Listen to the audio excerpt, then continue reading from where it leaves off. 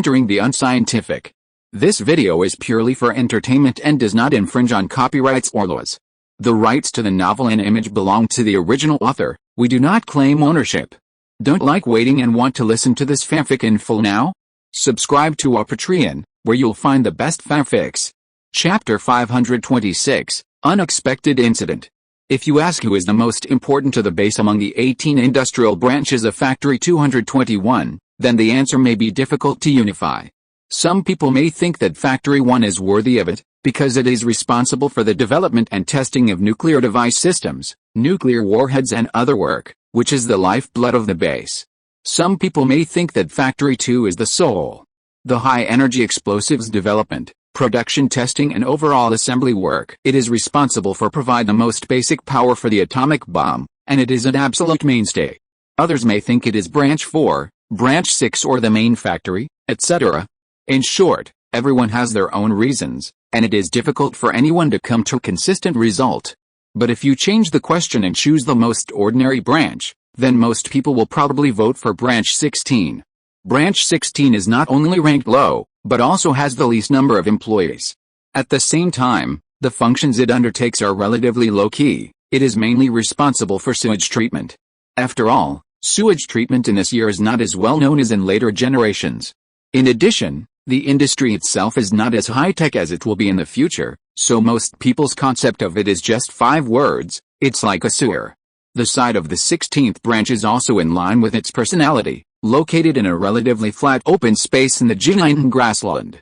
The factory area also has a strange smell mixed with disinfectant due to long-term sewage treatment, which does not look eye-catching at all. And in the southwest corner of this unremarkable factory area, there stands a building complex that is also unremarkable. The building complex consists of 3 small buildings connected together. The middle one has 3 floors, and the 2 next to it are 2 floors. The outside is surrounded by a circle of earth walls, and there is a rusty iron gate at the entrance. There are no soldiers standing guard by the iron gate, only a middle-aged man in his 40s sitting in the guard booth to register the comings and goings. But don't look at this ordinary building complex, which looks like an old and dilapidated small tube building. In fact, it has a name that sounds quite intimidating in this era. 221 Factory Meteorological Strategic Command Center. Its main function is to inspect, monitor and predict the weather of Jingyang grassland. At this moment, the building of the Meteorological Command Center is noisy, and there are constant exchanges. Zio Wang, you can derive these characteristic numbers. Which comrade has done the total differential of time? Please send me the file. Lao Liu, don't take off your shoes in such a hot day, master. I have worked out the flux divergence form of the continuity equation. Sister Lingling, can you lend me your hand-cranked calculator to do a hand crank? That's what it's really called. Just 5 minutes. Amid the noisy exchanges, Yi Dezheng, the director of the Meteorological Center at the time, was sitting on his desk, turning a chopstick in his left hand, staring at a piece of data in front of him with a deep expression. After a while, a male voice with a Jiangsu and Zhejiang accent suddenly sounded in his ears. Brother Dezheng, you are turning the chopsticks again. Yi Dezheng's hand that was turning the chopsticks stopped slightly, and he subconsciously looked up at the other party. After seeing the other person's face, he was immediately delighted. Brother Shiyan. The brother Shiyan mentioned by Yi Dezheng was a man with sallow skin, thick eyebrows and slightly high cheekbones. He looked no more than 40 years old, but there was a bald spot on his forehead. This man was called Tao Shiyan, a consultant at the base's meteorological center, and had a very good relationship with Yi Dezheng. More than 10 years ago, Yi Dezheng and Tao Shiyan also cooperated to study the atmospheric circulation in East Asia, pointing out that the plum rain in the Yangtze River Basin is closely related to the sudden change of atmospheric circulation in the northern hemisphere of East Asia. This is also the first time that the meteorological field of the Republic has achieved results with international influence since the founding of the People's Republic. However, Tao Shiyan does not stay in the base as often as Yi Dezheng. He also has some scientific research to do in the capital, and he can't just focus on one side. So in a sense, he is somewhat similar to Lu Guangda. He runs back and forth on weekdays and returns to the base every once in a while. The last time Tao Shiyan returned to the base was 4 months ago. The joy of meeting an old friend made Yi Dezheng temporarily put aside the tension in his heart. He stood up quickly, pulled a chair from the side to Tao Shiyan, and called out, "Come on, Brother Xian, sit down, sit down. Then he looked up and said to his assistant and half-disciple Zhang Qingqin next to him, Xiao Zheng, thank you for your hard work and go get 2 glasses of water. Zhang Qingqin, who was sitting next to Yi Dezheng, stood up quickly. Okay, teacher Yi. Tao Xian watched this scene with a smile and gently nodded his chin in the direction where Zhang Qingqin left. Dezheng, is this the apprentice you brought with you? I heard that he is a top student from the Russian Bear. Yi Dezheng nodded and said, yes, his mentor is Mr. Kyber, and he is my assistant researcher now. He is very hard-working and down-to-earth. His future achievements should not be too low. It's just that it's too difficult to communicate in Cantonese Mandarin. Tao Xian laughed immediately. Then he glanced at the chopsticks on Yi Dezheng's desk and raised his eyebrows. Dezheng, which one is it? Yi Dezheng glanced at him and gestured the word 6. Tao Xian couldn't help but smile and shook his head again. When Yi Dezheng was studying at the University of Chicago, he developed a habit of spinning pens when thinking about problems. This habit was later brought back to China by Yi Dezheng. As a result, during a pen spinning process, he accidentally knocked the pen out, and a good pen was damaged. Although the pens at that time were not controlled materials, their value was extremely precious. So from then on, Yi Dezheng replaced the pen with chopsticks to spin. In his words, this thing is tough and he doesn't feel bad if it breaks. Even though there are cheap and not easy to break pens in China now, he still didn't choose to change his object. In the documentary of Yi Dezheng shot in 2007, Mr. Yi proudly showed a pair of copper chopsticks that were almost patented. After a while, Yi Dezheng's assistant Zhang Qingqin came to the two of them with 2 cups of hot water. After Zhang Qingqin turned around and left, Tao Xian picked up the cup of water and took a sip. Then his face straightened and he asked Yi Dezheng, Dezheng, I heard a piece of news on the way here, that is, the cup wind speed sensors sent from the capital can all work normally. Yes, I was just about to tell you about this. Upon hearing this, Yi Dezheng pressed his palms on his left and right knees respectively, leaned forward slightly, and explained, some time ago, an international student who graduated from Cambridge University came to the base. His name is Han Li. I don't know the details because my confidentiality level is not high enough, but he should like steak very much. I heard them often mention medium rare. Then a few days ago, Engineer Yao from the sideline team led a team to maintain the watchtower. To be honest, at the beginning we expected to find an exhaust tower that didn't shake much. Unexpectedly, Han Li happened to be there and tinkered with some kind of damper. Yi Dezheng introduced the whole story, and finally clasped his hands together excitedly. Hey, that thing is really amazing. Once it was installed, the watchtower stopped shaking immediately. Now all 19 watchtowers are equipped with various equipment, especially the humidity sensor sent from the capital, which has been operating normally for 2 days. Hearing the last sentence, Tao Xian couldn't help but raise his eyebrows. You know, the humidity sensors of this era are not like those in later generations, which use organic polymer membranes as media. The humidity sensors can measure the value through the changes in humidity-sensitive capacitance caused by polymers, and can be easily used on the ground. The humidity sensor that Yi Dezheng mentioned is actually a thermocouple instrument made using the Seebeck effect. Its working conditions need to be above 30 meters in the air, and the absolute stability of the carrying platform must be guaranteed. Among the several devices sent from the capital this time, the humidity sensor is the one that Tao Xian thinks is the least likely to be put into normal operation. After all, its requirements are too high. Even the equipment in Xiangshan, the capital, is specially customized for the carrying environment. As a result, the Cambridge student who is said to like to eat medium-rare steak solved the problem with a few water tanks. Tao Xian is not an expert in mechanics or engineering, but he estimates that most of the experts are questioning their lives at this time.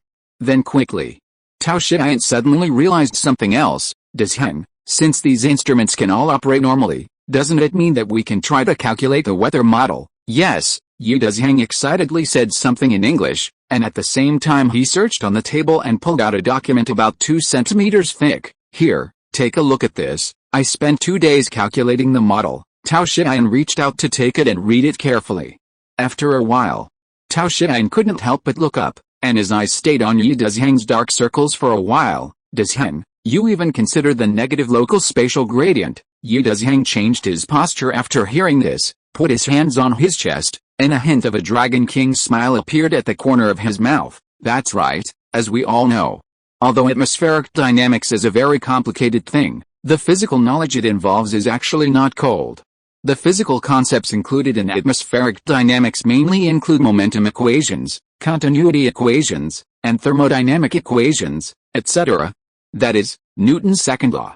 Conservation of mass and conservation of energy. Of course. Just like some chefs can make potatoes into many different shapes, while some people can only use molds to make potato shreds. Although these physical phenomena seem simple, they are very complicated in the actual calculation process of atmospheric dynamics. For example, the gas continuity equation.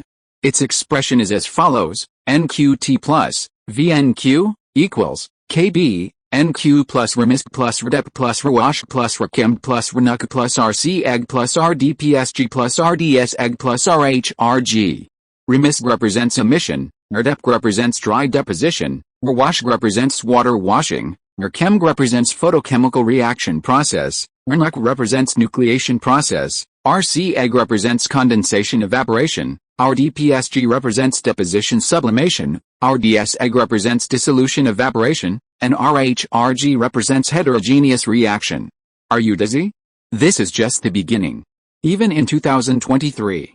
Atmospheric dynamics is a subject so profound that the calculation result of predicting the date more than 7 days is not as good as rolling the dice, let alone now. Today's meteorological centers can only rely on manpower to derive various results, which is extremely primitive. Of course. It is also because there is no supercomputer or other equipment to assist. Atmospheric engineers at this time were still in a state of "I know this problem is difficult, but I don't know how difficult it is exactly," just like online novels in later generations. Many readers know that it is difficult to update 30,000 words a day, but their understanding is nothing more than locking themselves in a small dark room and coding for more than 10 hours. In fact, only those who really get involved in this industry know that updating 30,000 words a day is really just a beautiful expectation. This is the case with meteorology at present. Richardson even proposed the naive idea that 64,000 people calculating in a factory could solve the numerical forecast of weather conditions around the world. If the actual meteorological calculation involves a scenario with 100 decimal places, the meteorological community at this time explored 10 decimal places. Then the meteorological community's guess about the meteorological values that can be derived is at most about 12 or 13 digits. That is, it can be cracked with a little effort. When meteorological satellites appear and develop to a certain extent, this value will be expanded to 20 digits. Then ECMWF proposed 4-dimensional variation. Meteorologists will find a sad reality: this thing is like a SLR, no matter how many times you calculate it, you can't see the end. But on the other hand, it is precisely because of the limitations of the current perspective that humans have the courage to challenge the calculation of nature. Yi Dezhang is such a brave man. Then he took out a piece of paper and pen from the side and wrote down a few numbers. "Brother Xian, look, this is the covariant tensor I calculated. My idea is to first convert the Cartesian coordinate system into surface coordinates, and split the continuity equation into horizontal and vertical directions for calculation separately. As for trace substances, I decomposed the instantaneous concentration into mean terms and turbulent terms based on Reynolds decomposition, that is, I equals I plus I." A few minutes later. Click. Yi Dezhang put down his pen and said to Tao Xian, "Brother Xian, what do you think of this deduction? There will be no heavy rain within 3 days. The probability of rainfall on the morning of the 4th day is 30%, 60% in the afternoon, and it is impossible to judge at night. The probability of sandstorms within 2 days is 0, and the probability is 73% from 10 to 16 o'clock on the 3rd day." Tao Xian's eyes stayed on the thick calculation paper for a while, and he touched his chin and said, "Logically it makes sense, but Dezhang, I always feel that the changes in 3-dimensional fluids are not so simple, especially in the boundary layer. I still feel that there is not enough data." At this point, Tao Xian stopped talking. He knew very well that Yi Dezhang was a smart person. With his friend's IQ and EQ, he should be able to understand his thoughts without saying too much. Sure enough. Hearing what Tao Xian said, Yi Dezhang was silent for a moment and sighed slightly. He stood up from his seat with his hands behind his back and said, "Brother Xian, Comrade Yale also holds the same view. Although he is not a meteorological expert, the calculations are still interoperable." Comrade Yale. Tao Xian was slightly stunned, and then quickly reacted. "Dezhang, Have you submitted this forecast result to the standing committee? Yi Dezhang nodded, his expression becoming more solemn. Well, it was submitted yesterday, and it was passed unanimously. Construction will begin today. Tao Shiyan opened his mouth and wanted to say something. But in the end he did not speak. That's right. The equipment has been running in a stable state for many days, and there is no external interference in the environment. The data that should be collected has been collected. At the same time, with the help of the damper, the diversity and completeness of these data are even far beyond the base's earlier expectations. The Meteorological Center will invest in human calculations. Whether the results are correct or not, they basically represent a concept. It is the highest accuracy currently available to human resources. If the prediction is successful, then it means that the construction team will have a high probability of successfully or even ahead of schedule in the future to complete the construction of the bombing test site. But if it fails, it means that the investment in instruments and manpower will become worthless in an instant, and the research and development of nuclear weapons will also be seriously affected. In the face of these two results, whether to accompany the construction today has become secondary. The base can wait for 3 days, or believe the prediction to start construction today. If it succeeds, it can save 3 days, and if it fails, it will lose a wave of materials. But no matter which choice, it can only be regarded as a bonus in the face of the verification problem of prediction accuracy. Thinking of this, Tao Shiyan couldn't help but pick up the water cup and sip lightly. However, while drinking water, he suddenly heard some subtle sounds in his ears. These sounds were crisp and rapid, and the tone seemed to be faintly increasing. The direction was Tao Shiyan was stunned for 2 seconds, and then he realized something. He suddenly turned his head and looked at the windowsill 2 meters away from him and Yi Dezhang. Just at this time, in the direction where Tao Shiyan was looking, a huge drop of water fell on the glass of the window with a snap, and it exploded instantly like a flower bud blooming, and then slowly rolled down to the windowsill below. Then the second and third. In the sky, it's raining. Note, let's play a little game. There are several academicians in this chapter. What are their specific names? If you guess correctly, I will add a 4,000-word chapter tomorrow. The deadline is 12 o'clock tonight. You can clearly tell me that there are pitfalls, otherwise I won't have the confidence to add more chapters, so don't say I'm cheating when I announce the answer, but it won't be so outrageous that you can't guess it at all. Chapter 527. Why not ask about the magical medium rare? I don't know if it's a coincidence or if there is really God's will. Compared with the past, the rain outside the window is more frequent and more urgent. When Tao Shiyan first looked at it, there were still raindrops outside the window. Then, in less than a few seconds, the rain gathered on the window into a small trickle. When Tao Shiyan fully reacted, there was a wow. The sound of rain had become a roar, and the sky seemed to have cracked into countless holes. The heavy rain gathered into a waterfall and poured down to the earth.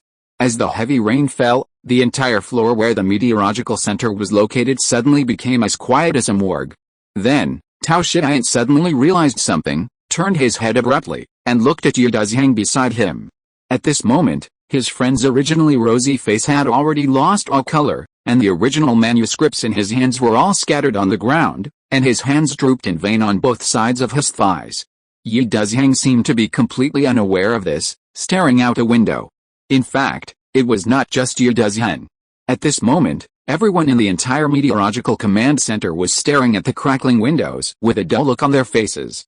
The rainstorm tore the sky apart, and even tore the hearts of all of them apart. After a while, a tall young man who had been very active since Tao Shiyan entered the door suddenly relaxed his shoulders, and sat down heavily or fell back on the chair, staring at the ground with lifeless eyes. After a few seconds, a short-haired girl next to him also sat back slowly. She put her hands on the table, buried her head tightly in her arms, her shoulders kept shaking, and she was obviously sobbing softly. After a while, a faint voice came from somewhere. Why is it raining? The calculation result is not like this. Meteorology does not exist. Hearing this, Yi Dezhang, who had been stagnant and motionless, suddenly shuddered all over and came back to his senses in an instant. I saw his hands groping around his body for a few times. When he realized that the documents in his hands had scattered, he immediately bent down and began to look for something.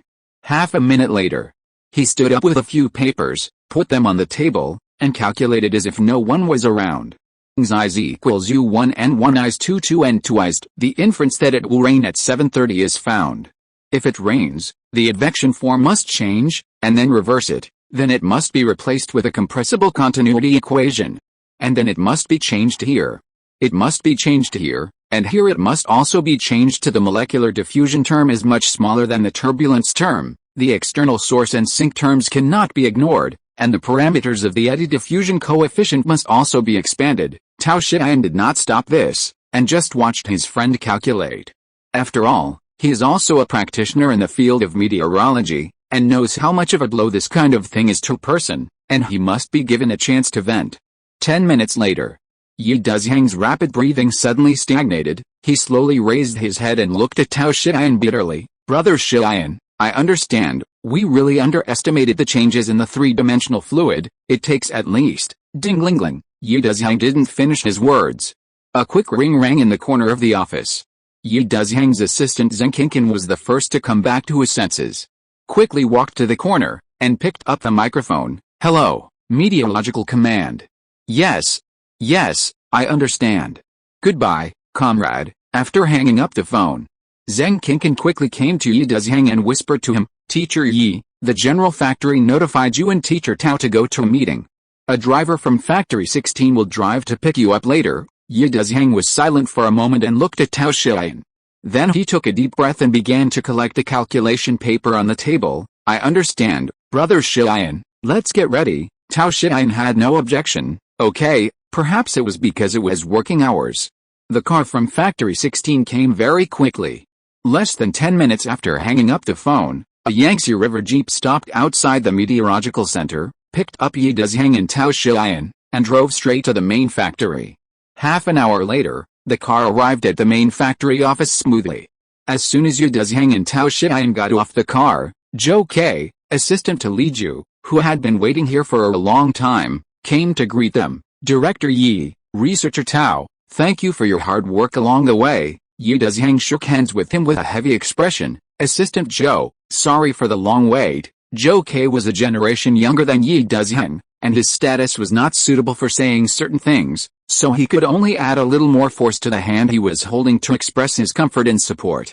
Everything is self-evident. After letting go of his hand, Zhou Ke took Yi Dezhang and Tao Xian into the main factory office. As the command center of the 221 base main factory, the main building of the factory office has a total of 3 floors, and the overall building specifications are slightly higher than those of other units.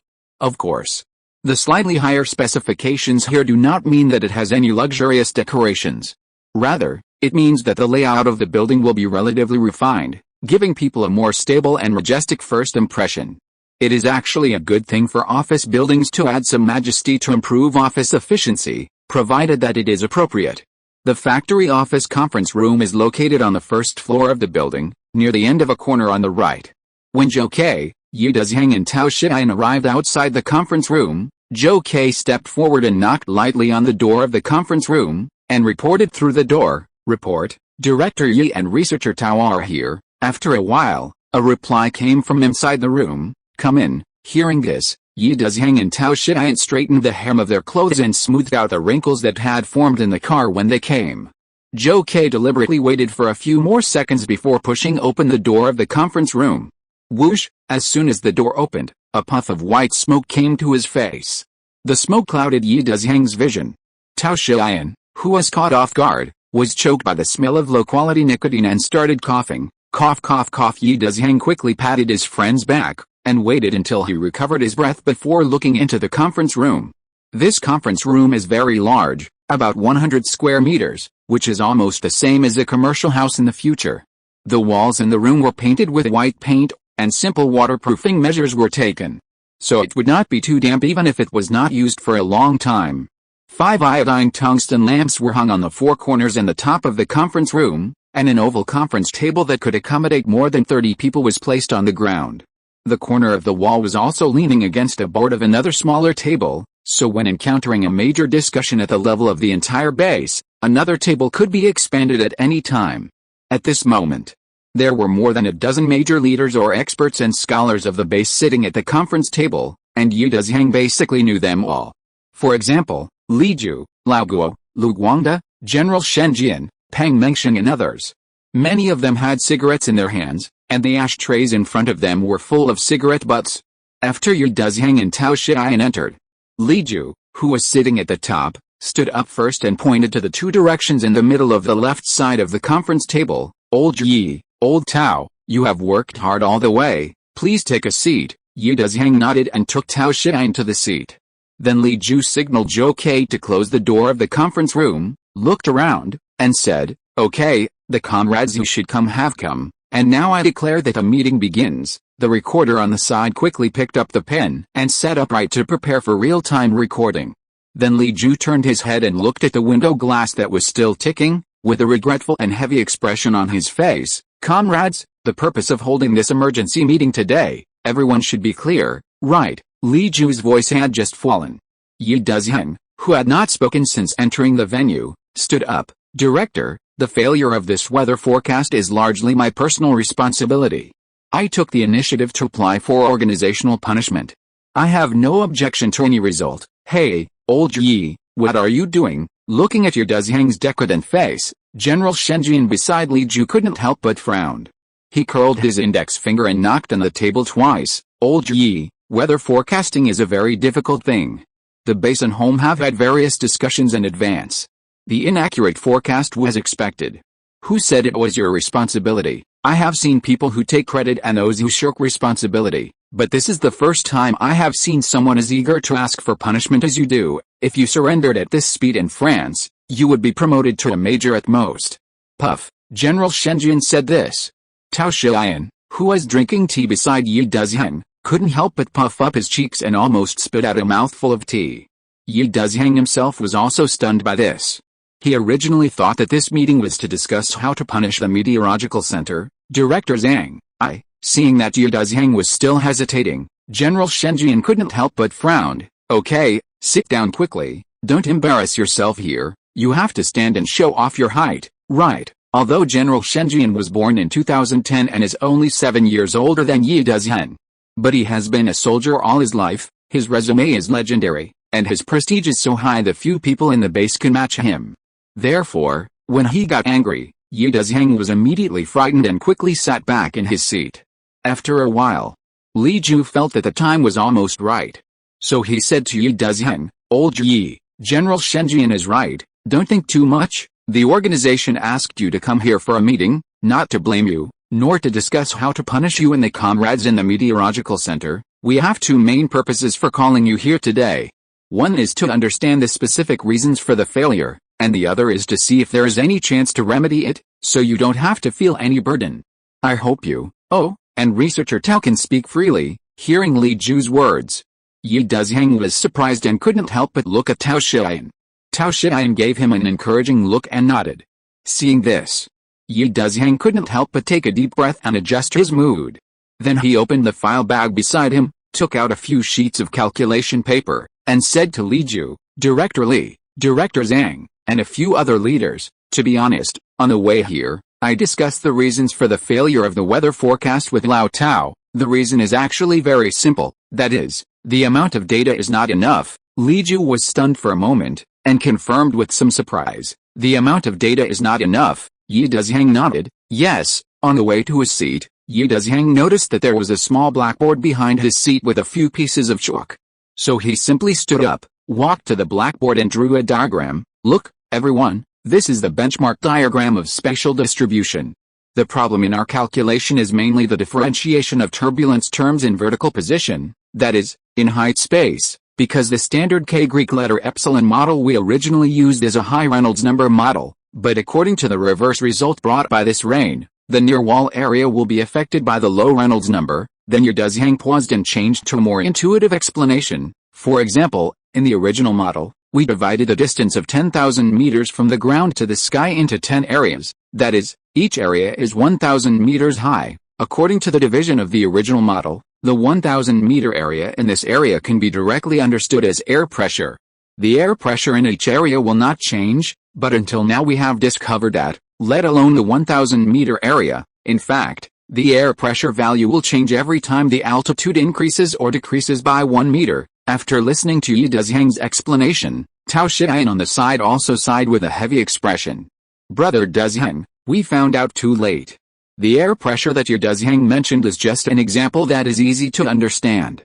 It does not mean that the meteorological center does not even know that the air pressure will change in real time with the altitude.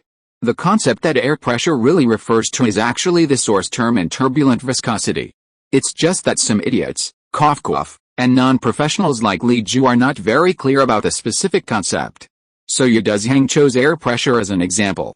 Yi Dezheng's approach quickly took effect, and Li Ju immediately understood his idea. So, old Yi, what you mean is that it is not some calculation process that limits us, but meteorological data? Yi Dezheng thought for a moment and explained, how should I put it? The calculation process and method must also be optimized, but they are not a problem of direction, just like a wounded person, with a knife in the arm and a knife in the heart.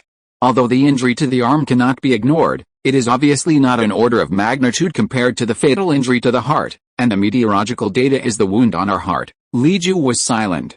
Before the meeting started, he actually made some guesses himself. In his opinion, meteorological calculations may be somewhat similar to the problems facing nuclear weapons now. The main barrier lies in the specific theoretical derivation. In other words, some links in reality are actually relatively minor. Unexpectedly, Yi Dezheng's statement was completely opposite to what he expected.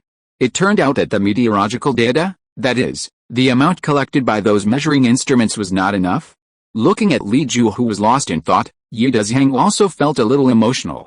Although this meteorological failure caused his morale to plummet and he was almost decadent. But in a sense, this also revealed a truth for him: or domestic meteorology, meteorological calculations are far more complicated than they thought before today, let alone the base. Even meteorologists across the country probably believed that meteorological calculations depended on accuracy rather than the amount of data. As a result, the base meteorological center received the most advanced instruments in the country sent by the capital, and unexpectedly got the help of dampers, and suddenly had nearly 20 stable high-altitude data collection points. Even the humidity sensor in Xiangshan, the capital, could hardly provide such detailed data. In addition, Yi Dezheng himself also took into account the problem of negative local spatial gradients during the calculation process. It is no exaggeration to say, by chance, although Yi Dezheng and his team were located at the border of the country, they had the best calculation conditions in the field of meteorology since the founding of the country. However, the results born under these conditions were a bit cruel, which completely overturned their previous naive ideas. If Yi Dezheng was right, the specific model should also involve nonlinear mutations, and some very complex scenarios need to be considered. With more scenarios, more data is naturally needed to simulate. Just when Yi Dezheng was feeling emotional, General Shenjin on the seat raised a new question. Old Yi, that means if you want to calculate successfully, you must get more data. Yi Dezheng quickly came back to his senses and nodded. That's right, let me confirm again, this refers more to the number or the precision. That is, the improvement of decimal points. Quantity, don't we need to consider the precision? It would certainly be good if the precision is high, but the most lacking thing at present is quantity. The reason is the same as the injury to the back of the hand and the heart mentioned before. Hearing this, General Shenjin had a rough idea in his mind, and finally asked, so, old Yi, how much additional data do you need to be sure of success? I mean, compared to the existing data volume. Yi Dezheng was silent for a moment. 10 to the 5th power. As soon as Yi Dezheng finished speaking, the meeting suddenly fell silent. After a long while, Peng Mengxian on the side picked his ears in a somewhat comical way and confirmed, Director Yi, what did you say? Yi Dezheng glanced at him, without the urge to laugh at all, but sighed. Engineer Peng, you heard it right, we need 100,000 times more data than we have now, so that we can calculate the weather changes within 3 days. Hearing Yi Dezheng's reconfirmation, although General Shenjian's face did not change much, his palm holding the enamel cup slightly tightened a little. 100,000 times. If it is just 100,000 sets of data, then there may be a slight possibility. After all, Sun Quan in history and I had the advantage back then. All of them gave away 100,000 or even more things at will. But 100,000 times, this is another concept. To put it bluntly, the base needs 100,000 thermocouple hygrometers to complete this data collection. But at present, let alone 100,000, even if the thermocouple hygrometers in the whole country are added together, there are only 5, and it is difficult to find so many hygrometers in the world. Then he thought of something and turned to Lu Guangde and asked, Guangde, is it really true that our explosion test site is not allowed to be built on dusty days or rainy days? Lu Guangde shook his head seriously and said decisively, absolutely not. Dust days are actually a little easier. Although wind, sand and minerals will affect the composition of the test site walls, as long as it is not a strong sandstorm, some wind-blocking measures can be taken to start construction normally, but it's different on rainy days. Rainwater will affect water migration. Even if a shed is used to block water, humidity will affect the orderly hydration reaction. Walls built in this state may still be used if they do not withstand explosions, but under the impact of explosions, there is a high possibility of collapse. The collapse is prone to accidents and will damage the impact traces, which will have a serious impact on the collection of cold explosion data. After hearing what Lu Guangde said, Peng Mengxian also raised his hand and said, Director Zhang, Comrade Guangde is right. The construction of the explosion test site must be carried out under dry conditions. Once the conditions are relaxed, the consequences may be disastrous. Among the participants at the meeting, Peng Mengxian was one of the few experts who had studied thermonuclear technology in Russia. When he visited the reactor of the Moscow Thermal Engineering Research Institute, the expert in charge of building the explosion test site mentioned this to him. Whether it is Mao Shuang, Haiduan or John Bull, they must require dry conditions when building the explosion test site.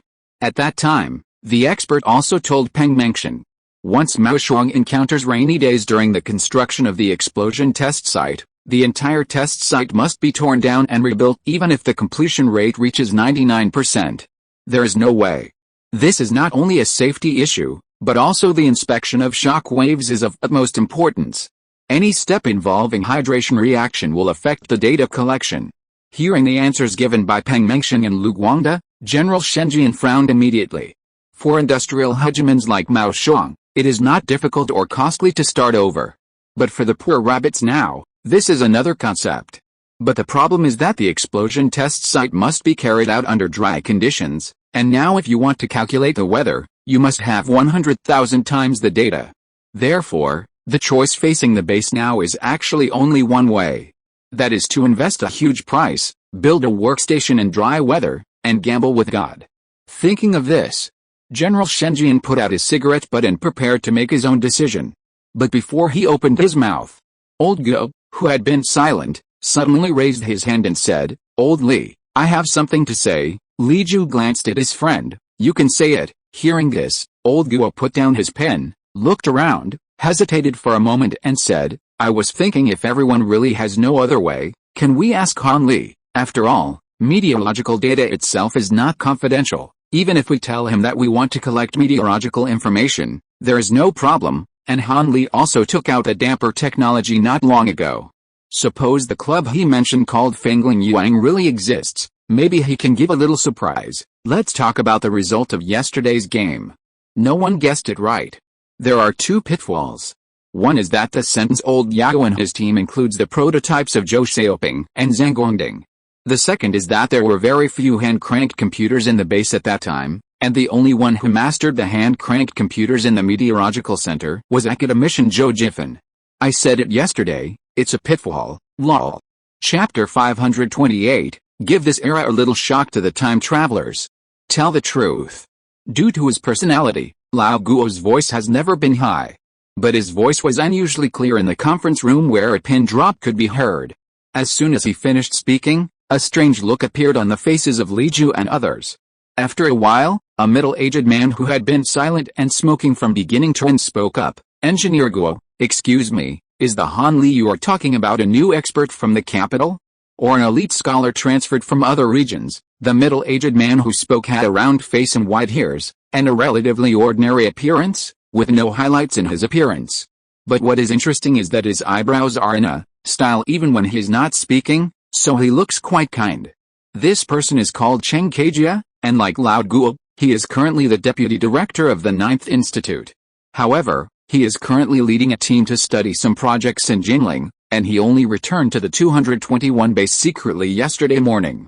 Therefore, although he knew what was to be discussed today, he did not know much about Su Yun's existence. In fact, there are many base leaders like Cheng Kejia. For example, the factory directors of some branch factories, the heads of pure theoretical research teams who have little to do with logistics, etc.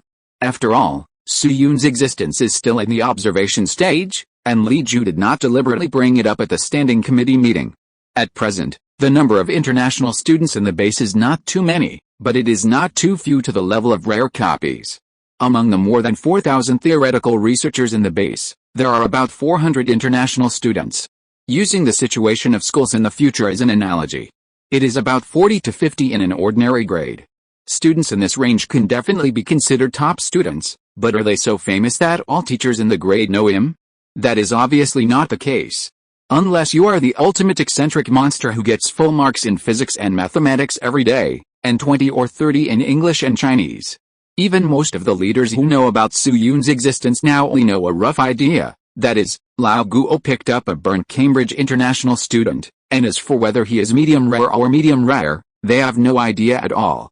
So Lao Guo spent some time to introduce Su Yun's background to many leaders in detail. He is the wounded man I rescued from Guide County. Then later that's about it. The damper that allowed the watchtower to remain stable was the solution he proposed. I see. Cheng Kejia touched his chin and noticed a detail. Engineer Guo, are you saying that Han Li explained the principle of the damper in detail to teacher Yao after proposing the solution? Lao Guo nodded, with a hint of emotion in his eyes. Yes, according to the feedback from Comrade Yao Xiaolin, I can basically confirm that he has a high level of theoretical attainment. This is also one of the reasons why I think he may bring us another small surprise. His ability should be far beyond that of ordinary Cambridge University students. At the end, Lao Guo's tone was even a little serious. Because he really thought so. The principle of the damper involves the knowledge of sonic fluid, which happens to be Lao Guo's major. At the same time, his teacher is the world's top fluid mechanics expert von Karman, who is the proposer of Karman vortex. You can say that. No one in China knows fluid mechanics better than Lao Guo. Even a top fluid mechanics expert like him was so surprised that he couldn't speak for a long time after learning the principle of the damper. The first reason is that this theory is indeed quite ingenious. The second reason is that Lao Guo helped von Karman do a lot of research during his study abroad, so he can be 100% sure that even von Karman had never discovered any corners of the damper principle before. A direction that even von Karman had never stepped into, but someone had already walked out a complete road? This shocked Lao Guo, and at the same time, he was more convinced than everyone else about one thing. That is, the mysterious group called Fengling Yuang must exist. Otherwise, there is no way to explain what Su Yun did at all. If he just discovered this phenomenon, it would be fine, but he even told Yao Xiaolin the principle, which is not something that can be explained by accident. Only with the support of a top scientific research group behind it, the principle of the damper can be explained so clearly. As for the possibility that Su Yun discovered and explained the principle himself, Lao Guo simply ignored it. Therefore, after Yi Dezhang told him that the amount of data had to be increased by at least 100,000 times, Lao Guo immediately thought of Su Yun. Han Li, after Lao Guo introduced Su Yun's situation. General Shenjian also had a new understanding of Su Yun. He turned his head to look at Li Ju and asked him, "Old Li, what do you think?" Li Ju thought for a moment, hesitated and said, "I think we can give it a try. After all, this matter has no cost, but what? But it should be packaged in terms of rhetoric. After all, he doesn't know what we are doing now." Before Li Ju finished speaking, Lao Guo interrupted him. "This matter is simple. Just tell him directly that our factory is involved in a major national project. Anyway, we have to tell him this in 4 or 5 months. Like I said just now, it is normal for large state-owned factories to undertake major projects these days, and the collection of meteorological data itself does not involve deeper leaks. I have analyzed him. Judging from the damper in previous conversations, he is probably a more rational person. He should be very clear about one thing. The fire was not caused by the base, but his life was saved by the base, and no one can blame the base. So if the rhetoric is appropriate, I personally think he will most likely accept this reality normally." Li Ju thought about it, and it seemed to be the case. The reason why the base did not tell Su Yun that he was restricted from moving was largely because Su Yun himself was now unable to move. So it is better to have less trouble than more, so as to avoid telling him in advance and causing anxiety. But if it is related to meteorological measurement, then there is no problem in telling Su Yun something in advance. Of course, That kind of caliber at most involves the scope of major national projects, and Su Yun will definitely not be told about nuclear weapons. Thinking of this, Li Ju couldn't help but look at General Shenjian and said to him, Director Zhang, I have no objection, but this matter barely involves the base's political affairs. I think let everyone vote. General Shenjian nodded. He also had this intention.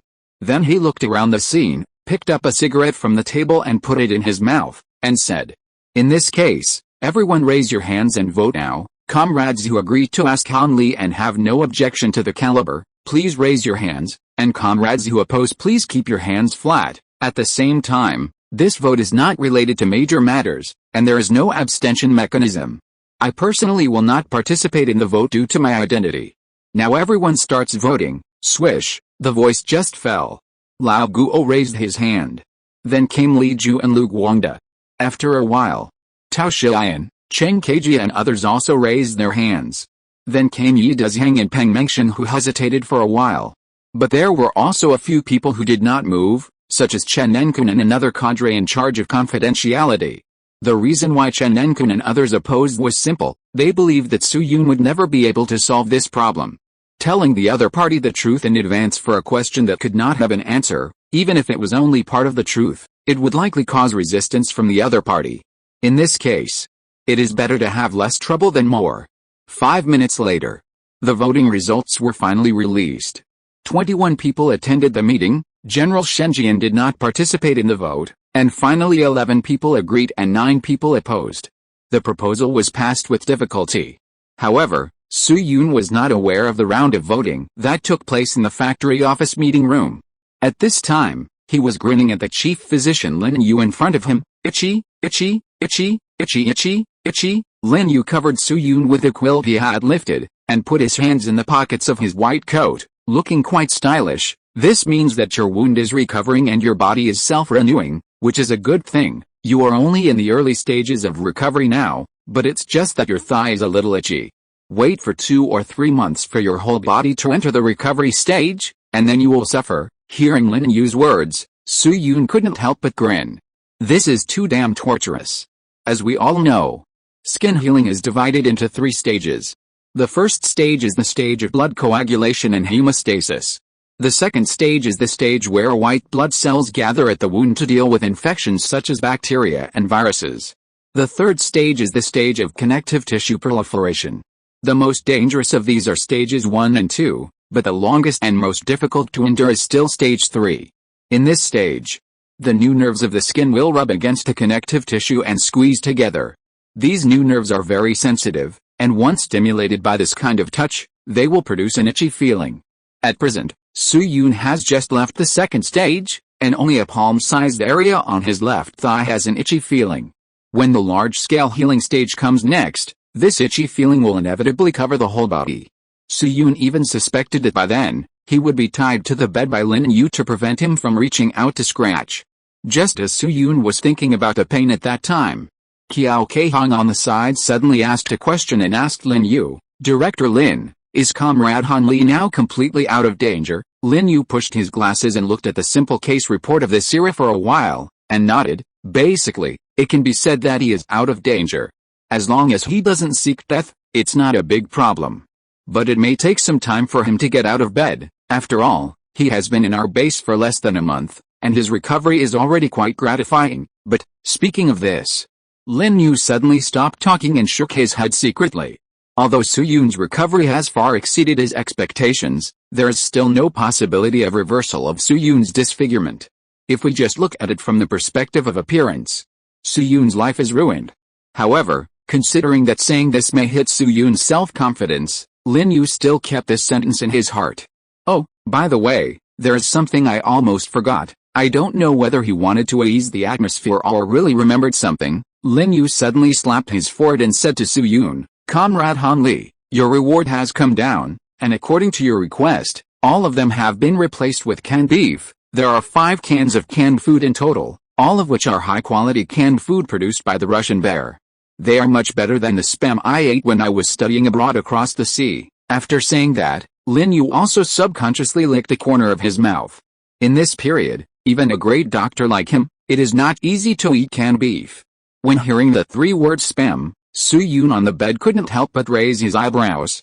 He thought of something in the future. Spam cans were a kind of minced meat cans on the other side of the sea during World War II.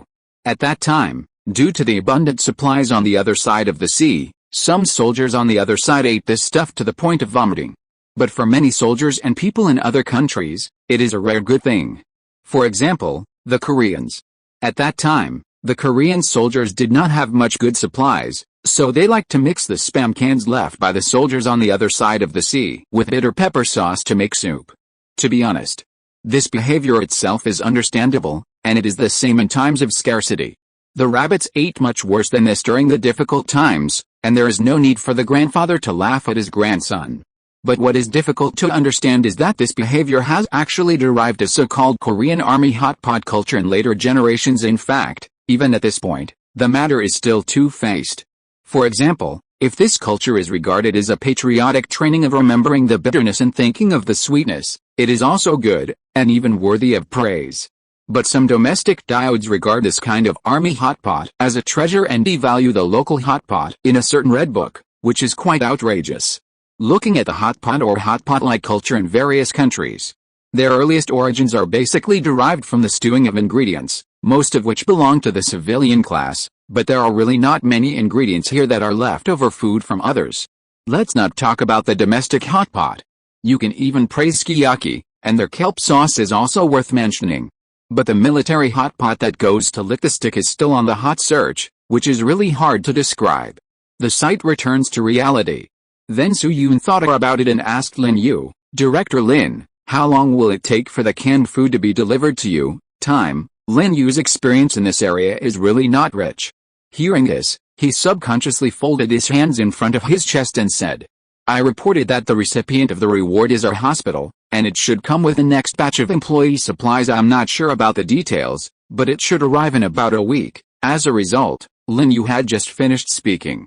A hearty laugh interrupted him at the entrance of the ward. "Director Lin, it won't take that long this time. Comrade Han Li, your reward has arrived." Lin Yu and Su Yun were stunned subconsciously, and after they came to their senses, they looked at the same time. At this moment, old Guo, whom Su Yun hadn't seen for a long time, was standing at the door of the ward with a smile, holding a small basket of apples in one hand and a small bag in the other. Seeing several people looking at him, old Guo also brought a bag in front of him and shook it at them. Seeing this, Lin Yu came to his senses first and walked over in a few steps. "Engineer Guo, why are you here?" Old Guo smiled and followed him into the room, putting the fruit and the small bag on the table.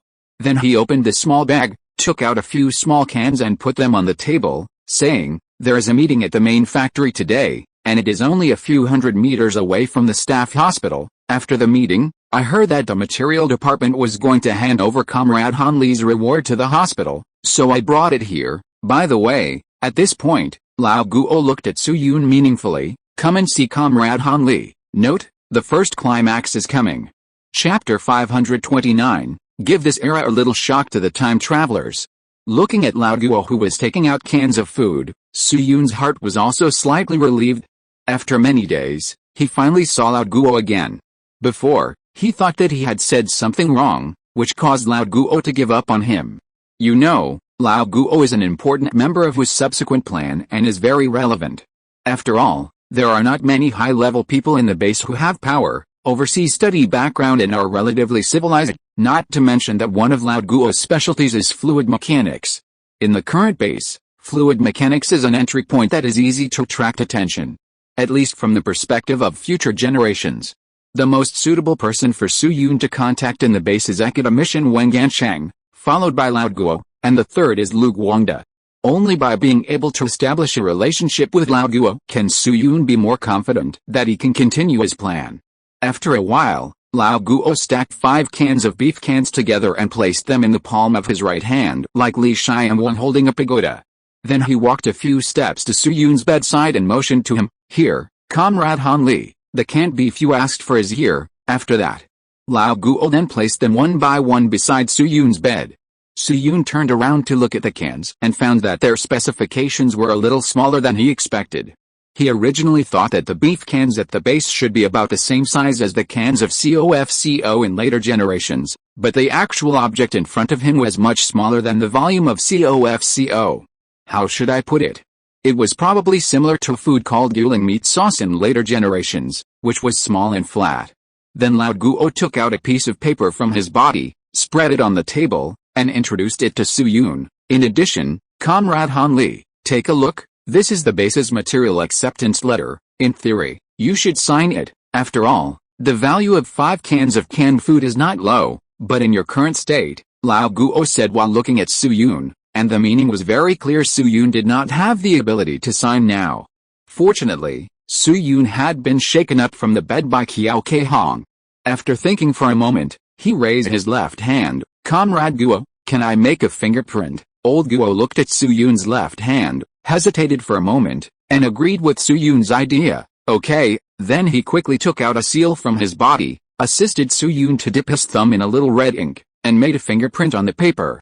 For some reason, when pressing the fingerprint, Su Yun suddenly had an indescribable strange feeling in his heart. It seemed that he had missed something. What was going on? Logically speaking, there should be no fingerprint technology in China these days? Or was he just worrying for nothing? However, this strange feeling was only fleeting, and Su Yun's attention was quickly brought back to reality by the conversation between Lao Guo and Lin Yu. Director Lin, how is Comrade Han Li's recovery? Mr. Guo, to be honest with you, I am quite surprised. Lin Yu shook the simple report in his hand, looked at Su Yun on the bed and said, at present, Comrade Han Li is completely out of danger. Normally, as long as he doesn't go crazy and eat arsenic, his life will definitely be fine. For example, some wounds in his thigh area have begun to scab, and the whole person has probably recovered from 7/10 to 6/10. Lao Guo listened quietly and nodded with satisfaction. This is good news. Then he thought about it, pulled Lin Yu aside, and asked in a low voice, Director Lin, how far is Comrade Han Li from getting out of bed and walking now? Walking? That's a long time, this time. Lin Yu shook his head quickly. The answer was not as pleasing as before. He also lowered his voice and gave the answer, at least 4 months, maybe 5 months or even half a year. After all, Comrade Han Li suffered a serious fracture in his lower limbs in addition to the burns. As the saying goes, it takes 100 days to heal a broken bone. It will take a long time to recover from a broken bone alone, so in the short term, you still don't expect Comrade Han Li to get out of bed and walk. You can ask the masters of the 9th branch to customize a wheelchair for Comrade Han Li, and let Xiao Qiao take him out for a walk when she is free. Lin Yu thought that the answer he gave was perfect. But what he didn't expect was, 1 second later, Lao Guo's voice was raised a few degrees without any defense, and it echoed in the ward, medical expenses? What medical expenses? Comrade Han Li is in this state, and you still want to charge medical expenses? Director Lin, I have to criticize you for this. Although Comrade Han Li is penniless now, and can't contact his family and friends, and even the hospital gown is provided by the hospital, curing the disease and saving people is the most important thing. People are not cured yet and they are thinking about asking for medical expenses. Is this the awareness that a medical staff should have? Lin Yu was confused. What's going on? However, Lin Yu is an intellectual with a high IQ after all. His long-term contact with patients has also given him a lot of experience in observing words and expressions. Therefore, although he still didn't understand the specific reason in his heart, but he soon realized that Lao Guo needed him to act, so he had to bite the bullet and act as a supporting actor. Engineer Guo, but Comrade Han Li did consume a lot of expensive drugs during the treatment. That's not as important as human life. Lao Guo waved his hand in a tough manner and interrupted. In short, Director Lin, don't say these words in the future. I will report to the base management and strive to get a formal medication document. Your main task now is to treat Comrade Han Li with peace of mind, and the base will solve other problems. Hearing this, Lin Yu knew that his mission was completed. So he nodded tactfully. I understand, Engineer Guo. After saying that, he looked at the clock on the wall again, put his hands behind his back, and said to Lao Guo, Engineer Guo, it's almost time. I have to go to the ward to check on the patient next door. How about this? You and Comrade Han Li chat first. I'll be gone for a while. Xiao Qiao will wait outside the door. If you have anything, just call her directly. Lao Guo had no objection to this. Okay, you go and get busy. So Lin Yu quickly took his things and took Qiao Keihong out the door. After the two left, Lao Guo walked to Su Yun's bedside, pulled a chair and sat down, smiled and said to him, "Comrade Han Li, don't take Director Lin's words to heart, and don't feel too burdened. The factory will definitely not ask you for medical expenses.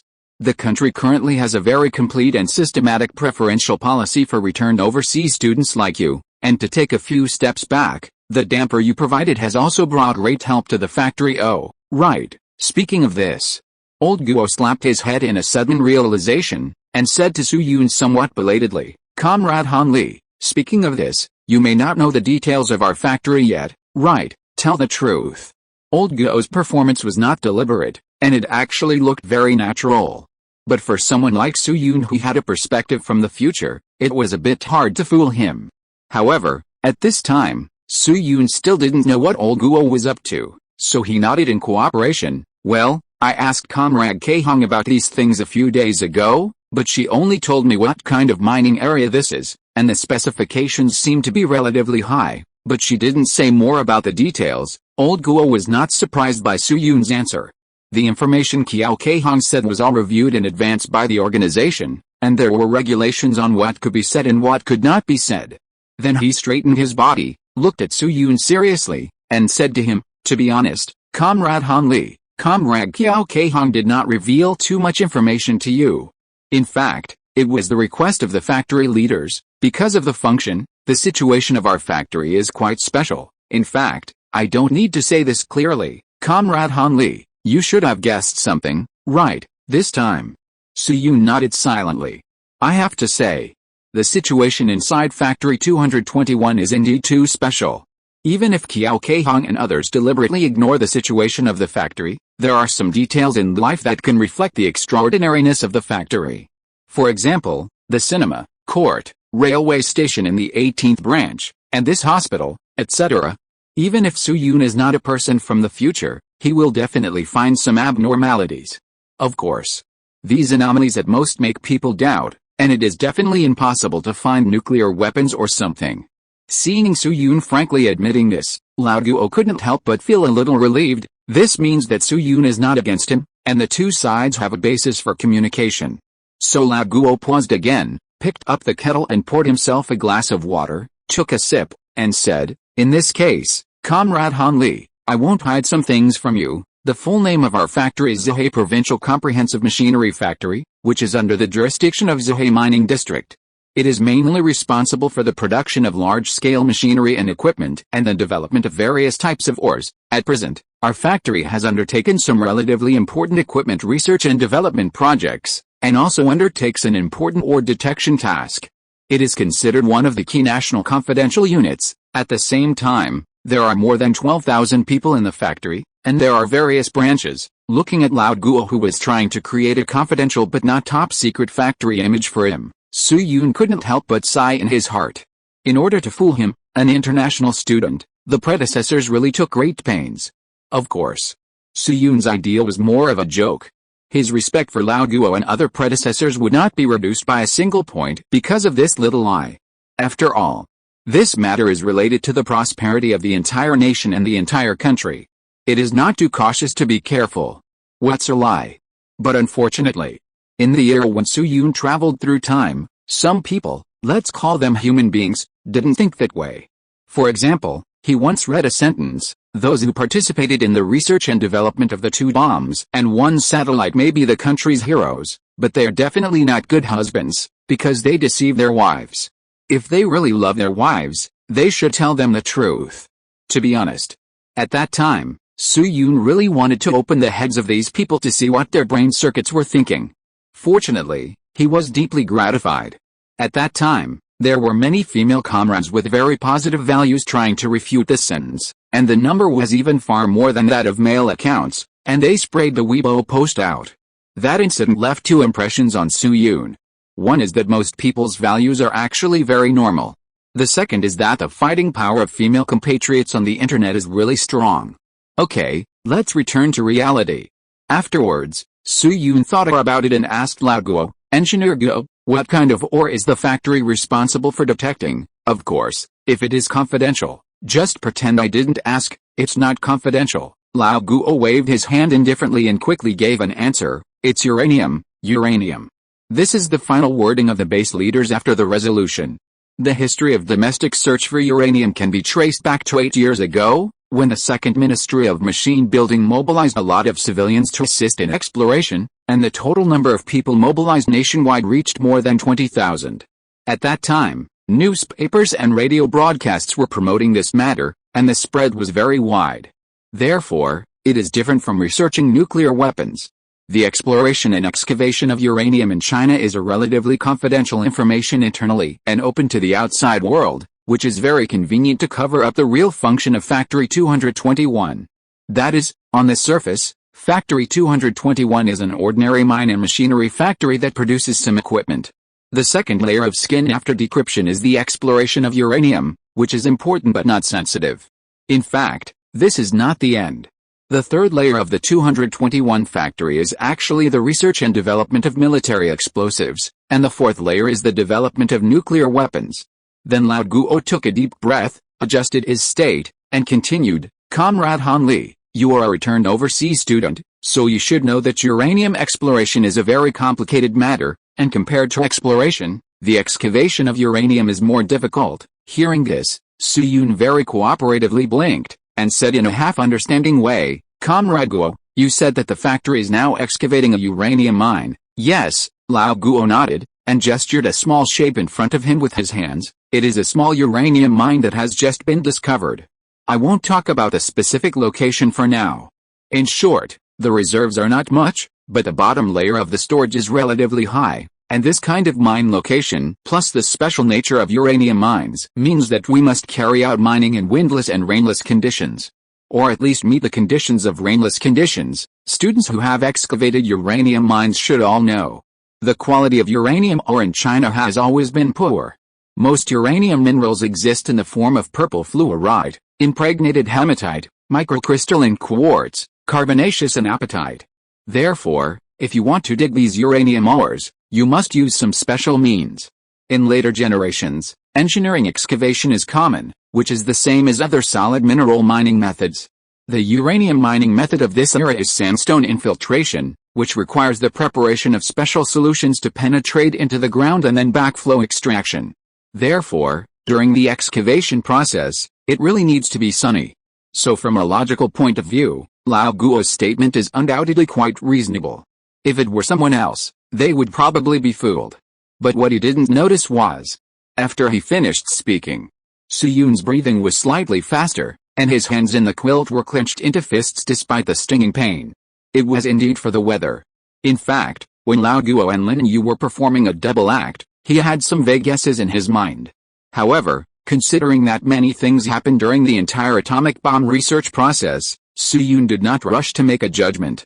But now, as Lao Guo mentioned the uranium mine and the words no wind and no rain, Su Yun immediately understood that his plan on the damper had paid off.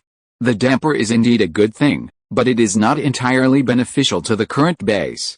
After all, the rabbit's current technology in meteorological deduction is extremely primitive.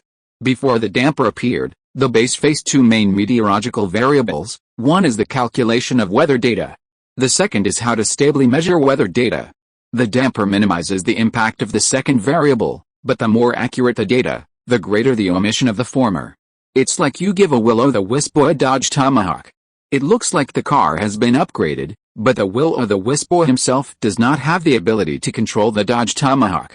He will probably just leave a sentence of danger and then go straight to the Yama Palace without looking back. This is the situation facing Factory 221 now. The damper cruelly put the fact that the base's meteorological observation capabilities are insufficient in front of the leadership, and this fact appeared much faster than the original history. Even many base leaders were still sighing about the measuring instruments sent from the capital. The failure report appeared in front of them. In this case, the base either gave up the original plan immediately, or Lao Guo came forward and proposed to contact him. After all, when Su Yun took out the damper before, he had fully introduced the damper and the knowledge behind it about fluid mechanics. Lao Guo is the top expert in fluid mechanics in the base, so Su Yun is betting that he can realize the group behind him. What? You ask what if the bet fails? Then continue to look for the next opportunity. The damper is just a coincidence. If you look for it patiently, you will always find the right opportunity. After all, the difficulties encountered by the rabbits in the process of nuclear weapons research and development are countless. If you have to say it, there are more than thousands of them. Some of these difficulties were overcome by the rabbits with hard work. Some were solved by luck. And some became permanent regrets. It is no exaggeration to say that in this base, you can really encounter opportunities with your eyes closed. But it seems that Su Yun's luck is pretty good at the moment, and Lao Guo has indeed taken the bait. Then Su Yun looked at Lao Guo and followed him with an expression of sudden enlightenment. Oh, I understand. No wonder other people in the base were measuring weather data last time. It turned out to be for uranium mining. Lao Guo nodded and said with emotion, that's right. So I said that the damper technology you brought out, Comrade Han Li, helped our base a lot. It's a pity that we underestimated the subsequent data calculation. After all, before this, no one in the country could stably intercept so much data at an altitude of 35 meters. It's a pity? Data calculation? Su Yun once again suppressed his excitement, and in his heart he frantically imagined Xiaomei's innocent expression, and asked knowingly, why, Comrade Guo, is the accuracy of the data not high enough? The accuracy is enough. Lao Guo heard this inside half acting and half true. The main problem is that the number of data samples is too small. If the data we detected is 1, then the actual number of data required is 100,000. 100,000 times. At the end, Lao Guo couldn't help shaking his head. After all, he is not a professional actor who does political work. So when he mentioned this kind of thing, he inevitably brought some personal emotions. Just when Lao Guo was a little sentimental, he suddenly heard Su Yun's leisurely voice beside his ear. Oh, as long as there is 100,000 times more data, it will be enough. Note, I overestimated my condition after being discharged from the hospital. I thought I could give you a little surprise with 9,000 words today. I can't help but complain about the free words of the writer. Someone looked up the name Guo Yaolei and found that they couldn't find the sacrifice incident I mentioned, so they said that I made up the plot to use patriotic feelings for marketing. It's speechless. More than one student mentioned Guo Yaolei's real identity in the comments section. I also used the real name of his guard Mu Fangdong. If you can't find any information, can't you check which one of the 2 bombs and 1-star medals is a martyr? Even if you can't find any information, you can ask in the book. Without saying anything, I was accused of making up the plot. The fan value is only 97, which means that the official version has at most 3 chapters. I am really impressed. Chapter 530, give this era a little shock to the time travelers. Tell the truth. Because of the burn on his vocal cords, Su Yun's voice was a little hoarse at this time, and the volume was not loud, and it even sounded a little laborious. But his words were as powerful as a thunder in Lao Guo's ears, shaking away all his previous sentimentality and regrets. Lao Guo turned his head mechanically, staring at Su Yun, and asked word by word, Xiao Han, what did you just say? In his excitement, he even gave up calling him Comrade Han Li. After all, Su Yun's words were not just a simple question. Although the 2 words as long as and enough seemed a little bit annoying, they indicated another thing. That is, in Su Yun's opinion, this level of data did not seem to be a big problem. Thinking of this, Lao Guo could not help swallowing his saliva and quickly added, Xiao Han, do you mean that you have a way to make up for this difference in quantity? Su Yun was not surprised by Lao Guo's loss of composure. In fact, his calmness at this time was also largely pretended, and he was not much more relaxed than Lao Guo. Fortunately, the scars on his disfigured face now have a natural anti-peeping effect, so he nodded calmly. That's right. Lao Guo's breathing stagnated again when he heard this, and his pupils suddenly contracted. If Lin Yu had not left the room and used an electrocardiogram monitor to measure Lao Guo's heart rate at this time, he would have found that Lao Guo's heart rate had already reached 200. However, Lao Guo did not feel any abnormality in his body, but continued to stare at Su Yun. It was as if he wanted to nail him into the wall with his eyes. Although he proposed the idea of contacting Su Yun at the meeting, it did not mean that he had much confidence in Su Yun. He only knew that Su Yun must have a very powerful community behind him, and the cost of doing so was relatively low. It was just telling Su Yun the truth in the factory that was originally going to be told 4 or 5 months in advance. Anyway, it doesn't cost money, so why not try it a little? Unexpectedly, this try actually got a response. Then Lao Guo took a deep breath, adjusted his breath, forced himself to calm down, and said to Su Yun, "May I ask Comrade Han Li, is the method you are talking about adding more people? Using manpower to expand the data? It has been mentioned before. At present, there are more than 100 people and more than 20 devices responsible for data collection at the base. If their number is simply multiplied by 100,000 times, it obviously meets the requirements in mathematics, but it cannot be applied in reality." Lao Guo has reason to suspect that Su Yun would take this shortcut and then say that it was a joke. However, what made Lao Guo slightly relieved was that Su Yun quickly shook his head and denied this guess. "Of course not. Does it mean that it will take a long time? No. If we go all out, it will take 3 or 4 days at the fastest, and 7 or 8 days at the slowest. Then it will cost a lot of money." Well, the cost is definitely there, but our factory produces mechanical equipment. The total cost is about the total cost of 5 or 6 transport vehicles. The price of a CA-10 transport vehicle these days is about 8,000 yuan, and the total price of 5 transport vehicles is close to 40,000, and the cost is about 25,000 to 30,000. Of course, due to the serious gap in domestic industrial level, the cost of these transport vehicles cannot be directly compared with wages to compare purchasing power. After all, a Forever brand bicycle now costs 200 yuan. A worker has to save up for 10 months without eating or drinking, and he has to buy a bicycle with a ticket. If these costs must be converted, it is probably equivalent to 150 to 2 million in later generations. To be honest, this amount of money is not a small amount for the base. But in the face of the current problems, it is so small that it can be ignored. The price of the thermocouple hygrometer sent from the capital alone is just over 10,000 yuan. Thinking of this, Lao Guo's expression suddenly became extremely serious. He straightened his body, put down the water cup, and said to Su Yun in a sincere manner, "Comrade Han Li, to be honest, the base is indeed in a very embarrassing situation in terms of meteorology. If the problem of weather forecast is not solved, the base's next plan will be extremely passive and the progress will be greatly slowed down. So Comrade Han Li, I ask you from my personal perspective, can you inform the base of this plan? Of course, you are not a party member, and you don't need to emphasize the spirit of dedication like us, so you can put forward any conditions or needs, and we will do our best to meet them. No need to make requests." Su Yun waved his hand after hearing this. Interrupting the second half of Lao Guo's sentence, "Engineer Guo, there is an old saying in China, which is that a life-saving grace should be repaid with a favor. If Engineer Guo hadn't rescued me from the fire, I would have been burned into charcoal chicken creature and had to share the second monument with others at half the price. Besides, the hospital has spent so many precious drugs on me and arranged such a good ward for me, but I haven't paid the medical expenses yet." When talking about medical expenses, Su Yun deliberately winked at Lao Guo. Lao Guo was a thoroughly honest man, and upon hearing this, a trace of unnaturalness appeared on his face.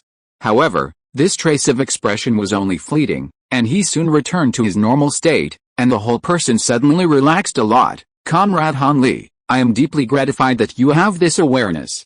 As for saving people, I think any capable person would lend a hand at that time. In short, don't worry, if your plan is really useful, the organization will definitely not treat you unfairly." Su Yun smiled in response and did not respond. He knew that Lao Guo's words were not perfunctory to him.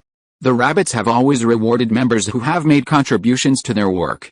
However, the rewards these days are basically inseparable from clothing or food, and for a person from the later generations like Su Yun, it is just like that.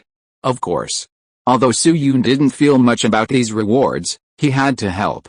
Then he adjusted his position on the bed to make himself more comfortable, and then he said, "Comrade Guo, before explaining my plan, I have a question I want to confirm." Old Guo made a gesture of invitation. "Go ahead." Su Yun nodded and asked, "Comrade Guo, if I can really provide a method to collect 100,000 times the data, how can you complete the analysis of them? Whether data has a strong timeliness, so much data may be too complicated for people to calculate." "Oh, you are talking about this?" Old Guo smiled when he heard it, with a casual expression on his face, and pointed to the north. "This is not difficult. The uranium mining in our factory is a relatively important national project. There is a 103 electron tube computer in the capital for remote assistance. We have only collected more than 5,000 groups of data before, and 100,000 times means 500 million groups. It doesn't take too much time for the computer to calculate, so compared with a specific calculation process, How to collect a large amount of data is a big problem. After speaking, old Guo subconsciously touched his nose. This paragraph is actually one of the statements made by the Standing Committee of the base, and some of the content is not true. For example, there is indeed a computer in a special building in Yanjing that assists Factory 221 in remote calculations. But that machine is not the 103 that has been made public, but the mysterious 104. As of now, there are only two 104 machines produced in China. One was provided to the Second Ministry of Machine Building, which is engaged in atomic bombs, and the other was provided to the Seventh Ministry of Machine Building, which is engaged in rocket manufacturing. This situation will continue until the J501 computer of the East China Computing Institute is launched several years later, and the situation will not improve. However, there is one thing that Lao Guo did not lie about. That is, as long as enough data can be collected, they can indeed use computers to assist in calculating data. At present, 60% of the 104 machines' computing time is used for nuclear weapons research and development, and the rest is shared by other projects of the Second Ministry of Machine Building. In other words, the 104 machine in the Second Ministry of Machine Building has nearly 15 hours a day to calculate nuclear weapons-related data. The computing power of the 104 machine is 10,000 times per second, and the duration of 500 million sets of calculations is 50,000 seconds, which is about 13.9 hours.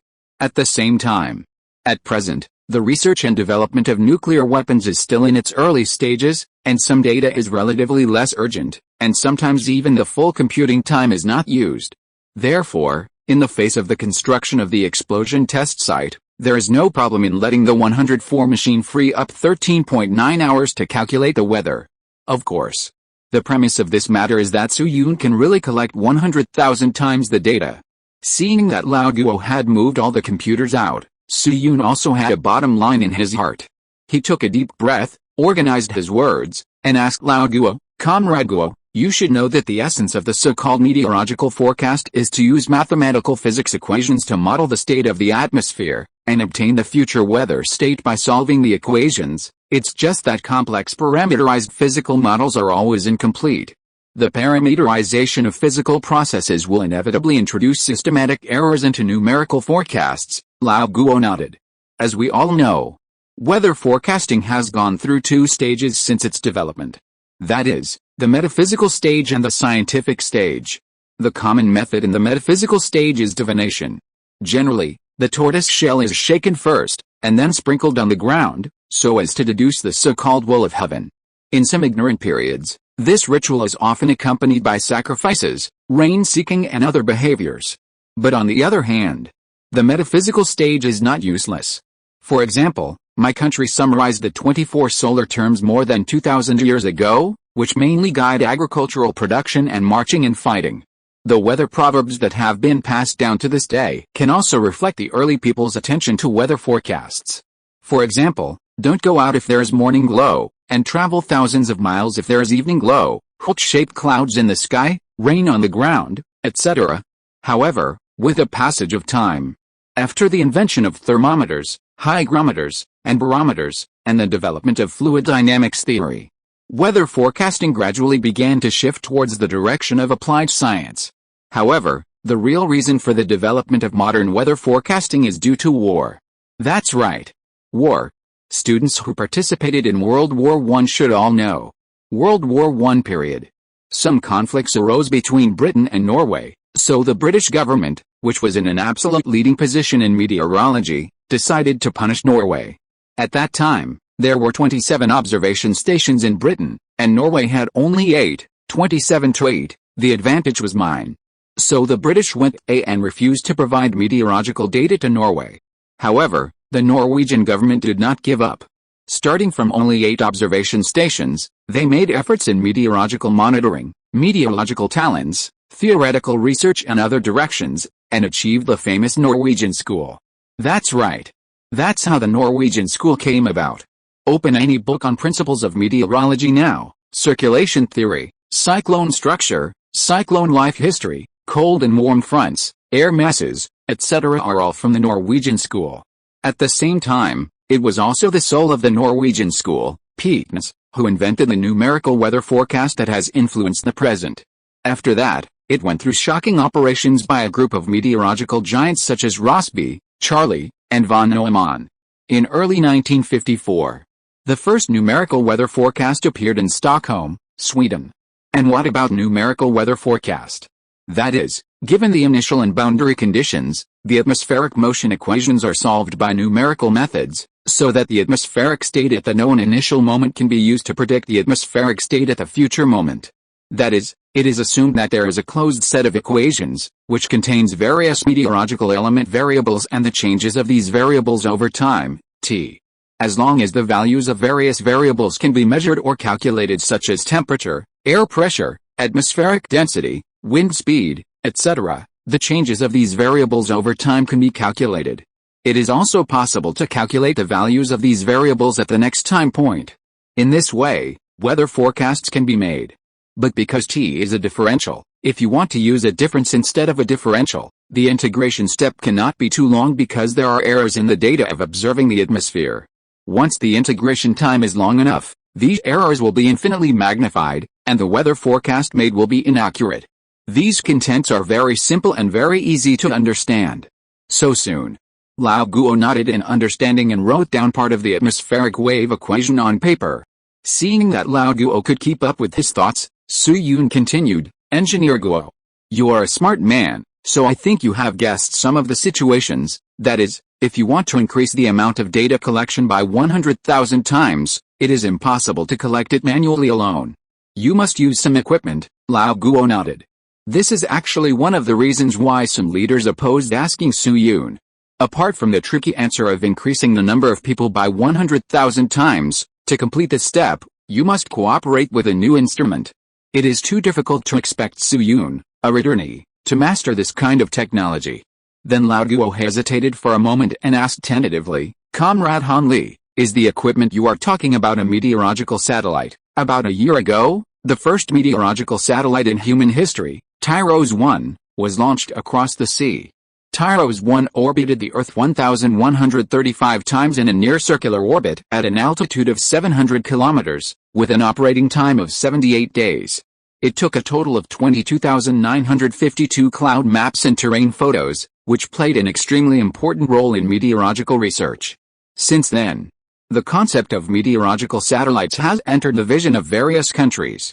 In Lao Guo's opinion, the only instrument that can greatly increase the amount of data acquisition should be meteorological satellites. But to his surprise, Su Yun shook his head gently and denied, "Of course not. Meteorological satellites may play a good information auxiliary effect in large-scale grids, but it is difficult for small-scale weather forecasts. In fact, for the meteorological system, in addition to direct detection methods, there is another special way to capture wind speed, humidity, and pressure." Another way? Capture. Lao Guo was subconsciously stunned and couldn't help repeating these two words. After a while, boom, a flash of lightning suddenly flashed through his mind. This lightning made his scalp numb, and he couldn't help but suddenly raised his head and looked at Su Yun. "Comrade Han Li, what you said is..." Su Yun nodded, and a smile appeared at the corner of his mouth. "Yes, the Doppler effect. By the way, let me talk about the update.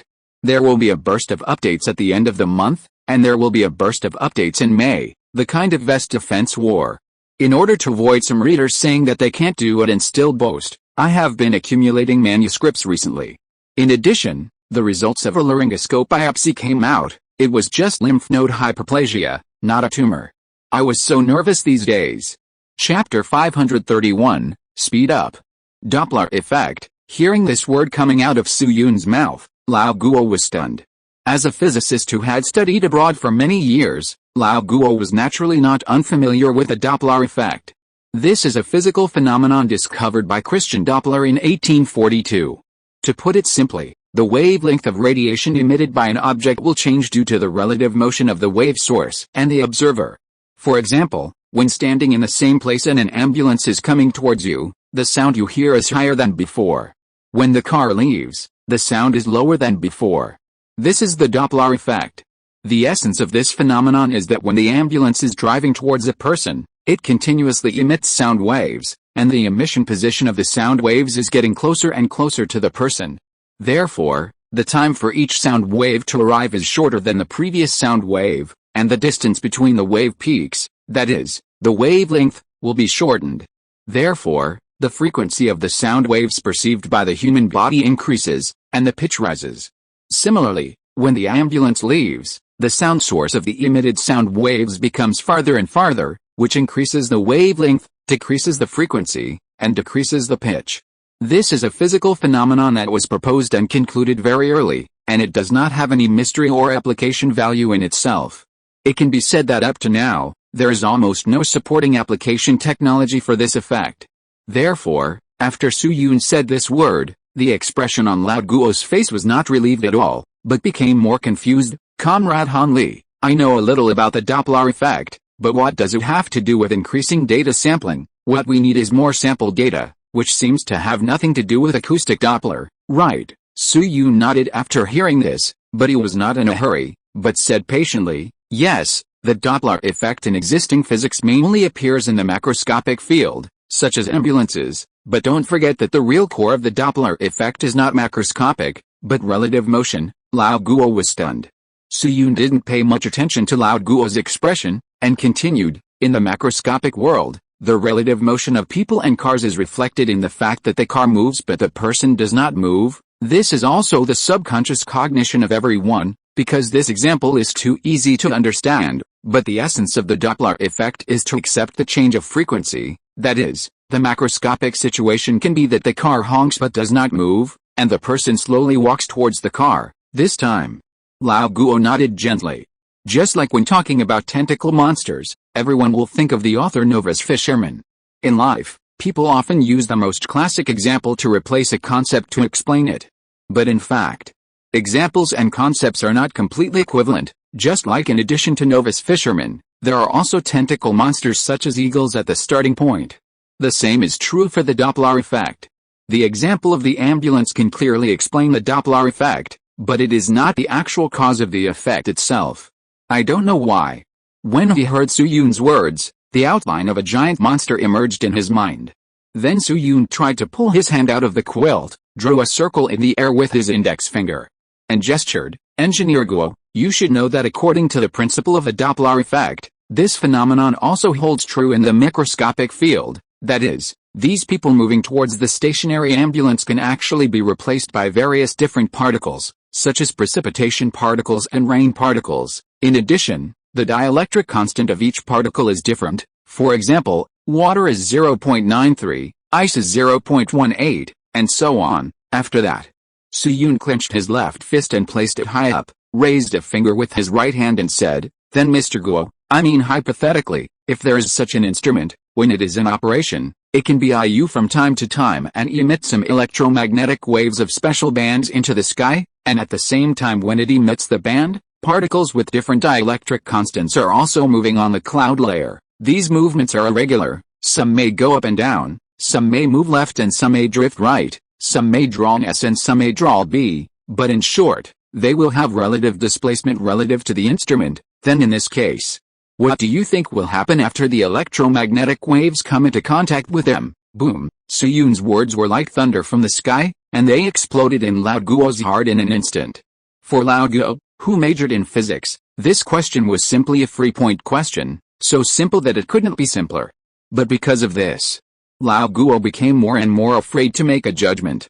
After a while, old Guo just used his trembling left hand to adjust his glasses and slowly gave an answer. If the target particle approaches the instrument, the frequency of the reflected wave will be higher than the frequency of the transmitted wave. If the target particle is moving away from the instrument, the frequency of the reflected wave will be lower than the frequency of the transmitted wave. At the same time, due to the difference in dielectric constants, different particles will scatter to different degrees, and the feedback to the instrument is different degrees of frequency shift, and through this frequency shift, the real-time atmospheric turbulence can be reflected. At the end, old Guo suddenly leaned back in the chair, exhaled deeply, and remained silent.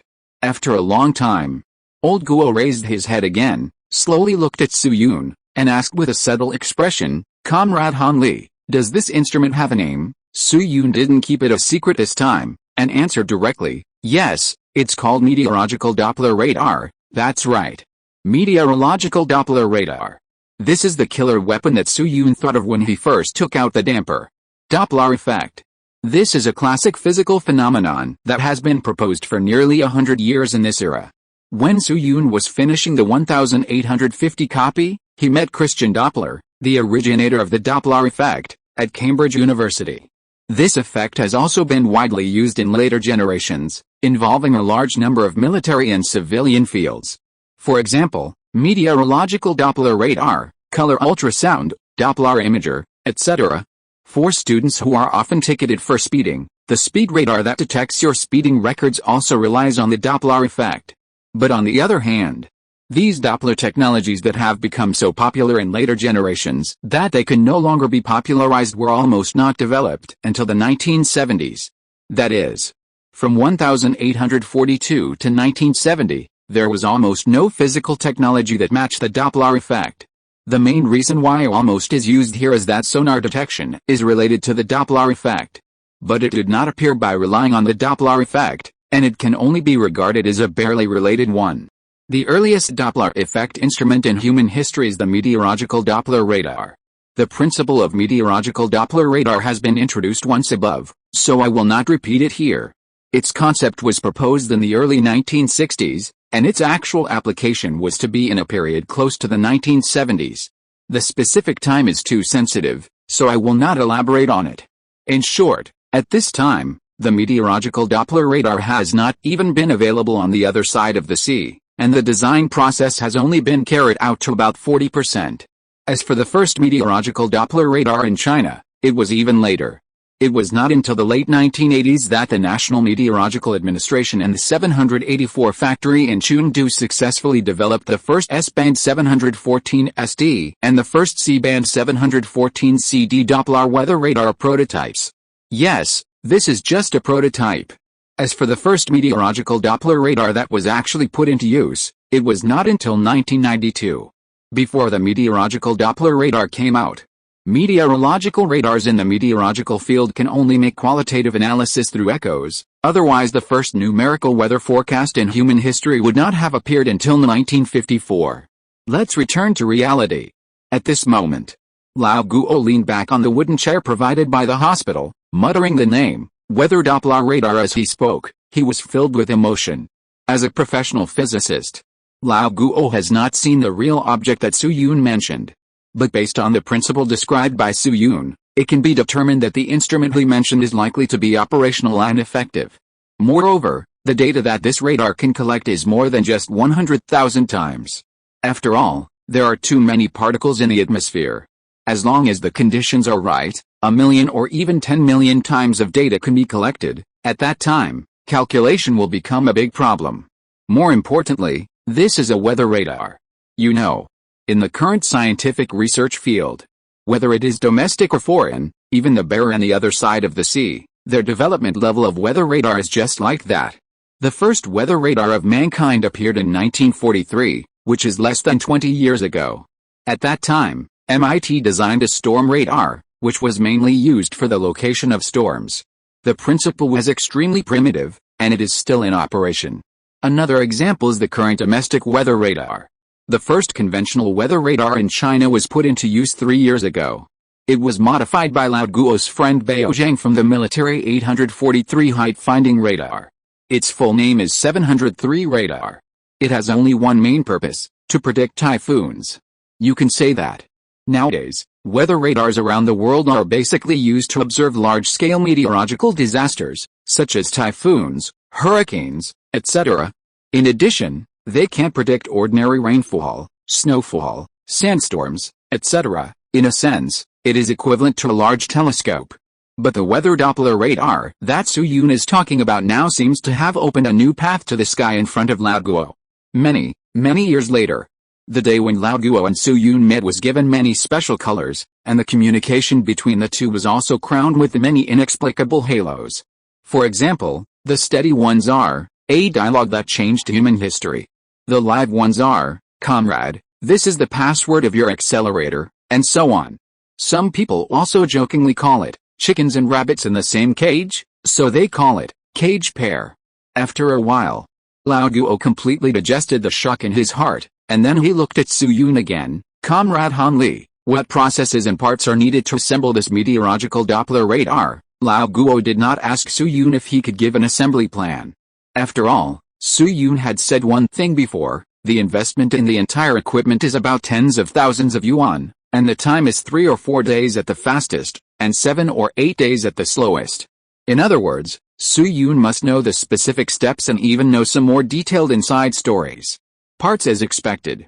Su Yun quickly touched his chin and said slowly, from a structural point of view, a meteorological Doppler radar can basically be divided into 8 links, that is, the antenna, radome, signal processor, servo system, transmitter, receiver, waveguide and display. Comrade Han Li, wait a minute, Lao Guo interrupted Su Yun before he finished speaking.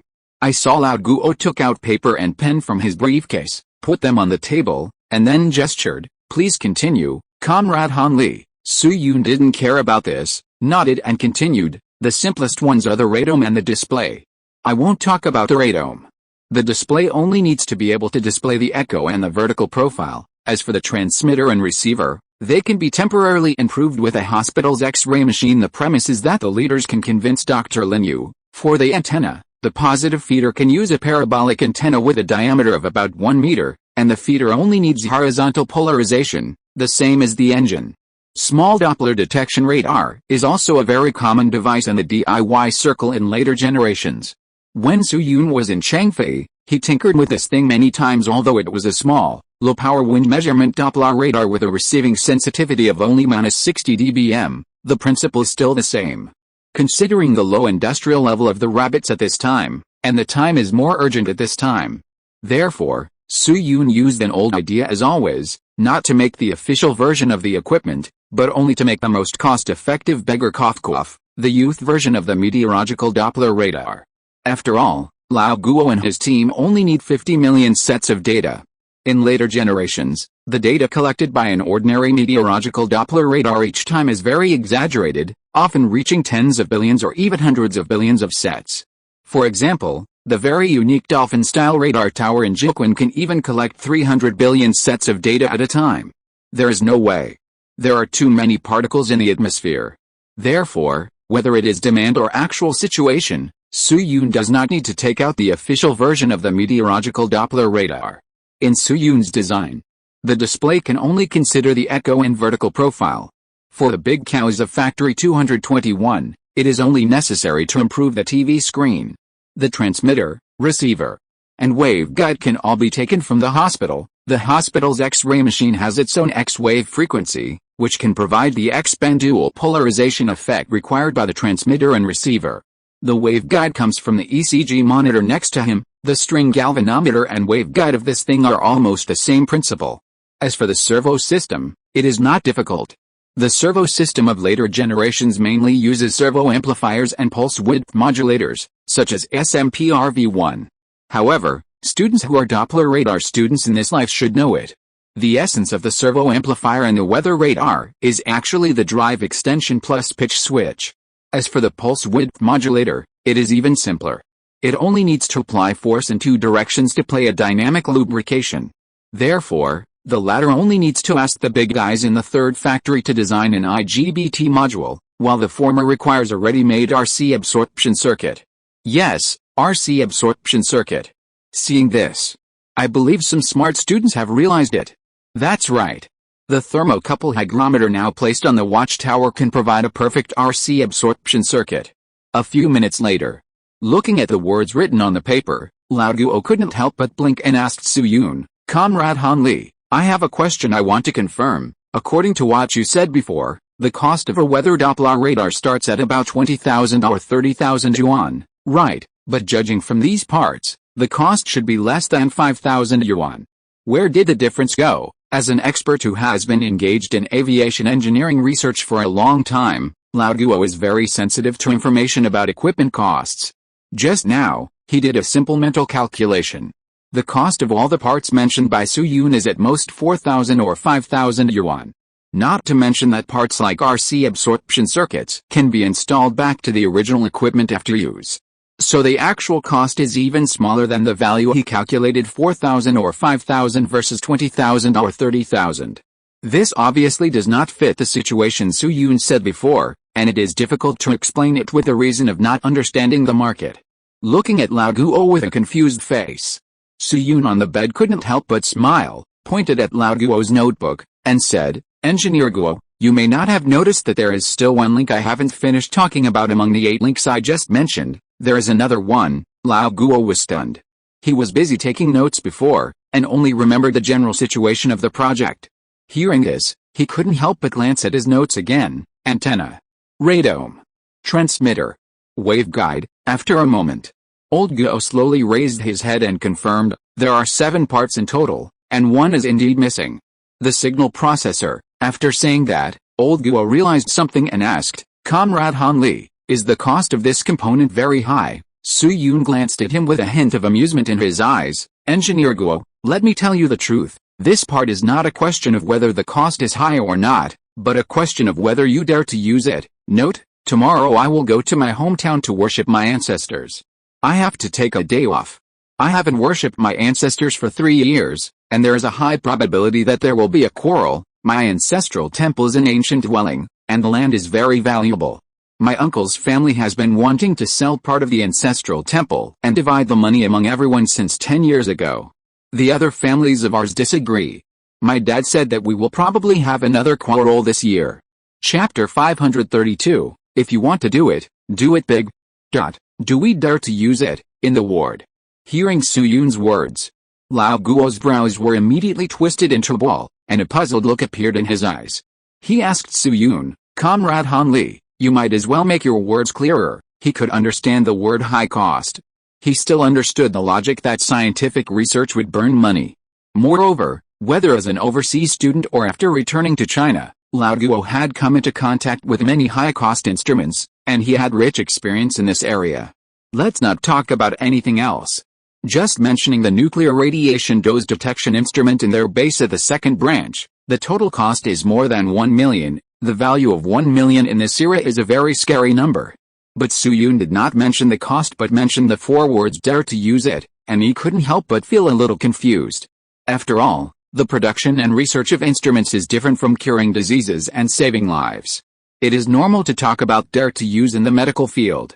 For example, there is a medicine called aconite in traditional Chinese medicine. If it is overdosed, it is very harmful to the human body.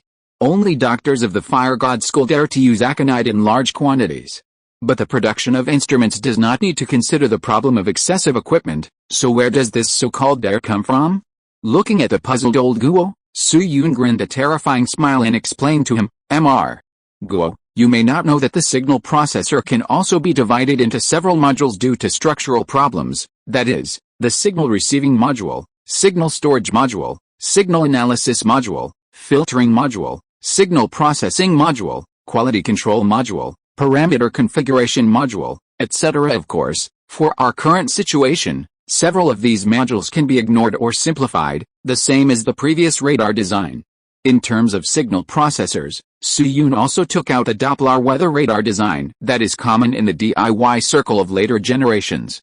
The original body of this solution is a patent designed by Chu Kai-feng, with a patent number CN 201,811,287,767.1.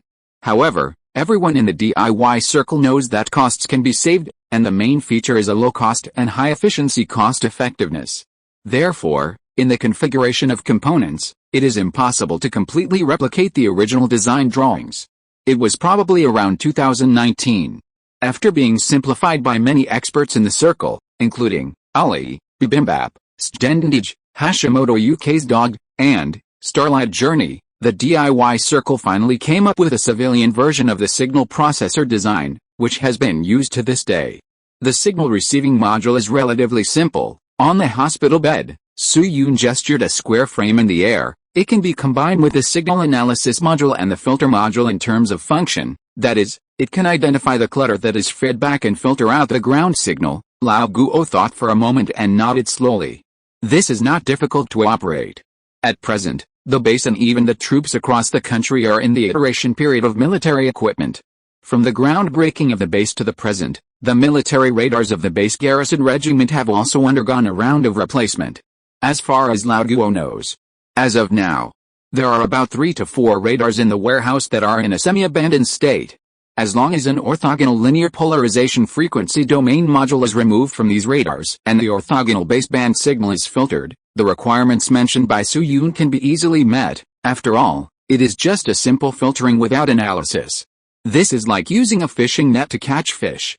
The task of the fishermen who catch fish with this module is very simple. Just filter the small fish and ensure that the fish caught are larger than a certain number of centimeters. As for the type of fish, specific family and other information, they do not need to identify them. Then Su Yun paused and continued, as for the quality control module and parameter configuration module, it is also easy. Just make a threshold for the quality control factor.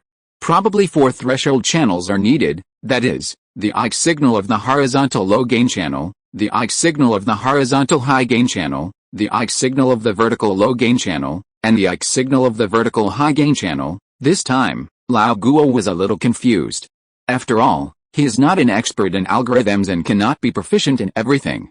However, he has roughly come into contact with the related terms of control factor and threshold.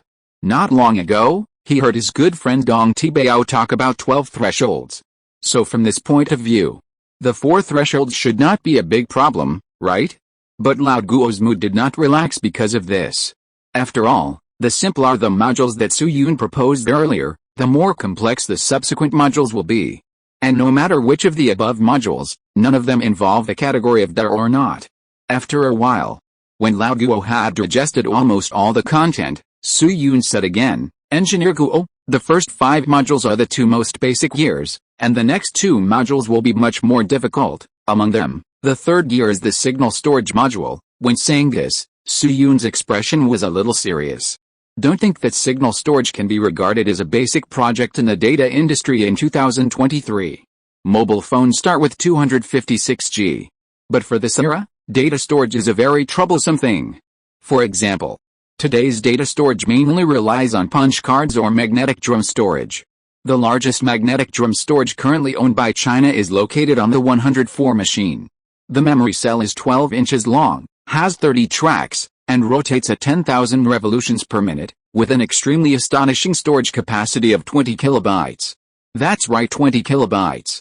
In fact, let alone China. Even in the international front-end field, the world's first hard disk was born only 5 years ago. That hard disk is composed of 50 24-inch disks, with a total capacity of 5 million characters, which is less than 5 megabytes. The Doppler weather radar needs to collect up to 50 million groups of data this time. Considering the timeliness of meteorological data, the data can only be collected in 10 times at most. That is, after each round of collection, the weather radar must store 5 million groups of data. One group of data is calculated as 3 bytes, and 5 million groups are really enough for the rabbits to drink a pot. However, what surprised Su Yun was, this time, Lao Guo only frowned slightly, and soon relaxed. Signal storage module, right? No problem, Comrade Han Li. This factory has the ability to solve it. Su Yun was stunned. And a question mark appeared clearly on his disfigured face. What's going on? Originally, he thought that Lao Guo would be in trouble for a long time. After all, data storage is a difficult problem for a time traveler like him. But how come Lao Guo seems to be even simpler than before? Who is the time traveler? But soon, a guess came to Su Yun's mind. Could it be the thing in the rumors? If that thing really exists, it might be possible to do this. Thinking of this, Su Yun couldn't help but feel curious and excited. The view of that thing in later generations is a bit similar to the Yongle Encyclopedia, that is, about half of the people believe that it exists, and half of the people believe that it does not exist. Judging from Lao Guo's current performance, this thing seems to have really appeared. Unfortunately, even if that thing exists, it should be top secret. If Su Yun asks directly at this time, he may be taken to the small dark room in minutes. Therefore, he can only suppress the desire to explore in his heart for the time being. Anyway, there will be an answer soon. After a while, Lao Guo looked at his notebook again and asked Su Yun, Comrade Han Li, now there is only one module left of the 7 modules you mentioned, which is the signal processing module, right? Signal processing. Is there any difficulty in this module?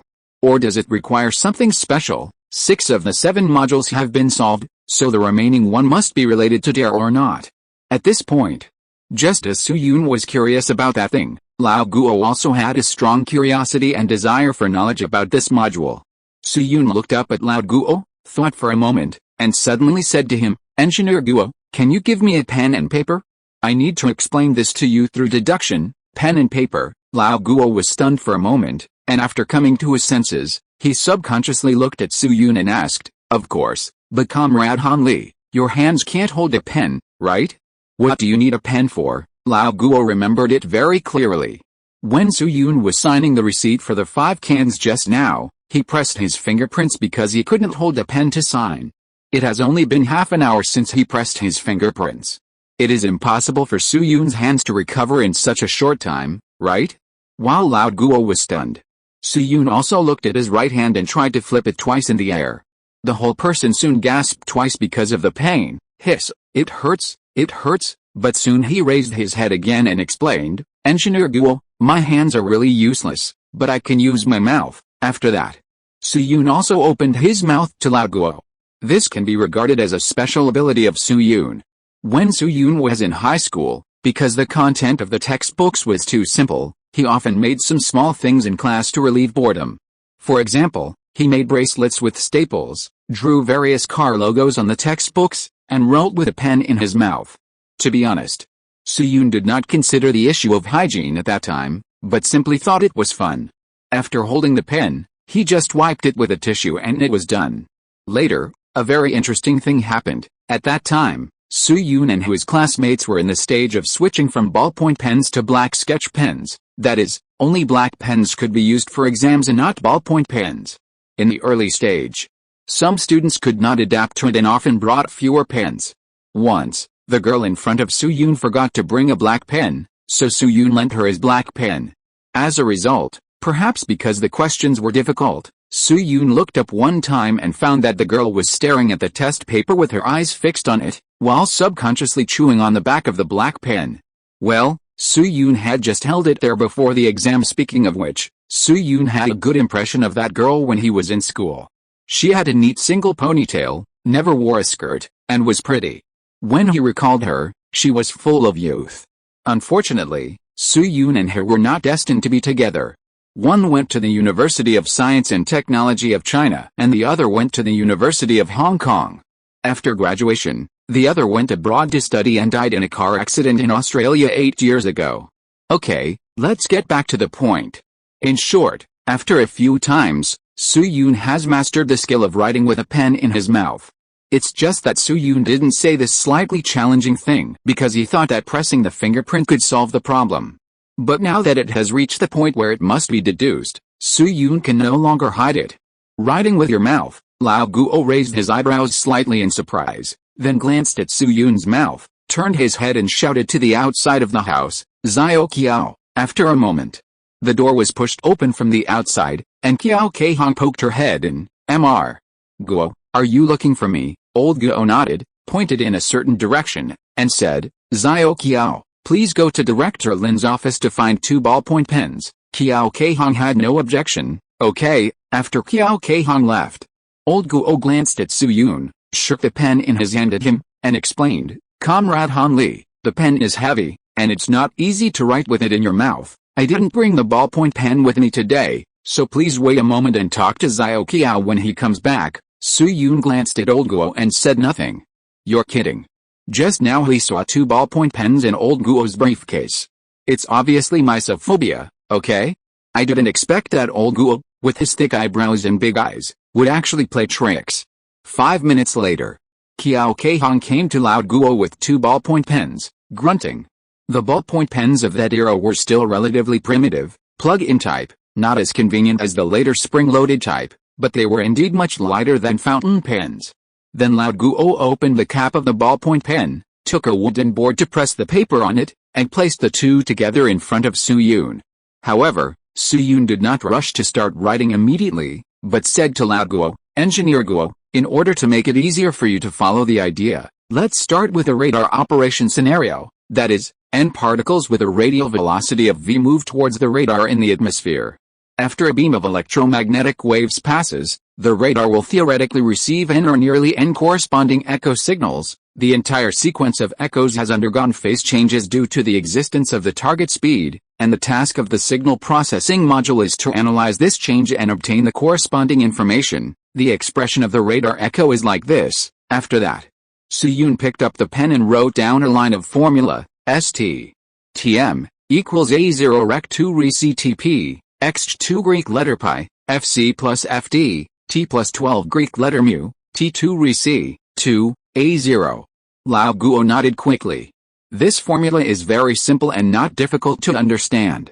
Then Su-Yun quickly wrote down another set of variations, Ct, Tm, equals L equals 1 NAC plus AOL, Jl 2 St 2 C, Tm, x2 Fult.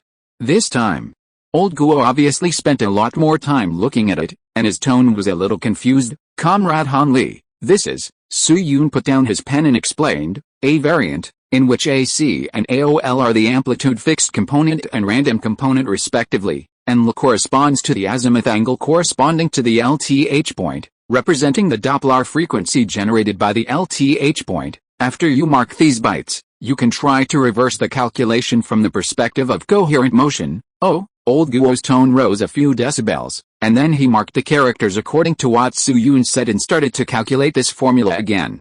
5 minutes later, old Guo put down his pen, slowly raised his head, and asked Su-Yun uncertainly, Comrade Han Li, according to what you said, should this formula be multiplied by a high-frequency signal in complex form? Su-Yun shook his head, picked up the pen again and wrote a term, A0 equals, G2 Greek letter lambda 2, 4 Greek letter pi, 3 R4, 1/2 Greek letter gamma. Look at this. Su-Yun drew a horizontal line under the item with a pen and explained, the echo signal of the radar target can be understood as the delay of the transmitted signal, so as long as a Doppler frequency Fd is superimposed on the carrier frequency and the amplitude is multiplied by this proportional factor, the complex number steps can be simplified. That is to say, the accuracy of the signal processing module is secondary in the analysis process. The more critical point is that it can carry out oblique processing and obtain the corresponding one-dimensional range image. When Su-Yun explained, he emphasized the last two sentences. The signal processors of Doppler weather radars in later generations are basically relatively fixed, and the most typical one is TMSC 6701. However, whether it is 6701 or 7551, their essence is the same. That is, to suppress clutter that is not related to the weather echo, and then determine the specific data of the weather information through the Greek letter theta angle. To describe it with a previous fishing example, first use a fishing net to filter out small fish, and then hand it over to professionals for detailed analysis of the fish's family. The former was solved by Su-Yun in the first module, so the key to the signal processor he designed is for the latter. Then the question is, as we all know, there are 6 coordinate axes for a particle to move in space, namely front, back, left, right, and up and down. Among them, left, right, and up and down are relatively simple, and can be determined by the echo of the outflow interface. But if the scene of forward and backward movement is mixed, it will be very difficult, and more detailed ideas must be used to assist. For the current rabbit, the most suitable idea is obviously the one-dimensional distance image of the scattering point obtained by oblique processing. That is, the normalized echo envelope familiar to many people, or the youth version. And to complete this idea, the required tools must meet the following conditions: can receive echo data of angle Greek letter theta at will, can perform orthogonal demodulation oblique processing, can complete periodic frequency conversion in the process of AC, that is, fixed component amplitude. And looking at China at present, in the entire 9.6 million square kilometers of territory, there is only one device that meets the conditions. Thinking of this, click, the pen in Lao Guo's hand fell heavily to the ground, and the whole person looked at Su-Yun in amazement. Zio Han, are you crazy? You actually want to dismantle an electrostatic accelerator? If you're listening to this novel on a channel other than Fanfic World, it means they downloaded and uploaded it without effort. We cordially invite you to visit our channel, Mundo Fanfic Novelis. There you'll find the original version of this story and you can explore many other novels of various genres. We're waiting for you to immerse yourself in a world of incredible novels. Chapter 533 Pressure arrives at the base. At this moment, in the ward, facing Su Yun lying on the bed, Lao Guo's inner surprise was already beyond words. In shock, his mouth opened even wider than Su Yun's, and the whole person seemed to be frozen. At this point, he finally understood why Su Yun asked them, "Dare you?" It turned out that his target was not anything else, but the 2.5 MeV proton electrostatic accelerator of the Institute of High Energy. Or to be more precise, it was the electrostatic analysis module on the proton electrostatic accelerator.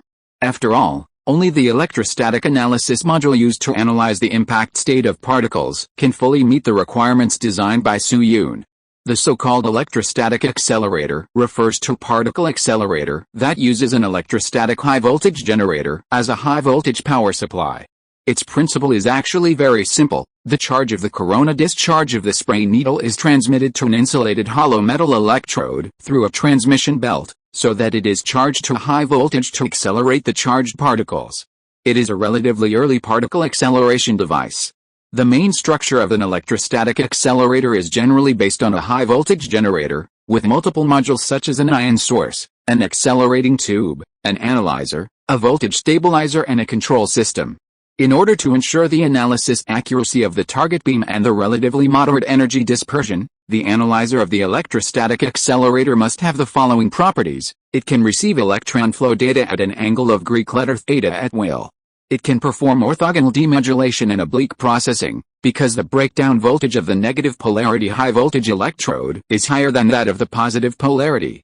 It can fully periodically change the frequency during the fixed and non-fixed component amplitudes. In other words, in terms of properties, the electrostatic analysis module of the electrostatic accelerator is indeed a perfect match for Su Yun's plan. But that thing is the only proton electrostatic accelerator in China with an energy level exceeding 1 MeV.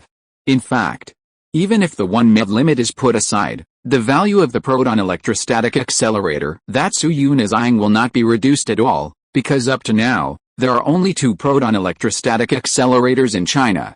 One is 700 keV. One is 2.5 MeV.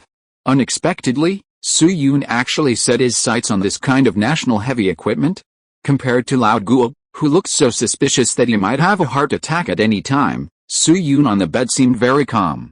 After all, as a person from the future, he certainly knew the importance of this electrostatic accelerator. Naturally, he had long anticipated Lao Guo's reaction. Of course. Seeing this, some students may express surprise. That's not right. Why would Su Yun, a Cambridge graduate who secretly ran back to China, know about the equipment that has just been produced in China?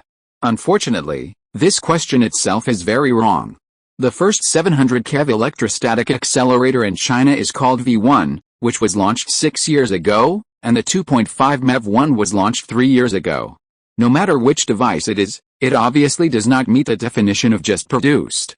As for why Su Yun knew about these 2 devices, it was because the rabbits did not hide anything from the purchase of parts to the assembly, and they were publicly announcing the progress from beginning to end. For example, Day Commune, the predecessor of Day Township, Kixingguan District, BJ City, which is in the same province as the student who asked this question, posted big character posters for 3 months when the accelerator was launched. At the same time, many foreign newspapers such as The Times and The Observer have also reported the whole thing in detail. Feynman, who was far away at Caltech at the time, was invited to contribute to discuss what results the rabbits could discover with this device. So even if Su Yun was really an overseas student of this era, there would be no problem for him to know that the rabbits had an electrostatic accelerator. Another interesting thing is that the rabbits once met a noble person to help them in the process of developing the electrostatic accelerator. This happened in 1946, the first year after the victory of the anti-Japanese war. At that time, Mr. Zhao Zhongjing went to the other side of the sea to visit the atomic bomb explosion test on Bikini Island, and at the same time he had another important task, to buy an electrostatic proton accelerator and start China's own nuclear physics business. Of course.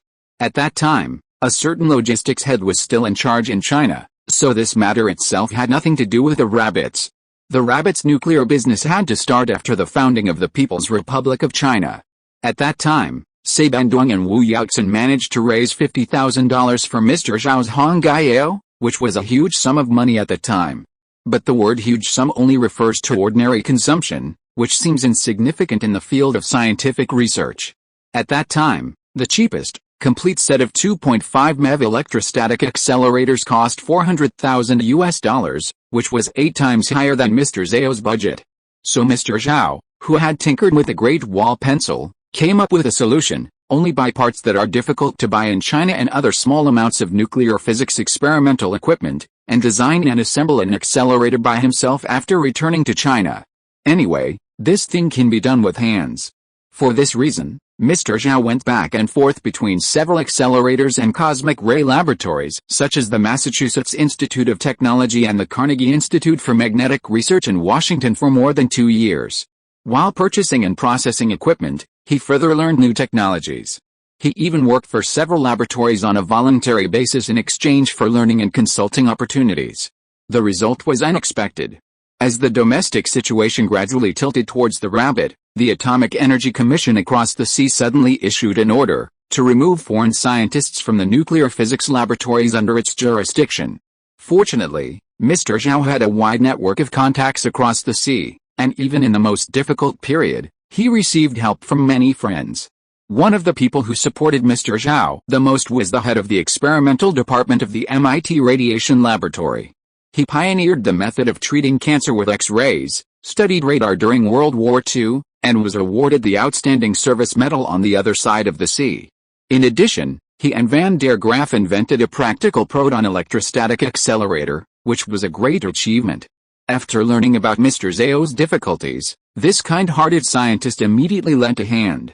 Not only did he open the entire laboratory to Mr. Zhao, allowing him to copy materials at will, he even listed an old proton electrostatic accelerator that was about to be scrapped in his unit as scrap and gave it to Mr. Zhao as a set. After the establishment of New China, Mr. Zhao went through untold hardships, broke through the many obstacles on the other side of the sea, and transported this batch of equipment back to China. In the end, relying on the main components of the old electrostatic accelerator from MIT, he successively manufactured 700 keV and 2.5 MeV electrostatic accelerators. This incident is not a fabrication of the escort of radium, but a true story of Mr. Zhao, which is recorded on the official website of Huaqian Nuclear College. And what is the interesting part of the whole thing? As for the head of the MIT laboratory who gave Mr. Zhao the old electrostatic accelerator, his name is John G. Trump. That's right. He is the uncle of the current Trump. This is not the end. In the 1980s, JG also helped the 401 Institute to buy a set of serial electrostatic accelerators from across the sea. This incident was recorded by Mr. Zhao in his memoir, My Memories, and can be seen in selected papers of Zhao Zhongjing. Tears JPG. The site returns to reality. In short, the only process that can meet Su Yun's requirements is the electrostatic analysis module of the electrostatic accelerator. At the same time, the module on the 700 keV accelerator cannot operate below 20 degrees and cannot meet the requirement of any receiving Greek letter theta angle. Therefore, Su Yun had no choice but to set his sights on the 2.5 MeV accelerator. Of course, a large part of the reason why Su Yun dared to make this choice was that he was familiar with the historical trajectory. He knew one thing very well: in about 2 years, Mr. Zi Jilin will lead his team to develop the first 30 MeV electron linear accelerator in China. Although it is not known to what extent the research on the accelerator has progressed, after all, the matter has not been declassified in detail in 2023, but judging from the time, it should have entered the final stage. In other words, from the perspective of fault tolerance, there is a relative bottom line, so it is not necessary to go all in. Moreover, the electrostatic analysis module can be reinstalled after being removed, although this may be a bit NTR for the accelerator. After Lao Guo guessed Su Yun's thoughts, Su Yun did not waste any more words, just calmly waiting for Lao Guo's reply. After about 5 or 6 minutes, Lao Guo couldn't help but sigh with some disappointment, shook his head and looked at Su Yun, sighing, "Comrade Han Li, you really gave me a big problem after that." Old Guo glanced at the notebook filled with writing, snapped it shut, and said to Su Yun, "Comrade Han Li, the disassembly of the electrostatic accelerator involves many issues, so I can't give you a specific reply at the moment, so let's do this. I will go to the factory leader now to see what the management thinks. If the leader agrees, everyone will be happy." If not, Su Yun looked up at old Guo and chose to put pressure on him. Engineer Guo, if the leader disagrees, then I'm afraid I can't help. I'm not a future person who knows everything. The only solution I know is the meteorological Doppler radar. Old Guo nodded silently. Then quickly, old Guo put away his things one by one, carrying his briefcase and leaving the ward quickly. Not long after old Guo left, two capable soldiers on duty quietly appeared on both sides of the passage of the intensive care unit. The staff hospital is very close to the factory office of the general factory, and the straight line distance is only a few hundred meters. So old Guo was able to visit Su Yun with canned beef after the meeting. Coming quickly, it won't take long to go back. 10 minutes after leaving the hospital, Lao Guo returned to the main factory office. There was a 5-step staircase at the entrance of the factory office. When Lao Guo arrived at the factory office, he happened to see Li Ju's assistant Zhou Ke on the steps, parting with a comrade from another project team. So he walked over naturally and greeted Zhou Ke. Assistant Zhou, are you busy? Zhou Ke turned his head subconsciously, and was stunned when he saw Lao Guo. Engineer Guo?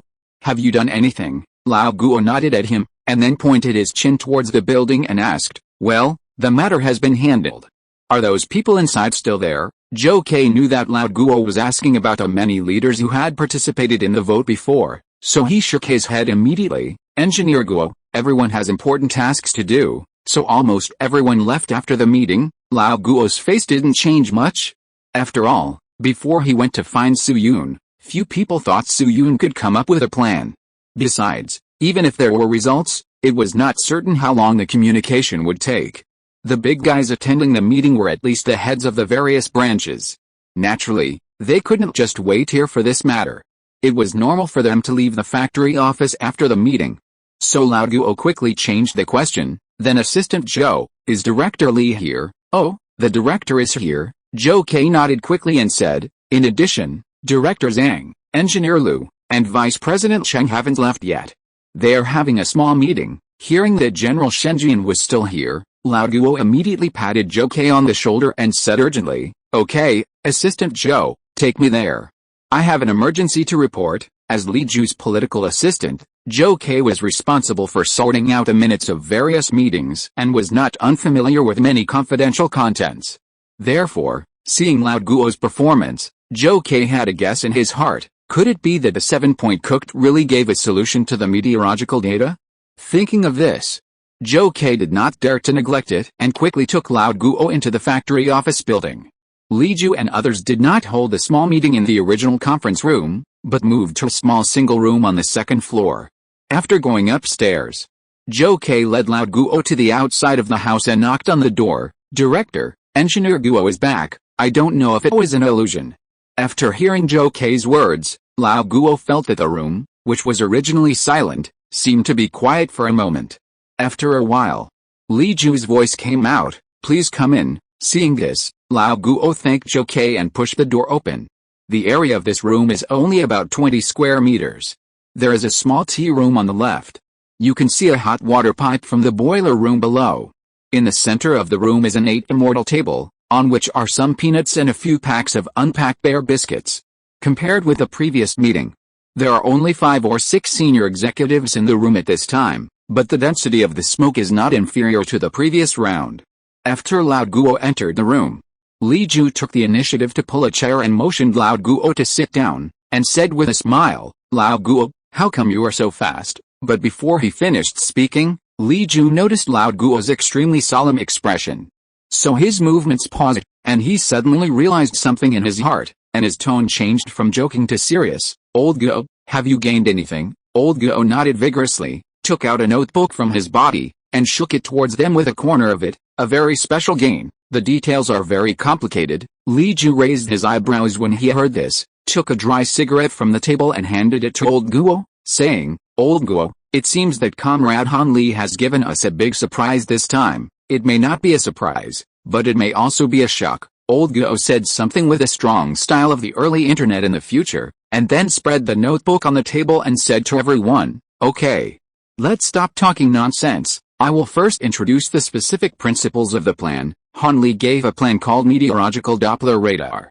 In theory, I personally feel that it is feasible, that is, relying on the Doppler effect, Old Guo gestured while speaking, and quickly explained the whole principle.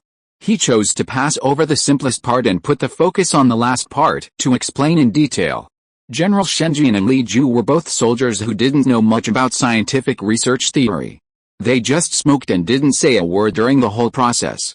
Listen to the Book of Heaven JPG. However, Lu Guangde, Peng Mengsheng and Cheng Kejia were different. Although their majors were not directly related to radar research and development, they could still keep up with the pace from a purely theoretical perspective. After all, Chinese students studying abroad these days, especially science students, can really be said to be all-rounders who know a little bit about everything. Therefore, as they listened, their expressions became more and more solemn. At the end, Lu Guangde even took out a pen and paper and started to check the calculations on the table. If the frequency band of precipitation particles in the atmosphere is Ka, we can directly preset an eigenfunction as L, Greek letter psi, 1 d3x integrate here. By the way, Mengsheng, do you still remember what the main absorption band of water vapor is? 1.35 cm, which is 22.235 GHz. Okay, then the one-way attenuation is 0.27 x 0.679. After a moment, Lu Guangde's pen tip on the paper suddenly paused. He, Peng Mengsheng and Cheng Kejia looked at each other, and then the three of them looked at Lao Guo at the same time. Yale, is this idea to go for orthogonal demodulation and oblique processing? Lao Guo nodded. He was not surprised that Lu Guangde could make this judgment, and asked, yes, do you think it is feasible? It seems feasible. Lu Guangde's eyes flickered a few times, and there was a hint of hesitation in his tone, but the screening link may be difficult to achieve, right?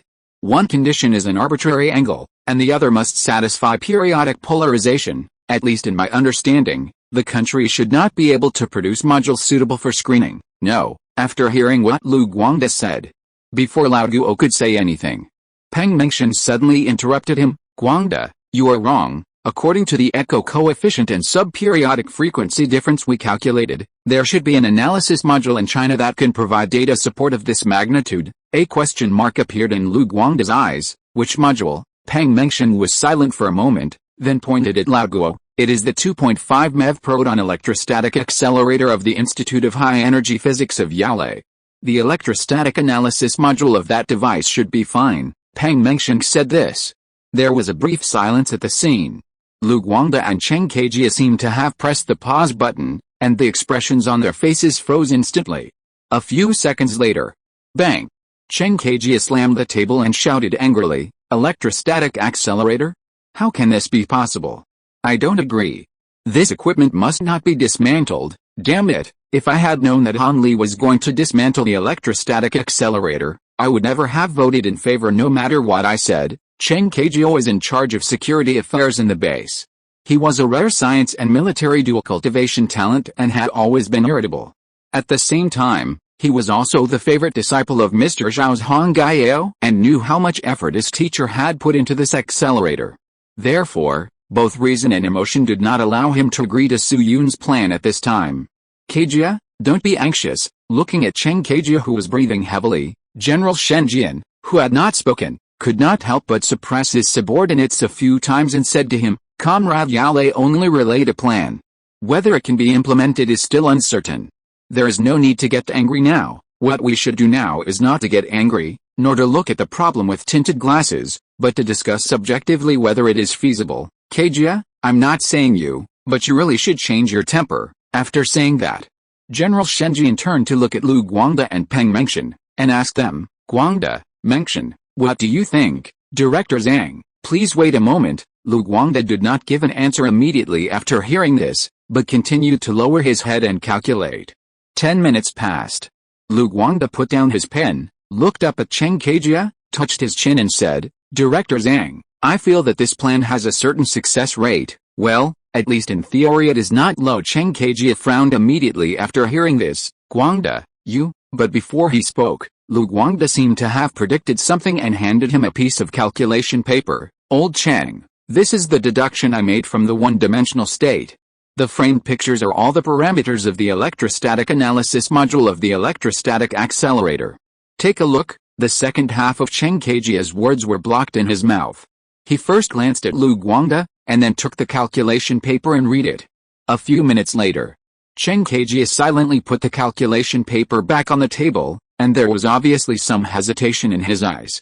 However, perhaps because he was extremely resistant to this plan subconsciously, Cheng Kejia finally shook his head. Old Li, Director Zhang, I still reserve my opinion and firmly disagree with this plan. Li Ju frowned slightly and looked at Peng Mengxian again. Peng Mengxian pursed his lips in thought for a moment.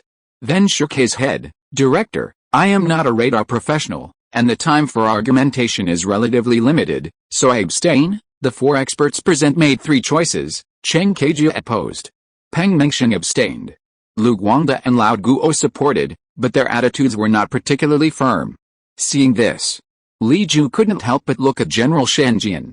Fortunately, both of them were veterans of the battlefield, and General Shenjian quickly made a choice. Lao Li, in this case, contact the family. Note, some classmates said that I wrote about the female classmate in the previous chapter to avoid a love line, but the problem is that this is a true story. I also visited her grave this year. Double monthly tickets at the end of the month, please vote. Chapter 534. The trouble is getting bigger and bigger. Contact home. Hearing these four words from General Shenjian, Li Ju on the side also nodded in agreement. As two pure output warriors, in this situation involving the magician dispute and different opinions, the most appropriate method is of course to call for help. In fact, similar situations have happened in the past. When encountering some difficult to decide issues that exceed the base level, the base leadership will seek help from home. So soon, Li Ju made a calm gesture to Lu Guangde and the other four. He strode to the small cabinet next to the tea room, took out a key from his body and fiddled with it for a few times, and took out a wired phone from the second floor. Then he put the microphone to his ear and dialed a number skillfully. The phone that Li Ju took out shared the same frequency band as the landline in his office, and was directly connected to the office of the head of the Second Ministry of Machine Building in the capital. Half a minute later, a male voice with a strong Jizhao accent came from the other end of the phone. Hello, please go ahead. The person on the other end of the phone only said hello and did not introduce himself, sounding a little cold. However, Li Ju was not unfamiliar with this voice. After a 2-second pause, he said, Minister Liu, it's me, Li Ju. The answer from the other end was still brief. Yeah, I know. What's the matter? Li Ju raised his eyes and glanced around the room, focusing on Lao Guo's notebook for a while before continuing. Minister Liu, it's like this. The mine is currently facing some technical difficulties. Due to the special circumstances, several experts cannot reach a consensus for a while, so we would like to ask our family to help make a decision whether to adopt or abandon this plan. A click came from the other end of the phone, and it sounded like Minister Liu put down the pen or cup in his hand. Comrade Li Ju, if I remember correctly, Director Zhang should be at the mine now, right? Li Ju nodded and glanced at General Shenjian who was smoking nearby. Yes, Director Zhang just rushed to the mine from Malin yesterday. Now he is by my side. Hearing this, Liu Bu's voice on the other end of the phone couldn't help but rise a few notes, with a hint of obvious surprise. Why? Director Zhang can't make up his mind. In terms of individual job levels, General Shenjian is even much higher than Liu Bu himself, but even a big shot like him can't make a decision? This is a bit unusual. Yes, Li Ju sighed faintly and simply introduced the whole situation to Liu Bu. Of course, the introduction here is basically based on events rather than theories. That is, the base encountered a problem, Su Yun gave a plan, but everyone had obvious differences. Wait a moment. Liu Bu's voice came from the microphone. Proton electrostatic accelerator? Good guy, this is really bold. Liu Bu seemed to want to say bold, but after hesitating for a while, he changed it to a more commendatory word. What a wild idea. As the main person in charge of the Second Ministry of Machine Building, Liu Bu, that is, Liu Bashan, has been in charge of industrial information since the establishment of New China. Therefore, he is naturally not unfamiliar with electrostatic accelerators. This is a real national treasure. Even Liu Bashan or General Shenjian are not qualified to decide its fate. Therefore, while being surprised by this plan, Liu Bashan also remembered the name of the foreign students mentioned by Li Ju. Han Li.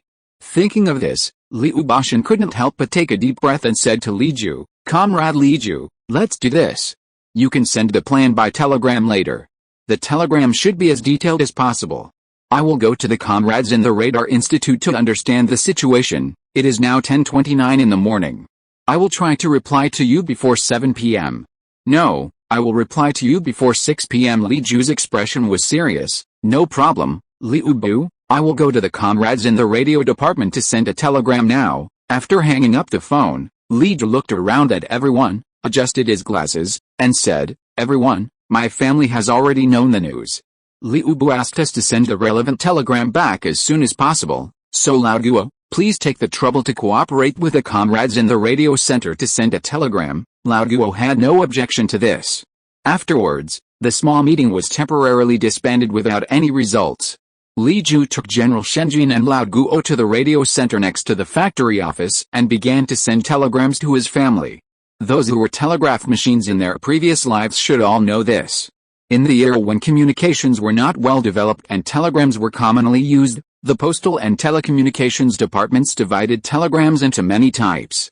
In addition to ordinary telegrams and expedited telegrams, there were also telegraphic transfers, flower telegrams, authentic telegrams and other services. Nowadays, the unit price of a telegram is 1.4 cents per word, which means that it costs 70 cents to type 5 words.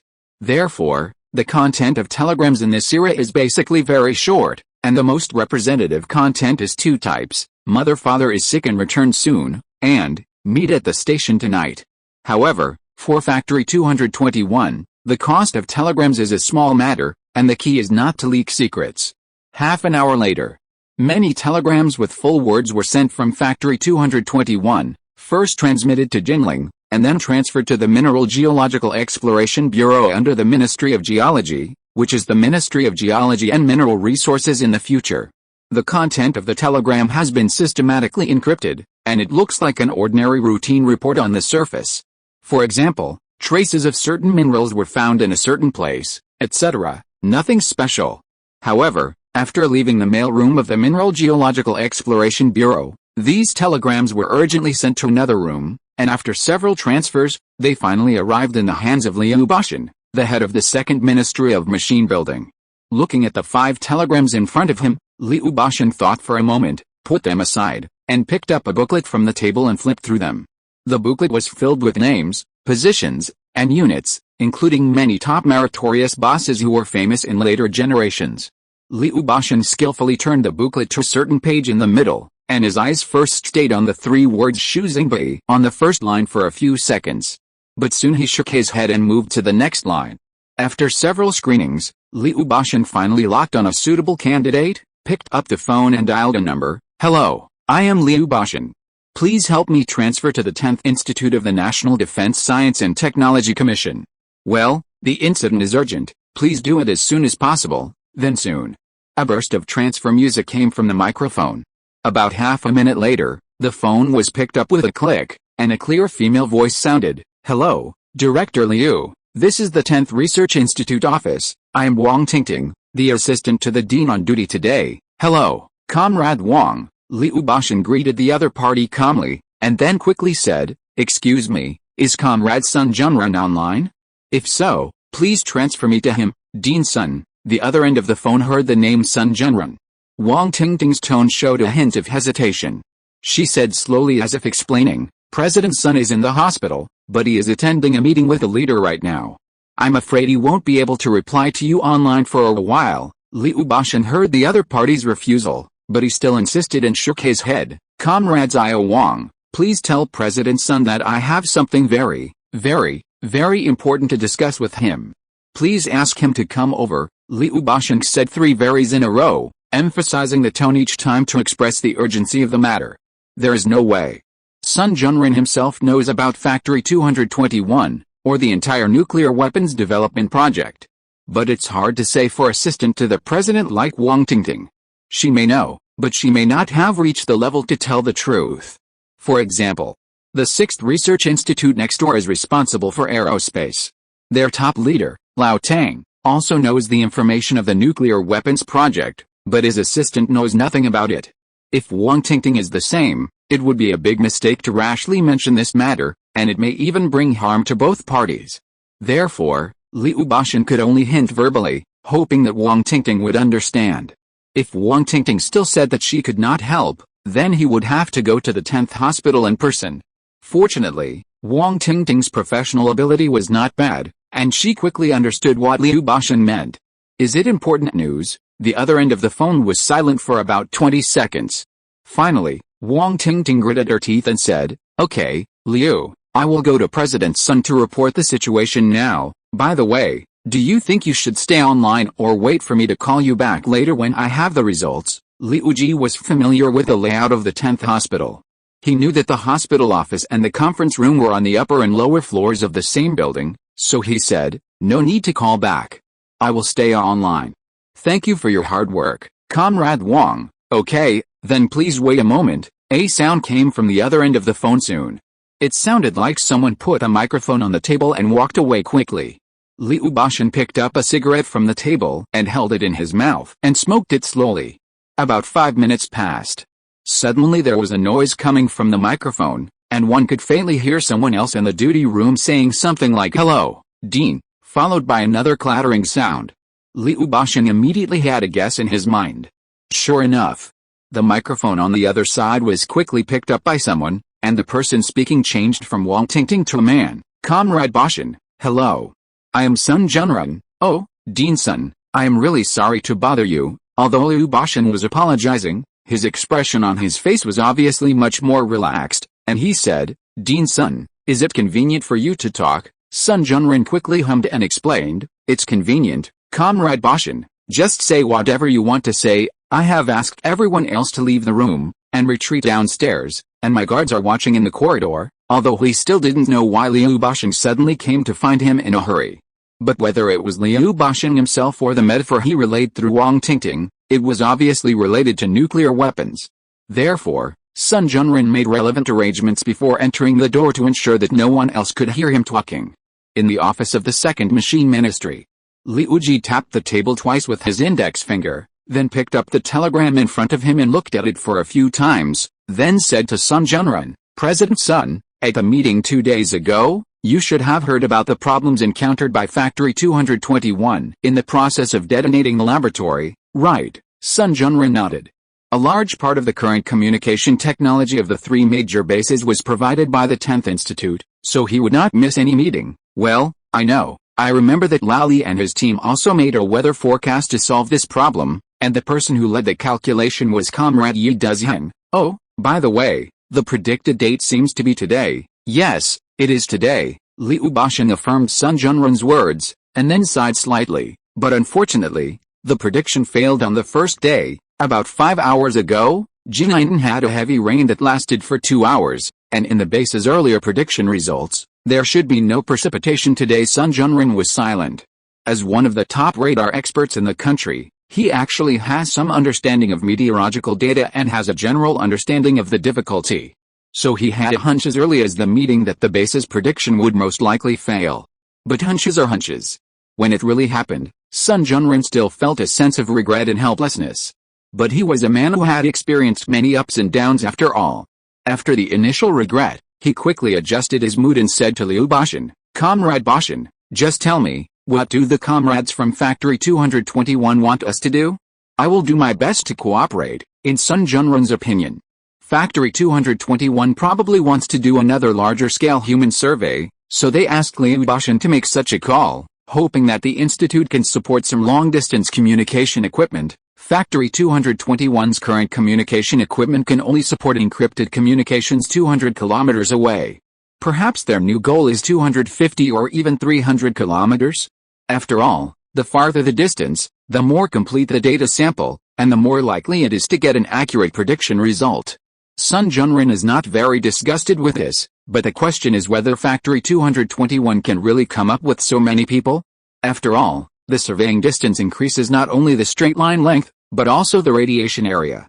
Could it be that Factory 221 intends to attract another batch of workers? Just as Sun Junrun was thinking, his opponent Liu Bashan also spoke. "That's right, President Sun, after today's failure, Factory 221 hopes to conduct another correction calculation to see if there is any possibility of compensation or rescue." Sun Junrun nodded when he heard it. Sure enough, but soon. Liu Bashan's next sentence was somewhat beyond his expectations. However, Factory 221 is not going to use human detection this time, but plans to set up a device for data collection. Set up equipment. Sun Zhongjing frowned and asked, what equipment?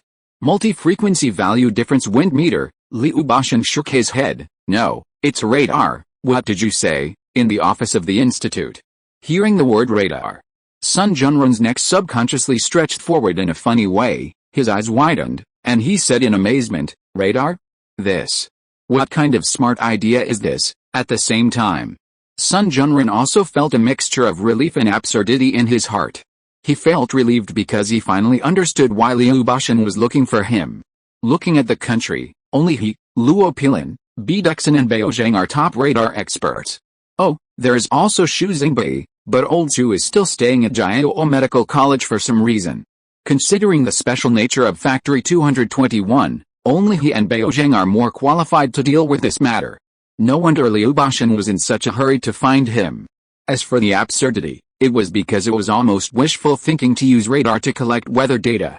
Internationally, meteorological radars have been available since the 1940s, and China has landed 703 meteorological radars a few years ago.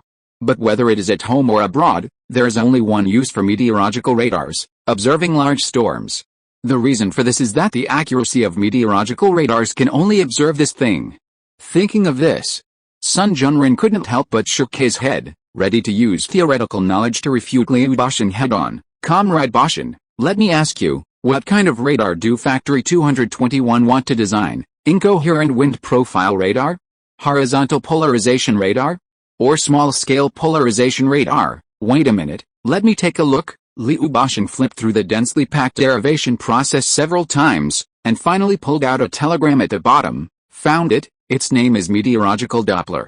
Oh, Meteorological Doppler radar. Liu Bashan's voice had just fallen. Sun Zhongjing on the other end of the phone was silent for a few seconds, then he raised his voice several times, even speaking in the Suzhou dialect. Nia? Comrade Bashan, what did you say? Meteorological Doppler radar. Liu Bashan nodded and looked at the telegram. Yes, the telegram is talking about meteorological Doppler radar. Are you kidding? Sun Zhongjing moved the microphone from his ear to his face, spitting profusely, as if he was holding Liu Bashan's collar instead of the microphone. Comrade Bashan, do you know what a meteorological Doppler radar is? According to our latest intelligence, it is a fantasy device that has been classified as top secret even across the sea, and even the design sketch has not been made. And you tell me that Factory 221 is going to tinker with this thing. Do you have design drawings? Do you have a corresponding systematic theory? Do you have the ability to produce parts? He said at the end. Sun Zhongjing could no longer control his emotions and started to talk madly. Let's put it this way. If we want to develop a meteorological Doppler radar in our country now, it would be almost the same if a person from the future several decades later came back to the present. If Factory 221 can develop a meteorological Doppler radar now, I will immediately give the axe that von Karman gave to Lao Guo, which is said to have been used by Maxwell. Eat it with old Beijing bean juice. Liu Bashan, who was on the other end of the phone, was silent for a long time, as if he was stunned by Sun Zhongjing. Just when Sun Zhongjing was wondering if his tone was a little heavy, Liu Bashan suddenly spoke slowly. President Sun, what you said may make sense, but, in addition to the name, the telegram from Factory 221 also recorded the relevant theoretical system and component composition, and the derivation results of Comrade Lu Guangda. As soon as the voice fell, Liu Bashan heard a crisp collision in his ears, like a microphone hitting the corner of the table. Then, there was a groping sound in the receiver again, as if someone was frantically and hurriedly picking it up. After a while, Sun Zhongjing's urgent voice finally came from the other end of the phone. Where's the telegram? Where is the telegram? Comrade Bashan, please send it over as soon as possible. Note, I was asked to change the text a little bit. The last chapter was blocked twice, so today's update is a few hundred words short. I will make up for it next month. In addition, I saw that many readers in the group were talking about it. Let me explain here that the name on the news is my mother's, not mine. Chapter 535 Discussion at Home. Although Liu Bashan had heard Li Ju mention Lao Guo and others debate on the principle of weather Doppler radar during the previous contact, Lao Guo and Lu Guangda and others were not professional radar researchers after all, so their descriptions were more inclined to pure theory. But from Sun Zhongjing's reaction, it seems that the weather Doppler radar also involves physical objects, that is, some specific projects across the sea. Thinking of this, Liu Bashan couldn't help but feel curious, and quickly said to Sun Junrun, "President Sun, don't worry, I will ask my colleagues in the department to pass the telegram to you later, don't worry about it." After simply comforting Sun Junrun, Liu Bashan asked again, "President Sun, I wonder what the top secret project about Doppler radar on the other side of the sea you mentioned is." Sun Junrun on the other end of the phone was silent for a moment, not knowing whether he was sorting things out or calming down. After a while, he said, "Yes, there is a related project on the other side of the sea, but its confidentiality level is relatively high, so it is understandable that Guangda and others don't know about it, but Comrade Bashan, you are on the list of people who know about it, so there is no problem in talking to you briefly." Hearing this, Liu Bashan's already sharp ears immediately stood up with gossip. Eating melons JPG. Then Sun Junrun took a deep breath and said slowly, "About 2 months ago, comrades in the confidentiality department received a batch of intelligence transmitted back from across the sea. Yes, the batch of foreign documents from Factory 221 was one of them. The total amount of intelligence is not small.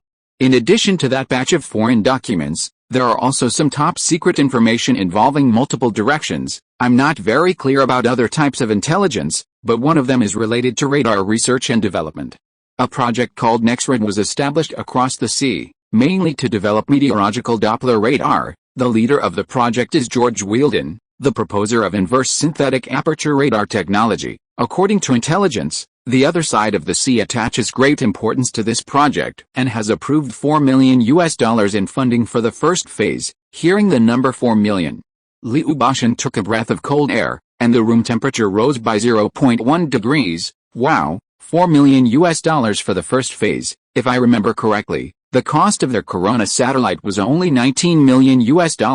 Right. Another statement in later generations was 26 million. I adopted the 19 million. Yes, $4 million. Sun Junrun nodded with emotion, secretly cursing the local rich man in his heart, and then said, "But the meteorological Doppler satellite is only a phased goal.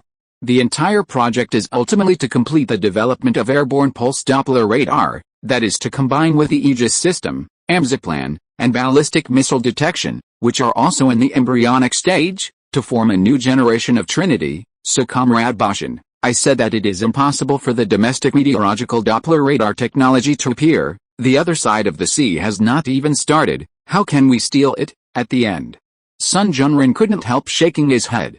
As the former deputy director of the communications corps, Sun Junrun had a deeper understanding of many intelligence aspects than many comrades of the same level. Therefore, the development of meteorological Doppler radar, which was controversial to Lu Guangda, Lao Guo and even Liu Bashan, seemed to him to have almost no feasibility.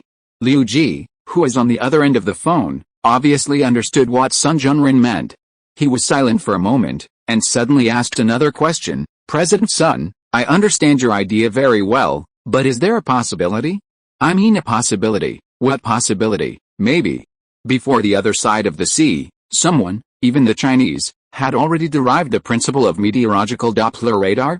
After all, although the other side of the sea is very strong, it does not mean that they will always be the first, right?" After hanging up the phone, Liu Bashan called his assistant and asked him to forward the telegram to Sun Junrun in encrypted form. After doing this, Liu Bashan turned his attention back to a document in front of him. The thickness of the document was about 1 centimeter. At the top was a line of comments written in a flourish, almost identical to the People's Daily title font. "Comrade Liu Bashan, the international situation is treacherous now. Melody has just ascended to the throne. He must be resentful of the failure of Zilongtan. Suzong is short-sighted and conceited. The two are like rams butting horns and will definitely cause trouble. We must be on guard." Below the comments were some contents related to international trends. Looking at this comment, Liu Bashan's face suddenly became solemn. Just like Factory 221 received foreign journals and the 10th Institute received information about meteorological Doppler radar. As a direct management department of the nuclear industry, the Second Ministry of Machine Building naturally also received some secret information. Moreover, compared with the information from the 10th Institute, the date in Liu Bashan's hand was more recent. For example, the report on his desk at this time. The report detailed that Sakharov of the Russian Bear had begun to form a super hydrogen bomb research and development team last Wednesday. The entire project was codenamed N602, with an equivalent of 100 million tons. Some materials had been transported to Novaya Zemlya over the weekend. With the technical strength and resource accumulation of the bear, it is very likely that Big Ivan will be able to be seen before the end of the year.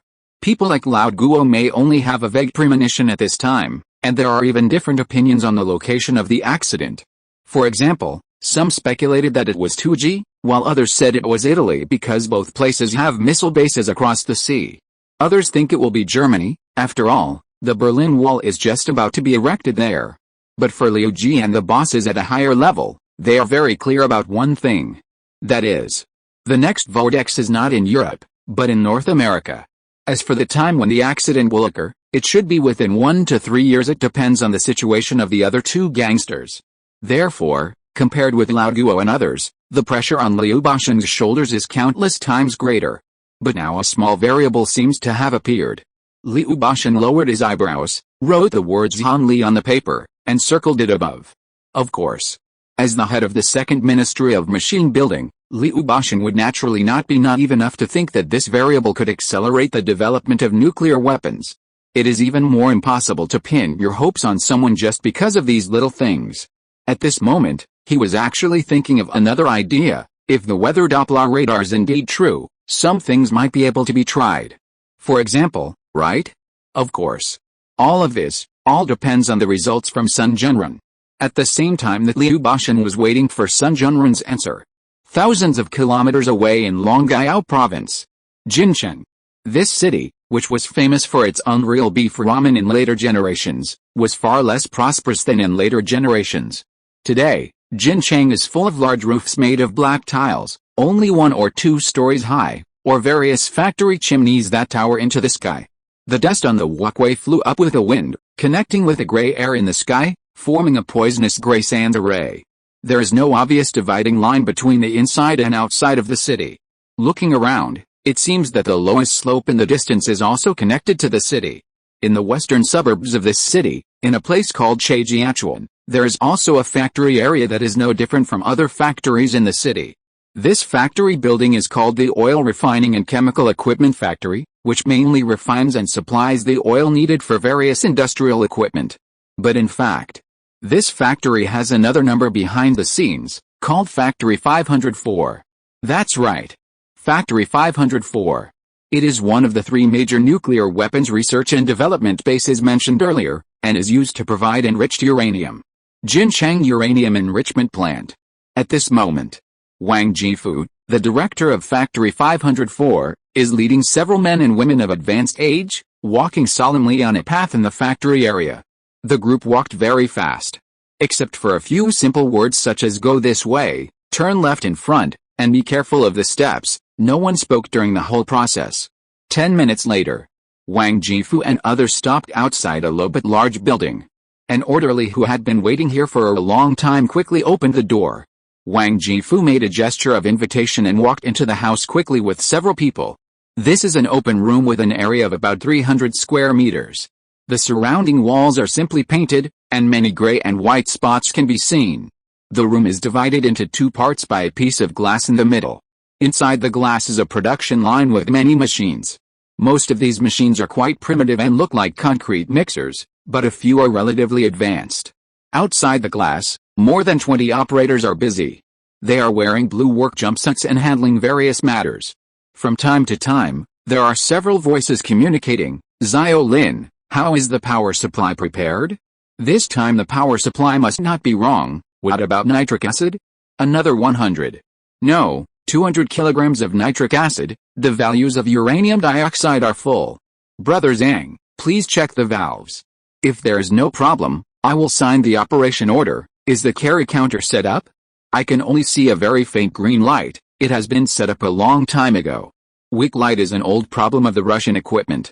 The Russian experts said not to worry about this when they left. As everyone was talking, Wang Jifu led several men and women to a middle-aged man with sparse hair and a slightly plump appearance. Old Yang, the comrades from the Institute of Atomic Energy are here. The middle-aged man was originally directing the placement of an elliptical device, and he stopped and said oh.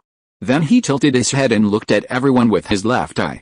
Wang Jifu sighed in his heart when he saw this. patted the middle-aged man on the shoulder twice, and said to the other men and women, "Let me introduce you guys, this is Comrade Yang Changzong, Deputy Director of the Yanjing Uranium Research Institute. He is now assisting in radioactive research at our base.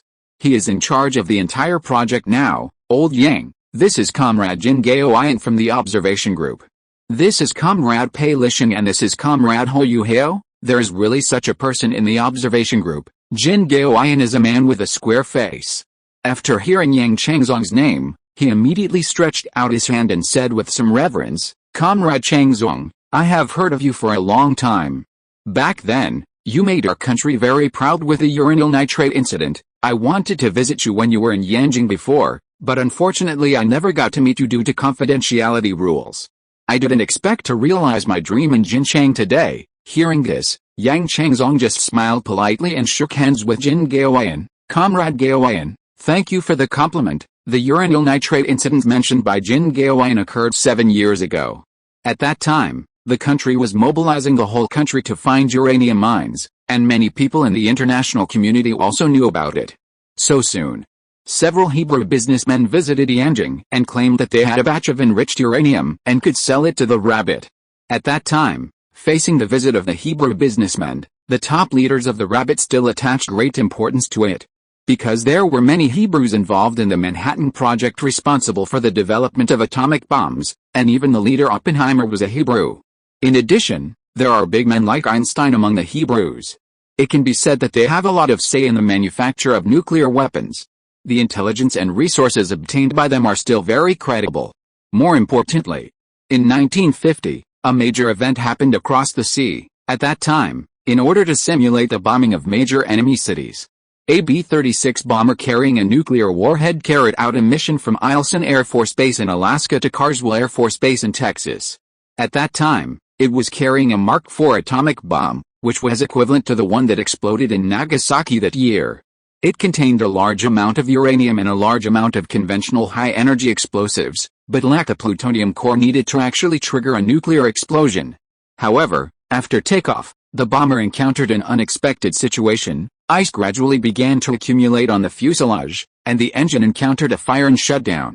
Finally, before the plane made an emergency landing, the crew followed military protocols and prohibited potential hostile forces from using the weapon. Actually, they were afraid that the atomic bomb would explode and kill themselves, and threw its payload into the Pacific Ocean at an altitude of about 2,438 meters. Similar situations have occurred many times since then, and as of 2023, there are at least a dozen nuclear warheads missing. Therefore, the rabbits suspected that the Hebrew merchants had the enriched uranium of the nuclear bomb in their hands, and it was impossible not to be moved. But at that time, the country lacked the heavy isotope mass spectrometer necessary to measure the content of uranium-235, and the rabbits could not determine whether the news was true or false for a while. After many discussions and resolutions, the task of testing enriched uranium fell to Yang Changzong, who was one of the few radioactive researchers in the country at that time. In a sense, he was the best. After taking over this task, Yang Changzong also showed extraordinary ability, and took a different approach to test it according to the principle of radioactive decay. In the end, Yang Changzong discovered that what the Hebrews wanted to sell to the rabbit was not enriched uranium at all, but uranyl nitrate. Its uranium-235 isotope content is only equivalent to natural uranium ore, and it does not reach the concentration of weapons-grade uranium-235 at all. So the Hebrews' lies were exposed. But unfortunately, Yang Changzong, the hero, was injured during the repair of the radiation source at Union Hospital, causing his right eye to become completely blind a few years later, and his left eye also suffered from severe cataracts in his later years. Now Yang Changzong can only tilt his head when looking at people, and the whole process is very difficult. After a while, wait for everyone to say hello. Wang Jifu glanced at the running equipment, then glanced at the watch on his hand, and said, "Okay, everyone, we have limited time, why don't we start now? Let's test it." Note, I spent a huge amount of money, 200 yuan, to customize a few axe keychains. I'll hold a lottery when I get them. I'll study the specific method of the draw. Chapter 536 Discussion at Home. In the factory. Hearing Wang Jifu's words, Jin Gaoyan, Yang Changzong and others around him also nodded quickly, with approval on their faces. After all, they gathered here today not for simple socializing and chatting, but for a special and important mission. Then Yang Changzong called his assistant Ma Tong and asked him to take Jin Gaoyan and others to the locker room in the corner to change into special protective clothing. Of course, the protective clothing of this year is called protection, but whether it is the effect or the appearance, it is not comparable to the radiation protection clothing of later generations. In fact, let alone radiation protection clothing, the dabe in the hospital of later generations is better than Yang Changzong and others. The protective clothing of this year is actually a blue jumpsuit with a zipper located behind the body, which looks like Super Mario. The mask is made of ordinary transparent plastic material. After entering, people put on a mask on their mouths to complete the standard process. As for the radiation protection performance, let's put it this way. This suit adds a blended fabric of mulberry silk and silver fiber around the chest, and then a layer of barium sulfate is applied. Then it's gone. That's right, it's gone. And the area covered by the fabric is very narrow. If you have a little fatty liver, it is estimated that it is beyond the protection area. Therefore, the radiation protection performance of this protective clothing is basically equal to nothing, which is only slightly better than psychological comfort. It is impossible to rely on it to save lives.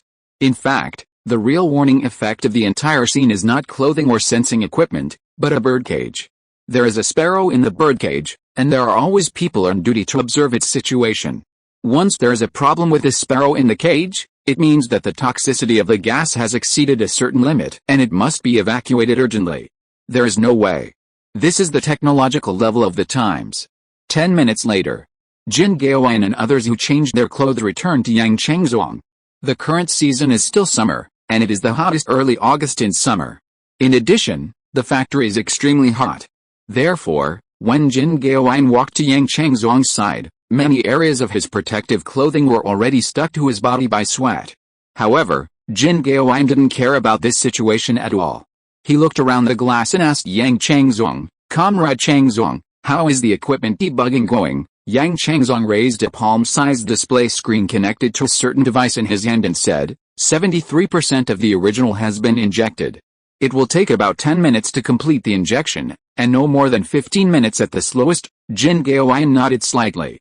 As we all know, atomic bombs can use two kinds of explosives, uranium-235 and plutonium-239. Among them, uranium-235 is more difficult, but the effect and cost-effectiveness are higher than plutonium-239, and it is not a little bit higher. Everyone in the future must know that the rabbits used uranium-235 in their first atomic bomb.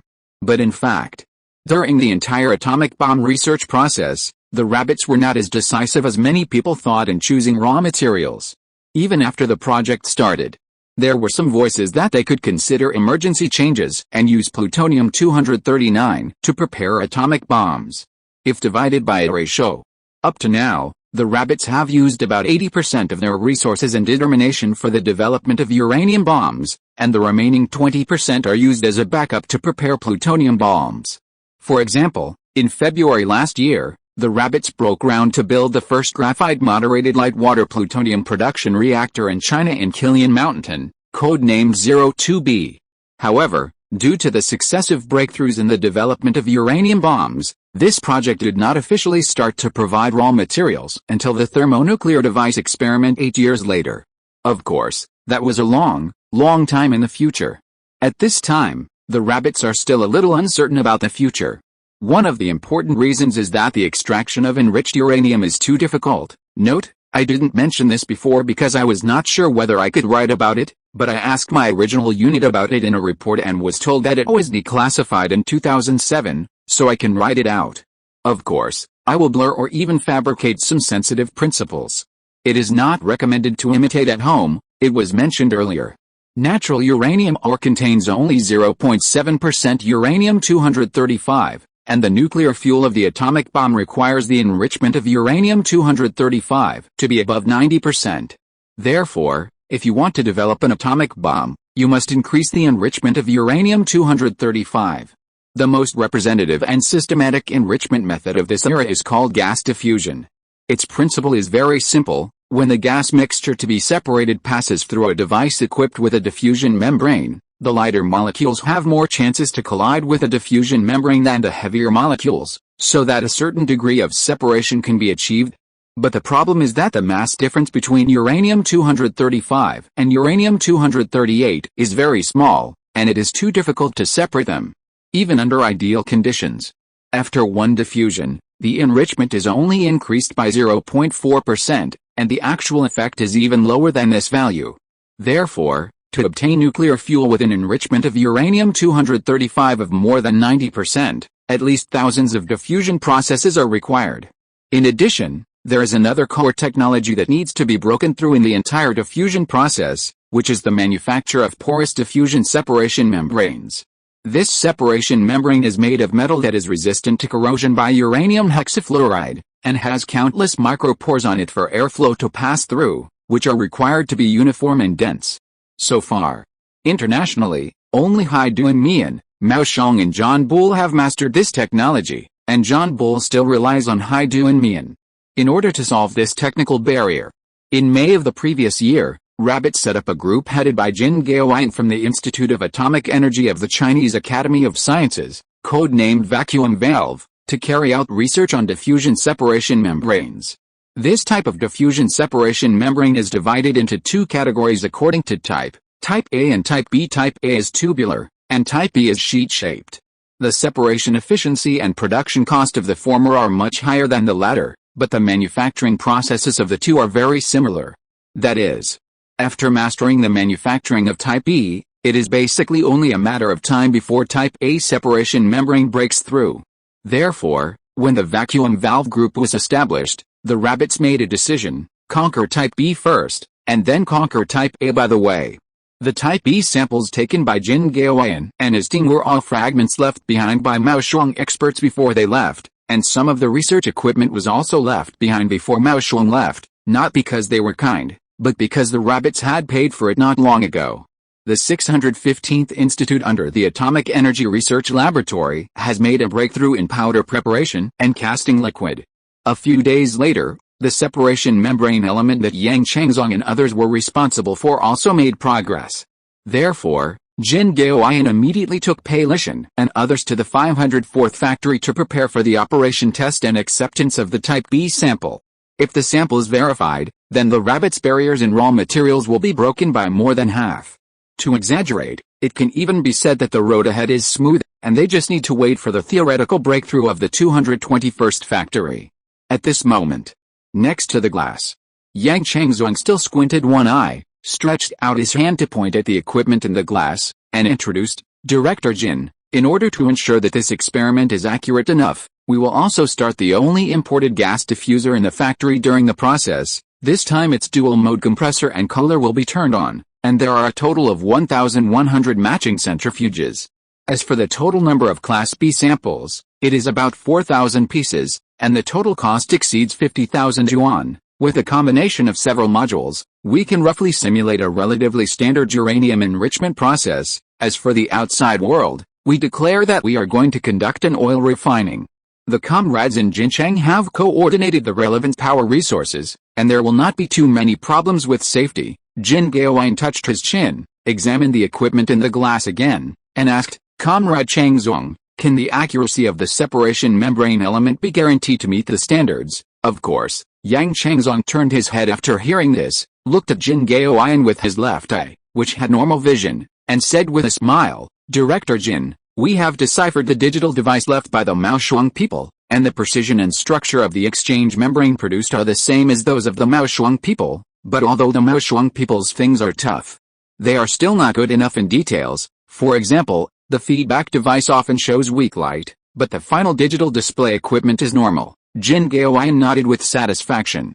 This acceptance test was a joint effort of the Second Ministry of Machine Building, the Chinese Academy of Sciences, the Powder Research Laboratory of the Iron and Steel Research Institute of the Ministry of Metallurgy, and the New Materials Research Laboratory of the Central South University of Mining and Metallurgy.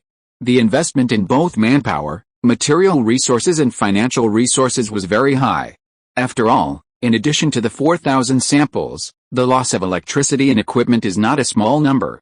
Because the theoretical separation coefficient between uranium-235 and 238 is about 1.0043. But in fact it is only about 1.003. In order to separate uranium-235, a large number of diffusion separators need to be connected in series to gradually increase the enrichment of uranium. For example, this experiment. Yang Changzhuang and others used more than 1,100 small separators to assist the main gas diffuser of the Bear, and the coverage area also included more than 10 external factory buildings. The total investment in electricity and equipment was about 100,000 yuan, and the cost of the sample exceeded 150,000 Chinese yuan. This amount of money was squeezed out by the higher authorities or the entire country, and it could not be lost in any case. 10 minutes later. Beep, beep. The display screen in Yang Changzhuang's came with a prompt. This means that the injection of uranium nitrate concentrate has been completed. The next step is to conduct multiple rounds of reactions on uranium nitrate, and finally generate uranium hexafluoride gas and send it to the centrifuge. Then, through diffusion separation membranes and other equipment, the lighter uranium-235 isotope is separated from the heavier uranium-238 isotope under high-speed selection, so as to achieve the purpose of enrichment. Before Jin Gaoyan arrived at the factory, Yang Changzhuang and others began to prepare for the project, and many links had been prepared long ago. Therefore, after the injection of uranium nitrate was completed, they immediately started the experiment. Boom boom boom, with the access to electricity. The production line quickly began to operate. When later generations mentioned the enrichment of uranium for the first atomic bomb, they often accompanied it with some black and white images such as workers holding large spoons to scoop liquid to reflect the harsh conditions at the time. But in fact, many of these photos were images of the whole nation looking for uranium mines at the time, which belonged to the real level purification. How to say the actual gas exchanger? It is a bit like a water tower in later times, black, thick, long and hard. Its entrance is at the top of the equipment, and from top to bottom there are magnetic centering mechanisms, rotating containers, vertical thrust bearings, etc. The rest of the equipment is in a similar situation. That is, the style of painting may be more primitive, but it is far from being so purely handmade. Soon, uranium nitrate first reacted with ammonia in the first mixer-like equipment to produce ammonium diuranate. Then, another operator began to add hydrogen, and a new substance was obtained through a reduction reaction, uranium dioxide. That is, the so-called yellow cake. At the same time, a female employee beside Yang Changzhuang glanced at the display and quickly reported a number. Report, the yellow cake enrichment has reached 25%. Yang Changzhuang nodded and gave the next instruction. Very good, introduce hydrofluoric acid. Yes, half a minute later. Uranium dioxide reacts with hydrofluoric acid to produce uranium tetrafluoride, and uranium tetrafluoride reacts with fluorine for oxidation. Ultimately, ultra-high purity uranium hexafluoride gas is produced. That is, the core material for uranium enrichment. The reason why uranium hexafluoride is chosen as the material for uranium enrichment is mainly because fluorine is very interesting. There is only one nuclide of fluorine in nature, that is, F19, with an abundance of nearly 100%. Its isotope F18 has a half-life of only about 100 minutes, so the difference in the relative molecular mass of various uranium hexafluoride molecules can be completely attributed to the difference in the relative atomic mass of various uranium nuclides. At the same time, what is more interesting is that the triple point of uranium hexafluoride is 64 degrees Celsius, and the gas pressure is slightly higher than the atmospheric pressure, so it is easy to gasify. Therefore, both centrifuges and gas diffusion methods like to use it. Soon, uranium hexafluoride gas entered the inner cavity from the upper end of the gas exchanger, and the parallel centrifuges began to rotate at a speed of 404. Uranium hexafluoride gas containing more U-235 is lighter, so they will be pressed through the membrane faster, thus reaching the level of enrichment. At this point, it is the moment when the Class B porous diffusion separation membrane begins to show its existence. Seeing this, Yang Changzhuang and Jin Gaoyan simultaneously turned their attention to a display screen in the room. This is also the only digital display screen over 15 inches in the room, or in other words, the 504 factory has. Under normal circumstances, The digital display screen should show a minimum of 41.4% and a maximum of 52.6% uranium-235 enrichment, that is, purity. Under normal circumstances, the enrichment of uranium used in civilian nuclear power plant fuel is 3%-5%, and the weapon grade is more than 80%, but the enrichment of practical nuclear bombs is generally more than 90%. Although Yang Changzong and his team invested a lot this time, it is still a simulation after all, and it is impossible to put all the centrifuges in. Therefore, according to the project team's prior calculations, the uranium-235 abundance range should be between 41.4% and 52.6%. Instantly, everyone in the room locked their eyes on the display screen at the same time. In the huge factory, only a group of equipment was humming. The extraction of uranium-235 is indeed very difficult, but today's entire process, after all, starts with a key of uranium nitrate. So in theory, no matter how difficult the process is, the display screen should have some numerical changes. However, 5 minutes later, the abundance on the display screen is still 0.95%. Seeing this number, Jin Gaoyan suddenly had a bad premonition in his heart. However, considering that Wen Jifu and Yang Changzong have invested a lot of effort in today's experiment, and 5 minutes of time really can't explain anything. Therefore, Jin Gaoyan continued to wait. 8 minutes, 12 minutes, 15 minutes. When the time came to 20 minutes, the abundance value was 1.01%. 10 minutes ago, the only sounds left at the scene were the gasps of the crowd. At this moment, the factory was as silent as a morgue. A moment later, Jin Gaoyan suddenly heard Yang Changzong's loud shout without any warning, "Shut down." Jin Gaoyan looked over. At this moment, Yang Changzong's face had already flushed unhealthily, and he was somewhat out of control and roared at the operator of the power connector, "Zhang Lei, what are you doing, huh? Shut down. I said shut down. Shut down, did you hear me?" Zhang Lei, who was in charge of the power connector, was a young man with a strong campus atmosphere. He seemed to have just graduated not long ago. At this moment, he seemed to be frightened by Yang Changzong's roar, and he was stunned without any movement. Seeing this situation, Yang Changzong was about to rush over, but as soon as he moved, he was pulled by Jin Gaoyan. "Comrade Changzong, please calm down." After saying that, Jin Gaoyan quickly waved his palms twice at the young man next to the power connector, signaling him to turn off the power quickly. After all, nowadays, if the power supply runs for one more second, it will waste a lot of electricity. The young man came to his senses and hurriedly stopped the power supply. Whoosh! Without the power supply support, the equipment in the factory soon stopped roaring. Yang Changzong stopped struggling after being pulled by Jin Gaoyan, and his chest was heaving violently. At the same time, the direction of his left eye, the only one with vision, was also changed from the power connector to the main gas diffuser in the glass. There is no doubt that the reading on the display screen is far lower than their previous calculation expectations, so the entire verification has failed. There was no problem with the preparation process of uranium nitrate to uranium hexafluoride before, so the only abnormal link was obviously the diffusion separation membrane developed by Yang Changzong and others in the gas diffuser. Or to be more precise, only if there is a problem with the diffusion separation membrane can this situation occur. In fact, Yang Changzong is not the only one who realizes this. After all, almost all the people present today are practitioners in related fields, and even the factory director Wang Jifu has a high level of industrial literacy. Therefore, for a while, everyone's mood became extremely heavy. This is a fund of more than 100,000 yuan. Even if the power is turned off relatively promptly now, the cost of nearly 100,000 yuan is definitely not lost, including the consumed electricity and other material inputs. More importantly, the failure of the verification of the diffusion separation membrane this time will directly affect the progress of nuclear weapons research and development, and it is not the general concept of progress.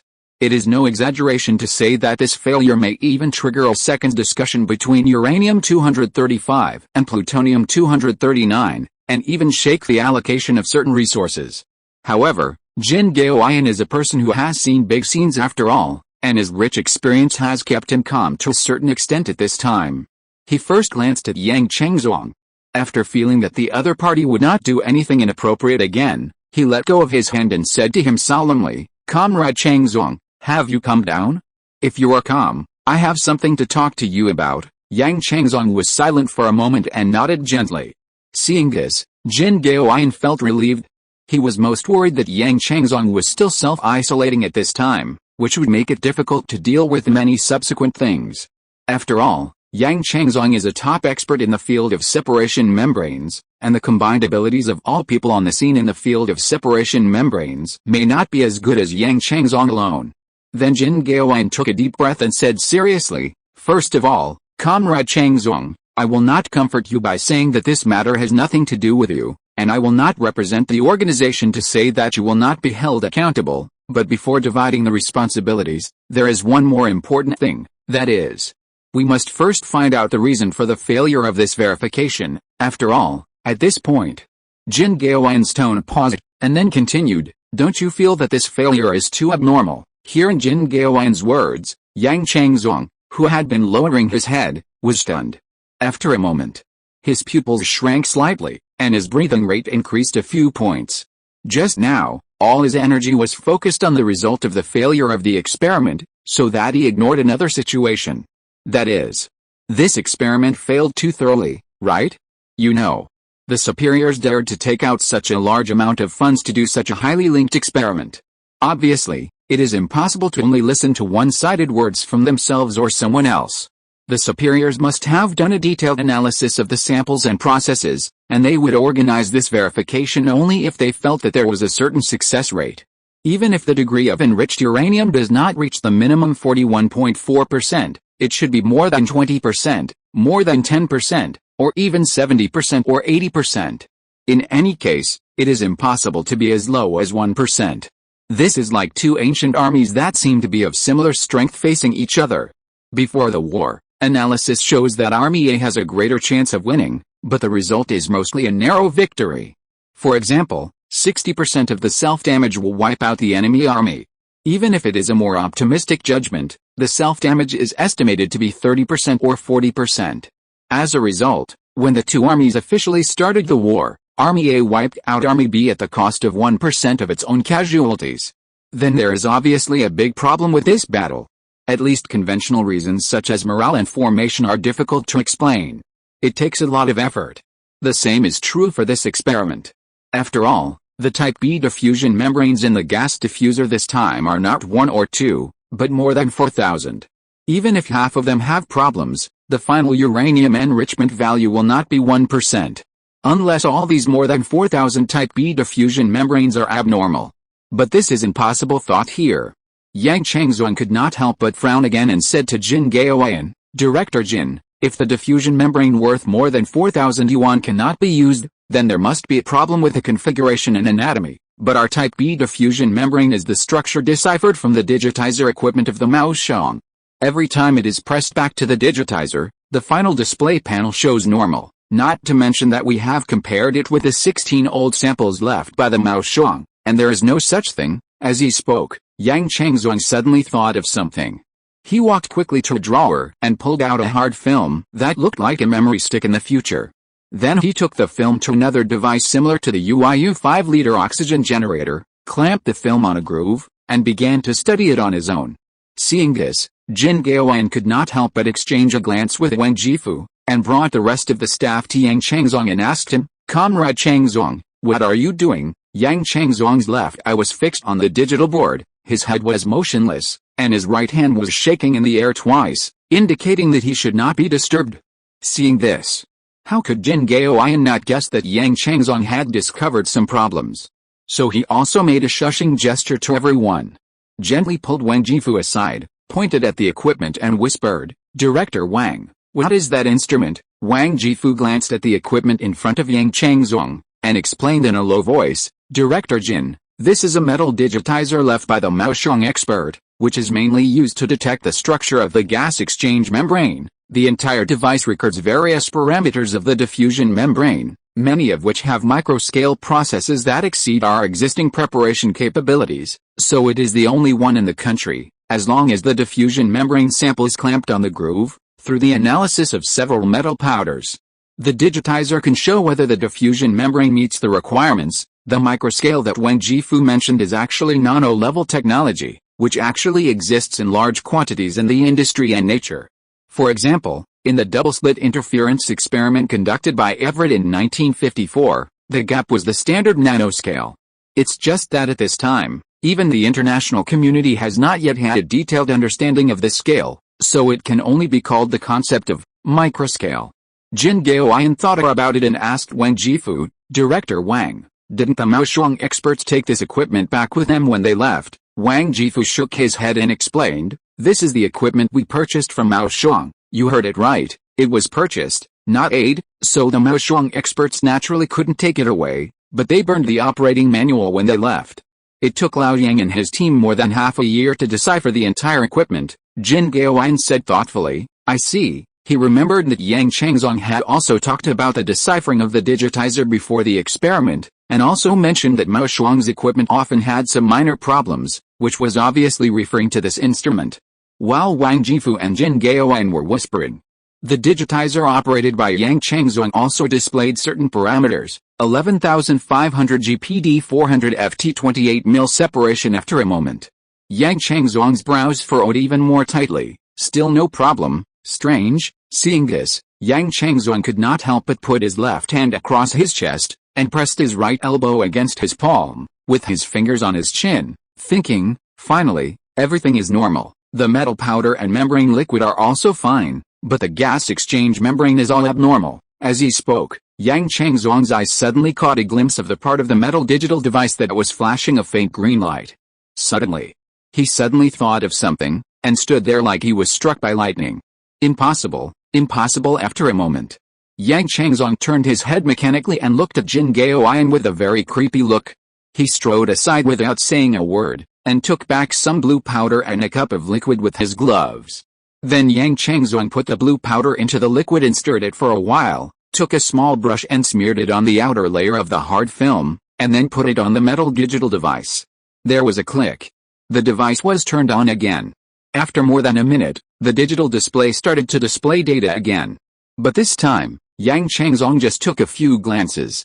He jumped up on the spot, shouting with bloodshot eyes, your grandfather. We were all deceived by those bear experts. Those bastards modified the digital display, and the production parameters we deciphered are all wrong. Note, thanks to Yixia Ozhu, Jian Qiang Dekk, and Obeliska for rewarding the leader. 9,000 words are presented, and monthly tickets are requested during the double period. Chapter 537 Discussion at Home. Inside the factory, Yang Changzong's words were reflected by the transparent glass and clearly heard by everyone at the scene. In an instant, everyone at the scene made an expression almost at the same time, their mouths slightly opened, their necks stretched forward, and a question mark appeared on their faces. But soon, Jin Gaoyan was the first to come back to his senses. His slightly dull expression instantly converged, replaced by an unprecedented solemnity, and he asked in a deep voice, Comrade Changzong, what do you mean? Although Jin Gaoyan realized that something was wrong with the experimental results very early, this wrongness was only for the incident itself. As for where the problem was, he didn't know. After all, he didn't personally participate in the entire research and development process. In Jin Gaoyan's opinion, even if there was a problem with the gas exchange membrane, there were many possible reasons. For example, the quality of the preparation materials of the gas exchange membrane was not up to standard, and a whole batch of hollow fiber membranes did not reach the corresponding accuracy. Another example is that the gas exchange membrane is qualified in terms of materials, and there are no abnormalities in the paper parameters, but the diffuser has excessive shear stress in the actual process, etc. But no matter what kind of speculation, Jin Gaoyan never pointed the arrow at the metal digitizer. This has nothing to do with Jin Gaoyan's worship of foreign things, but he never thought that the experts of the bears would be so bad as to tamper with such equipment. To put it bluntly, it is to underestimate the evil of human nature. Seeing Jin Gaoyan's face full of doubts, Yang Changzong couldn't help but take a deep breath and force himself to calm down. Then he pointed to the blue powder and solution on the table and explained to Jin Gaoyan, Director Jin, I don't want to believe that the bears would be so mean, but facts speak louder than words. Look, the blue powder on the table is anhydrous cobalt chloride, and the solution is acetone liquid. After dissolving in acetone, anhydrous cobalt chloride will have a special thermochromic property, which can briefly have the refractive spectrum band of gaseous uranium hexafluoride. Then, look here, After that, Yang Changzong pointed to the middle area of the metal digital device and explained, when the cobalt chloride solution has a spectrum similar to uranium hexafluoride, the digital device shows 380 feet and the water production is 11,312 GPD. Although these two values are different from the real uranium hexafluoride, they are in the same range. However, when the thermochromic effect of anhydrous cobalt chloride degrades, the cobalt chloride solution readings it displays become 209 feet and 6,498 GPD, but according to our previous independent test results on cobalt chloride solution, its readings should be between 740 feet and 16,000 GPD. Hearing this, Jin Gaoyan was stunned. After more than 10 seconds, he asked uncertainly, "Comrade Changzong, what do you mean? The indication of this digital device, or a certain program inside, will be adjusted according to the substance we detect. When detecting substances unrelated to uranium, it will normally display certain values. When the detected object is related to uranium, it will automatically change to another judgment logic." Yang Changzong nodded and sighed. Yes, generally speaking, uranium-containing substances basically have a certain degree of radioactivity, which is easy to detect on the spectrum, so there is no need to set up any sophisticated programs inside the entire device. Just place a module that can sense the radioactive spectrum, such as a resin grating that can detect rays, which appeared in 1930, and because we don't have an operating manual and the device is a rare copy, we dare not disassemble this device from beginning to end, and can only crack it on the button. So, as he spoke, Yang Changzong raised his hand, as if he wanted to slap the device to pieces. But his hand hovered in the air for a while, and he finally didn't want to take the picture, but waved his fist in the air weakly. Jin Gaoyan stood there like a statue, his face gloomy. Metal digitizer. This is a very critical device in the early stage of gas exchange membrane research.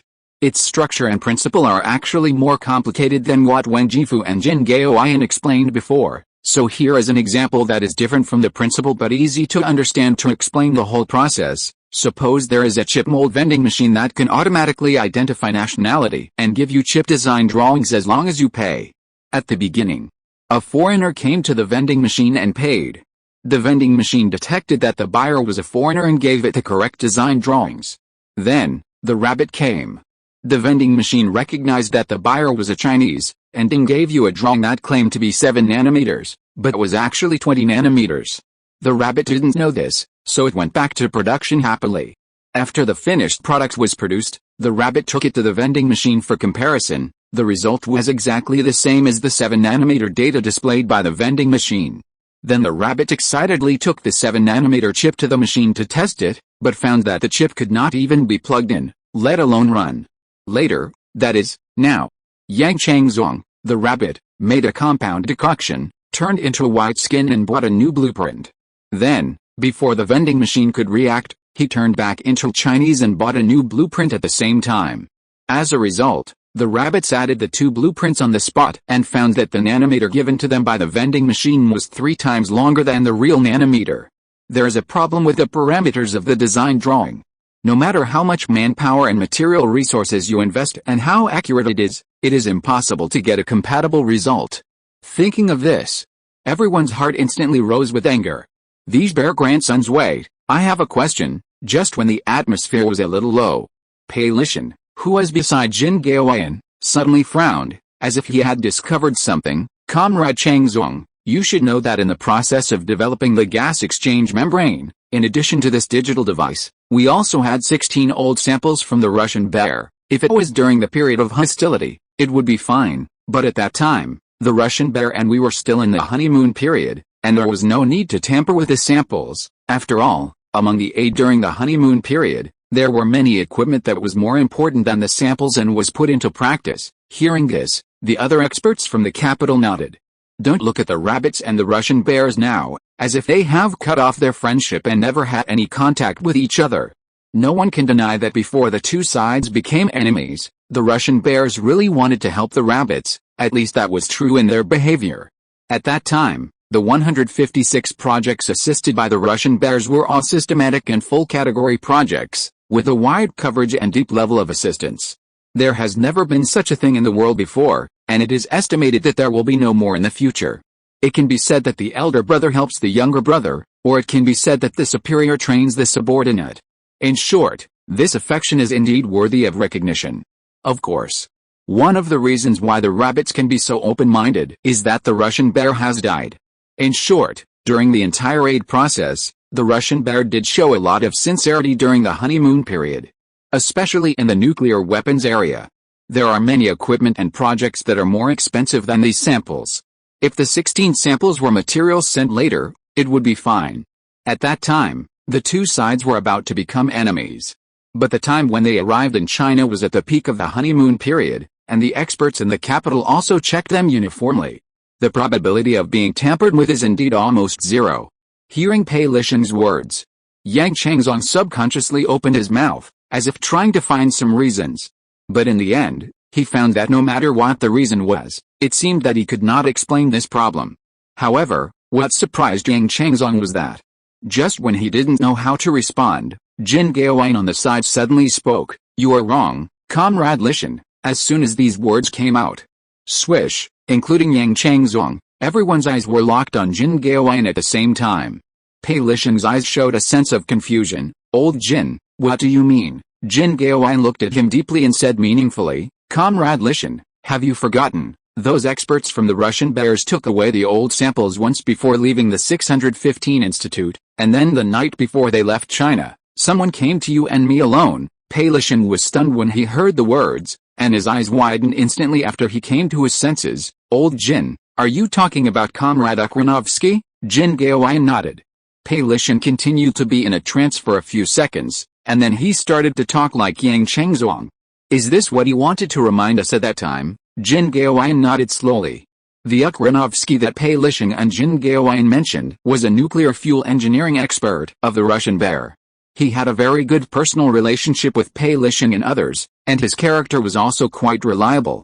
Before evacuating China, several experts from the 615 Institute who came to provide technical assistance had found Jin Gaoyan and said that they could help them clean the radioactive substances on the old films before leaving China. At that time, the rabbits did not have the technical reserves in this area, and the radioactive substances before were also cleaned by the experts from the bears. Therefore, Jin Gaoyan and Pei Lisheng made a report to the superior department, and the superiors quickly agreed. The 16 old films were returned 2 days later, and the radioactive substances on them were indeed cleaned. At that time, the experts from the 615 Institute also specially checked it once with a digitizer and found no problems. Yes, that digitizer was the one next to Jin Gaoyan and them at this time. As a result, the night before the experts from the bears left China, Ukranovsky suddenly visited Pei Lisheng and Jin Gaoyan alone. He said that he liked Chinese characters very much, and hoped to ask the two friends to write a calligraphy for him before leaving. Pei Lisheng and Jin Gaoyan agreed happily. But to their surprise, what Ukranovsky asked them to write was not a famous line from an ancient poem, nor an inspirational idiom, but an allusion, a cat for a prince. Jin Gaoyan and the others felt a little strange at the time, but they didn't think too much about it. After all, the Chinese language itself is relatively uncommon, and even in later generations, foreigners have printed this spell, "Inner organic air conditioning is open," on their backs. Therefore, the two picked up their pens on the spot and wrote 2 words to Ukranovsky. Now I think that Ukranovsky at that time was probably not unfamiliar with the Chinese language, but wanted to use this to remind his friends. As for why he didn't say it clearly, it was probably because Ukranovsky or all the bear experts at that time were consciously equipped with eavesdropping devices. So far, all the lines are connected together, pointing directly to culprit. Even though Jin Gaoyan has a very good temper, he couldn't help but spray, "Sui Zhuang, I your uncle?" Although the other people at the scene did not speak, there was a rising and burning anger in everyone's eyes. Gas exchange membrane is the most important task since the completion of the 504 factory. Since the preparation process, the entire factory has been preparing for today's verification day and night. They spent 10 months to build the Yellow River Iron Bridge leading to the outside of the factory, and spent 5 months to build a 40,000 square meter living area and 8 projects in the factory. The Mao Bear experts said that the cleanliness was not up to standard, and the 1,400 employees of the factory completed the cleaning that the Mao Bear experts thought would take a month to complete in one night. Not understanding various equations, the factory organized night shifts to study, and the number of applicants was full every time, studying from 7 p.m. to 12 a.m. Everyone has only one goal, that is, to develop China's own gas exchange membrane. Indeed, there will be failures in research and development, including Wang Jifu and Yang Changzong. Everyone has actually thought about the situation of failure. But the failures they expected were all at the theoretical level, because they did not do well somewhere. Even if they were asked to list the exhaustive method, no one would have thought that it would be the only equipment that was tampered with.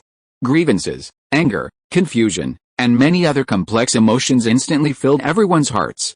After a while, Yang Changzong stammered a few times and said to Jin Gaoyan hesitantly, "Director Jin, we are in such a bad situation this time. The higher-ups will not just admit the loss, right? Admit this loss? How is it possible?" Half an hour later. Second Ministry of Machine Building. Hearing Jin Gaoyan's retelling on the phone, Liu Bashan slammed the table heavily. How much manpower and material resources have those bear experts cheated us of? How can we swallow it, Comrade Gaoyan? I now solemnly promise you and the comrades of the 504 Factory and the 615 Institute that we will never forget this account. Please relay this sentence to the comrades below later. We still have a long way to go in the future. Now the most important thing is to appease the emotions of the comrades, and not bring these emotions into the subsequent work. Otherwise there will be big problems. The other end of the phone. Jin Gaoyan stood at attention with the microphone. Understood. After saying this, Jin Gaoyan's face showed a trace of hesitation again, and he added hesitantly, "That? Liu Bu, our experiment failed this time. Will the department hold us accountable?" Hold us accountable? Liu Bashan was stunned for a few seconds, and suddenly laughed. Comrade Gaoyan, you are a little Wu who never bows down for a few pieces of silver. Why are you suddenly worried about the issue of official hats now, little Wu? This is a more well-known nickname of Jin Gaoyan. Jin Gaoyan was born in 1927. From 1953 to 1956, he went to Moscow University for further study and work for 4 years. During this period, because of his outstanding performance, the Russian Bear, the other side of the sea and even Taiwan sent people to poach him. I don't know if the beauty trap was used, but there were many money offensives. There were even people in Taiwan who promised an official position and said that they would train Jin Gaoyan as a direct descendant. Jin Gaoyan sneered at all these, and even had the foresight to say to the lobbyists in Taiwan, "Your broken place, if it is blocked, you can't even afford to eat eggs." The above words were said by Mr. Jin Gaoyan himself and recorded in the book Golden Years Past, like songs published by Mr. Jin Gaoyan's nursing home and a nursing center. After I received the goods, I found that 2 won was 15 yuan cheaper than dang dang. Therefore, after returning to China, Jin Gaoyan got the nickname of Xiao Wu Liu. Hey, Liu Bu, you misunderstood. Hearing Liu Bashan's joke, Jin Gaoyan hurriedly shook his head. Then he glanced at Yang Changzong and others who were nervous beside him, and explained slowly, "It's like this. Some comrades who participated in the research and development of gas exchange membranes are worried that they will be transferred from their posts because of this failure and will not be able to participate in a new round of gas exchange membrane research. To be honest, Commander Liu, these comrades are now very angry. If they are transferred from their posts because of accountability, they will not be able to take revenge in the field of research and development with their own hands." Hearing Jin Gaoyan's words, Liu Bashan on the other end of the phone was silent for a moment, and then said, "Comrade Gaoyan, don't worry, we are still different from the Mao Bears. Now that we know that it was the Mao Bears who made the move, then this matter will definitely not be held accountable to individuals, and it is even more impossible to push someone out as a scapegoat. So you can let those comrades rest assured, everyone's previous achievements are known to the organization." But next time, Yang Changzong had been leaning next to Jin Gaoyan and listening to the microphone. Hearing this, he immediately replied, "Liu Bu, don't worry. If there is a problem next time, you can just twist my head off and use it as a chamber pot." Liu Bashan was not unfamiliar with Yang Changzong's voice, and he couldn't help laughing when he heard it. He guessed that it was Yang Changzong who proposed the idea. If you insist, Yang Changzong is a few years older than Liu Bashan. But his enthusiasm is not inferior to that of young people in their 20s. Then Liu Bashan exchanged a few words with Jin Gaoyan and Yang Changzong, calmed down their emotions, and ended the communication. However, after hanging up the phone, Liu Bashan's face suddenly darkened, and he exerted some force on the hand holding the fountain pen. Although he was talking and laughing with Jin Gaoyan on the phone, and even had the mind to tease Jin Gaoyan's nickname Little Tao Yuanming, in fact, After hearing the news that the Russians had tampered with the equipment, he was almost so angry that he overturned the table. You know, it has been more than a year since the vacuum valve team was established, and now such a mess has occurred. More than 80% of the results have to be overturned. From Liu Basheng's perspective, manpower and financial resources are actually easy to say, and the time cost is the biggest loss. More importantly, the Russian experts left a lot of equipment before leaving China, and a considerable part of them played an important role in the research process of nuclear weapons. If the Russians have also tampered with other equipment, thinking of this, Liu Basheng's arms instantly had a row of goosebumps. No. This information must be reported. As his mind was tossing, Liu Basheng's left hand had already covered the phone, ready to dial a number. But just as he was about to pick up the phone, the landline in front of Liu Basheng rang first. Beep, beep, beep. Liu Basheng paused when he saw this. After the ring rang 5 or 6 times, he picked up the phone. Hello, I'm Liu Basheng. A very pleasant female voice soon came from the other end of the phone. Director Liu, there's a call from the office of the 10th hospital, and it's on the second line now. I see. Please transfer it to me. Thank you. You're welcome. Please wait. Beep. A dead tone of the transfer soon came from the microphone. About 10 seconds later, Liu Basheng heard a click. This meant that the call was transferred. The failure of the gas exchange membrane and the possible hidden equipment problems made Liu Basheng a little impatient, so after the call was connected, he spoke first. President Sun, is there any result from the deduction of the radar data? What surprised Liu Basheng was that the voice on the other end of the line was not Sun Zhongjing's, but a Mandarin voice with an accent. Comrade Basheng, hello. The moment he heard this voice, Liu Basheng suddenly stood up from his seat and said in surprise, Chief Xiang, yes, it's me. The chief's tone was still very calm, and he seemed to see Liu Basheng's surprise and embarrassment across the phone line, and smiled and joked, why, Comrade Basheng, can't I call you? No. Liu Basheng shook his head quickly and explained, absolutely not, mainly because it was too unexpected. I thought it was a call back from President Sun Zhongjing. The chief on the other end of the phone chuckled, Comrade Basheng, I happened to be inspecting some work in the 10th hospital today, so I asked President Sun to give me the opportunity to call back. Also, don't blame the operator, I told her not to tell you. Hearing the chief's words, Liu Basheng's heart suddenly flashed with a flash of enlightenment. No wonder Sun Zhongjing's assistant Wang Tingting was so embarrassed at first. It turned out that it was this big guy who came to the 10th hospital to inspect the work today. While Liu Basheng was thinking, the head on the other end of the phone said, okay, Comrade Basheng, let's stop the small talk and talk about business. President Sun has just introduced the situation to me. I will also synchronize a message with you on his behalf. That is, according to the calculation and deduction of the radar team, this is called meteorology. The theory and design architecture of meteorological Doppler radar are feasible. Hearing these 3 words, even though he knew that the person on the other end of the phone had an amazing background, Liu Basheng's pupils shrank. He quickly flipped through the table a few times and found the paper he had circled before. His eyes paused on the 2 words Han Li on it.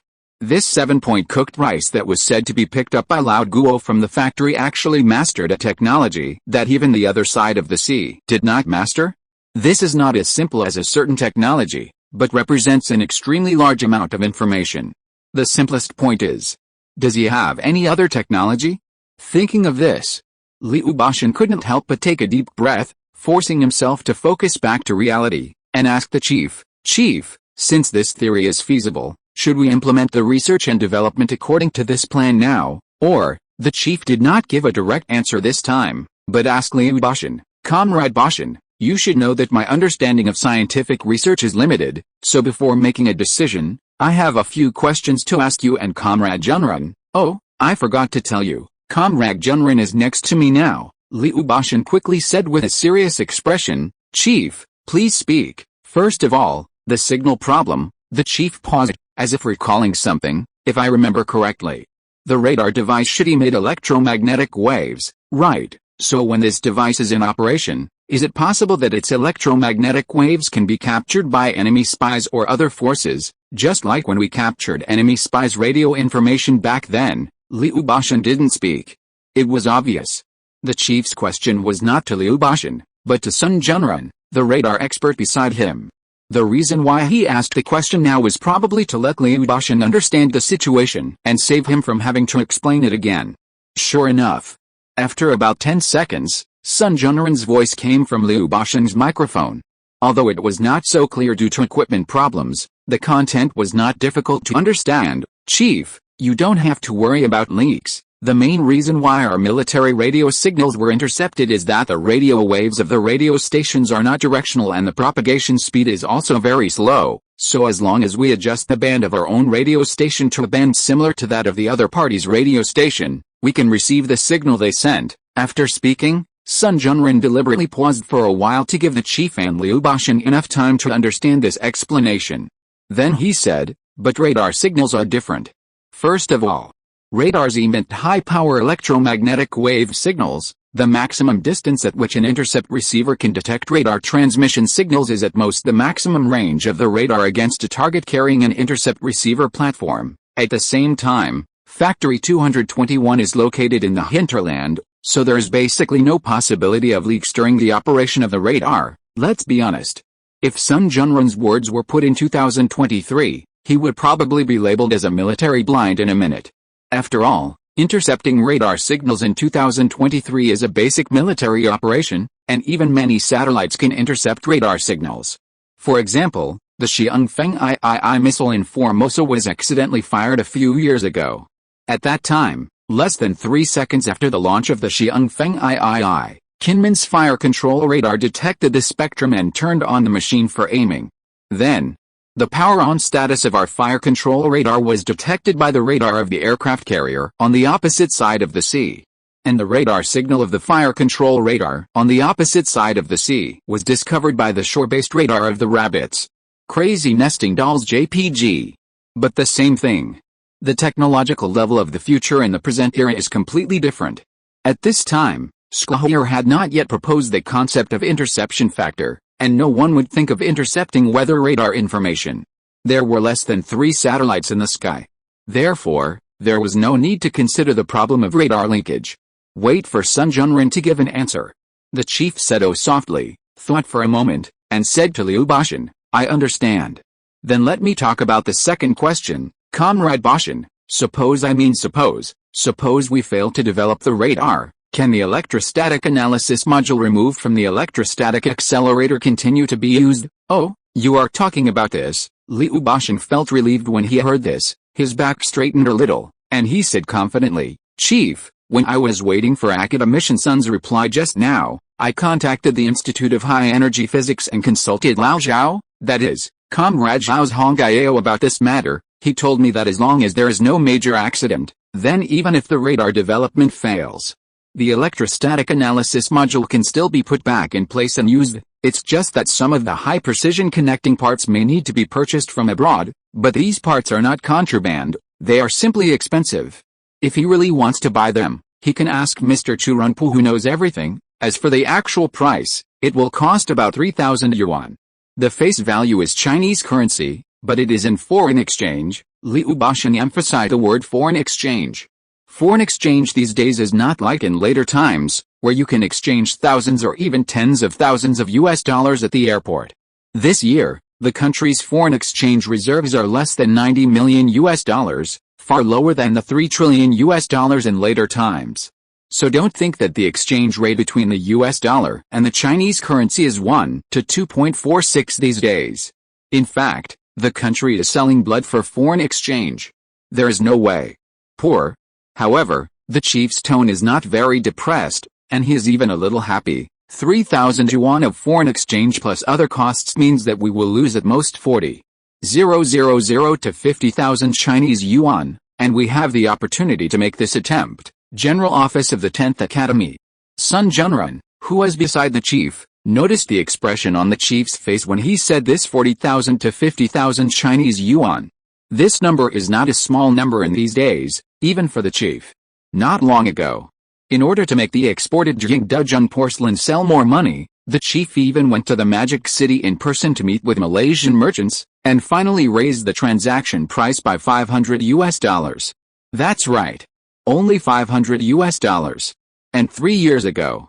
At that time, the chief went to inspect the Shizitan power station in Changsha. The dinner was only one more fish than the regular simple meal. That day was actually the chief's birthday. Although the chief was frugal, it did not mean that he lacked courage. Just now, he specifically asked Zhang Zhongjing about the prospects of meteorology, or more precisely, Doppler radar. Knowing that this is a killer weapon that has not even achieved results across the sea, it can theoretically change the situation in certain fields. It is no exaggeration to say that this is the general direction of future radars, and it will still be a core technology in dozens or even hundreds of years. At present, it costs only 40,000 or 50,000 yuan to develop it first, and the chief is tempted. On the other side, facing the chief's question, Li Feiyu was silent for a moment, and also said the result of his discussion with Zhang Zhongjing. That's right, chief, then do it. Li Feiyu's answer just came out. The chief waved his hand with great force, revealing his gentle and domineering side. Comrade Bashan, are you willing to take on this burden? Hearing the chief's words, Li Feiyu stood up from his chair again and said loudly, no problem. Please rest assured, I will complete this task. The chief nodded with a smile and continued, very good, Comrade Bashan, then you can write a report later. It doesn't have to be too long, try to be concise. As for the project code, let's call it Bedonia. Note, the fan title activity for the new month has started. There are 20 fan titles this month. You will have a chance to get them by leaving a message in the comment area. The monthly ticket is full of 4,500, and 270,000 words will be updated this month. In order to avoid the water group affecting my typing, I specially asked the Jasmine girl next door for a few erotic pictures, and set up a small group by myself.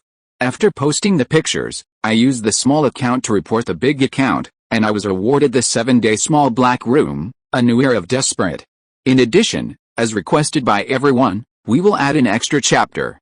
We are now ranked 30th in the monthly votes. If we can still rank in the top 35 of the overall list before midnight on the 7th, we will add another 30,000 words this month. Chapter 538, Speculations about Han Li's True Identity. Hey dang, hearing the word from the chief's mouth, Li Feiyu in the office of the Second Ministry of Machine Building was stunned. But soon, this surprise was replaced by another more complicated emotion. Li Feiyu felt a little blocked in his chest. Chief, why are you doing this? After all, who doesn't know what Taidang means at this time? The chief said that he wanted Li Feiyu to shoulder the burden, but in fact he silently took the biggest risk on himself. How could Li Feiyu not be moved? And on the other side of the phone, after hearing Li Feiyu's words, the chief smiled and waved his hand. Comrade Bashan, don't be too polite. You are working for our country, and the country will certainly not hold you back. Anyway, just go ahead with this project. Just report my name if there is anything that needs coordination. Since you are going to do it, you should do it in a bin way without hesitation. Of course, you still need to pay more attention to confidentiality. If the news gets out in advance, all our efforts will be in vain. Li Feiyu took a deep breath after hearing this, and a great passion suddenly surged in his chest. Chief, don't worry, I promise to complete the task. If the mission is successful, I will immediately go to Factory 221 to take the axe used by Maxwell that Comrade Guoyale's teacher gave him. Chief, is there something wrong with the second half of Li Feiyu's sentence? Without waiting for the chief to think carefully, Li Feiyu said, by the way, Chief, are you available now? I have some bad news to report to you. Li Feiyu paused on the word bad to prepare the chief mentally. The chief raised his eyebrows and quickly went through the projects that were being carried out today and were related to Li Feiyu. Then he thought thoughtfully, Comrade Bashan, is there a problem at Factory 504? Yes, and it's a big problem. Li Feiyu secretly admired the chief's insight, then his face sank and he told Jin Gaoyan and the others what they had encountered. Comrade Gaoyan went to accept the experiment and failed.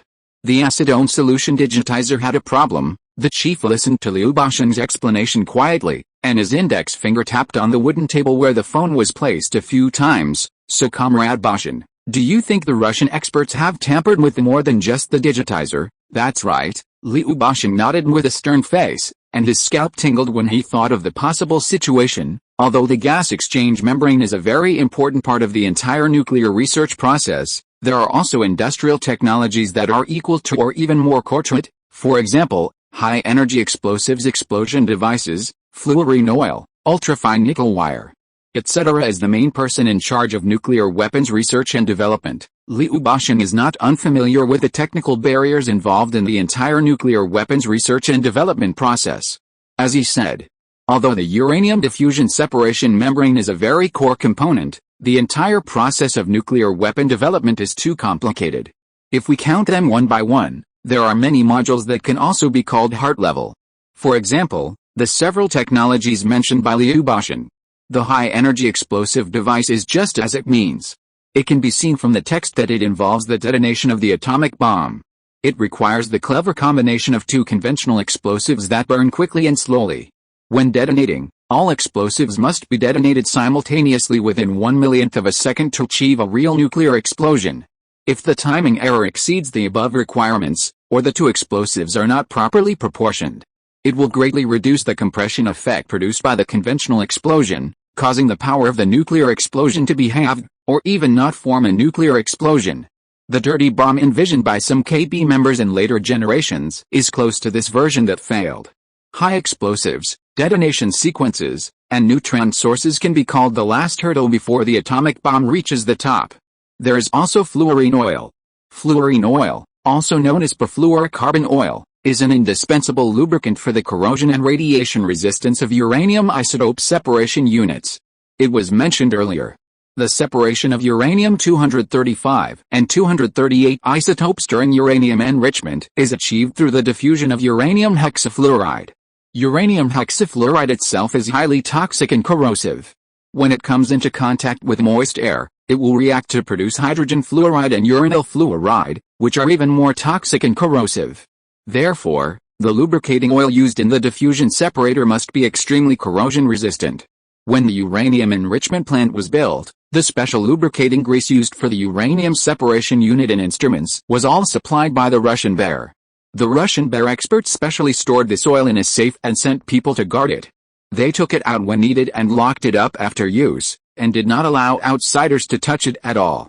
Even if the oil dripped on the ground, it was immediately cleaned up without leaving any traces. However, later in the honeymoon period between the two sides, the Russian Bear made a small concession on this technology. They sent a set of reactors to the rabbits, but because the delivery was delayed for a while, by the time the rabbits got them, it was not long before the two sides fell out. Later, when the Russian Bear experts evacuated China, they left only 2 milliliters of samples for the rabbits. In early November last year, under the guidance of the Academy of Sciences, the 111 task was established, led by academicians Wang Yaozheng and Wang Weidong. This is also a project that has been underway for nearly a year. If there is a problem with that reactor, the consequences will be disastrous. There are many similar examples, and the number is likely to double if we really list them. Therefore, soon. The leader also realized the seriousness of the matter. However, he is a person who has experienced many ups and downs after all, so although he attaches importance to it, his mentality remains calm. Comrade Bashan, don't worry, now that things have happened, it's useless to panic. What we should do now is not to imagine how bad the situation is, but to count and summarize the equipment with problems as soon as possible. We even survived the most difficult and disparate situation back then, and those bastards couldn't do anything to us. Are we still afraid of a few of his equipment having problems? He said at the end. The chief waved his hand and said with great domineering power, since ancient times, when floods came, we controlled the water. When the sky was broken, we refined stones to repair it. When the sun wanted to wreak havoc on the world, we shot the sun down. This is the courage inherited in our nation's blood. Now that the machines given by others have problems, can't we just tear them down and rebuild them? What's more, the problem is only on the process end. Those Russian bears can't affect our theoretical research. Comrades Lu Guangda and Wang Gansheng are still working hard. Do you understand what I mean, Comrade Bashan? In the office of the Second Ministry of Machine Building, Liu Bashan's chest rose and fell several times, and he was silent for a long time. Comrade, I understand, that's good. The commander's tone softened a bit, and he coughed a few times abruptly before continuing. Comrade Bashan, if I remember correctly, the equipment sent by the Russian Bear was basically under your Second Ministry of Machine Building, right? Liu Bashan nodded vigorously. Yes, except for 5 or 6 machines in several institutes of the Chinese Academy of Sciences. The others are under the jurisdiction of our Second Ministry of Machine Building. Okay, Chinese Academy of Sciences, right. The commander pondered for a moment and made a decision. I will contact Comrade Guo Morlo. As for the equipment in the Second Ministry of Machine Building, I'll ask Comrade Bashan to check it. Is it difficult to get accurate inspection results within a week? Liu Bashan originally wanted to say that 3 days would be enough, but considering the importance of the matter, he did not force it. No problem. The commander was still very confident in Liu Bashan, so he brought the topic back to the original point. There is also the Begonia project we talked about. Comrade Bashan, please write the report as soon as possible, so that the organization can select personnel to go to Factory 221 for technical support. Oh, right, when the weather Doppler radar was mentioned, the chief suddenly thought of something. A hint of interest appeared on his face, and he asked Liu Bashan, Comrade Bashan, what is the name of the young comrade who provided the radar principle? The chief's words changed a little too quickly, so Liu Bashan didn't react at first, but soon. He realized that the chief was asking about Su Yun, so he quickly gave an answer. Are you asking about the one who was 70% cooked? His name is Han Li. Han Li. The chief repeated the name and asked, I heard that he is an international student at Cambridge University. Liu Bashan nodded and explained, yes, but the name should be made up, and there are many mysteries about him, but judging from many angles, 2 things can basically be confirmed. First, he is most likely not an enemy spy, and second, the organization behind him, whether it is really called Fengling Yuan, has extremely deep scientific research background, or scientific research results. After saying that, Liu Bashan paused and took out a small stack of files from the table again. So far, I personally, have found a total of 3 candidates who are suspected to be Han Li's true identity. At this time, more than 4 hours had passed since Liu Bashan received the radar principle telegram from Li Ju.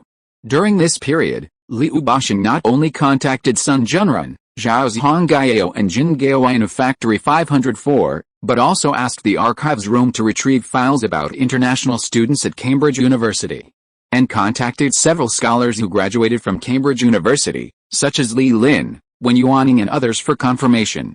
After repeated comparisons, finally, 3 suspected candidates for Han Li's true body were obtained. Reference from Venlibcam AC documents ACAD Enter, Cambridge University Alumni Directory, which is the source of the prototypes of the characters in the 1850 copy. These 3 people are not Chinese Boxer Indemnity or overseas students after the founding of the People's Republic of China.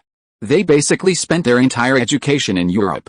One of them is called Chang Ping, an alumnus of Cao Xianqin, the current deputy director of the Institute of Biochemistry of the Chinese Academy of Sciences.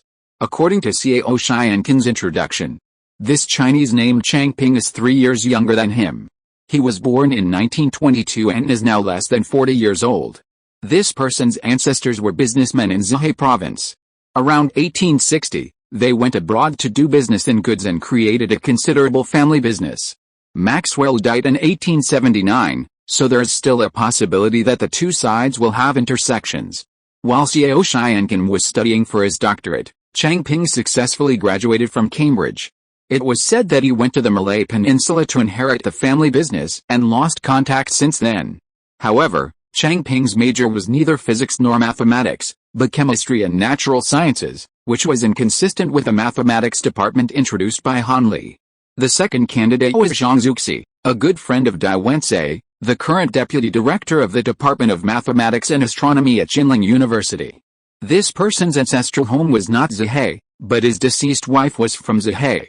At the same time, according to Dai Wenci's recollection, Zhang Zhongjing's major happened to be mathematics, and he also lost contact after graduation. Hearing this, the chief's tone rose slightly, revealing a hint of interest. Comrade Bashan, doesn't that mean that there is a high probability that this Zhang Zhongjing is Han Li himself? Unexpectedly, Liu Bashan shook his head and explained, Chief, although Zhang Zhongjing's profession, movements and relationship with Zhehe all fit Han Li's situation, but this Zhang Zhongjing was born in 1913, and theoretically he should be almost 50 years old now. And according to Comrade Li Ju's report, Han Li's age should be between 28 and 35, at most 40 years old. However, people's physiques cannot be generalized. Han Li's vocal cords and appearance have changed a lot now, so it is possible that his actual age exceeds the judgment, and this Zhang Zhongjing disappeared in Gul during World War II. Some people said that he was kidnapped, and some people rumored that he was shot on the spot because he surrendered too slowly. In short, except for his age, He is indeed similar to Han Li. The chief nodded slightly and asked, "What about the third candidate?" "The third one." Liu Bashan smacked his lips and pulled out a document he had written from the table. "The third candidate is Luen Ruxin, whose name is difficult to pronounce. He graduated from the Department of Physics at Cambridge University. He should be around 36 years old now. He is a classmate of Wang Qilke, a researcher at the Institute of High Energy Physics. It is said that he has a very high IQ and ranked first in his major every year during his studies. This person went to the other side of the sea after graduation, and there has been no news since then." The chief raised his eyebrows when he heard this. It was another very similar candidate, and to some extent, he even fit Han Li's situation better than Zhang Zhongjing. However, with the variable of Zhang Zhongjing before, the chief also had experience this time. Therefore, he did not rush to make a judgment, but asked, "So this overseas student Luen Ruxin also has some information that does not match?" "Yes," Liu Basheng sighed and explained. "First of all, it is the issue of native place. Although Luen Ruxin's family is also overseas Chinese, his ancestral home is in Hebei, and has nothing to do with Zhehe province. That is to say, there is no way to explain why he drifted to Zhehe. Of course, strictly speaking, this is not an absolute doubt, but the second information is indeed very different." At this point, Liu Basheng's face could not help but show a trace of weirdness. According to the information provided by researcher Wang Qilke, this Luen Ruxin is a bald head, not the kind that he shaved on his own initiative, but a congenital baldness. Although Han Li's scalp was mostly burned, the rest of it is still thick, and there is no trace of a wig. "Chief," even though the chief had amazing experience, he couldn't help but be stunned for a few seconds at this time. He really didn't expect that the evidence to deny Luen Ruxin would be her volume. Is this the legendary smartness?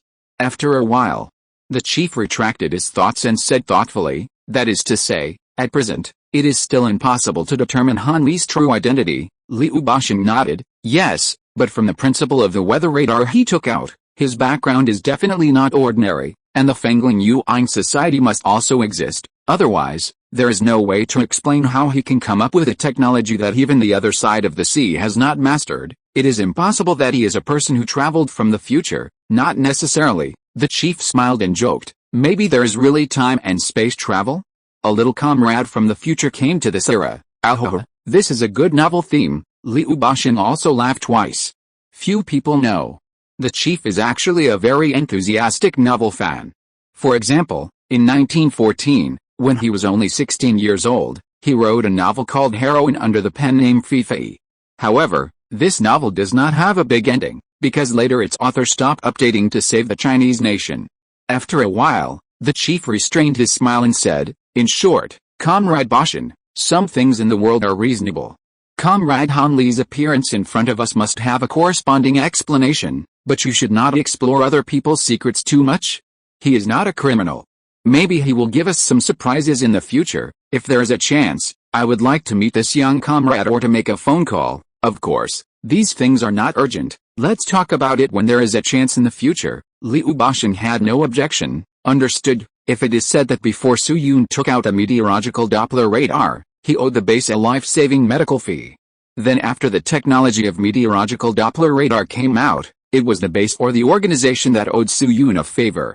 Therefore, thinking about interrogating Su Yun at this time, firstly, it is unreasonable, and secondly, it is not in line with the usual style of the rabbits. This sentence is not flattery, but there is a living example.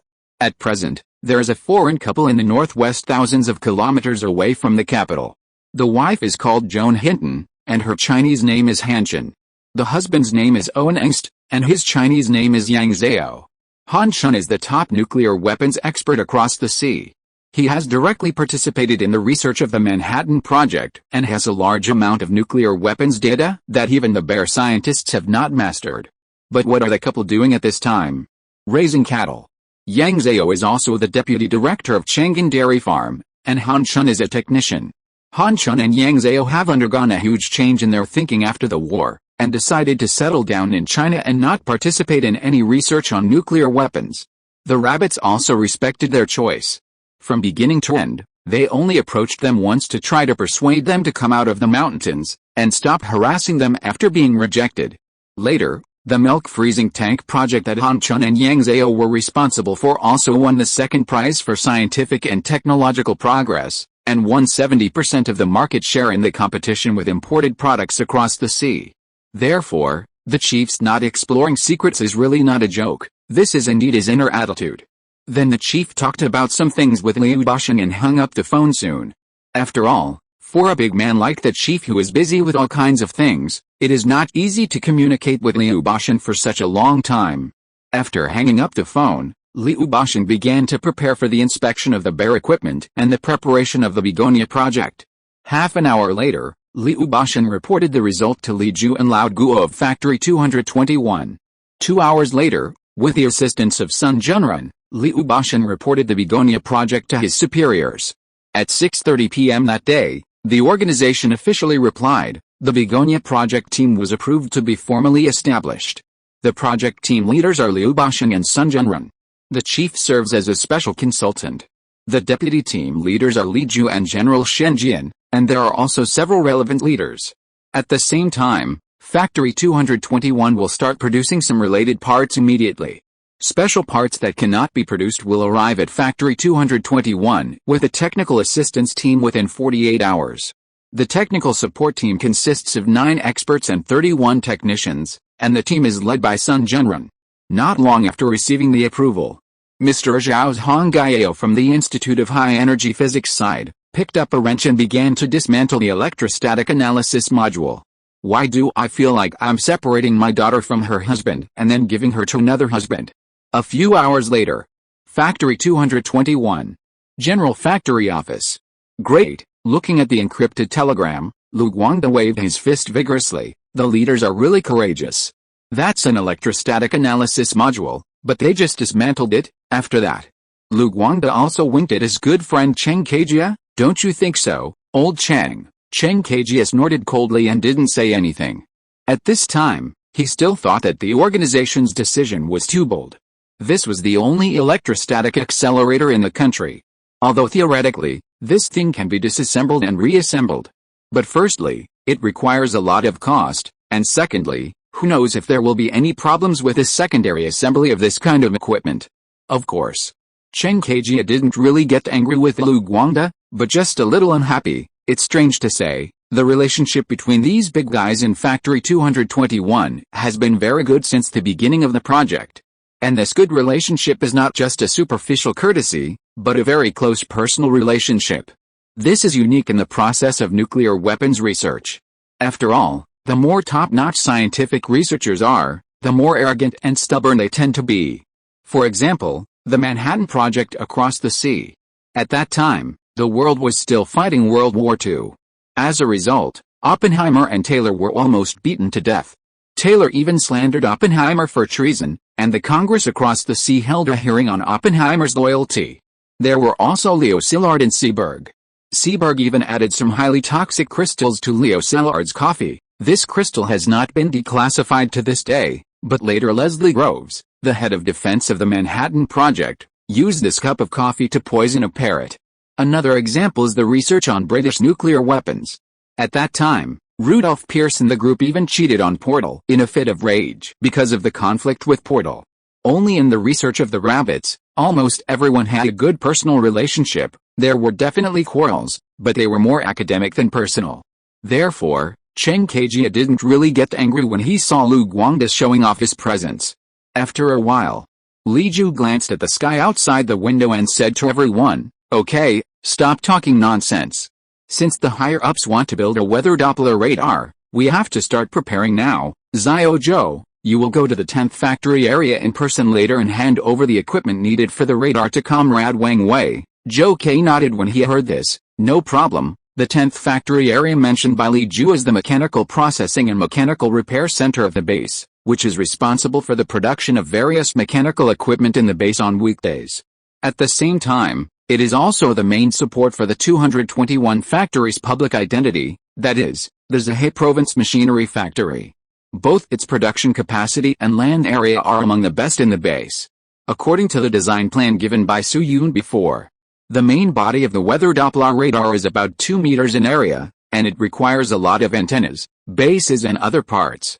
Then Li Ju looked at Cheng Kejia again, hesitated for a moment and said, "In addition, old Cheng, according to the arrangement of the superiors, the orthogonal linear polarization frequency domain module of this weather radar should directly use the 314A in the warehouse." Cheng Kejia looked up and looked at Li Ju for a few seconds, and said in a deep voice, "No problem, I will arrange for someone to dismantle it later." Li Ju's shoulders relaxed immediately. It was mentioned before. Just like the watchtower. As the scope of the base expands, some warning radars in the base have also undergone generation replacement. At present, there are about 3 or 4 314A radars in stock in the special warehouse of the base. That is the first generation of medium-range warning radars produced by the rabbits. It has undergone a round of parts replacement and can be said to be molting to some extent. The inventory of these military equipment is under the responsibility of Cheng Kejia. If he brings some personal emotions to work, it will cause some trouble to the project team. Fortunately, Cheng Kejia is very conscious, which saves Li Ju a lot of effort. After arranging these matters, Li Ju glanced at Lao Guo, who had been very leisurely, and said, "Yale, you also have a task." Me. Lao Guo was stunned for a moment and pointed at himself with his index finger. "What task do I have? Did I just start studying ballistic load curves?" "Don't worry, it's not a scientific research task." Li Ju waved his hand and signaled Lao Guo to calm down first. "It's a task related to Hanli.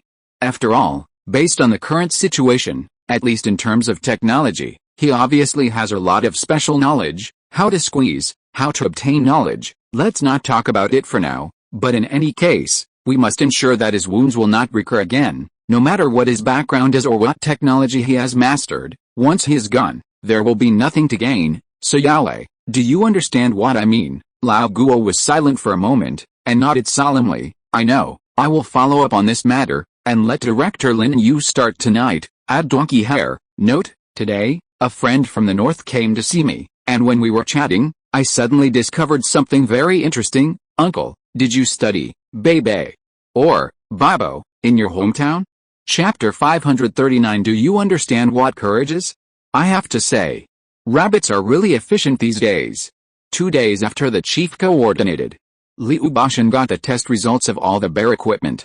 It's really shocking. In the office of the Second Ministry of Machine Building, Liu Bashan slammed a 5-centimeter thick document on the table with a heavy face. While shaking his head, he said to the man sitting opposite, "Comrade Binkyong, guess how many devices have problems?" The Comrade Binkyong in Liu Bashan's mouth is about 50 years old, with sparse hair, slightly buck teeth, and extremely round apple muscles. This person's full name is Jin Binkyong, and he is also the person in charge of the current nuclear weapons development program, one of the famous 3 Kyans.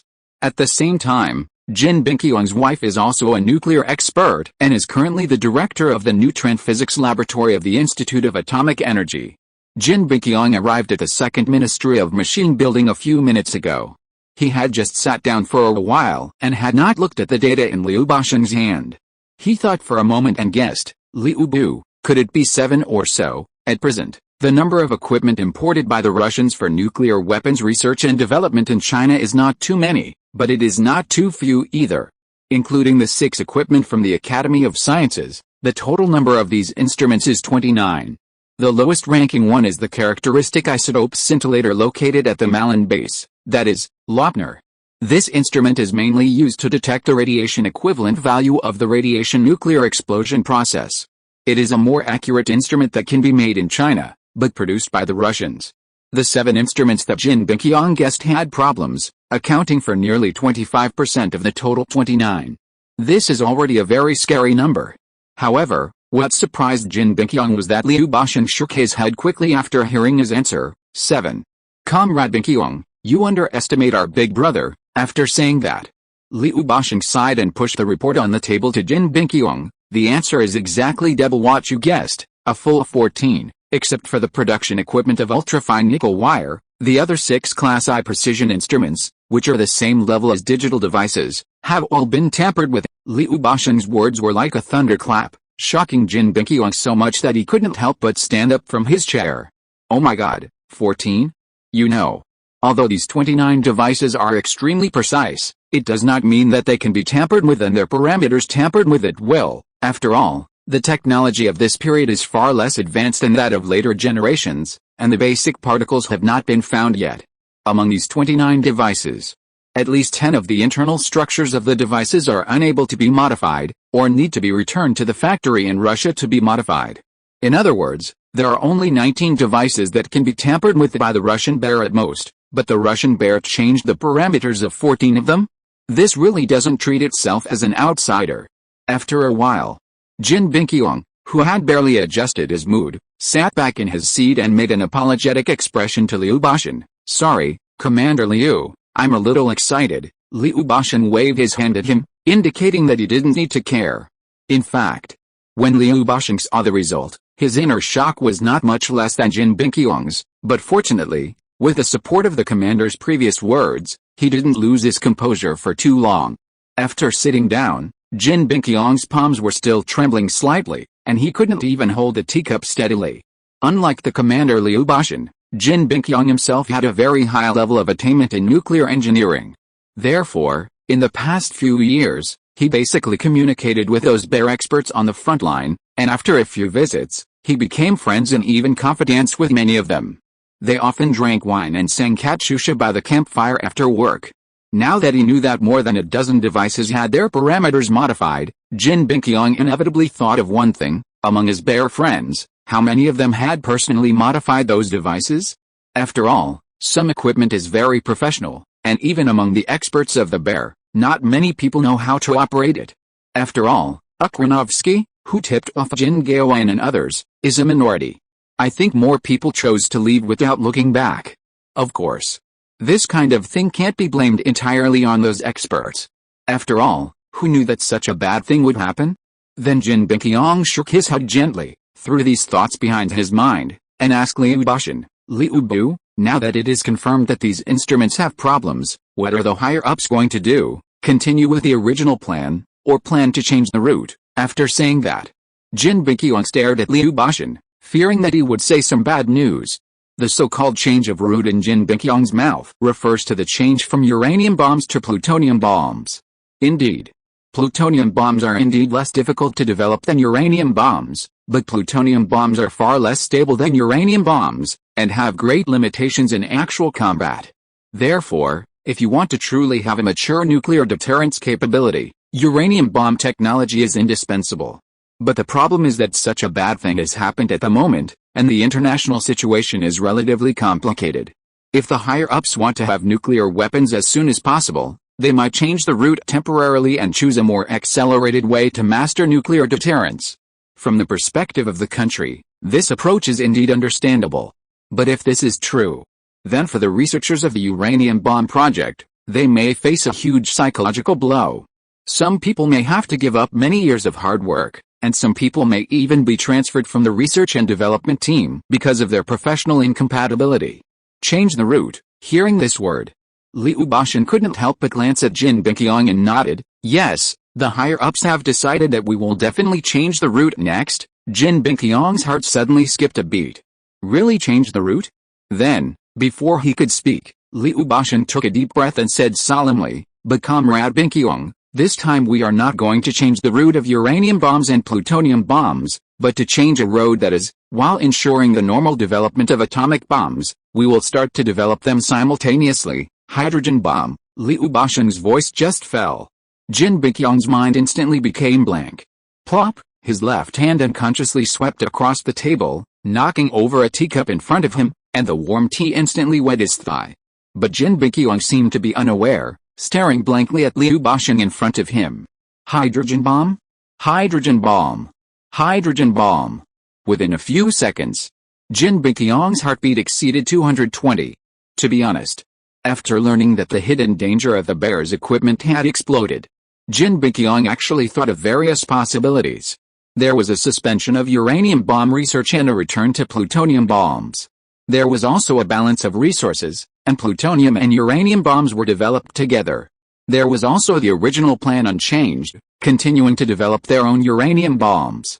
But the only thing I didn't expect was that the superiors would put aside the controversy between uranium bombs and plutonium bombs and directly target hydrogen bombs.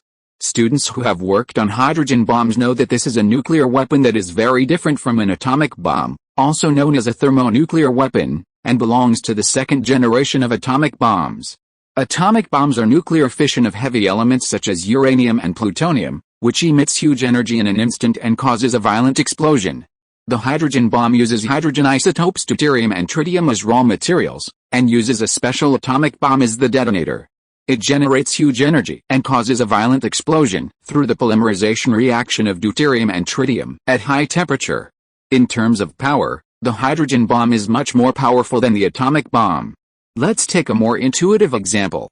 In later generations, in addition to the 5 gangsters, it is generally believed that there are also General Jinn, India, Pakistan, Hebrews and Persia. But if it is replaced with a hydrogen bomb, then there are only the 5 gangsters.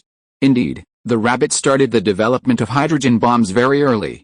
As early as the beginning of last year, the organization led Jin Binkyong lead the team to start the theoretical exploration of hydrogen bombs. The top first set up the Light Nuclear Reaction Device Theoretical Exploration Group in the Institute of Atomic Energy, with Wang Zuqiu as the team leader. The team members include Liu Xianhu, Sei Benhao and He Zuoxiu, all of whom are well-known nuclear engineering bosses. But this is just theoretical research. The Light Nuclear Group has only 12 members so far, and even the group leader Wang Zuqiu's main focus is on the atomic bomb. The entire theoretical group is more of a forward-looking preparation than a research and development group. Just like a teacher teaching. Many teachers will start warming up for the release of the next work when they release their latest work. Therefore, when Jin Binkyong suddenly learned that the organization was not only not going to change the path, but also wanted to continue to challenge the difficulty, he felt that his blood was boiling. The Russian bear wants us to die, so we live to die. What a great courage is this. After a moment, Jin Binkyong put his hands on his thighs, clenched them into fists, and said to Liu Bashan, "Director Liu, please tell me directly, what do you want me to do?" Liu Bashan took out a rag from the drawer and wiped the water stains on Jin Binkyong's desk, and said, "Comrade Binkyong, don't be too anxious, calm down first. Now this matter is only at the decision-making level. If we want to officially carry out it, we must solve the problem of the instrument first. The organization asked me to inform you of the news, mainly to let you screen suitable project team members first. In about 3 months, the official documents should be issued by then." Screen members. Jin Binkyong was slightly stunned, and then he quickly calmed down after he came to his senses. Indeed, decisions are decisions, and the development of the entire nuclear weapon involves all parties. It is impossible to say that you want to make a hydrogen bomb today and go to the office to calculate the formula tomorrow. In other words, the idea of the superiors is actually to let you find suitable members so as not to fight an unprepared battle at that time. Thinking of this, Jin Binkyong couldn't help but straighten his posture and asked Liu Bashan, "Comrade Bashan, how many people does the organization allow me to find? What's the screening range?" "The number is about 30. Liu Bashan had obviously received instructions from the organization a long time ago, and quickly gave a reply. "As for the range, several institutes of the Chinese Academy of Sciences, the entire Institute of Petroleum, all units under the Second Ministry of Machine Building, and the 2 departments of telecommunications and machinery of the First Ministry of Machine Building, all those within this range are fine." Jin Binkyong raised his eyebrows and said with a smile, "All are fine? Then I want Comrade Lu Guangda and Comrade Guo Yale. Sure, I want to go in my dreams." "In my dreams, it's okay for you to bring Oppenheimer." Liu Bashan glanced at Jin Binkyong and didn't buy it, but soon changed the subject. "Of course, although Comrade Guo Yale is unlikely to help you, there is a potential stock around him. Comrade Binkyong, you can go and contact him when you are free." "Oh?" Jin Binkyong immediately became interested and asked, "What's his name?" Liu Bashan took out a file from the pile of documents beside him and pushed it in front of Jin Binkyong. "This person is called Ke Xiaohu, a very young but very smart comrade. Comrade Yale has praised his potential more than once. According to the original plan, he may be transferred to the Institute of Atomic Energy next year, but if the Light Nuclear Group needs him, the department will not have much objection." Jin Binkyong nodded slightly, picked up the file and started reading. Graduated from Peking University. Studied in Gual. Doctorate degree. A few minutes later, Jin Binkyong put the file back in place and nodded slightly. It is indeed a good seedling. Then he realized something, blinked, and asked Liu Bashan, "So Comrade Bashan, The organization's idea is to let me go to Factory 221 to select people first. That's right, Liu Bashan nodded and explained. Malin Base is a nuclear explosion experiment site. The theoretical end is relatively weak, and it is located at the westernmost end of the three major bases, so there is no need to go there first. Factory 504 is closer, but there was such a big accident with the gas exchange membrane. Next, Comrade Chang Zhong and his team will focus on equipment correction, which is not very suitable for material selection, so the organization's suggestion is to let you go to Factory 221 first to have a look. After all, many things are believed by seeing. In fact, Liu Bashan didn't say another thing clearly, that is, another purpose of the organization is to let Jin Binqiang see if there's any leak to pick up. After all, there are more than 4,000 theoretical researchers in Factory 221, including college students who have graduated for several years. Maybe some talents are buried? This is entirely possible, otherwise there would not be the saying of bowl in history.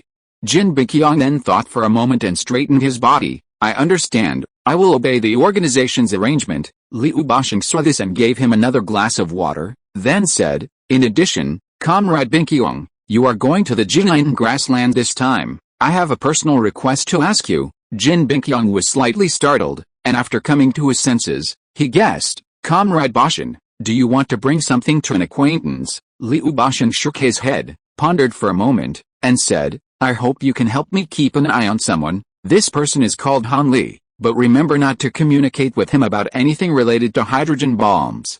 Not nuclear weapons research and development. Jin Binqiang was stunned again. Han Li. Jin Binqiang was usually busy in the capital, and he could not communicate with Factory 221 at all times. Until now, he didn't even know about the meteorological Doppler radar, let alone the existence of Su Yun. Therefore, after hearing the name Han Li, he was indeed a little confused, like Kennedy picking dandruff. However, Liu Bashan did not explain too much, but said in a subtle way, yes, his name is Han Li. Maybe this person will bring you some small surprises. HU. While Liu Bashan was chatting with Jin Binqiang, the little surprise mentioned by Liu Bashan couldn't help but sneeze on the bed. However, Su Yun did not doubt who was talking about him. Instead, he frowned and looked at the small bowl in front of him.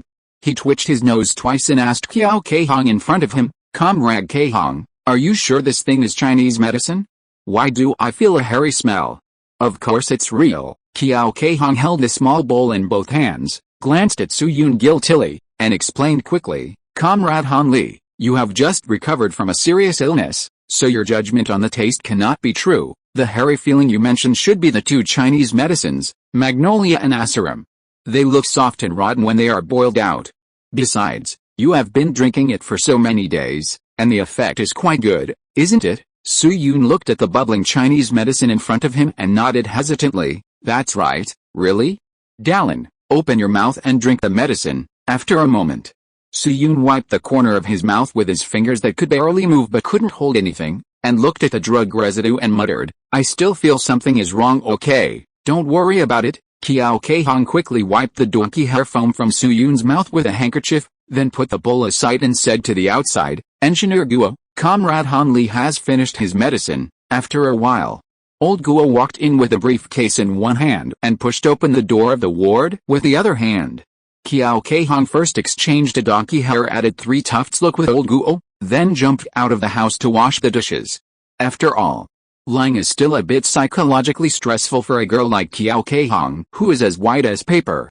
But old Guo is much more shameless. He first made eye contact with Kiao Keihong with a calm face, then came to Su Yun's bedside and asked with concern, Comrade Han Li, is the effect of this ancestral secret recipe of Director Li Ju's family okay? Su Yun was still a little confused, but when he thought of Lao Guo's deeds, he immediately dispelled this hesitation. Well, the effect is very good.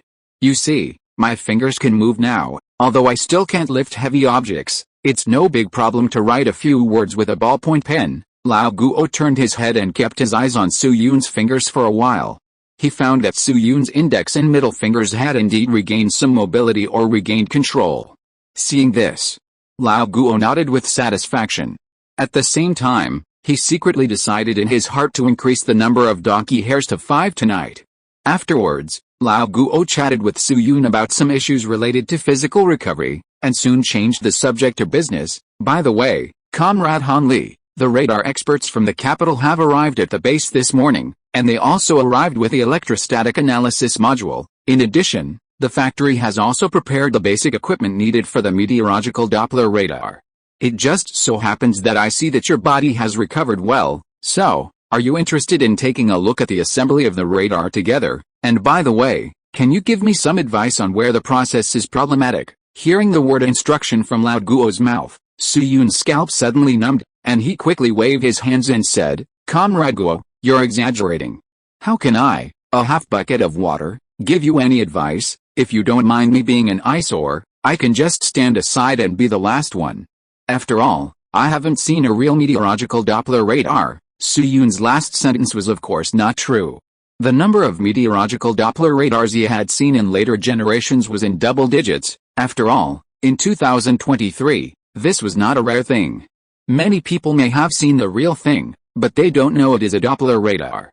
However, the previous few sentences are indeed Su Yun's true thoughts. After all, whether it is deeds, awareness or ability, Lao Guo is far beyond Su Yun's reach, let alone his guidance. What Lao Guo said is his own business, but Su Yun certainly doesn't have the face to accept it. However, due to the perspective, Lao Guo is obviously not as complicated as Su Yun thought. Therefore, he regarded Su Yun's words as pure courtesy and said with a smile, Comrade Han Li, you are just being modest. Knowing the name of meteorological Doppler radar and explaining its principle are two different things. If you can explain it in theory, you are qualified to be my teacher. In everything, the master comes first. By the way, don't call me Comrade Guo or Engineer Guo in the future, just call me Lao Guo. In addition, I will call you Zhao Han. What do you think? Su Yun had no objection. Of course, no problem, or you can call me 30,000 daily updates. I'll still call you Zhao Han. Okay, then Lao Guo left the ward again and went to find Lin Yu, the attending physician of the hospital. After getting Lin Yu's approval, he asked Qiao Keihong to push the wheelchair to carry Su Yun, and the three of them left the hospital together. Han Liden, or should I say Zhao Han, on the way to the destination, Lao Guo introduced Su Yun. Didn't I tell you before that our factory is now responsible for a relatively important national project, so the leaders also attach great importance to the report. In order to smoothly assemble the radar equipment, the superiors have dispatched some experienced masters from a certain factory to assist us in assembling the radar. As for the assembly location, it is over there at the watchtower you went to last time. The terrain there is high and open, and it is easy to collect data during operation. Su Yun nodded while listening, and glanced at the big man quickly when Lao Guo said the last sentence. According to his memory of visiting the atomic city in his later life, there should be many areas in the 221 factory that are more suitable for radar observation points than the watchtower. The watchtower can only be regarded as an area with the concept of usability. The reason why the base leader chose the location here should be largely for himself. The test is still going on. But Su Yun didn't feel unhappy about it. From the moment he realized that he had traveled through time and space to factory 221, he was ready to be tested and even treated unfairly. Compared with the difficulties of his predecessors, what can this test be regarded as? Besides, the base leader was testing Su Yun, and Su Yun's many actions were also testing the base. It can only be said that this is an indispensable adaptation process. Today's trip did not have the help of Zhang Tao and Zhou Xiaoping like a few days ago. The wheelchair could only be pushed by Qiao Keihong, a female comrade. In addition, Lao Guo was not young anymore, so the three people, or two people in a car, did not walk fast. The journey that took more than 10 minutes at the beginning took almost half an hour to reach the watchtower this time. The watchtower at this time was similar to a few days ago. There were a bunch of busy workers standing around, and some equipment covered with cloth. When it was about 30 meters away from the watchtower, Lao Guo took the initiative to point to a few of them and said, Zhao Han, those are the masters from the factory. I will introduce them to you later. Su Yun looked over. The moment he saw these people, Su Yun couldn't help but grin. Wow! What a master craftsman in this damn factory. Have you ever seen a factory that can hire 5 or 6 academicians as masters? Note, the last 3 days of the double monthly ticket, please give me the guaranteed monthly ticket. If you're listening to this novel on a channel other than Fanfic World, it means they downloaded and uploaded it without effort. We cordially invite you to visit our channel, Mundo Fanfic Novelis. There you'll find the original version of this story, and you can explore many other novels of various genres. We're waiting for you to immerse yourself in a world of incredible novels. Chapter 540 History. Are you going to kick me again? It was mentioned a long time ago. There are more than 1,700 academicians in the 2 academies in China, covering a very wide range of fields. Therefore, even an industry practitioner like Su Yun cannot recognize the appearance of every academician. Like the airport pickup side of the dark matter press conference. Even if Su Yun and Lu Chaoyuan were added together, there were many academicians who could not recognize their identities. But on the other hand, these unrecognizable academicians are basically relatively young new academicians. For example, those who are still in their 50s or 60s in 2023. For big guys who are over 80 years old and whose job title is defined as senior academician, Su Yun can still recognize most of them. After all, the reputation of this type of academician is basically not low.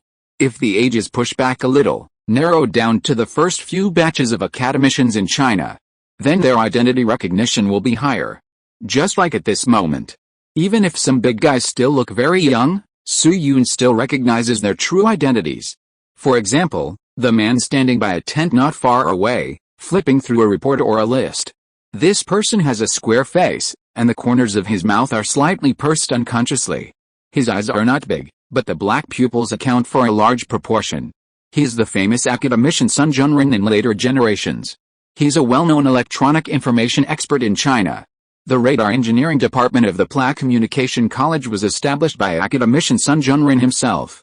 There is also a man standing not far from Zhang Zhongjing. This man is probably in his early 30s, with regular features, a straight nose, and an extremely handsome face, quite a bit of Planck style when he was young. He is academician Bao Zheng, and his fame in later generations is even greater than that of academician Zhang Zhongjing. Bao Zheng is called the chief judge in the Chinese radar industry, the pride of the radar department of Zhejiang University, and the old president of Zhejiang University.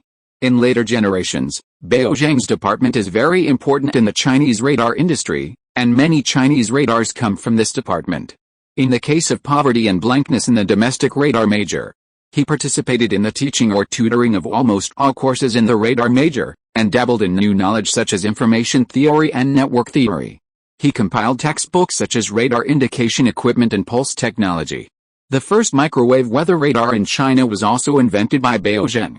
In addition, he also invented the impact flashover method for determining buried power cable faults, which solved a major problem for the power supply department. Of course, Bao Zheng was still relatively young at that time, and was far from reaching the height of the future. Therefore, at this time, Bao Zheng was just standing next to a little old man with a bald forehead, a large nose, and extremely obvious nasolabial folds. It was a coincidence. Su Yun also happened to know this person. Because the other party was the first batch of academicians of the Chinese Academy of Engineering, Mr. Luo Pilin, the main founder of the Electronic Information Engineering major of Zhejiang University. Mr. Luo Pilin also guided the startup research and development of my country's first ultra-long-range radar and the first generation of series computers. He is a truly respected old predecessor. In addition, Su Yun also met several great people such as Bi Dexin and Xiao Guozhen. Some of them are now members of the academic department, that is, later academicians. Some are still the youth version of the big guys, waiting for version updates or enlightenment in Longcheng.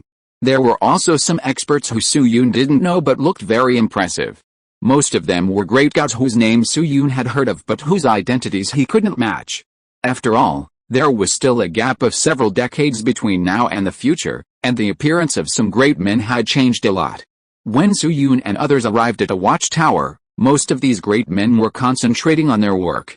Some were measuring various data. Some were calibrating and moving instruments. Some were wielding hoes to dig the foundation. As mentioned before, the watchtower was not actually a perfect radar installation site. In addition, there were many staff members coming and going at this time, so the appearance of Lao Guo and others did not attract much attention. Even if someone noticed the figures of Lao Guo and others, they just glanced at them and retracted their gaze. Lao Guo didn't greet too many people. He took Qiao Keihong and Su Yun and walked straight to where Zhang Zhongjing was. This area was located on the shady side of the watchtower. It was about 100 square meters wide and had several sky blue tents. There were some supplies and a few tables in the tent, which looked like a temporary command point. When they were about 7 or 8 meters away from the tent, Lao Guo waved to Sun Junren. "Hey, Lao Sun. Long time no see." Sun Junren was looking at the material allocation list at this time. When he heard someone calling him, he subconsciously raised his head and looked in the direction of the voice.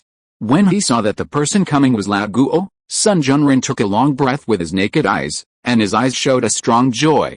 He quickly put the allocation list on the table and walked over quickly. "Hey, Lao Guo. You guys finally showed up. When I arrived at the base, I couldn't see you for a long time. I thought you wanted to run away." After saying that, Sun Junren clenched his right fist and gently hit Lao Guo on the shoulder. 4 years ago, Sun Junren and Lao Guo had visited the Russian Bear with the Rabbit's industrial delegation and stayed in the Russian Bear for a few months. Although the two teams were negotiating radar business and nuclear weapons, they seemed to have no intersection. But it was a coincidence. During their stay in Russia, they happened to be arranged in the same dormitory, a double room, so they could see each other every day.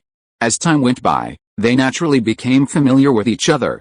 At that time, Russia's policy on delegations was somewhat similar to the subsidies for overseas students in later generations. Each member of the delegation would receive a ruble subsidy for their daily expenses. The specific amount was 30 old rubles per person per month. At that time, Russia had not yet carried out the third currency reform after the war, and 30 rubles was about $7.5. This part of the subsidy was provided by Russia, so the rabbits, who were in urgent need of foreign exchange, also had a voluntary exchange plan. Each member of the delegation could use this old ruble to exchange for huaxia currency. And the purchase price was 1.5 times higher than the normal exchange rate. So at that time, many members would save the subsidy and use it to exchange more money with China to wait for their return home. After all, Russia provided daily meals and accommodation, and everyone didn't spend much money on weekdays. Of course, there were also some people who did not choose to exchange. The idea of these members was basically to buy something that was not available in China from Russia and bring it back to China. After all, the living standards at home and abroad are still quite different these days. Lao Guo was one of them. But what Lao Guo wanted to buy was not some luxury item, but chloropropamide. Lao Guo's wife Li Feiyu suffered from severe diabetes. Chloropropamide is the first generation of oral hypoglycemic drugs invented in 1955. It was very effective after it was launched, but it could only be purchased abroad at that time. As a result, Lao Guo saved up 3 months' allowance, and found that he was still short of 20 old rubles before leaving, so he borrowed 10 old rubles from Sun Junren and Zhu Guangaya to buy medicine.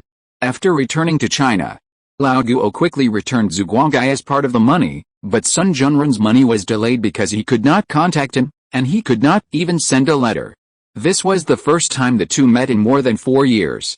Facing Sun Junren, who came to collect debts aggressively, Lao Guo smiled and punched him back. "How can you run away? Do I, Guo Yale, look like that kind of person? I haven't had the opportunity to see you all the time. I have always kept this in my notebook. I can't forget it, I can't forget it." After saying that, Lao Guo carefully took out a folded square envelope from his pocket and handed it to Sun Junren. "Here, the money is all here. I prepared it specially knowing you would come today. By the way, you didn't ask me for an IOU at the beginning. Can I not pay you back the money?" Haha, the speaker was unintentional, but the listener was intentional. Hearing Lao Guo's words, Su Yun's originally relaxed heart suddenly sank slightly. He remembered it very clearly. In the thermonuclear data that Lao Guo and guard Mu Fengdong had to protect with their lives, there was also a small notebook, which recorded Lao Guo's many pending matters. In the middle of the second page of the notebook, there was a passage recorded, January 3, 1958, Moscow, owed Comrade Sun Junren 10 rubles, equivalent to 4 yuan and 35 cents in Chinese currency, not yet paid. Under normal circumstances, Lao Guo would have had the opportunity to meet Sun Junren in 2 months. However, due to the plane crash, Lao Guo lost the opportunity to pay back the money in person forever. And now he is affected by Su Yun. Sun Junren, who was not supposed to come to Factory 221 in history, showed up here today, and Lao Guo finally got rid of his worries. Perhaps this is the meaning of time travel. Looking at the envelope in Lao Guo's hand, Sun Junren also instantly stopped smiling. Then he slowly took the envelope, put it in his pocket without even looking at it, and sighed. "Lao Guo, You are thoughtful. Hey, it's only natural to pay back debts. Lao Guo smiled and waved his hand, shaking his head and said, it's nothing heartless, just don't blame me for dragging it on until now. Sun Junren patted Lao Guo on the shoulder and said nothing. People in later generations may find it difficult to imagine why two big men at the level of academicians would not have the opportunity to meet or even send money in 4 years. No, including the time when Lao Guo sacrificed himself, it should be a full 10 years. But in this era, this is actually a very common thing. Some people hide their identities and may not see each other once in 10 years. Some people run around and their whereabouts are uncertain, and their families don't know when they will come back. Some people are busy with work and forget many things while they are doing them. When they remember them, they may not have the conditions to do them. Lao Guo's time is not the longest. There is a big man named Wang Gansheng in the base, who has been using the alias Wengjing for 28 years. On July 3, 28 years later, he received the harmonica he bought 28 years ago. One generation has suffered the hardships of 3 generations. This sentence is really not self-touching. After a moment, Sun Junren took a deep breath and dispelled his feelings. He turned and looked at Su Yun, looking him up and down. Lao Guo, this is the 7th point who came up with a meteorological Doppler radar plan. Ahem, Comrade Han Li. Lao Guo nodded, turned around and introduced to Su Yun. Zio Han, let me introduce this. This is an old friend of mine, Comrade Sun Junren, a 7th-level worker at the Jinling radar factory. Su Yun glanced at this old master and smiled as if he knew nothing. Hello, Engineer Sun, I'm Han Li. Sun Junren looked at Su Yun deeply. Even though Liu Bashan and the chief have already known the accuracy of the principle of the meteorological Doppler radar, only professionals like Sun Junren can understand how terrifying the principle is. It can be said that, based on the intelligence Sun Junren and his team have, the research and development progress of the Doppler radar on the other side of the sea is at most 10%-15% of this plan. This is a very subversive number. Even if Su Yun is only a transmitter of the relevant theory rather than the founder, it is still extremely extraordinary. More importantly, Sun Junren was by the side when the chief was talking to Liu Bashan, and he knew very well the chief's attitude towards this young man, respect and protection. And if there is a chance, he hopes to meet or talk on the phone. That's the chief, to be honest. Sun Junren was even a little jealous of Su Yun. But Sun Junren also knew that they had serious business to deal with at this time, so he quickly suppressed this emotion. He looked around and pointed at the tent and said to Lao Guo and Su Yun, Lao Guo, Comrade Han Li, it's a bit hot outside, let's go to the tent to talk. Lao Guo and Su Yun had no objection to this. Then Sun Junren led the 3 people to the side of the tent, picked up a small bowl from the table, and handed it to Lao Guo and the others. Come, have some watermelon, we brought it from the capital. The bowl in Sun Junren's hand was about 10 centimeters in diameter, similar to the soup bowl in noodle shops in later generations, and it was filled with some cut watermelon. Each piece of watermelon was cut very delicately, and the size was about the size of the sugar cubes commonly used in later generations to make coffee. Some watermelons were also stuck with bamboo sticks, so that everyone could eat them. Seeing this, Lao Guo took the initiative to pick up a watermelon with a bamboo stick, put it in his mouth and chewed it for a few times. After a while, he spit out 2 watermelon seeds. It's so sweet, it's delicious, right? We grow it ourselves in our yard. Sun Junren smiled at him and turned a small bowl to Qiao Keihong and Su Yun. Come on, Comrade Nurse, Comrade Han Li, you 2 should try it too. It's not easy to eat such fresh watermelon in Zihei. Qiao Keihong glanced at Lao Guo, and after getting his permission, she took a bamboo stick and handed it to Su Yun. Comrade Han Li, open your mouth. Su Yun has basically been fed by Qiao Keihong in this way these days, so he didn't feel embarrassed in this occasion and opened his mouth obediently. Qiao Keihong took the opportunity to put the watermelon into Su Yun's mouth. The bright red melon flesh has a special fragrance. The juice fills the gaps between the teeth after a bite, and slowly flows down the throat, which immediately makes people feel refreshed all over. Sun Junren put his hands behind his back and waited until Su Yun had taken several bites before saying, Comrade Han Li, how does it taste? Su Yun licked the corner of his mouth, very sweet and moist. That's good. Sun Junren looked at him with a smile and said like an old fox, by the way, Comrade Han Li, I almost forgot to tell you, our watermelons are limited in number and difficult to transport. Each person has to work half a day to eat only 3 small pieces of fruit. Now you've eaten 1, 3, 5, 6 pieces of watermelon, so isn't it time for you to do some work too? Su-yoon was stunned. Damn, boss, are you going to be so tricky? Then Su-yoon glanced at Lao Guo, who was standing by, and said, I don't know anything. He sighed as if he had accepted his fate. Okay, engineer son, if there is anything I can help you with, just tell me. Sun Junrin was waiting for him to say this. Upon hearing this, he immediately took out a stack of abacus papers and placed them in front of Su-yoon like a magic trick. Here, these are all. Su-yoon's mouth twitched twice again, but if you think about it carefully, it's normal. After all, these days are different from later generations. Today's radar industry is still in a very primitive stage. Except for the military industry bosses who participated in the development of Doppler radar across the sea, most experts basically know nothing about the principle of Doppler radar. Even though Su-yoon gave a very detailed explanation in the telegram, some steps are still difficult to understand. First is the Doppler processing at the echo signal. After Su-yoon agreed, Sun Junrin quickly picked up a pen and paper and circled the first question. Comrade Han Li, you defined it as range Doppler map in the telegram, which is range Doppler processing. According to your description, this should be a step that processes in the range dimension and the speed dimension, right? Su-yoon nodded. That's right. Seeing this, Sun Junrin snapped his fingers. Then the question is, Comrade Han Li, in this step, can't we just perform Fourier transform on the slow time dimension? Why do we first require the time range image and then perform Fourier transform on the slow time? Isn't there Doppler information in the phase information in the original matrix? Su-yoon couldn't help but raise his eyebrows when he heard this. Good guy. As expected of a top radar expert, he asked such a core question right at the beginning. Sun Junrin's question can be shortened to another very simple sentence using the terminology of later generations. Why does the speed dimension FFT have to be based on the range dimension FFT, instead of directly using the time domain waveform matrix to perform the slow time dimension FFT to obtain the speed information? The FFT here refers to the fast Fourier transform, but this concept has not been proposed at this point in time, because it is an algorithm given to computers. This sentence can be said to be a very critical difficulty in the principle of Doppler radar, and many people in later generations have fallen into this trap.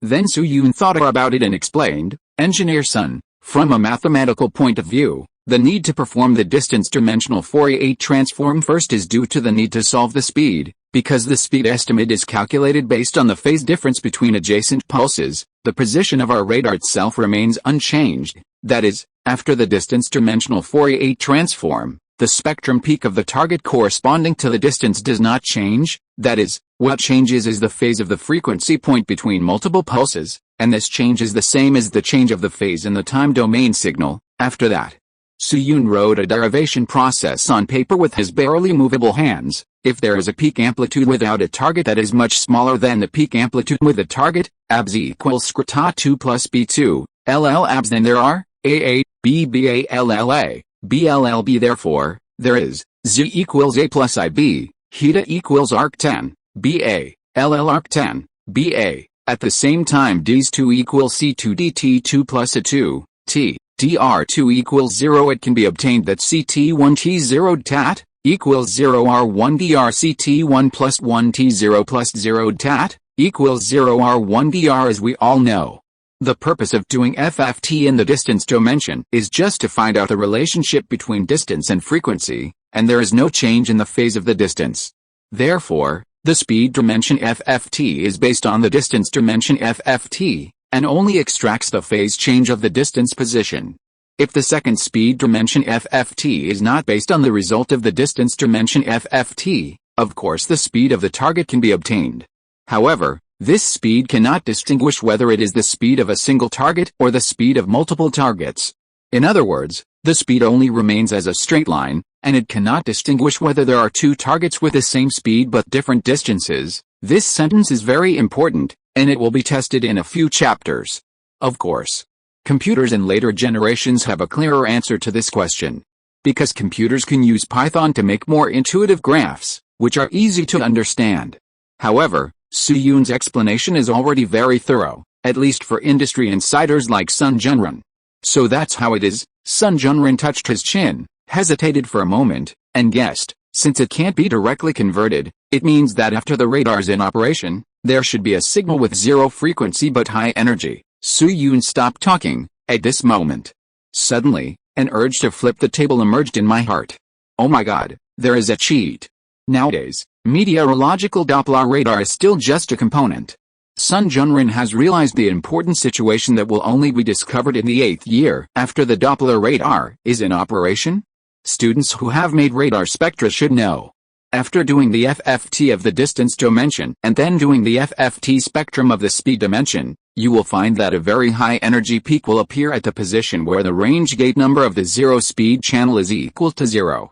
This signal has a frequency of 0, so it is also called a DC component. The so-called DC means only size, no direction. Sometimes this DC component is relatively small. Sometimes it is relatively large. When it is large, it can reach the order of 10^5. When it is small, it is the order of 10^3. In principle, there are many reasons for the appearance of DC components. For example, the isolation between the transmitter and the receiver is not good enough, and it cannot be balanced under noise conditions. Therefore, these reasons are not the key points. The real key point is that before the emergence of Doppler radar, the concept of DC component did not exist in the spectrum frequency, because the double-angle formula has not been used to process signals in the radar field.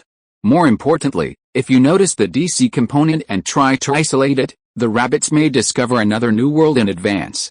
That is, the hysteresis control inverter. That's right. The opportunity for the emergence of the hysteresis control inverter is the DC component of Doppler radar. It took another 7 years for the concept of DC component to be discovered in the spectrum frequency, and then the other side of the sea began to consider DC isolation, and the hysteresis control inverter was invented 2 years later. This thing may not be familiar to everyone, but one of its key applications is definitely familiar to everyone. It is a vital application of the exposure pool and microprocessor of the stepper lithography machine. The reason why Philips was able to overcome the technical blockade and invented this stepper scanning lithography technology. One of the important breakthroughs was the hysteresis control inverter. And that was already in the late 1990s. The span from DC component to hysteresis control inverter is very large, and the span from hysteresis control inverter to lithography machine is even farther. In a sense, this is equivalent to the difficulty of developing from the sentence "the 21st century is the century of biology" to a novel of 3 million words.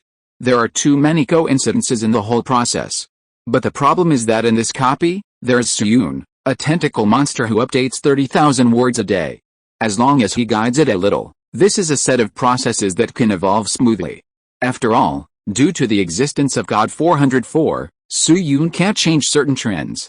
But this kind of action of kicking history twice can still be tried. For example, let the rabbits have the ability to produce 1-micron chips in the 1980s? Hiss. This picture is too beautiful. Then Su-Yun wiped the non-existent saliva from the corner of his mouth and pulled his mind back to reality. Although the picture is beautiful, the more critical thing at the moment is to deal with the assembly of the meteorological Doppler radar. So he coughed lightly, raised his eyelids and looked at Zhang Zhongjing, explaining, "That's right, Engineer Sun, according to theoretical derivation, Doppler radar should indeed show such a special signal, and according to the speculation of other seniors in Fengling Yuan Society, if it is not a periodic signal, then when expressing it in mathematical formulas, the process of taking limits should be omitted. And the integral limit can be any period, of course, this is just a theoretical calculation. It is possible that this signal will not appear at all." Hearing this, Zhang Zhongjing nodded gently. This period is at the peak of the development of physical phenomena. Mathematical theories are often questioned because they cannot explain phenomena. Therefore, the situation Su-Yun said is entirely possible. Moreover, Zhang Zhongjing has not yet realized the possible impact of the DC component. At most, he feels that this is a special situation. Therefore, soon. Zhang Zhongjing turned his attention to the second question and pointed at Bao Zhang beside him. "Let's talk about the next question, Comrade Han Li. This is a question raised by my assistant Comrade Bao Zhang." Then Zhang Zhongjing turned a page of the manuscript and said, "Comrade Han Li, according to the theory you proposed, the meteorological Doppler radar adopts the idea of clutter suppression and filtering, and the process is indeed very sophisticated, but according to Comrade Bao Zhang's calculation results, this suppression process seems to be a bit weak. At least a Doppler filter with a notch of 0 cannot suppress rain clutter and ground clutter. For example, we should be able to handle it normally within the range of 2 to 5 pulses, but if the input of the filter is 8-10 pulses, it is almost impossible to shape them as you said. So if the meteorological Doppler radar wants to undertake a larger range of data collection tasks, then this problem must be solved. Hearing this, Su Yun couldn't help but look at Bao Zheng, who was particularly handsome standing next to Sun Junrun. Good guy. This big guy really didn't let himself down. The two questions he and Sun Junrun raised were basically the two most critical theoretical problems of early meteorological Doppler radar outside the actual installation process. And it is different from the DC component. Bao Zheng's problem is not a minor problem, but will directly affect the efficiency of the meteorological Doppler radar. Another point is that Sun Junrun's prediction of the DC component was not in Su Yun's plan, and it was an accident that even Su Yun did not expect. But the filtering problem raised by academician Bao Zheng was deliberately set up by Su Yun, the fisherman, and mentioned earlier. The filtering design scheme given by Su Yun before was a relatively simple 2-pulse MTI eliminator with a low production cost. This thing has a very special place, that is, it is very narrow in the Doppler space. It is so narrow that it can only accommodate 2 pulses at a time. If the pulse is thicker, it can only accommodate 1 at most, and more will be swollen. As for the solution to it, I think of it here. Su Yun couldn't help showing a trace of embarrassment on his face, shaking his head and saying, "Mr. Sun, to be honest, this problem is probably difficult to solve, and it is not something that a small factory like yours can solve." Sun Junrun looked up at him, with an expression that was indeed true. "Indeed, but it doesn't matter, Comrade Han Li, just talk about it casually. Even if the problem can't be solved, at least it can help me and Xiao Bao to solve the puzzle, don't you think?" Bao Zheng on the side also nodded innocently. "Su Yun, these big guys seem to be unexpectedly thick-skinned, but it's okay this way. Since you are so thick-skinned, don't blame me for pretending to be stupid.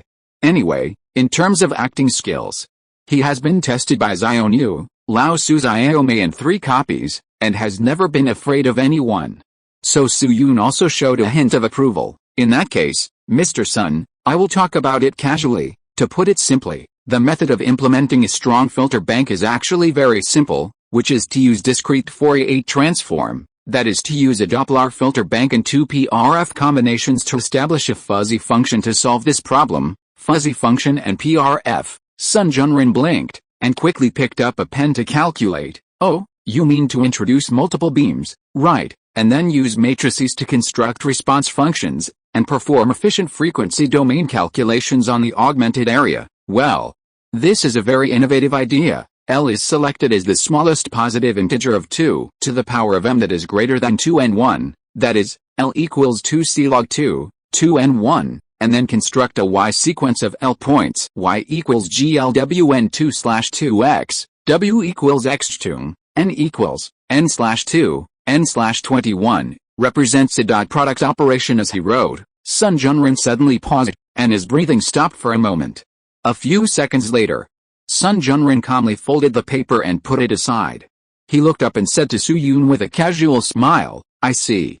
But Comrade Han Li, this calculation process should be difficult, right?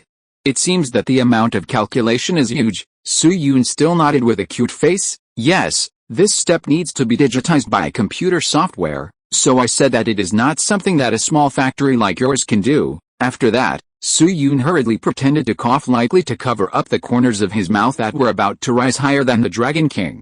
There is no doubt, Sun Junrun's action just now was definitely hooked. After all, the idea proposed by Su Yun is not difficult in theory, but no one has ever thought of this level.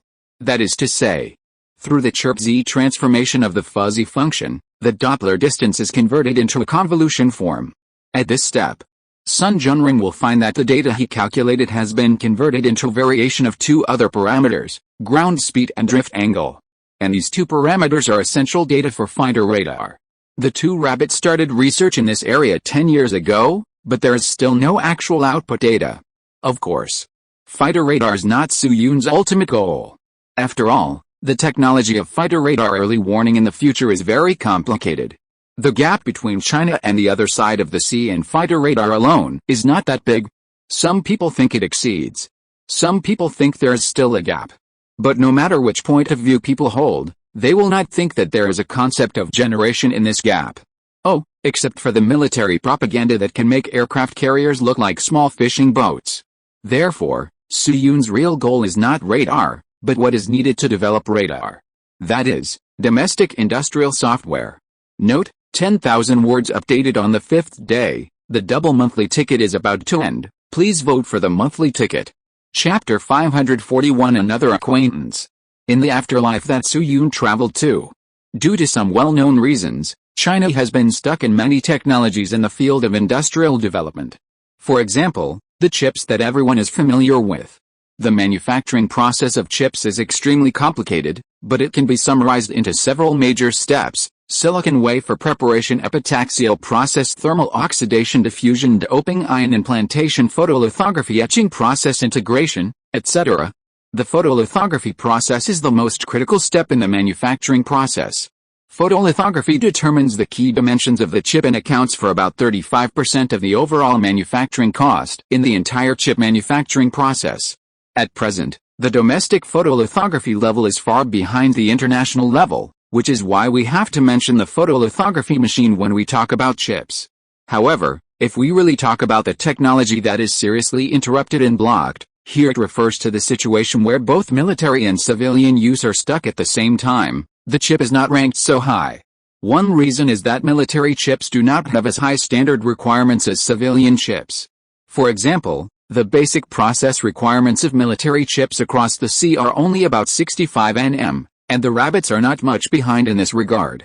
Like the XXXX Seoul Core 2A chip used on the J-20, it can even be ranked second in the world.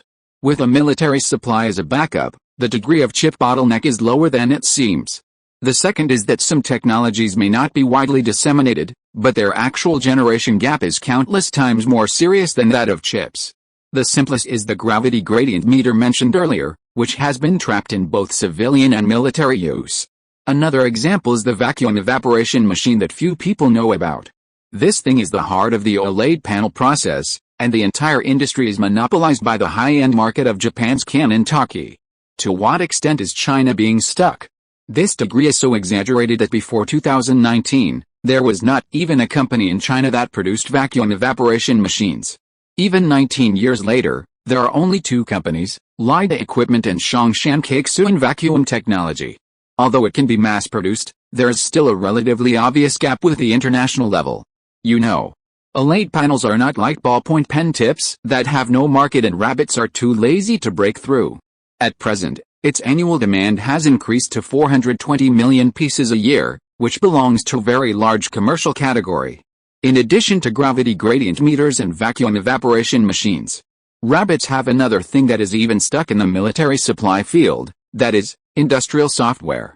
The so-called industrial software refers to application software used in the industrial field to improve the research and development, production, management level of industrial enterprises and the performance of industrial equipment.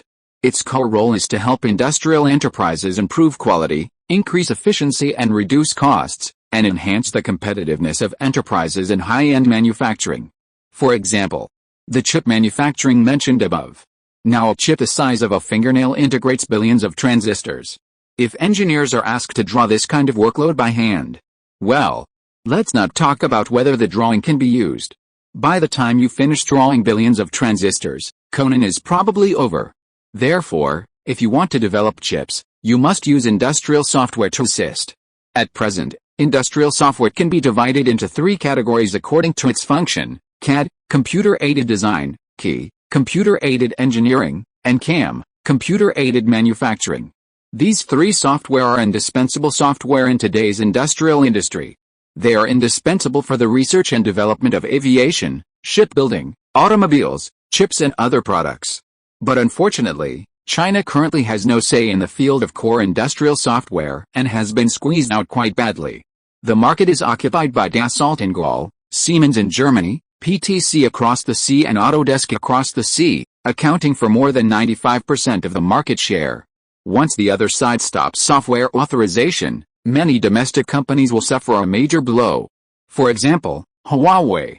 Due to the sanctions from the other side, Huawei had no chips to use, and the P50 could only open 4G. In the entire sanctions, it seems that the heaviest sanction clause is to prohibit Huawei from cooperating with RF chip manufacturers, but in fact the most ruthless move is another penalty, terminating Huawei's cooperation with EDA software manufacturers across the sea. The EDA software here is also a kind of industrial software. Its full name is Electronic Design Automation.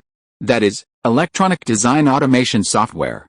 It is mainly used to design an industrial software for very large-scale integrated circuits. The principle is almost the same as the transistor design mentioned above, but a little more complicated. If Huawei terminates its cooperation with TSMC, Huawei can still find other manufacturers to manufacture some low-end chips. Then the termination of EDA software is almost equivalent to cutting off Huawei's firewood, directly cutting off your chip road from the upstream design field. There is also Harbin Institute of Technology. In May 20th, Harbin Institute of Technology received a notice of termination of software authorization for MATLAB, also known as the Matrix Laboratory. This means that Harbin Institute of Technology will no longer have the right to use genuine MATLAB. MATLAB is an extremely powerful engineering artifact. It is no exaggeration to say that the efficiency of having it or not may even be twice as bad. In the future, when Su Yun traveled through time, domestic industrial software can be said to be dark, and the dawn is even lower than the national football team rushing into the World Cup. The main reason for this situation is that domestic products are indeed not very easy to use, and there is a gap with foreign countries in terms of experience and efficiency. People who run businesses must pay attention to efficiency and profitability. It is impossible to risk losses to be guinea pigs for industrial software manufacturers unless they are the same faction behind them. For example, large enterprises such as the Fudan system of the University of Science and Technology. But even for that kind of enterprise, at most 1 or 2 departments or project teams will be arranged to use it, and it is impossible to cover all R&D departments. This is a very normal business logic, and you can't blame others for not supporting domestic products. But on the other hand, the real reason for this situation is that the domestic-related development started too slowly, and it was far behind foreign countries. In other words, as the saying goes, if a movie is downloaded slowly, all the movies will be slow. Many problems that appear in domestic software have actually appeared in MATLAB and other software, so why can they survive until now? The reason is that they run fast, and there is no competitive product to choose when problems occur. Therefore, when the meteorological Doppler radar solution was proposed, Su Yun deliberately laid this foreshadowing: do you want to calculate the drift angle? Do you want to develop airborne Doppler radar? No problem. Then go for digital processing. Students who are Chinese in this life should know it. The Chinese nation has had a special quality since ancient times. That is, as long as you let it taste the sweetness in a certain aspect, it will spontaneously go deeper in that direction. Indeed, due to various objective conditions, not all of the seeds planted by Su Yun can grow up. But as long as a few of them can sprout, Su Yun or the rabbits will make a lot of money. If everything goes well, maybe in the timeline of this world, the rabbits may choke others? Oh, wrong. How can a peace-loving rabbit choke others? So we should change the way we say it. For example, subjective superiority in a certain field? Well, that sounds much better. Of course. At this time, although Su Yun and Zhang Zhongjing both had their own thoughts, neither of them showed it on the surface. One of them was like a harmless patient who had just recovered from a serious illness, and he answered whatever was asked, and never crossed the red line. The other was like an old worker who had been through a lot, simple and honest, and only cared about the theoretical problems in front of him. Lao Guo on the side felt that something was wrong. However, due to the huge difference in their professions, he only had some feelings. More than 10 minutes later, Zhang Zhongjing shook the manuscript in front of him like a doctor reading a CT report, and said to Su Yun with satisfaction, "Comrade Han Li, you have worked so hard with your answers. Some theoretical questions finally have answers. To be honest, on the way to the base, everyone was almost unable to sleep because of these questions, just waiting for the results." Zhang Zhongjing's words were really not polite. These questions in his hands were summarized from various groups in the 10th hospital, and the team had already conducted multiple rounds of discussions. During the entire discussion process, some simple doubts had already been screened out. The questions that Zhang Zhongjing could ask Su Yun were basically the common questions of everyone. At the very least, they were controversial. Now that they could get answers from Su Yun, it was also a relief for everyone. Then Sun Zhongjing carefully put away the manuscripts, took out a small bowl of watermelon from the tent and put it in front of Su Yun. "Comrade Han Li, you've worked hard. Come, have some more watermelon." Su Yun's mouth twitched twice, and he looked up and asked Sun Zhongjing, "Sun Gong, you won't ask me to answer any theoretical questions again, right? How can that be possible?" Sun Zhongjing immediately straightened his chest and quickly denied it, but then he smiled and scratched his hair twice. "It's mainly because I personally have some things other than theory that I want to talk to you about. It's not some mathematical or theoretical problem that needs to be deduced, and it won't grow a brain, so we can talk while eating." Seeing this, Su Yun sighed faintly. Why do these big guys use such routines? The original 1850 copy of Faraday and others also forced themselves into it. Of course. From the perspective of this era, it is indeed a very rare thing to be able to eat juicy watermelon in a place like Factory 221, which is enough to exchange for many favors. For example, in the original real history, academician Chen Enkong bribed academician Hizuoxi with 2 imported cigarettes. Friendly reminder, this big guy is really not called Hizuoma. At that time, academician Hizuoxi worked all night for 4 days to calculate the secondary chain peak of the U3 branch of the light nuclear model for these 2 imported cigarettes. You know, the other side of the sea spent a full $30,000 to solve this value. In addition, Su Yun had just recovered from the burns at this time, and his body had a spontaneous desire for fruits such as watermelon. Therefore, soon, Su Yun decided to surrender to Sun Zhongjing, and nodded neatly. "Okay, Mr. Sun, just say whatever you want. If I can give an answer, I will try my best to answer you." Sun Zhongjing was waiting for this sentence. Hearing this, he immediately stuffed a bowl into Qiao Keihong's hand, and pulled a chair to sit next to Su Yun. "Actually, there's really nothing to do. It's just my personal curiosity. I just want to talk to you about your views on the development of radar. You have brought out the principle of meteorological Doppler radar, so I thought maybe you have some new insights on radar. Comrade Han Li, do you think there's still a future for radar development?" Hearing Sun Zhongjing's question, Su Yun immediately raised his eyebrows. What a coincidence. He was originally thinking about when to talk to Sun Zhongjing about this, but he didn't expect Sun Zhongjing to come to him himself. You know, this trend in the radar industry is different from the single category of carrier-based aircraft radar mentioned earlier. This kind of trend involves many fields, so Su Yun originally planned to find an opportunity to talk to Sun Zhongjing about it. After all, domestic radars are really crossing the river by feeling the stones these days, and they have stagnated for many years for a long time. The reason for the stagnation here has nothing to do with the background of the times, but the rabbits have indeed taken the wrong path. For example, the hydraulic drive of the fire control radar, which was madly complained by military fans in later generations, is more sensitive and will not be elaborated. At the same time, it is very important to point out that from the perspective of later generations, the development period of radar is actually very easy to divide, and does not require too much theoretical basis. The 3 important periods are, the early stage of birth and development, the period of great development, and the modern radar period. The early stage of birth and development is naturally during World War II. During this period, radar technologies with ground-to-air, air-to-ground bombing, air-to-air fire control, and friend or foe identification functions appeared. The period of great development began in the 1960s and 1970s after World War II and lasted until the mid to late 20th century. Many new radars appeared during this period. For example, synthetic aperture radar, pulse Doppler radar, phased array radar, etc. As for the modern radar period, it is naturally around 2023. The current radar function has long exceeded the scope of radio detection and ranging and has gradually entered the urbanized scenario.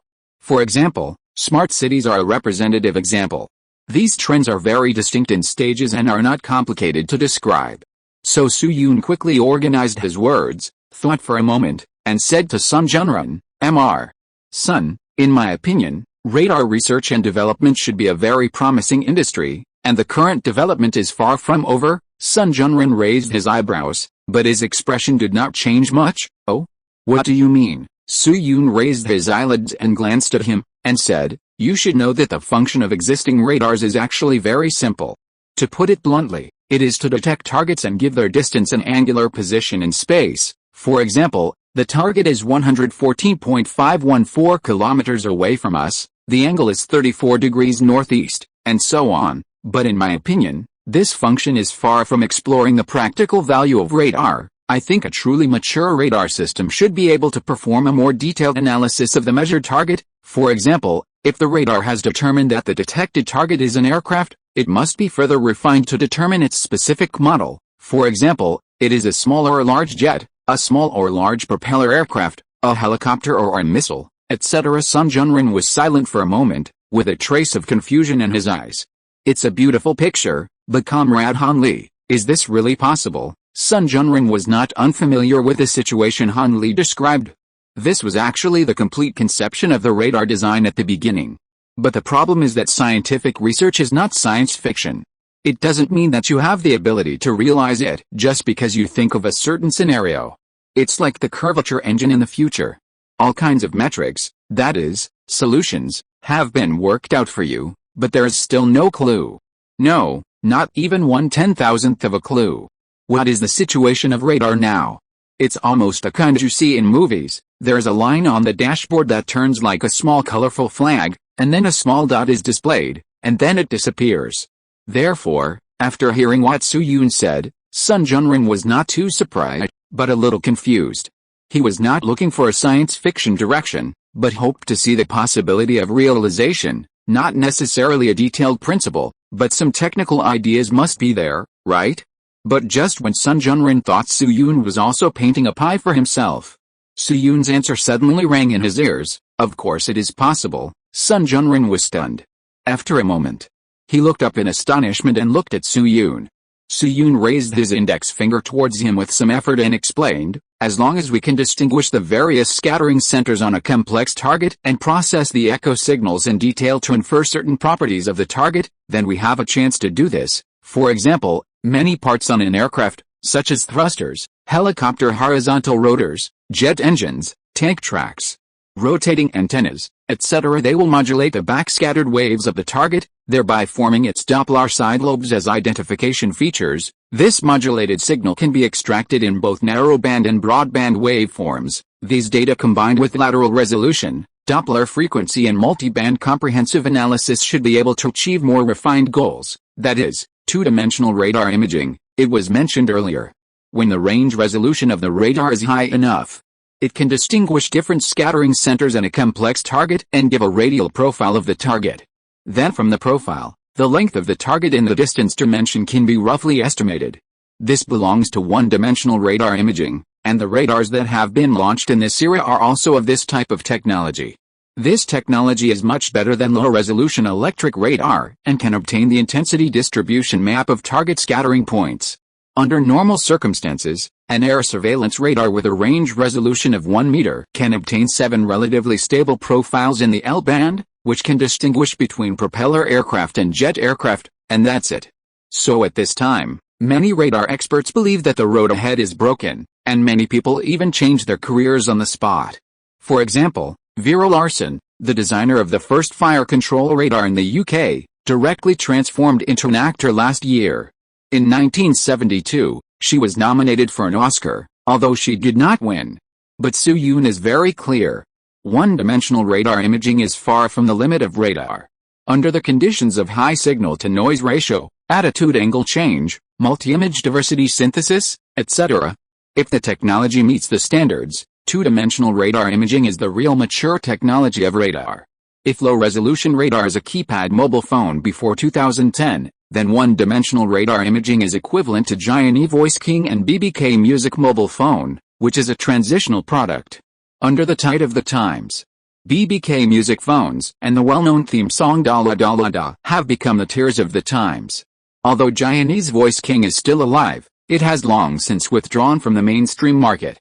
Two-dimensional radar imaging is the real smartphone. It has unlimited prospects for iPhone 6 and Huawei Mate 30.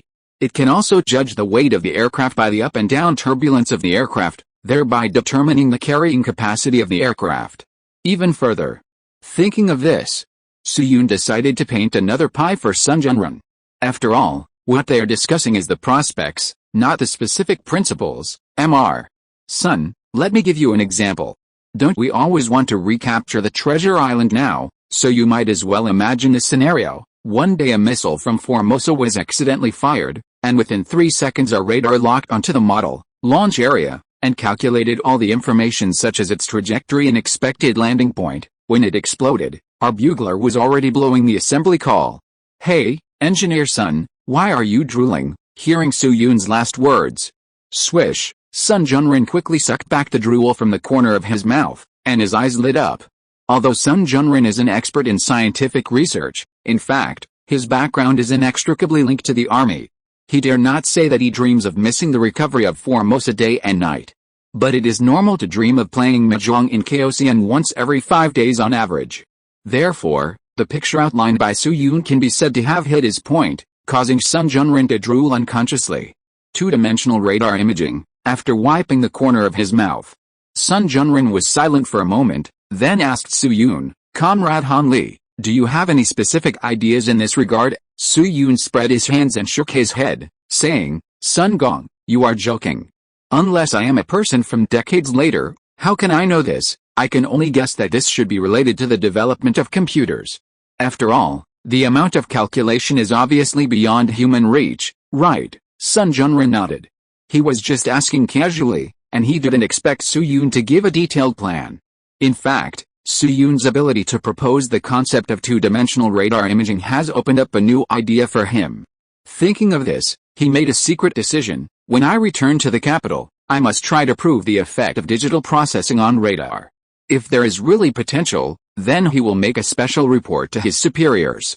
After a while, Sun Junrin glanced at the busy scene, pondered for a moment, and said to Su-Yoon, "Comrade Han Li, in short, I really have to trouble you today. After chatting with you, I understand what the ancients meant by listening to your words is better than reading for 10 years. By the way, now I have to go to the base to see the situation. How about we go there together?" Su-Yoon quickly swallowed half a piece of watermelon in his mouth and spit out 2 watermelon seeds. "Okay, I have to say it." Although Sun Junrin is a bit black-bellied, this big guy unexpectedly agrees with him in the arrangement of things. From the meeting to now, many of Sun Junrin's arrangements coincide with Su-Yoon's ideas, saving him the effort of taking the initiative to speak. Like what we are talking about now, go to the base to take a look. If Sun Junrin didn't say it, Su-Yoon would also make this request. Then, under the leadership of Sun Junrin, the group soon arrived at the busy radar assembly site. The area of the assembly site is about hundreds of square meters, which can be divided into 2 parts according to the situation. One is the groundbreaking area. That is the construction site where all kinds of hoes, shovels and kindlings are clanging non-stop. There are relatively few people on the construction site, and basically all the members of the construction sideline team are busy. The task of these sideline team members is to build a suitable base to place the assembled radar.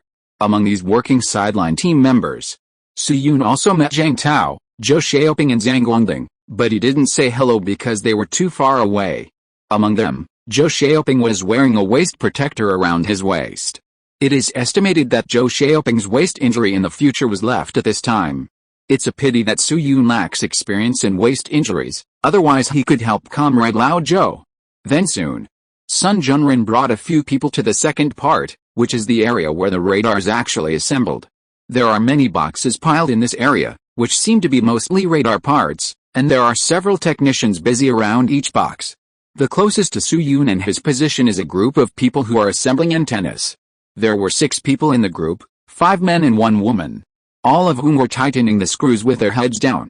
Sun Junrin walked over to one of them and asked familiarly, "Ziojet, how is the antenna assembly going?" The Ziojet mentioned by Sun Junrin was a young man in his 20s, wearing a white shirt with his sleeves rolled up to his forearms.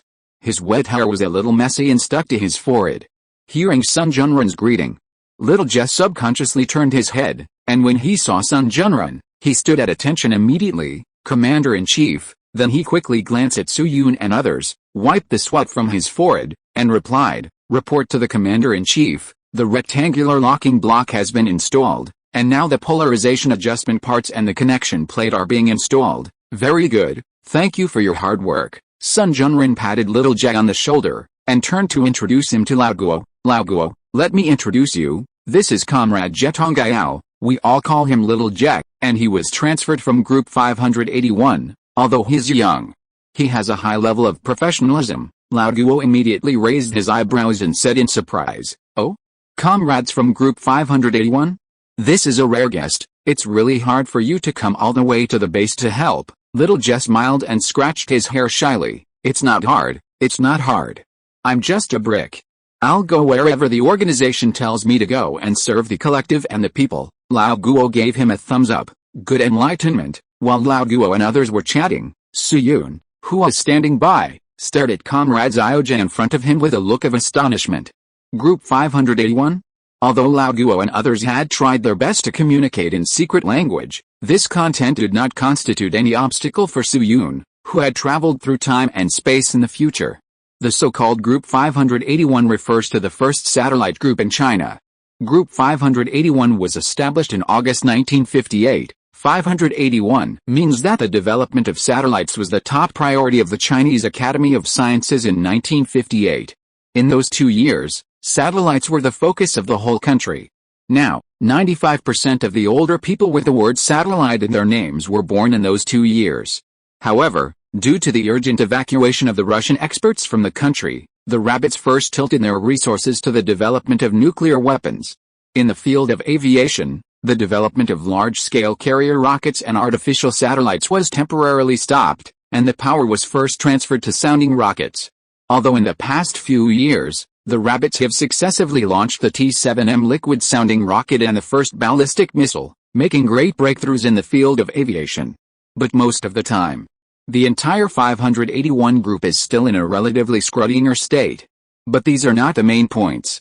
The main point is the function of the 581 group and the special name of Zhetonggao. In addition, Su Yun has a 95% chance of guessing that the other party's vaguely familiar outline is the same as the Zhetonggao he met at the Xicheng Satellite Launch Center. This is considered to be meeting an old acquaintance again.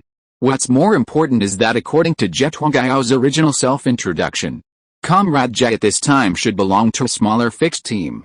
Now that Zhetonggao appears here, doesn't it mean that just when Su Yun realized something in his heart, a full-bodied voice suddenly came from not far away from him, "Lao Sun." Lao Guo. The moment he heard this voice, Su Yun's heartbeat skipped a beat without warning. Immediately, he turned his head and looked at the person who came. A few meters away from them, a man in his 40s with a peaceful face was walking towards them. This person was surprisingly old Wang. To be more precise, it is Wang Lao, who is extremely healthy and young. Note, maybe I didn't write it clearly yesterday. I am not criticizing the military propaganda, I am praising it.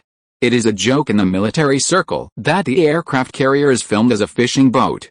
This is the last day of the double monthly ticket. After today, the monthly ticket will not be doubled. I have updated 10,000 words or nearly 10,000 words for 6 consecutive days. Please give me some monthly tickets. Chapter 542, Radar is born. To be honest, Su Yun is not a sentimental person. He will not cry for no reason. But at this moment, looking at Mr. Wang, who is in good health, full of energy, smiling and striding towards the crowd, Su Yun's nose couldn't help but feel a little sour, and he really had the urge to cry. It was not because of sadness. It was because of joy. The occasion when Su Yun and Mr. Wang first met was attributed to the verification in Jinping Deep Underground Laboratory. At that time, when Su Yun could not solve the energy level accuracy error of W boson, it was Mr. Wang who stood up and proposed the idea of trying Trad-J psi particle correction, which continued Su Yun's idea. Then after the dark matter press conference of the Academy of Sciences, Mr. Wang still endured the fatigue of his body. He took Su Yun back and forth hundreds of miles to the Xicheng Satellite Launch Center and helped Su Yun complete the contact of the gravity gradient meter. And it was because of that trip. Mr. Wang's energy was almost exhausted after returning to Beijing, and his body was in extremely serious condition.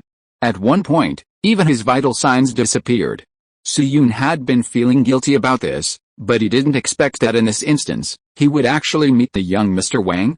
You know, Su Yun actually had psychological expectations for the appearance of big men like Zhou Xiaoping and Zhang Zhongjing. After all, their professional counterparts, it would be strange if they didn't appear here. But Mr. Wang was different. Mr. Wang was in charge of satellite research and development, and was a talent in the aerospace sector. His resume did not mention that he had worked at Factory 221 after all, There was no meteorological Doppler radar in the original history. Just like finding academician Pan's parents to be sworn brothers, he was not a person in Su Yun's plan. Therefore, when he suddenly saw Mr. Wang appear, Su Yun's excitement and relief were naturally much stronger than when he met other people. That's great, but it's a pity. At this time, Mr. Wang obviously didn't know what Su Yun was thinking. After striding to the side of the few people, he first simply nodded and greeted Sun Junren. They arrived at Jinintan on the same train, and they had just separated not long ago. Then he turned to look at Lao Guo, stepped forward and gave him a bear hug. Lao Guo, long time no see. Lao Guo also patted Wang's shoulders twice. It's been a few years since we last met. Yaoping, are you alright? Alright. Wang nodded with emotion, and said after separating, thanks to Big Brother's concern, I eat well, sleep well, and am in good health, but work, forget it, let's not talk about it. After that. Wang sighed. Seeing this, Lao Guo wanted to comfort him, but finally gave up the idea. He naturally knew the reason why Wang sighed. The 581 project team where Wang was currently working could be said to be hungry and full, and all kinds of rumors were spreading. Some people said that the higher-ups were preparing to completely abandon this project. Some people said that the higher-ups were preparing to support satellite research and development again. Others said that the organization had actually established another research group. It was secretly conducting satellite research. As a person at the center of the storm, Wang obviously couldn't be appeased by a few words. But soon, Wang Lao adjusted his mood. He turned his head and looked at Su Yun, who was wrapped like a mummy except for his mouth, eyes and nostrils. He hesitated for a moment and asked, Old Go, who is this? Seeing this, Old Go took the initiative to make way for Su Yun, holding the backrest of Su Yun's wheelchair and introducing, this is Comrade Han Li, the originator of the meteorological Doppler radar theory. The one next to him is Comrade Kiao Keihong, who is also a nurse in the intensive care unit of the staff hospital and a top student who graduated from the Capital Medical College. After that, Old Guo pointed at Wang Lao and said to Su Yun, Zio Han, this is an old friend of mine, Comrade Wang Yaoping from the capital, who is currently in charge of some waste recycling matters. Su Yun. He suddenly realized that it was a pity that Old Guo didn't go to the Strategic Research Institute. This mouth is really a bit coquettish. As one of the leaders of the 581 project, Old Wang was responsible for the research and development of recoverable satellites. But in Old Guo's mouth, he became a waste recycling? Well, in a sense, it seems that there is no problem. Then Su Yun took a deep breath, seemingly calm but actually excited, and nodded to Mr. Wang. Hello, Engineer Wang. Mr. Wang also smiled at him kindly. Hello, Comrade Han Li. After speaking, Mr. Wang once again glanced at Su Yun with a slightly curious look. On the way to the base, he had heard Sun Junren mention a few words, roughly that the proposer of the meteorological Doppler radar plan was a little young and special. But no matter what, he could not have imagined that Su Yun would be so special he could directly inherit the throne in Cairo with this outfit. Of course, Mr. Wang's inner surprise was only fleeting, and he soon turned his attention to Jet Hongao beside him. Zio Jet, how is the equipment debugging going? Jet Hongao hurriedly repeated what he had said to Sun Junren and others before. Abba. After listening to the report quietly, Mr. Wang looked up at the assembly side and quickly made a decision in his heart. He turned his head, glanced at Sun Junren, and said, in that case, old Sun, can we try to assemble the radar? Sun Junren turned his right wrist and looked at the watch on his hand. Well, it's almost time. Zio Bao. As soon as Sun Junren finished speaking, Bao Zhang quickly appeared beside him. The word Zio Bao might sound a bit subtle in later generations, but at this time, there are not so many ambiguities, so Bao Zhang's expression was not unusual. Director Sun, you are looking for me. Sun Junren nodded, stretched out his hand and pointed at the scene, and ordered, Zio Bao, thank you for your hard work. Notify each group that we will officially start assembling the radar in 10 minutes. If there are any special situations in each group, please report them in time. If there are no problems, follow the original process. Bao Zhang's expression became serious. Understood. After that, Bao Zhang turned around and notified each group. Lao Guo and others waited on the spot. The area of the assembly area is actually only a few hundred square meters. If you have to count them, there are only a few groups like Jet Hongao. So soon. With Bao Zhang's notification in place, The groups quickly began to move towards the central area. 10 minutes later, Zhang returned to Sun Junren with several team leaders and reported, "Director Sun, all the groups have been notified. Please give instructions." "Very good. Thank you for your hard work." Sun Junren thanked Zhang, then took out a few drawings from his briefcase and randomly found a box with a height of 1.23 meters to put them on. The height of the box was just the same as Su-Yun's relaxed sitting posture. He sat up straight and stretched his neck to see the contents on it. These are 2 design drawings with a size of about 4 pages. The drawings are hand-drawn but with standardized parts diagrams. There are also some text footnotes in the blank area outside each part. For example, the image near Su-Yun is an image of an atolon, and the footnotes are the parameters: spectral center interval, 228.2 MHz half-width, 205.0 MHz, 224.3 MHz theoretical peak transmittance, 73.7%, 70.8%. It is obvious. These are 2 radar component assembly drawings. Then Sun Junren flattened the drawings, looked around at the team leaders gathered in front of him, and said, "Comrades, now I will confirm with you one last time. Comrades who have assembled the parts responsible for your respective groups, please raise your hands." Sun Junren's voice had just fallen. Swish, everyone in front of him raised their hands at the same time. Sun Junren nodded with satisfaction and continued, "Very good. Since everyone is ready, I now announce that the assembly of the meteorological Doppler radar has officially begun. The next step is to assemble the optical platform. Li Feiyu, Comrade and Ran, please start according to the plan, following the exit indicated by Sun Junren." Soon, a man and a woman stood up from the crowd in front of them, and each began to call on the team members behind them to start assembling parts. Li Feiyu was a tall middle-aged man. Although he didn't say much, he was a northern man. His team had a total of 6 people, responsible for the assembly of the echo signal receiving unit on the optical platform, that is, the receiver and waveguide mentioned by Su-Yun before. Of course, the echo signal receiving unit installed by Sun Junren and his team this time was still a better version, and it was impossible to receive reflected ultrasound and perform laser fine-tuning like in later generations. Its main function is to complete the synthesis and preliminary filtering of signals through the dual polarization effect of the X-band. This simplified version of the equipment was formerly the hospital's X-ray machine and the electrocardiogram monitor in Su-Yun's ward, both of which were dismantled by Lao Guo and used for volunteer work. According to Qiao Keihong, when Dr. Lin Yu first learned of the decision of the Superior Department, he once firmly stated that these devices could not be spoiled. As one of the few national-level Western medicine doctors in China, Lin Yu still has a lot of say in this regard, and these 2 devices were shipped back to China through his favor. Therefore, if Lin Yu is not dealt with, the base will face great resistance in dealing with these 2 devices. This deadlock lasted until one night. At that time, Lao Guo went to Lin Yu's office with a few books, and Lin Yu finally gave in with difficulty. As for which books, Comrade Qiao Keihong said that she only vaguely saw words like Xiao Xiaxin, nine-tailed turtle, and new words under the lamp in the office the next day.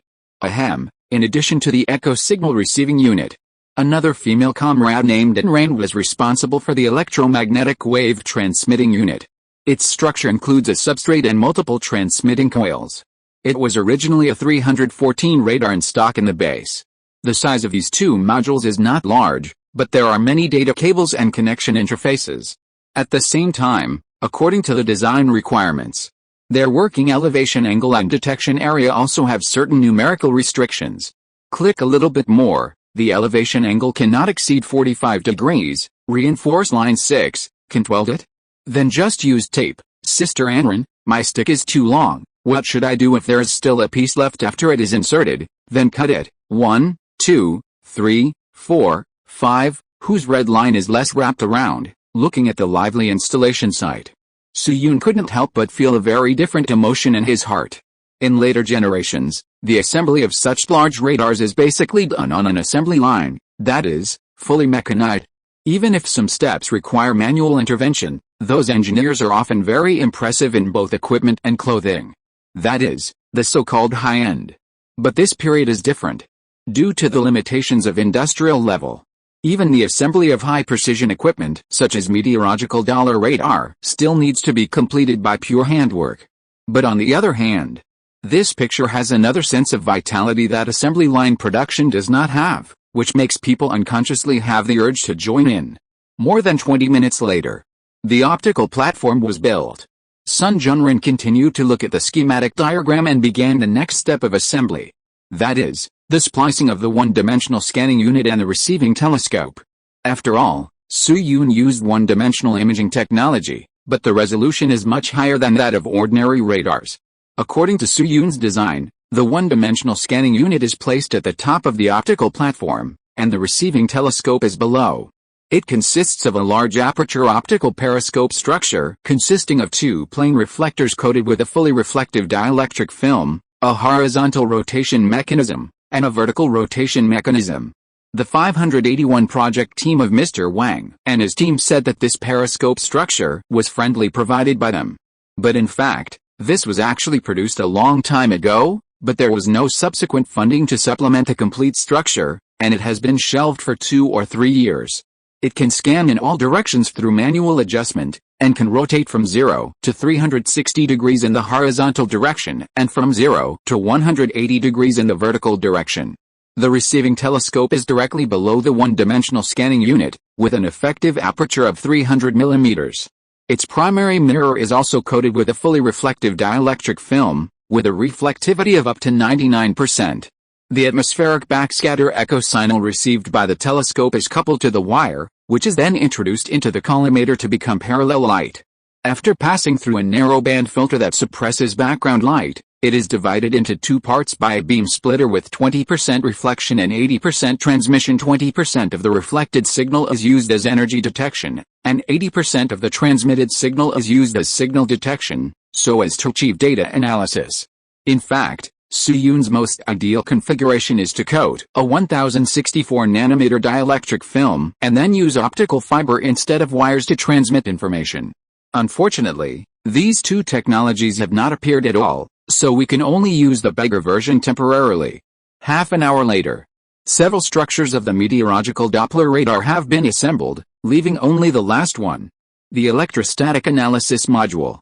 Zhang Zhongjing looked around at everyone, turned his head to look at Lao Guo, and said to him, "Lao Guo, it's your turn." Lao Guo nodded at him, turned back to the tent, and took out a somewhat worn brown suitcase.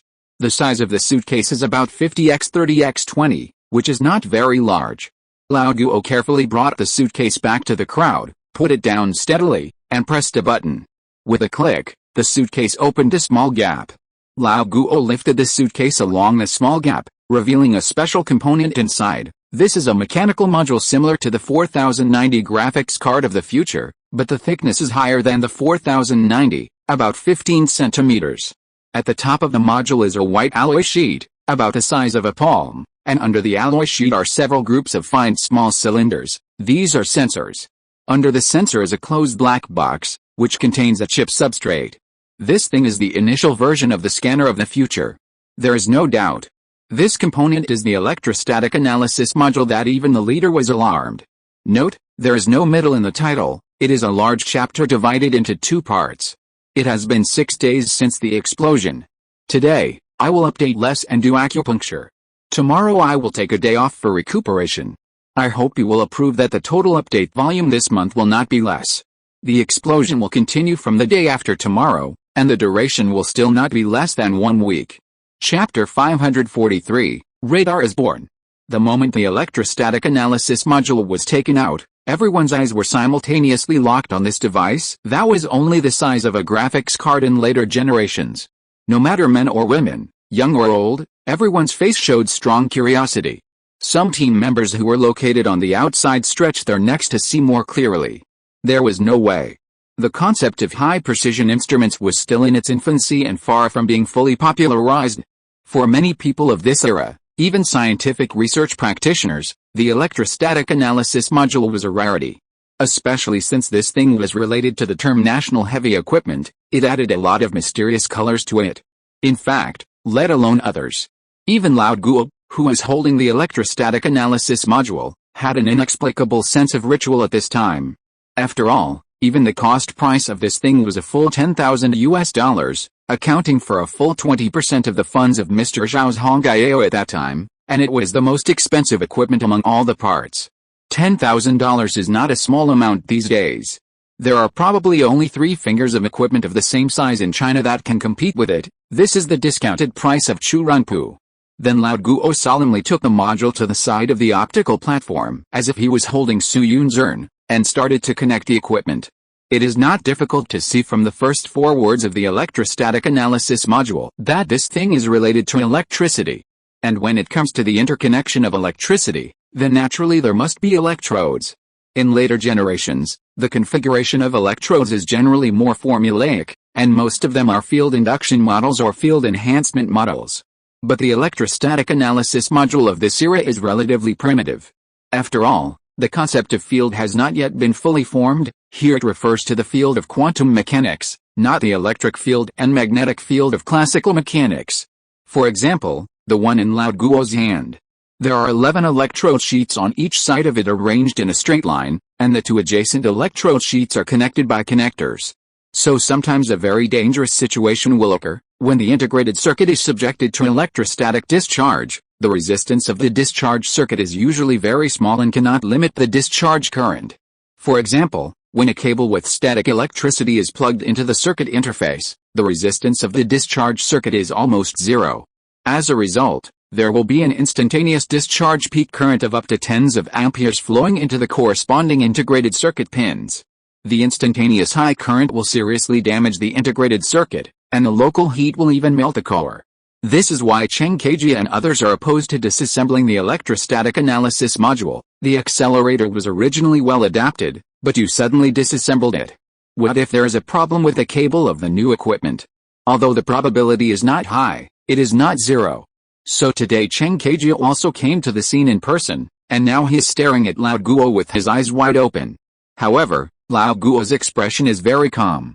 He first connected the 2 electrostatic adsorption interfaces that were electrically connected to each other through a heavy-duty connector, and then called on several operators who were very experienced at first glance to start further loading and unloading. In other words, screwing the screws. That's right. Screwing the screws. There is no way. There are several large imported hydraulic presses in China these days, but small hydraulic presses that can process precision instruments will not be available until 10 years later. However, although these operators can only operate manually, they are not small. Comrade Han Li, looking at the workers who were loading and unloading equipment, Sun Junren took the initiative to start a conversation. I heard from several comrades who came back from the UK that the accelerator at Cambridge University has begun to use purely mechanical means for daily maintenance. The accelerator mentioned by Sun Junren refers to a tandem electrostatic accelerator owned by the Cavendish Laboratory of Cambridge University, named PIC. Its experimental energy level can reach 80 MeV, which is more than 30 times that of the current domestic electrostatic accelerators. The existence of this equipment is not a secret, so Sun Junren did not intend to deliberately test Su Yun, but just wanted to chat. Then Su Yun thought for a moment, and made sure that his answer would not reveal any chicken feed, and then said, "Yes, I heard that the maintenance procedure of that equipment has been handed over to the robotic arm and small hydraulic equipment. The operator only needs to enter some parameters, but I haven't seen the specific operation process with my own eyes. It is said that the equipment has been sealed up for some reason." Sun Junren nodded. He knows some inside information about this matter. A few years ago, Europe established a laboratory called the European Organization for Nuclear Research, with the purpose of gathering the strength of Europe to study the information of microscopic particles. What does this organization seem to be called? CERN? Or CENR? Sun Junren can't remember the specific name very clearly. Anyway, it is currently in a relatively unstable state. There are even some voices that believe that this organization is eating empty salaries and should be directly banned. Therefore, in order to be able to produce some results, Werner Heisenberg, yes, that Heisenberg who is not allowed to talk about people, turned his attention to the tandem electrostatic accelerator at Cambridge University. According to the information Sun Junren and his team have, at present, Heisenberg has persuaded the board of directors of Cambridge University, and the tandem electrostatic accelerator will soon be sent to the CERN headquarters. When they were talking about this matter, Lao Guo and Wen Gansheng sighed that it would be great if there was such a device in China. Hey, why do you think about these things? Then Sun Junren shook his head and brought his attention back to reality. He took a deep breath and said to Su Yun with some emotion, "It will probably take several years for China to have these technologies and production capabilities from mechanical assembly lines. We have to admit that compared with the technological level of those European countries, our current progress is much inferior to them. But Comrade Han Li, as the saying goes, the natives have their own methods. Don't look at these operators without the assistance of those machines. I can assure you that their manual precision is not inferior to those machines and equipment." Oh. Su Yun raised his eyebrows, but immediately realized something and guessed, could it be that these comrades are the 8th level workers? Sun Junren grinned and gave a positive answer, "Yes, they are all the top 8th level workers in the country." Hearing this, Su Yun looked at the operators with a different look. Oh my god. Is this the legendary 8th level worker? Students who were 8th level workers in their previous lives should know it. In the planned economy era, rabbits used to divide workers' technical levels into 8 levels according to different technical levels. The first level is the lowest and the 8th level is the highest. The salary also corresponds to it. Generally speaking, in that era, as long as you could be rated as a level 5 worker or a level 6 worker, you could have a high status in the enterprise and society. As for the level 8 worker, it is no exaggeration to say that if the scope is limited to the pure technical workers of level 8, then they are even rarer than the number of academicians. More importantly, the Rabbit's level 8 worker award actually went through 2 stages. The first was the 1960s. There were very few level 8 workers in this era, and the batches awarded did not exceed 10 times. The second was the 1990s. There were a lot of level 8 workers in this period. Many people in later generations said that my grandfather was a level 8 worker, which mostly referred to the workers awarded in this stage. That is to say, there is also a gap between the so-called level 8 workers. In this era, the level of the level 8 worker is equivalent to a humanoid self-propelled Leda.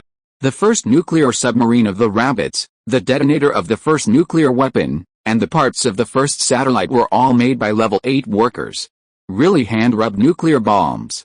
Therefore, when Su Yun learned that these big guys in their 50s with ordinary looks and clothes were actually level 8 workers, his mentality changed immediately. The movements of these big guys, under the blessing of the later filters, seem to carry an inexplicable Taoist connotation. For example, the big guy who is twisting the screws. His strength and frequency must be the perception of his decades of work experience, right? And the uncle who is welding the Q interface. The angle of each spark that jumps out must be within his calculation, right? And the uncle holding the file. At this time, he was covering his left hand, and it was obvious that he was performing a special ritual. Oh, it was too much force that scratched his finger, that's fine. And while these level 8 workers were showing their power, Su Yun suddenly discovered. Bao Zhang and others not far away also began to push several equipment with carts. The appearance of these equipment is a rectangular block with a height of 1.5 meters, a length and width of about 50 centimeters. They are all black, metal, and there are many coils wrapped around the surface. These rectangular metals were originally placed in a tent on the side, and were blocked from view by various cloths, so Su Yun did not notice the existence of these things at first. But from the formation, these metal rectangles are obviously extraordinary. Afterwards, Su Yun carefully observed these things, and when he found that he could not determine their identities, he turned his attention to Sun Junren. "Sun Gong, I wonder what these things are." "Oh, you mean them?" Sun Junren blinked, put his hands behind his back, and said calmly, "This is the equipment used to store signals. It was also shipped from the capital. It doesn't cost much. These storage buckets are composed of 50 24-inch disks.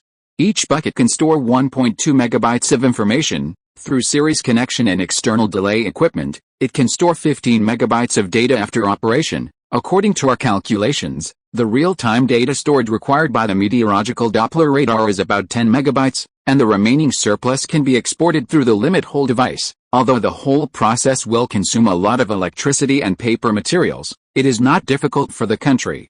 Well, for a national project, it is not difficult to bear." Sun Junren's statement seemed to make sense, and his tone did not fluctuate, as if Bao Zhang and the others were just pushing a few iron buckets.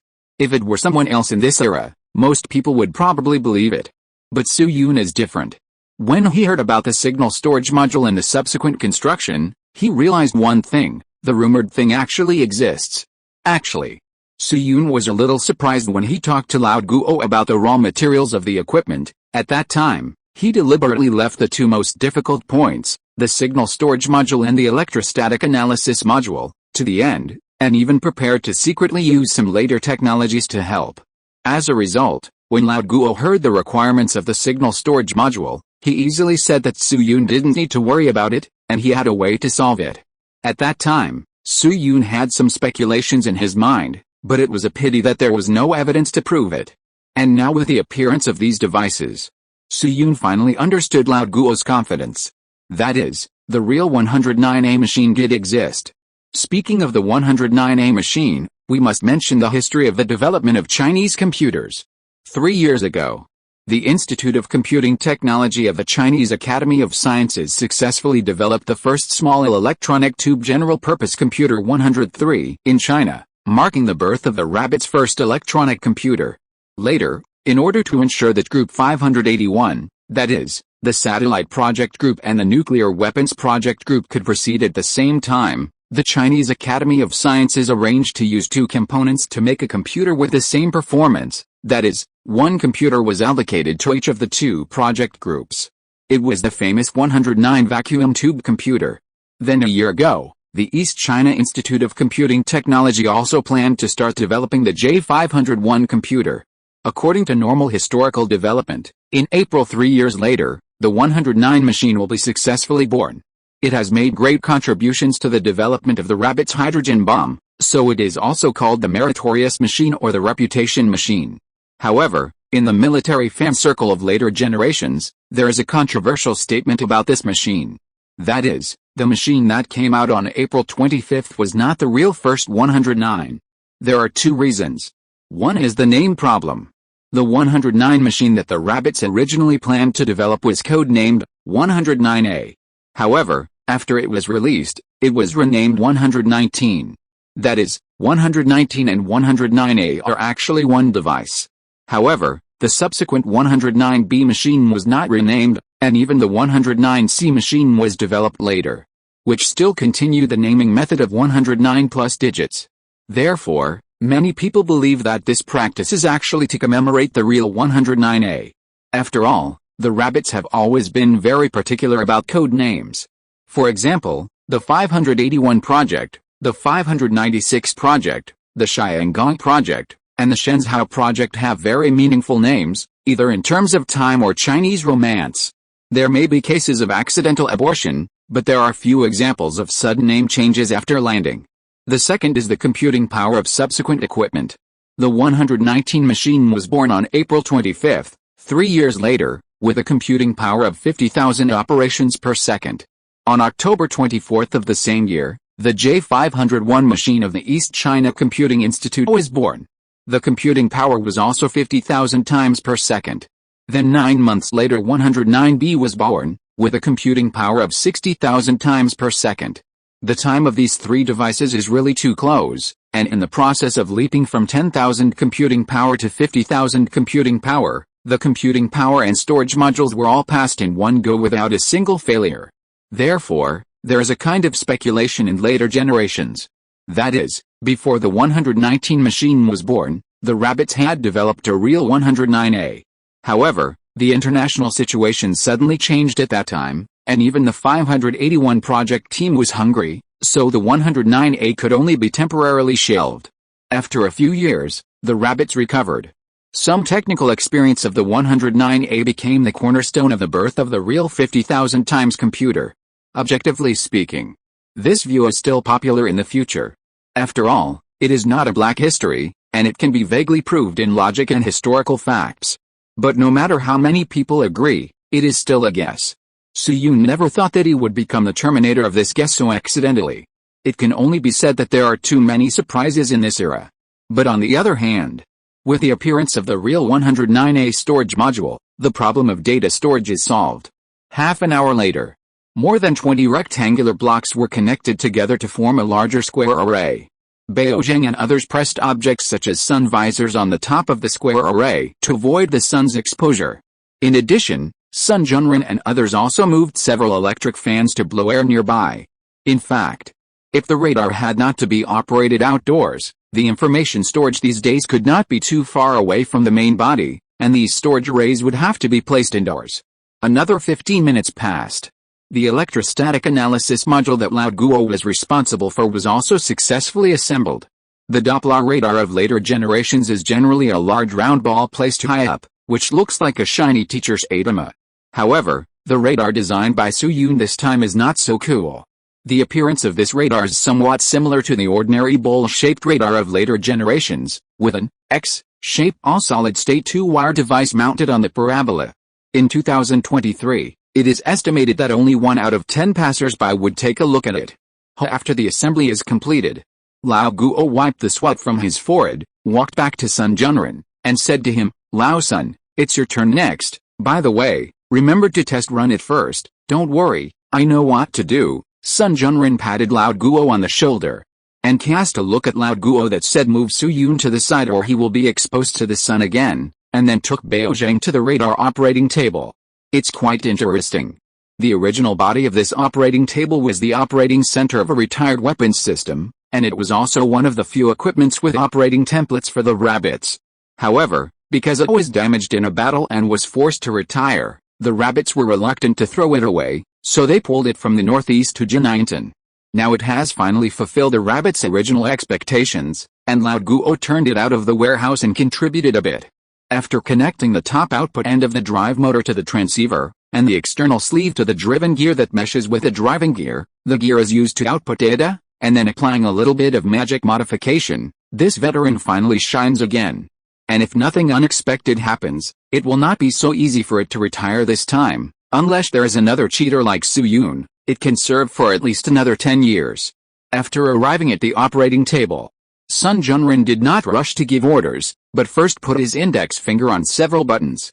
He kept a slight force but did not press the posture, and twisted several buttons. This action is to determine whether any button is loose. Whether it can be used later is another matter. If the button is loose now, then there is no need for the so-called later. After a while, Sun Junren moved his index finger away from the last button and nodded gently. Everything is normal. Then he looked at the other side and called a name, "Lin Yu, here, soon." The figure of a young girl appeared beside Sun Junren. The girl was wearing a military uniform that was very common in this era. She was about 1.6 meters tall, with short hair that was very capable. Her skin was fair but not delicate, and she exuded a youthful vigor. Whether it was from her dress or Sun Junren's greeting, it was clear that she was a female intellectual.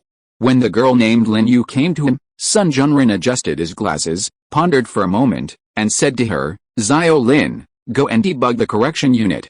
The test run of the radar will begin in 5 minutes. The password for the box is 237." Lin Yu's expression suddenly became serious. "Understood." After that, Lin Yu trotted to tent. In less than half a minute, she came to Sun Junren again, panting and carrying a small box. Click, the girl skillfully input the password and soon opened the box. Then she took out a black device with several buttons of different heights and colors. At the same time, Sun Junren was not idle either, but began to call Bao Zhang and others to start the radar. The power required for the radar comes from the nearby factory-run power plant. Considering that the storage module also consumes a lot of electricity, power control was implemented in the main factory area today. Except for the hospital and the factory office, the power consumption of all other locations needs to be reviewed and reported, and the factory court and cinema are temporarily suspended. Buzz buzz buzz, as the power is connected, the radar placed on the base began to emit a low hum slowly. Half a minute later, the power passed through the checkpoints, and the storage module also entered the operating state. The magnetic disk in the metal box began to rotate at a speed of 300 revolutions per minute, and gradually increased to 400, 500, 600, and finally stabilized at 0.800 revolutions per minute. The heat brought by the rotation of the equipment quickly spread to the surface of the metal shell, making the shell faintly hot. Seeing this, including Zhou Xiaoping, Zhang Zhongjing and others, the construction team members who had been waiting here for a long time immediately began to carefully apply cold water. Of course, due to the current shortage of fresh water in the base, Zhou Xiaoping and his team naturally did not apply drinking fresh water, but salt water sent back from Zihei Lake. 2 minutes later, Bao Zhang, who had been paying attention to the screen, had a condensed expression and quickly said to Sun Junren, "Director Sun, the screen has data, all 6 lights are on, and there is no problem with information transmission. Sun Junren's chest suddenly relaxed slightly when he heard this. Different from Su Yun's earliest plan. This time, in order to ensure the smooth calibration of the radar, Sun Junren and his team used the series mode for power and data transmission. That is, if there is a problem in one place, for example, it cannot be started, then all the lights will not light up. At present, all 6 lights are on, which at least means that the most basic connection link has passed smoothly. It is worthy of being a top-level 8th-level worker. However, Sun Junren's heartstrings were only relaxed by half at this time, and a large part was still suspended in his chest. After all, there are more important links to be verified. So soon. He turned to look at another person beside him and said, Lao Luo, let's start the next step. The Lao Luo mentioned by Sun Jun was academician Luo Pilin. Hearing this, he nodded calmly and pressed a button. Buzz buzz buzz, click click click, in an instant. The sound of the radar became a little louder, but its state also changed from static to rotating. That's right, rotating. The radar first turned 180 degrees to the left and slightly raised upwards. Then it slowly paused and turned 360 degrees to the right. After 2 rounds, the trajectory successfully covered all directions. However, Sun Junren did not let Luo Pilin press the stop button, but turned his head to look at Lin Yu, who was already in place. Zio Lin, start calibrating the signal. Understood. Lin Yu quickly lifted a strand of hair to the back of her head and pressed a few keys skillfully. Less than 10 seconds later, zzz, the black device in front of Lin Yu soon emitted a low vibration sound. How to say it? This sound is like a hot iron ball being taken out of the furnace and suddenly put into the water. Trembling, boiling. A variety of subtle sounds combined together, and flew to the radar receiver in a state that could not be observed by the naked eye. Whoosh! The receiver intercepted and recorded it steadily. After filtering, intermediate frequency oscillation, and 2 consecutive chirp cycle conversions, a group of 15 pairs of electrical signals appeared. Sun Junren looked at the pre-customized code manual and verified it word by word. 0.013 cycles, 333 Hz, 114,514 accompanying sound difference frequency 95.75 inches, distorted waveform harmonic component amplitude and root mean square value ratio 1.4134, 2.9867 inches. 1 minute later, Sun Junren took a deep breath, slowly raised his head. He first looked around at the people around him, and his eyes stayed on Su Yun for a while. But in the end, he turned his gaze away and turned to Lao Guo, saying, Lao Guo, I'm a little hungry. Where is the axe that Mr. Maxwell gave you that Mr. von Karman used? Note, some places have been modified before, and there may be a situation where the chapter and the content do not match. For example, there were more than 30 chapters in a certain paragraph. After the content was deleted, the chapter moved to the front or back, but there were not many changes. In addition, the reason for being reported has nothing to do with this copy. It was the problem of the previous press conference and the section where the protagonist was slandered in court. I won't go into details. The editor is very powerful this time. Chapter 544, the 2 places work together to start calculating. Eat an axe, in the open space. Hearing this sentence from Sun Junren, Lao Guo couldn't help but be stunned, and a sense of confusion emerged on his face subconsciously. But soon, he reacted and couldn't wait to ask Sun Junren, Old Sun, do you mean that the radar verification is correct? Sun Junren nodded, pointed to the equipment in Lin Yu's hand, and explained with a slightly complicated expression, yes, according to the data results of the filter made by Xiaolin, whether it is power spectrum density, impulse response or linear frequency modulation signal, there is no problem, and these are the core attributes of the radar, even a new category like Doppler radar is no exception. In other words, this meteorological Doppler radar has fully met the requirements in terms of parameters. Hearing Sun Junren's words, Su Yun couldn't help but look at Lin Yu squatting on the ground not far away. Matched filter. This is a relatively early way of radar signal verification. After all, when radar was developed in the early days, drones had not yet appeared, and it was difficult to get the target into the sky. The feasible ideas were basically airplanes or hot air balloons. But the former is more expensive, and the latter is prone to leaks if it is a confidential project. In this context, the envelope-matched filter came into being. As we all know, there are 4 types of radar receiving signals: signal, noise, interference, and clutter. Among them, Noise is also the external factor that poses the greatest challenge to radar receivers. Because noise does not carry any required information and is mixed in useful signals, it will reduce the latter's recognition in disguise and distort the information. But at the same time, since the phase of noise is random, it can only achieve incoherent superposition. Therefore, noise, which seems to be useless pure waste, makes radar signal verification possible from another perspective. The actual principle of the envelope-matched filter is the complex envelope of the signal. That is, the Fourier transform simulates the same amplitude-frequency characteristics of the signal, thereby sending a signal of a certain carrier frequency to the radar. These signals are different from noise, but can only achieve incoherent superposition. It belongs to a dispersed state.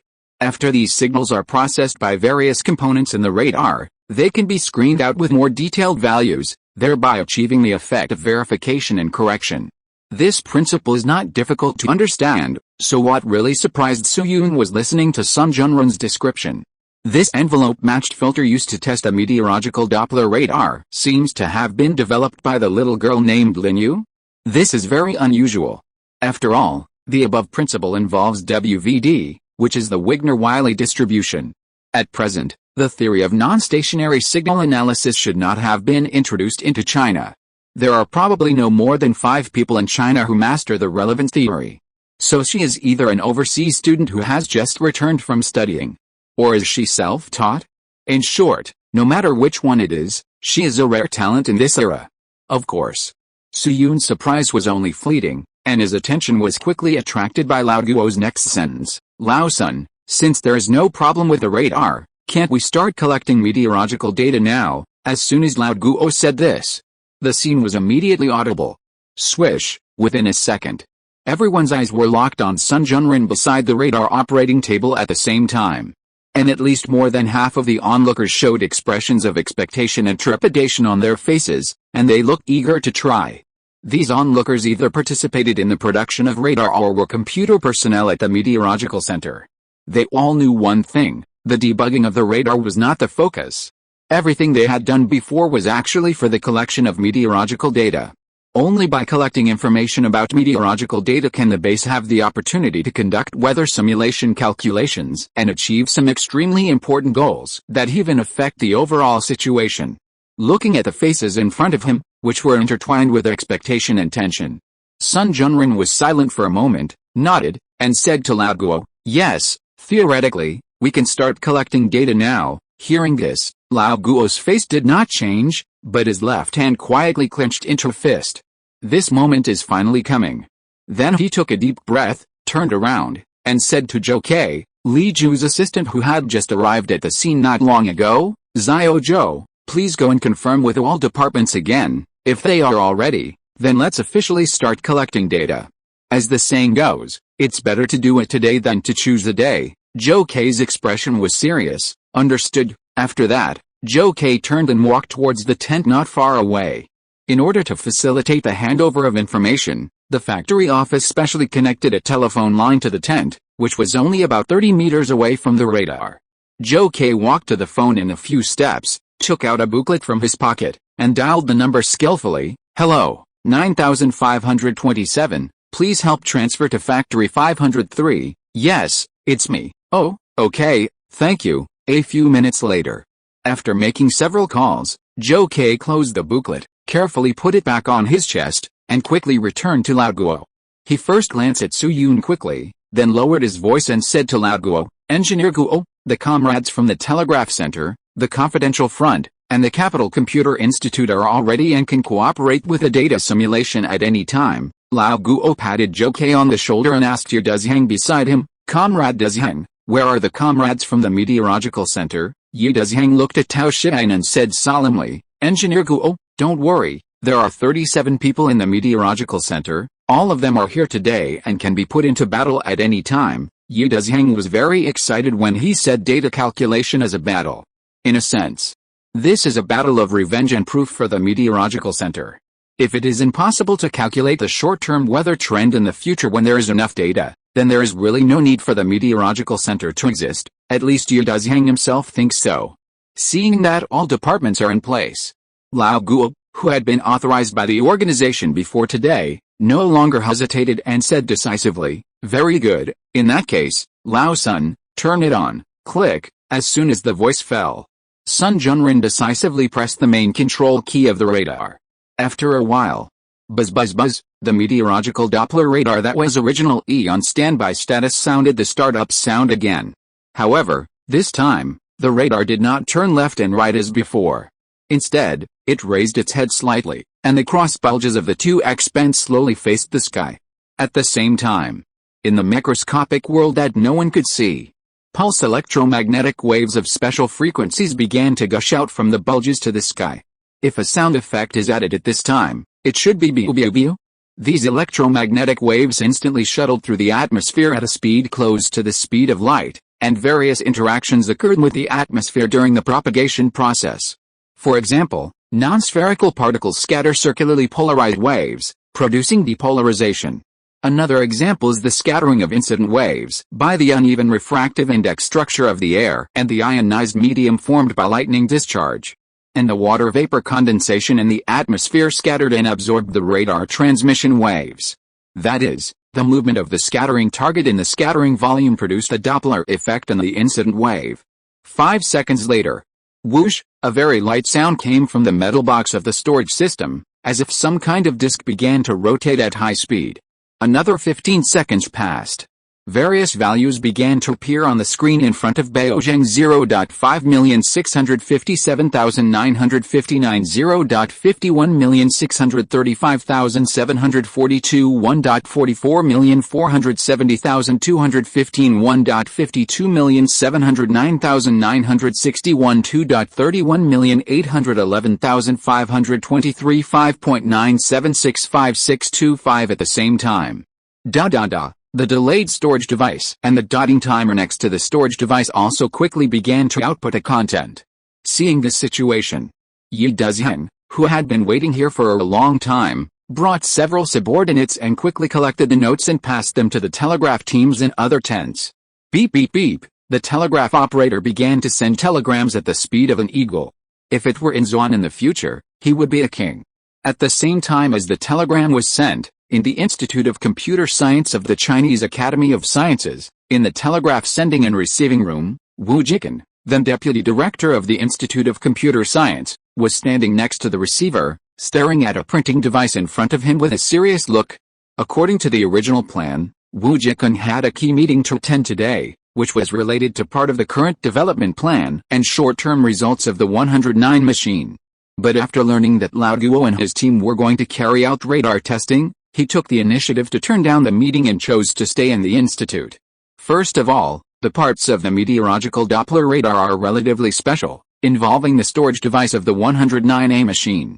Although the 109A machine was only half completed and the organization had decided to reassemble a new device, as the person in charge of the development of the 109 machine, Wu Jikan still wanted to know whether the storage module could operate normally. After all, he had never had the opportunity to encounter such actual combat before. Secondly, if the meteorological Doppler radar can really obtain the expected data, then the computer will inevitably assist in the simulation in the future. Therefore, no matter what is reasonable, Wu Jikan must pay attention to the progress of this project today. Why hasn't it come yet? Just when Wu Jikan was slightly distracted, the telegraph operator beside him suddenly raised his voice. "Director, the telegram is coming." Wu Jikan quickly came back to his senses and looked at the equipment. Sure enough, at this time, the telegraph machine has begun to type out a brand new telegram. And it is different from the previous telegram about Doppler radar. This time, the data sent by Factory 221 is pure meteorological data, and there is no need to keep it secret. The content of these data is not too encrypted and can be directly interpreted. Therefore, soon, a large amount of data was summarized in Wu Jikan's hands. Wu Jikan quickly brought these data to the computer room on the same floor, which is a warehouse with an area of more than 100 square meters, where the number 104 computer is placed. The main body of the 104 machine is more than 60 square meters in size, with about 50 display screens, which is about the same size as the tablet in later generations. At this moment, in front of more than 50 screens sat a computer operator with a formal expression, both men and women, all in their 20s. They were the first batch of computer science graduates in China, that is, the class of 1958, and the graduate school was the University of Science and Technology of China.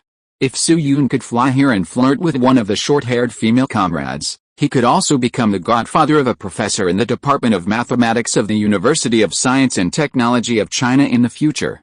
Xiao Lin, Xiao Wang, Xiao Chen, come and help send the data. After entering the computer room with the first batch of data, Wu Jiqun walked quickly to the front left of several team leaders, distributed their data, and told everyone, after you get the manuscript, you can start importing data. Your task is of great importance. Remember to be cautious and don't make any mistakes. Do you understand? The audience soon gave a unanimous answer, understood. Wu Jiqun still had a gloomy face and looked very serious. Actually, considering that there are a lot of data to be entered this time, if there are errors in individual data, it will not affect the final result too much, so the superiors also gave a 3% error tolerance rate. However, Wu Jiqun did not tell the operators about this, fearing that they would have accidents due to relaxation. A few minutes later, each operator received the corresponding data and began to import it. As mentioned earlier, Lao Guo and his team had collected more than 500 sets of data with their instruments, but later, after calculations by Yi Dezheng, it was found that these data were not enough. In order to complete the meteorological simulation, it is necessary to have 100,000 times more data. In other words, more than 50 million sets of data are required. However, this is only the data required for calculation, and the workload of importing is not so much. Because after passing the 2 levels of electrostatic analysis and X-dual band, these data will be classified into a more standardized range. This range is refreshed about once an hour, and the similar values will be superimposed and directly entered through the electrical signals of the photoelectric conversion element. Therefore, the data that was transmitted to Wu Jiqun and his team and needed to be imported manually was far less than 50 million sets. Take the first meteorological Doppler radar of the rabbits as an example. The first meteorological Doppler radar in China is called 714 SD, which collects up to 14 million sets of data at a time, with a cycle of 15 minutes. However, when actually calculating, the electric conversion element filtered out 98% of the identical values. Therefore, the data that really needs to be imported manually is only a few 100,000 groups. Note that importing and calculating are two different things, and the actual calculated data is still 14 million groups. Although 50 million groups of data seem a lot, the real data that needs to be entered manually is about 1 million groups.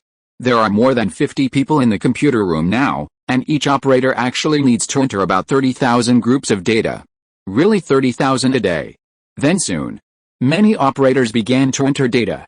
Temperature 26.7, humidity 27%, meridian wind 18.5 meters per second, diffuse radiation 220 Wm2. It was mentioned a long time ago. Different from the WRF, WRF Chem, WRF CMAQ and other models used to calculate the weather in later generations. Meteorology at this time is still in a very primitive stage. Therefore, even with a lot of data, it can only be predicted by solving the atmospheric equation. That is to say, as mentioned before, the Earth's surface is gridded, and then the values of various meteorological elements are interpolated to obtain the values at a certain moment in the future. Therefore, the actual model derivation still needs to be carried out by Yi Dezheng and his team. The 104 machine of the Chinese Academy of Sciences mainly fits various data into more accurate parameters. In the words of later generations, it is processed into semi-finished products. Of course, although the technology in this era is relatively backward, it is finally out of the early modern history.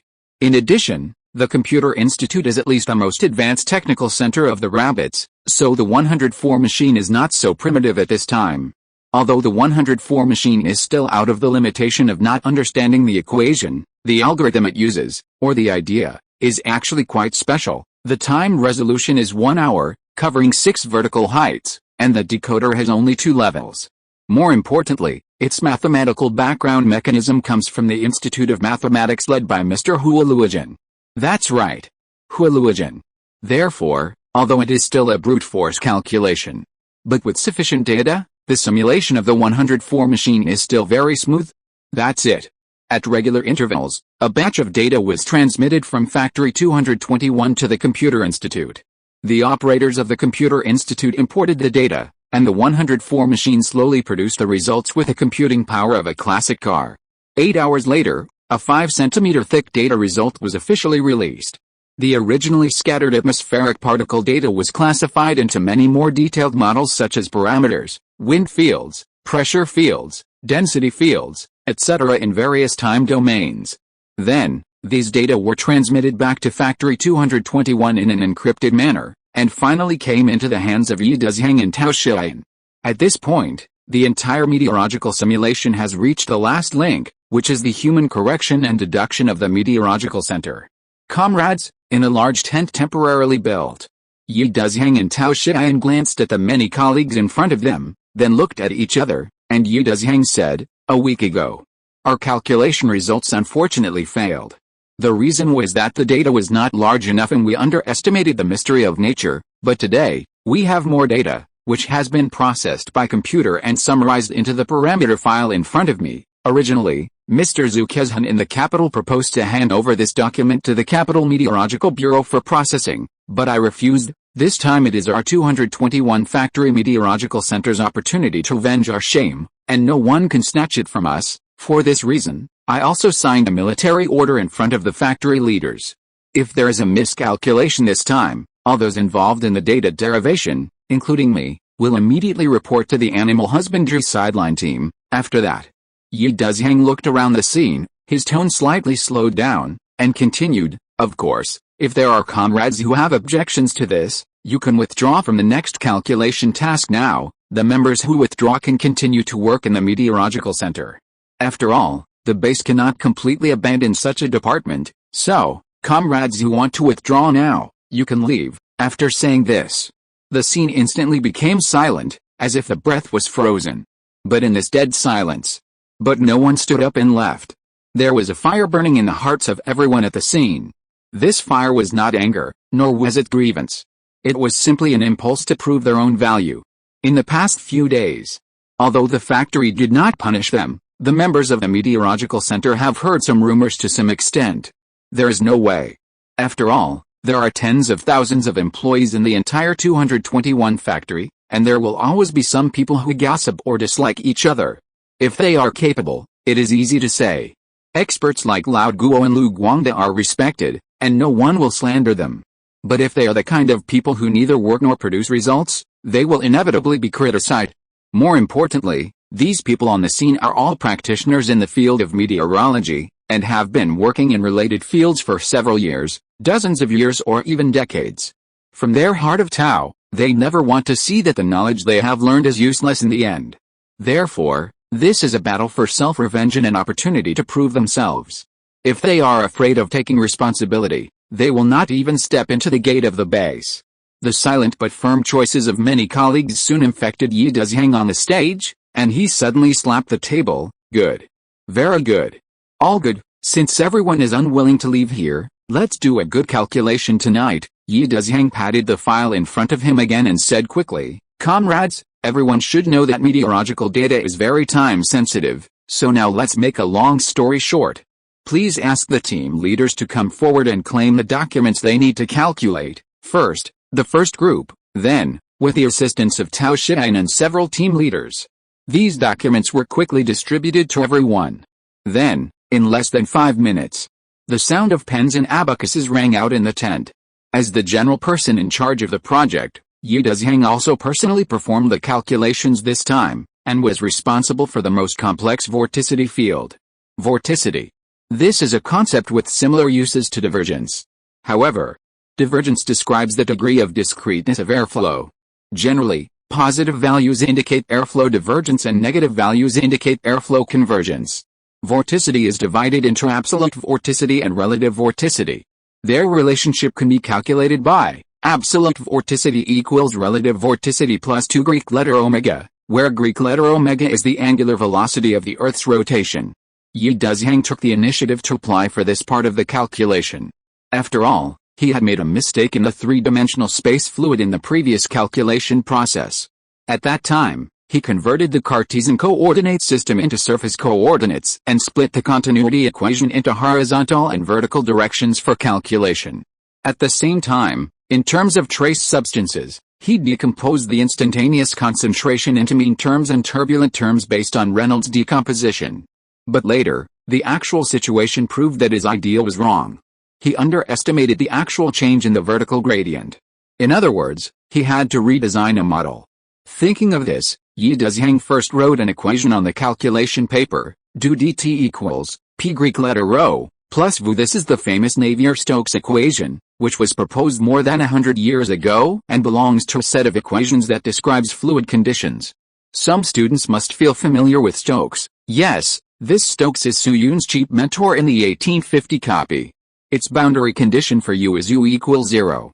Then Yi Dezhang quickly wrote, Th equals Tt plus Tx is plus Z equals Uxt, and then dt equals Tt plus Ux Tx plus Ui Ti plus Us Tz equals Tt plus U. Tda dt equals A plus U. A. So the Navier-Stokes equation can be rewritten as do dt equals A plus U. U equals p Greek letter rho plus v2u.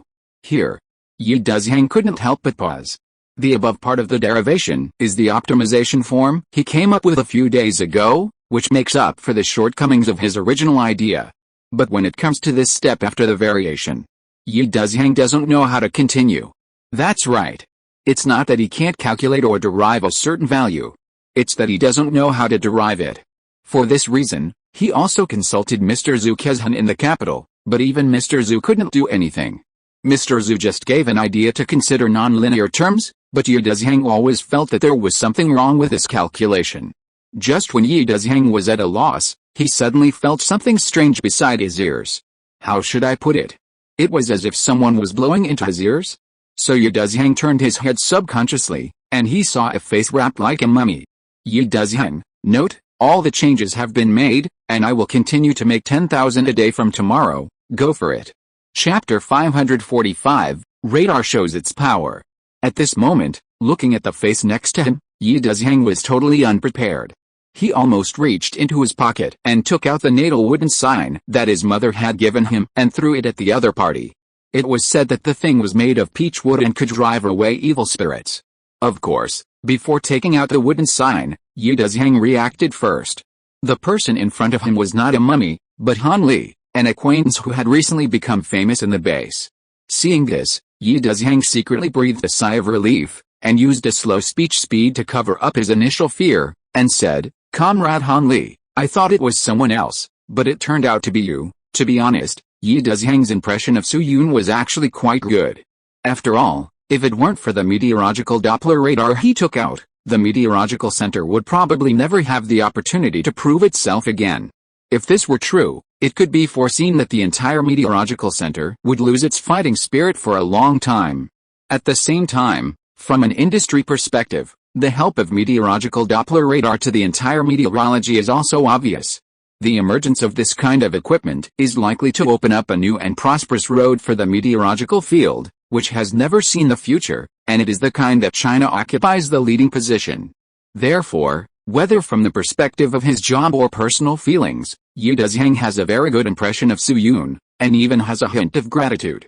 Therefore, after being shocked, Yi Dezhang did not show any dissatisfaction, but smiled and asked Su Yun, Comrade Han Li, why are you here?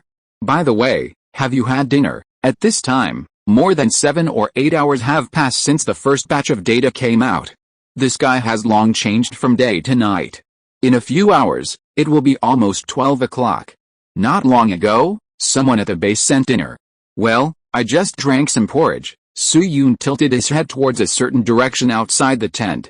At this time, he could vaguely see several sideline team members busy distributing dinner. However, the standard meal tonight is not of high specification. Most of them are steamed bread and potatoes with elm leaf soup. The steamed bread is hard on the teeth, and the elm leaves are bitter. Su Yun was able to drink refined rice porridge mainly because of his status as a patient, and he needed to be nursed during the recovery period. Then Su Yun turned his attention to Yi Dezhang's calculation paper and looked at it carefully. Huh? Director Yi, is this a variation of the Stokes equations? Yi Dezhang was slightly startled, and seemed a little surprised that Su Yun could recognize the content of the equation. However, he soon remembered Su Yun's identity and nodded slightly. Yes, It is the NS equations, with a little change based on the vorticity, according to Lao Guo's previous introduction. Su-Yun is a graduate of the Department of Mathematics at Cambridge University. It is normal for him to recognize the NS equations. After all, this equation is a major problem in the field of mathematics. Or to put it another way, considering Su-Yun's ability to come up with a theory of meteorological Doppler radar, it would be strange if he could not recognize the NS equations. Su-Yun turned his head and looked at the scene full of the sound of abacus, and asked Ye Dezhang casually, "Director Yi, how is your progress now?" Progress? Ye Dezhang looked up and looked at Su-Yun for a second, shook his head, and pulled a bitter smile at the corner of his mouth. "What progress? Comrade Han Li, what you see now is all. I don't even know how to deduce it later," Ye Dezhang said. He pinched the front half of the ballpoint pen with his fingers to make a small lever, and slapped the end of the pen on the calculation paper twice, and it can be seen that he was a little bored. The calculation of meteorological data is not a secret, so Ye Dezhang didn't want to hide anything. After all, everyone has a desire to talk. Then Ye Dezhang sighed and shook his head, ready to honestly change his thinking, since the variation he considered was not feasible. Then he could only calculate according to the plan given by Mr. Zhu. Even if there is a high probability that there are some problems with that idea. Just as Ye Dezhang was writing, Su-Yun's weak voice suddenly came to his ears. "Director Yi, I have an idea. Do you think it is feasible to add a Bernoulli function to this variant?" Ye Dezhang's pen, which had already written a few letters, stopped moving. After a moment, Ye Dezhang raised his head in surprise and looked at Su-Yun with an expression as if he had seen a mummy. "Comrade Han Li, what do you say?" In his excitement, Ye Dezhang even spoke with the accent of his hometown Tianjin. Opposite him, looking at Ye Dezhang with his eyes wide open, Su-Yun was actually a little surprised in his heart. He thought that the concept of localized distributed vorticity was already relatively complete. But soon, he reacted quickly. That's right. The key figure in the convection diffusion equation is Suhas Patankar, and according to his age, he is only in his early 20s. Although Su-Yun could not remember the exact time when he proposed the simple and proved algorithm, Suhas Patankar was not a genius who became famous at a young age. It would take more than 10 years for him to propose the simple and proved algorithm. It is no exaggeration to say that the research on the Navier-Stokes equations in the entire mathematics and physics community was still in a very primitive state. Even the simple algorithm, which is the initial version of the semi-implicit method for solving the pressure coupling equation, was not proposed until 1972. Thinking of this, Su-Yun decided to help Ye Dezhang a little, although he did not have any plans in this regard before. But he was naturally happy to do this kind of thing that could allow Rabbit to catch up with or even surpass the first echelon. Anyway, it doesn't cost money, so why not try it a little? Then Su-Yun paused, quickly organized his thoughts in his mind, and said to Ye Dezhang, "Director Yi, what I mean is to add a Bernoulli function to this variation, and then take a curl. Do you think it is feasible?" This is what I heard from a senior when I was at Cambridge University. At that time, the scenario they derived happened to be the same variation. Swish. Su-Yun didn't finish his words. Ye Dezhang lowered his head and wrote down a function on the paper. C equals P Greek letter rho plus U/2. This function comes from the equation, U/2, equals, U plus X, which is the Bernoulli function. Then Ye Dezhang took a curl according to Su-Yun's statement and got a new formula, Greek letter omega T equals X, plus V. Don't be fooled by the fact that this formula looks like a emoticon, as if it is, and, Greek letter omega. For Ye Dezhang. The moment he saw it, his heart skipped a beat. This is the evolution equation of Greek letter omega. At the same time, due to X equals, Greek letter omega, Greek letter omega, this evolution equation can also be rewritten in the form of convection derivative, dt equals, Greek letter omega, U plus V. Writing here. Ye Dezhang paused again, turned his head and looked at Su-Yun again, and asked impatiently, "Comrade Han Li, what's next? What's the idea behind it?" At this moment, Ye Dezhang seemed to have returned to the days when he was studying in Chicago. At that time, he was following a mystery novel serialized in the Chicago Daily News. Every time he finished a chapter, he couldn't wait to urge for updates. If he wasn't afraid of losing his precious qualification to study abroad. Ye Dezhang even considered whether to tie the author to a small dark room to update. He must update 50,000 words a day, otherwise he couldn't eat that day. And opposite him, Su Yun signaled Qiao Keihong to move his wheelchair closer to Yi Dezheng. Then he took the paper and pen from Yi Dezheng, and explained as he wrote, "Director Yi, if you want to continue to derive this equation, you must first understand the physical meaning of this variation. Let's import an angular momentum equation here for comparison. The physical meaning should be very obvious, right?" Yi Dezheng looked at it carefully for half a minute, and soon said, "Oh, I understand. The right side describes the change in the moment of inertia of the volume element due to the elongation of the fluid element, and the viscous moment acting on the volume element, right?" Su Yu nodded. The physical meaning of this variation can be regarded as an entry-level concept of vorticity in later generations. That is, the vorticity of the fluid block may change due to its elongation, causing a change in the moment of inertia, or because of viscous stress acceleration or deceleration. Then, Su Yun wrote a Peclet number. That is, Pe equals at Greek letter alpha, and changed a circle on it and brought it back to the original formula. Seeing this, Yi Dezheng's nose suddenly emitted a nasal sound with surprise, and his eyebrows suddenly raised. He discovered a problem that he had never realized before. According to the variation, vorticity in two-dimensional flow is convection and can diffuse like heat, so the analogy of the Peclet number is Re equals UV. This means that vorticity, like heat, cannot be created or destroyed in a two-dimensional flow.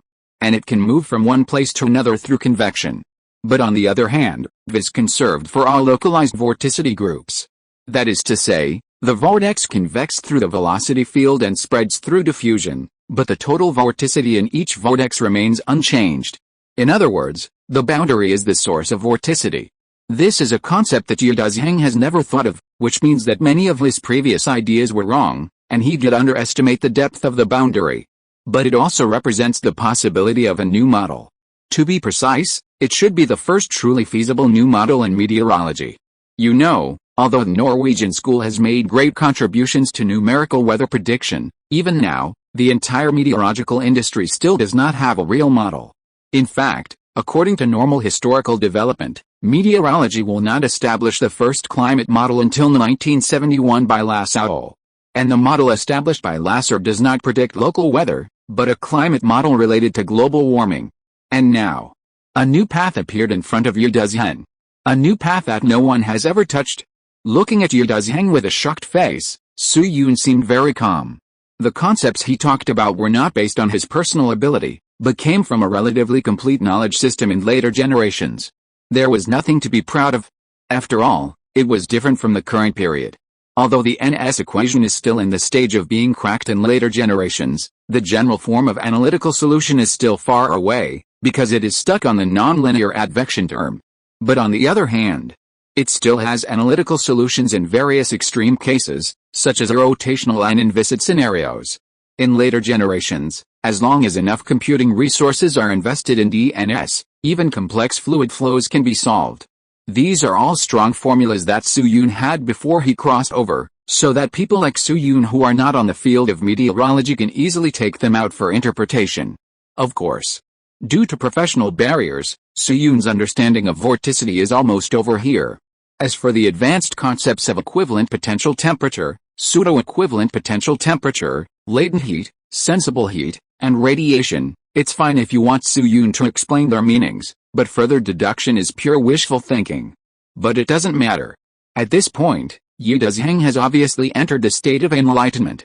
With the ability of this main founder of modern meteorology in China, he can probably handle the remaining links by himself even without Su Yun's help. Not to mention that Tao Xian, the top weather dynamics expert, is by his side.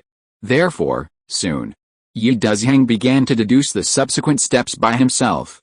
The governing equation of temperature is dT equals Th. Then the equation of temperature field is naturally dT equals Tt plus at x equals Th. According to the hydrostatic equilibrium and the temperature lapse rate, we can get, Brother Xian, how do you think it should be changed to the turning point pressure of the piecewise function? That's exactly what I want. More than 20 minutes later, Yi Dezheng wrote down another formula on the paper, D2 equals Ijsijvx plus Vx.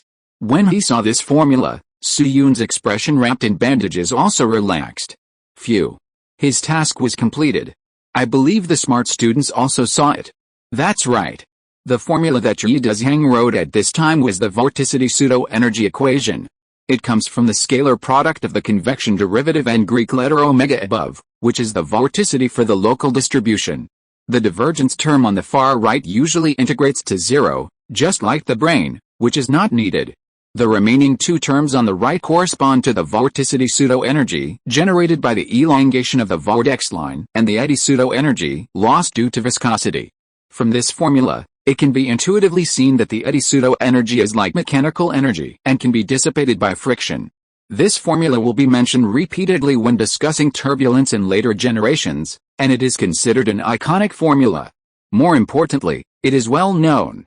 Atmospheric diffusion belongs to turbulent diffusion. There are currently three widely used theories: gradient transport theory, turbulent statistical theory, and similarity theory. This formula is the core of turbulent statistical theory. On this basis, a model called WRF was born in later generations. That's right. WRF. This is the most common model for numerical simulation and forecasting of meteorology in later generations. Many amateur scientists also use this thing to run numerical values at home. Of course, the amateur scientists in the field of meteorology are much smarter than the amateur scientists in the fields of physics and mathematics. There is a clear difference between the two.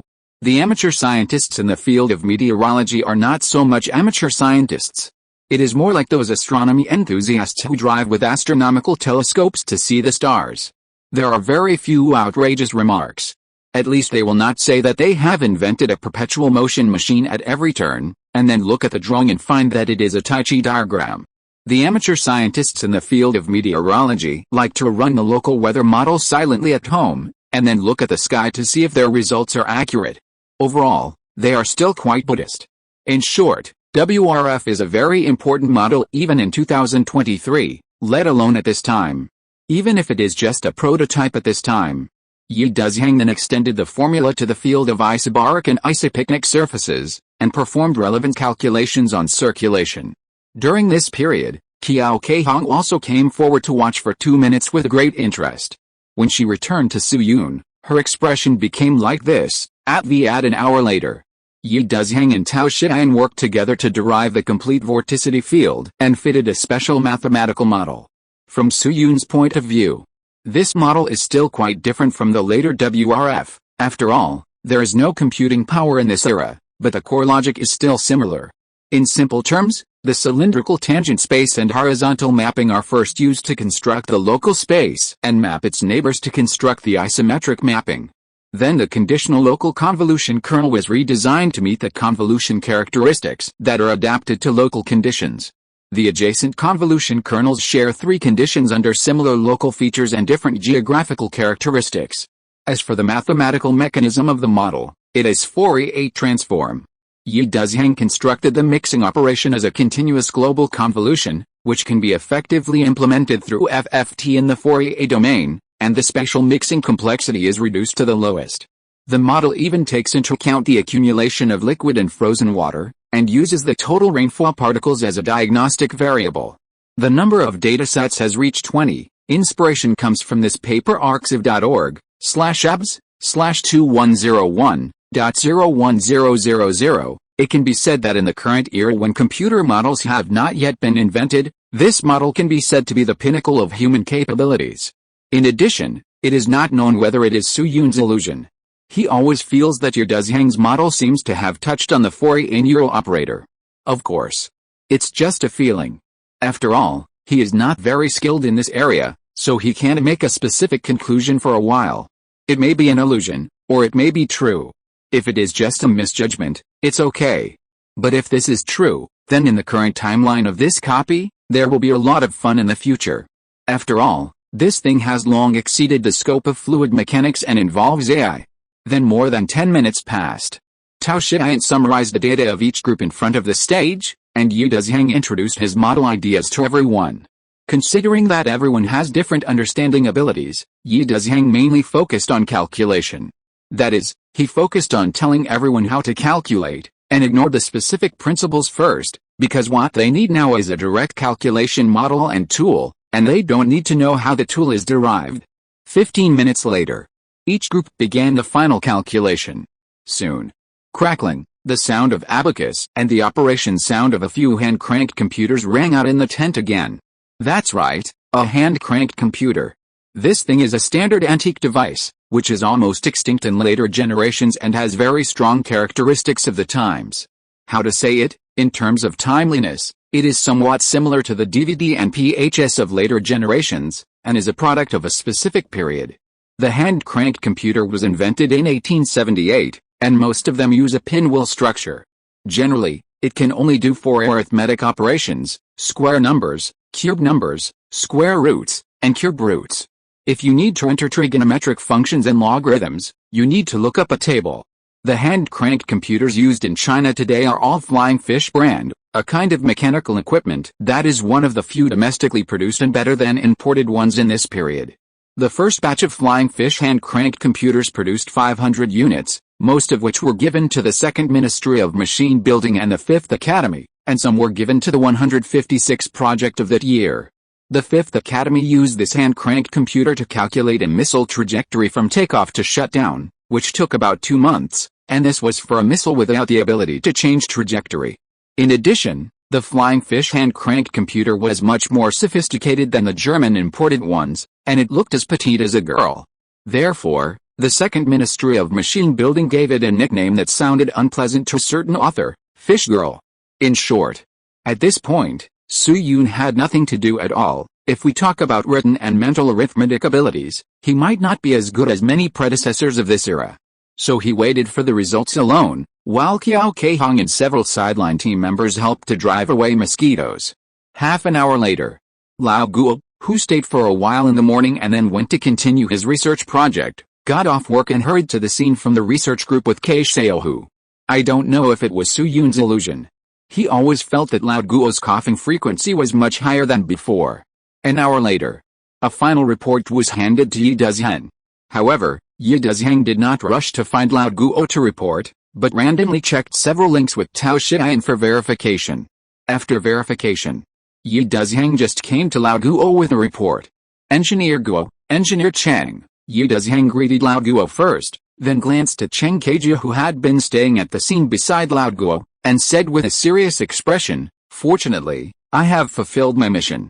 A new batch of weather forecast results have been released. This result has been verified by Comrade Tao Xian and I, and there are no errors or omissions in mathematics." Lao Guo's face remained unchanged, but his left hand holding the briefcase still added a little more strength.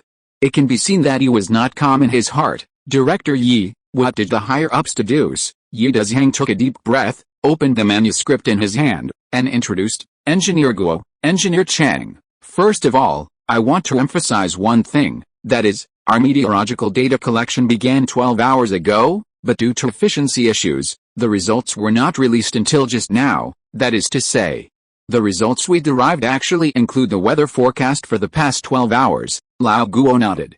This sentence is not difficult to understand. According to their prior arrangements, the weather Doppler radar collects data every 20 minutes. The data is filtered and sent to the Capital Computer Institute, which processes it into parameter fields and sends it back to the base for further calculations by Yi Dezheng and others. This process was repeated over and over again for more than 10 hours, or nearly half a day. Although due to the problem of computing efficiency, these data cannot produce results instantly or in a short time.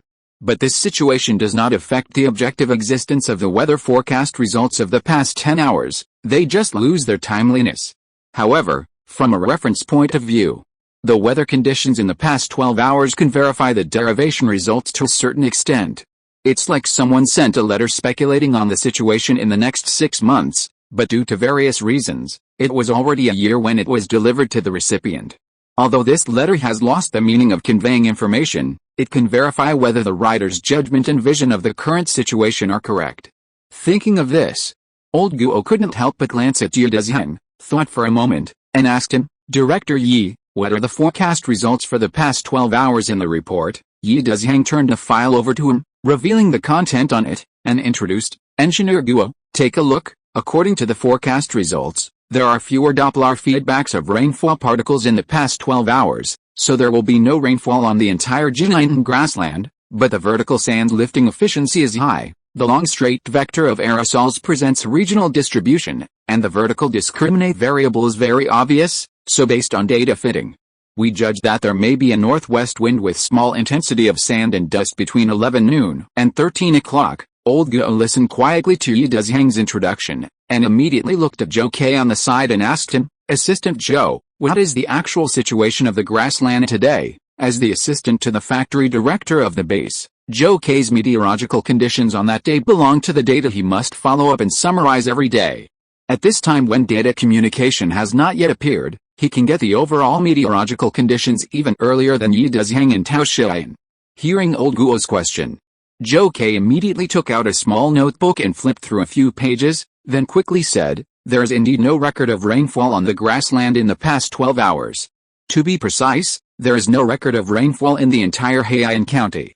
However, there was a light rain in the neighboring Huangdong County, which lasted for about 40 minutes. As for the sandstorm, there is indeed a record of sandstorm, which was reported by the comrades of the animal husbandry team. The starting point of the sandstorm was near the 6th branch factory, at about 1:30 p.m., and the direction was indeed northwest wind." Hearing this, the atmosphere at the scene suddenly became a little settled. It didn't rain, and sandstorms appeared again. Was the prediction for the previous 12 hours accurate?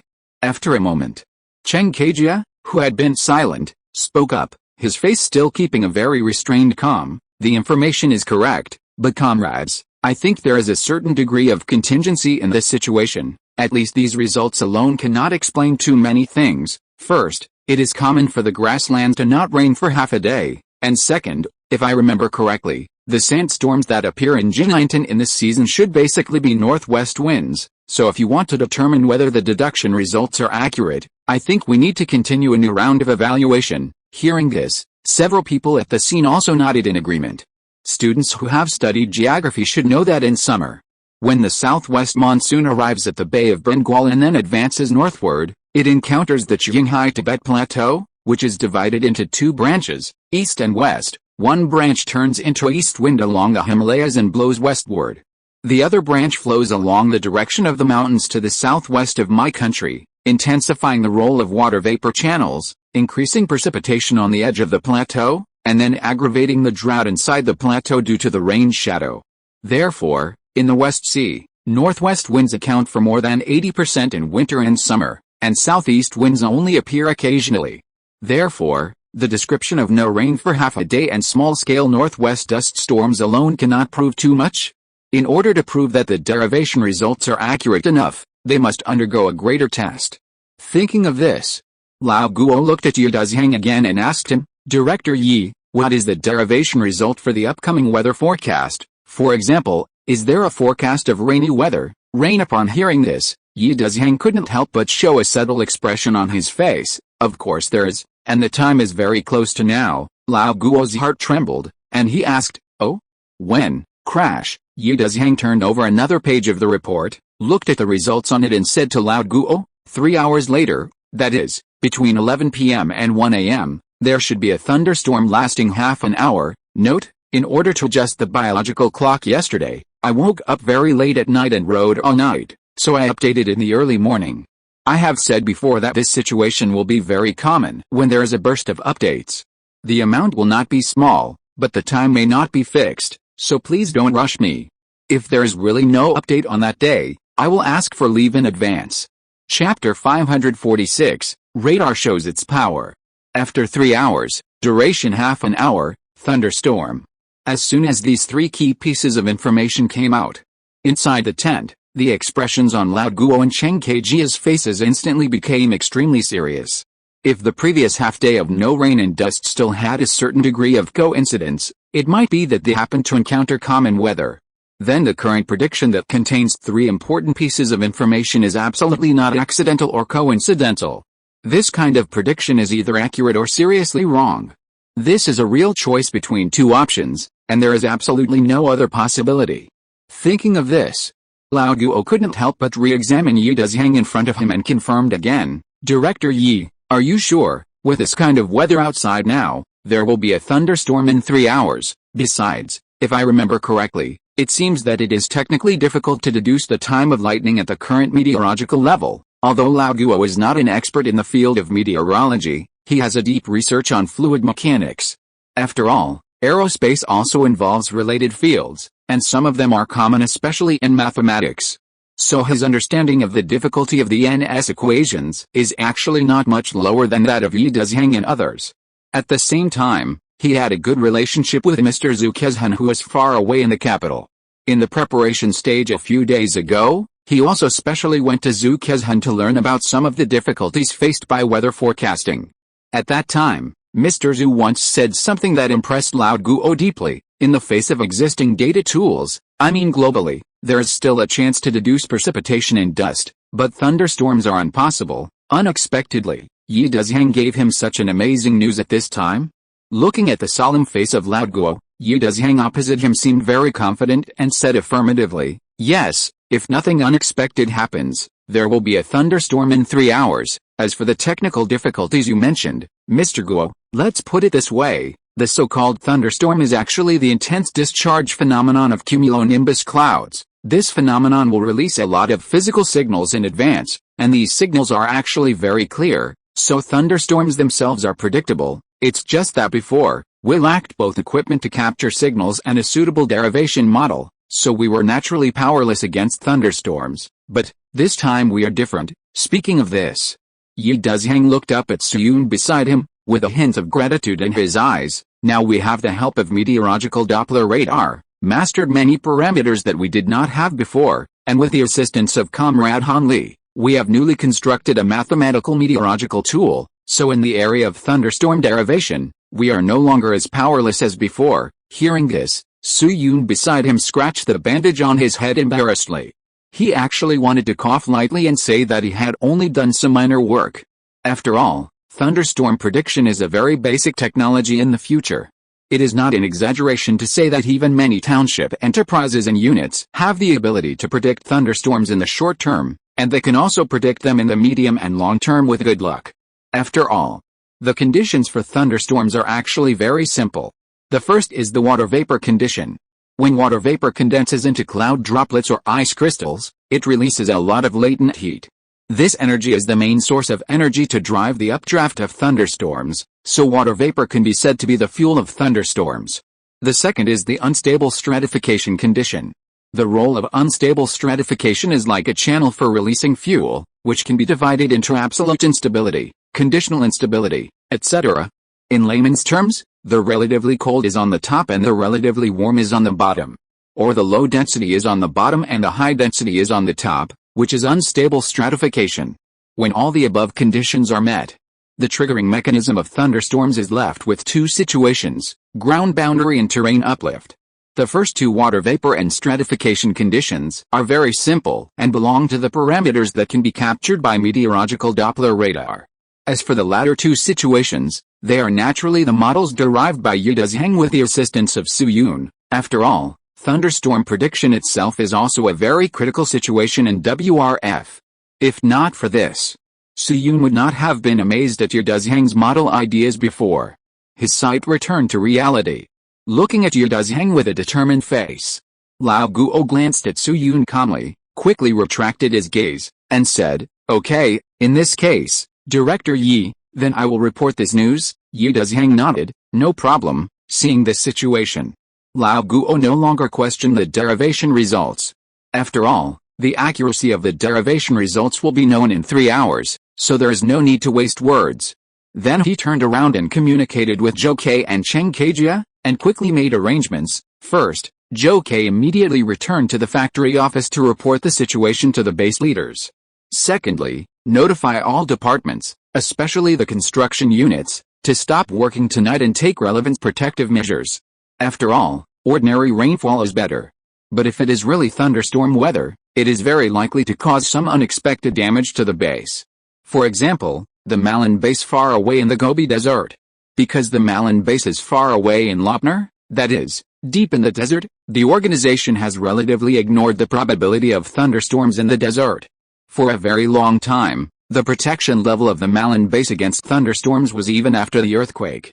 As a result, in October last year, the Malin base was hit by a rare thunderstorm, causing 3 people to be seriously injured and more than a dozen vehicles to be damaged to varying degrees.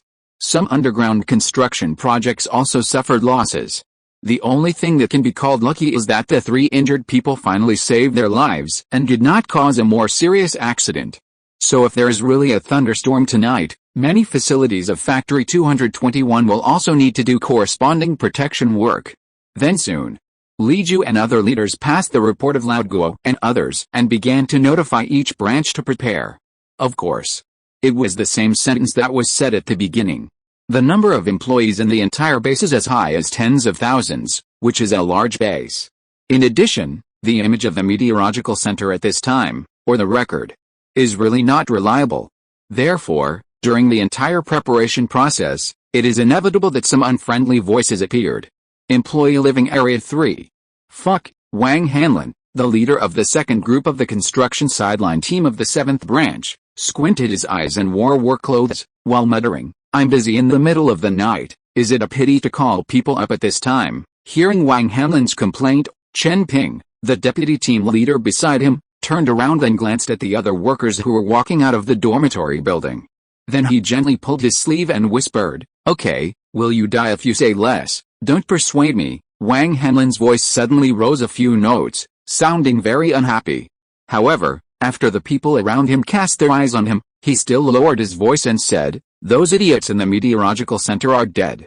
I have no objection to working all night to contribute to the country and the base, but listening to the arrangements of those squinting kids, isn't this a waste of time?" After that, Wang Hanlin looked up at the sky again and spat to the side. "Thunderstorm MMP thunderstorm. There are stars everywhere in the sky, and there is not a single cloud from east to west. How can there be a flash of fire?" Looking at Wang Hanlin, who was full of complaints, Chen Ping could only shake his head. To be honest, he could actually fully understand Wang Hanlin's mood. First of all, the reputation of the meteorological center in the base has always been not very good, and it has tossed everyone several times. The result is often that it doesn't rain when it's supposed to rain, and it rains when it's supposed not to rain. Secondly, it's almost 10 o'clock now, which is really late for people of this era. Especially since their group doesn't have a night shift today, everyone has basically gone to bed or is spending time with their partners. As a result, this notice from above disrupted everyone's schedule.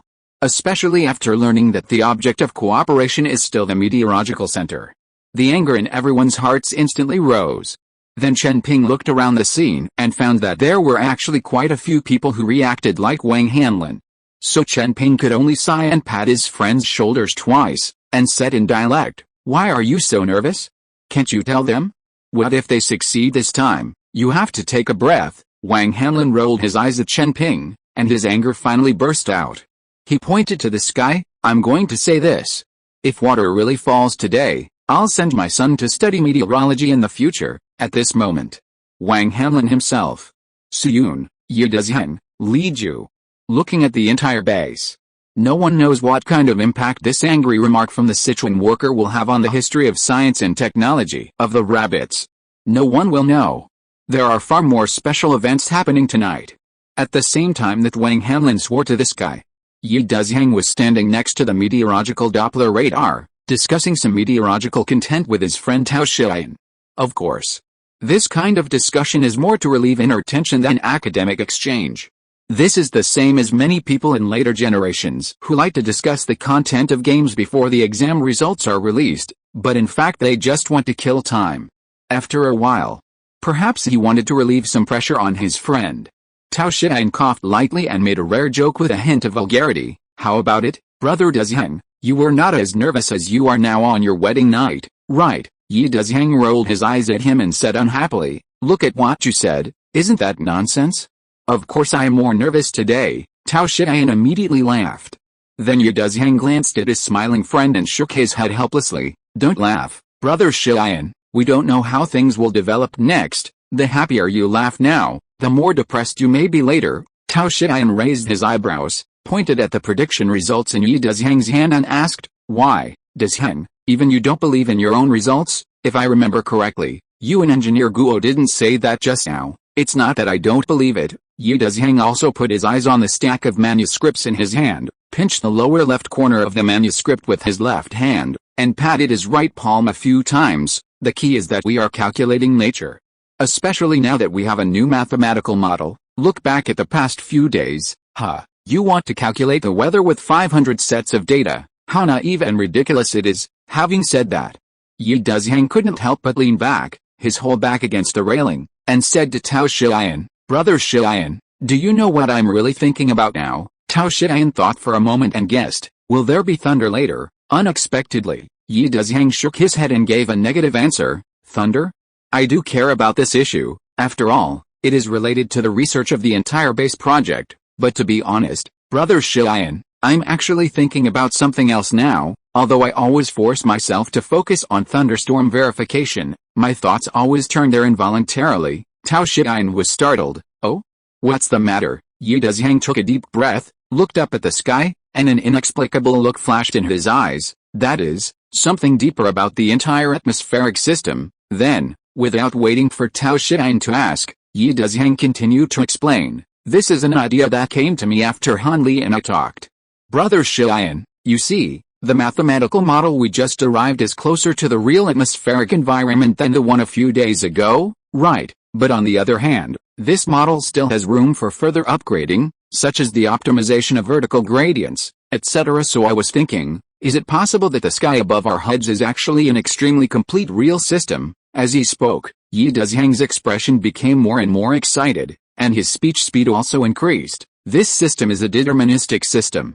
There is no so-called randomness, but it is very sensitive to the accuracy of state variables. Every change in atmospheric particles may have an impact on the entire system, so this is a purely mathematical mechanism model." Then he saw that Tao Shiyan was still a little confused. Yi Dezhang thought for a moment and blew a breath in front of him. "Who?" Then he pointed to the corner of his mouth and explained to Tao Shiyan, "Look, for example, what I just did, I blew a breath at the base, which is the He province.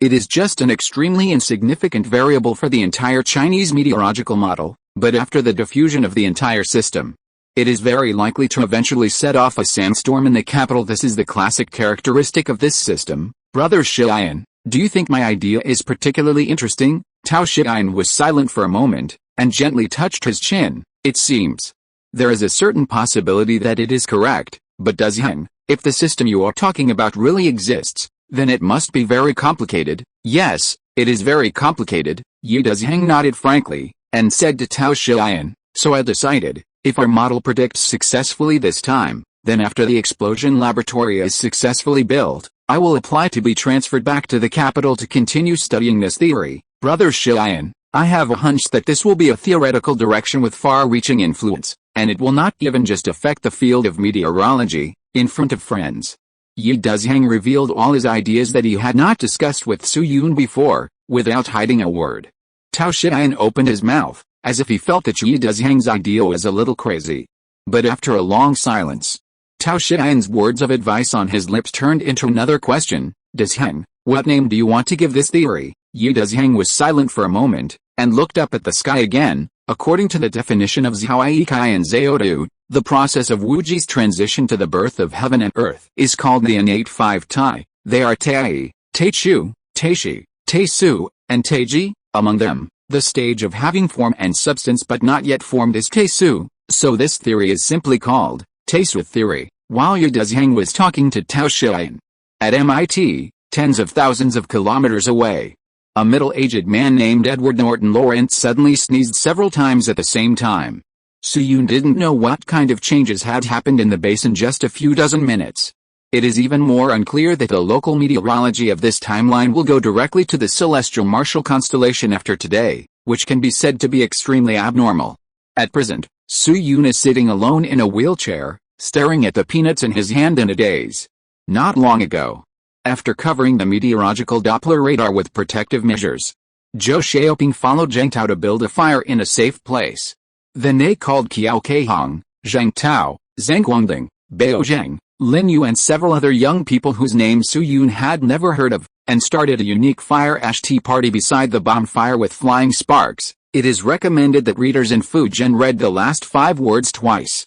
As for the reason, since we have to stay here for a few hours anyway, it is better for everyone to sit and chat, which is better than sitting there. For this reason, Zhou Xiaoping also took out a small cloth bag the size of a fist, and opened it to reveal a small ball of peanuts inside. This little peanuts may not even sell for 5 yuan in the later generations of braised food shops, and it is about 3 or 4 yuan at most. However, The other young men around Zhou Xiaoping looked at the bag of peanuts with shining eyes, as if what was placed in front of them was not peanuts, but gold. Even the two female comrades Qiao Keihang and Lin Yu were no exception. There was no other way. Supplies were too scarce these days, and peanuts were a standard luxury. Then Zhou Xiaoping carefully distributed a handful of peanuts to everyone. Even Su Yun was no exception, but considering that Su Yun had just recovered, Zhou Xiaoping only gave Su Yun 5 or 6 peanuts symbolically. After the peanuts were distributed, Zhang Tao couldn't wait to pick up a peanut and put it in his mouth, chewing it happily for a few times. It smells so good, old Zhou, I didn't expect you to have such a good thing. Zhou Xiaoping laughed twice and scratched his head. I exchanged this with Lao Wang from the 8th branch with a movie ticket. It's just this little. I was going to keep it for drinking, but the factory hasn't seen new wine for 4 months. I think peanuts can't be stored for too long, so let's just be extravagant today. Hearing the word wine, several young people at the scene couldn't help licking their lips. Wine is a real rare commodity these days, and many educated young people like to drink it whenever they have time. But unfortunately, domestic materials are relatively scarce at the moment, and even the output of inferior wine is not high.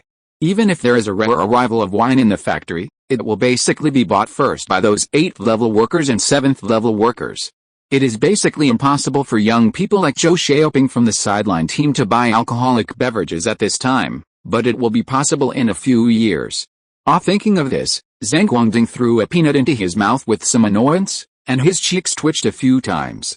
Then he turned his head to look at Baozheng and asked curiously, Comrade Baozheng, for technical backbones like you who come from the capital to support, is there any alcohol in the monthly quota? Baozheng was the oldest person at the scene, but he looked very young. He shook his head immediately after hearing this. No, I only get 1 can of canned longan in syrup every month, produced in Rongcheng, Fujian. The rest is the same as yours. Then Baozheng thought of something and pointed to Lin Yu beside him and said, by the way, Comrade Lin Yu has a quota for alcohol. She can get half a caddy of Fenjiu every month. Swish, as soon as the words fell. Everyone's eyes were fixed on Lin Yu, who had short hair. Then Zhou Xiaoping thought for a moment, clenched his right fist and hammered it on his left palm, and suddenly said, oh, I understand Comrade Lin Yu, you should be a returned overseas student, right? If I remember correctly, overseas students do have some preferential treatment in terms of quotas, and it seems that they can also exchange for vodka. Lin Yu, a girl with the same capable personality in private as at work, nodded calmly after hearing this. Well, I came back from Germany 3 years ago. I studied communications at the University of Berlin. My teacher was Gary Petty. Hearing this, Su Yun, who was standing by, also showed an expression of understanding. So that's why. He was a little curious before, why this girl could master the theory of non-stationary signal analysis, which is a cutting-edge concept in the world.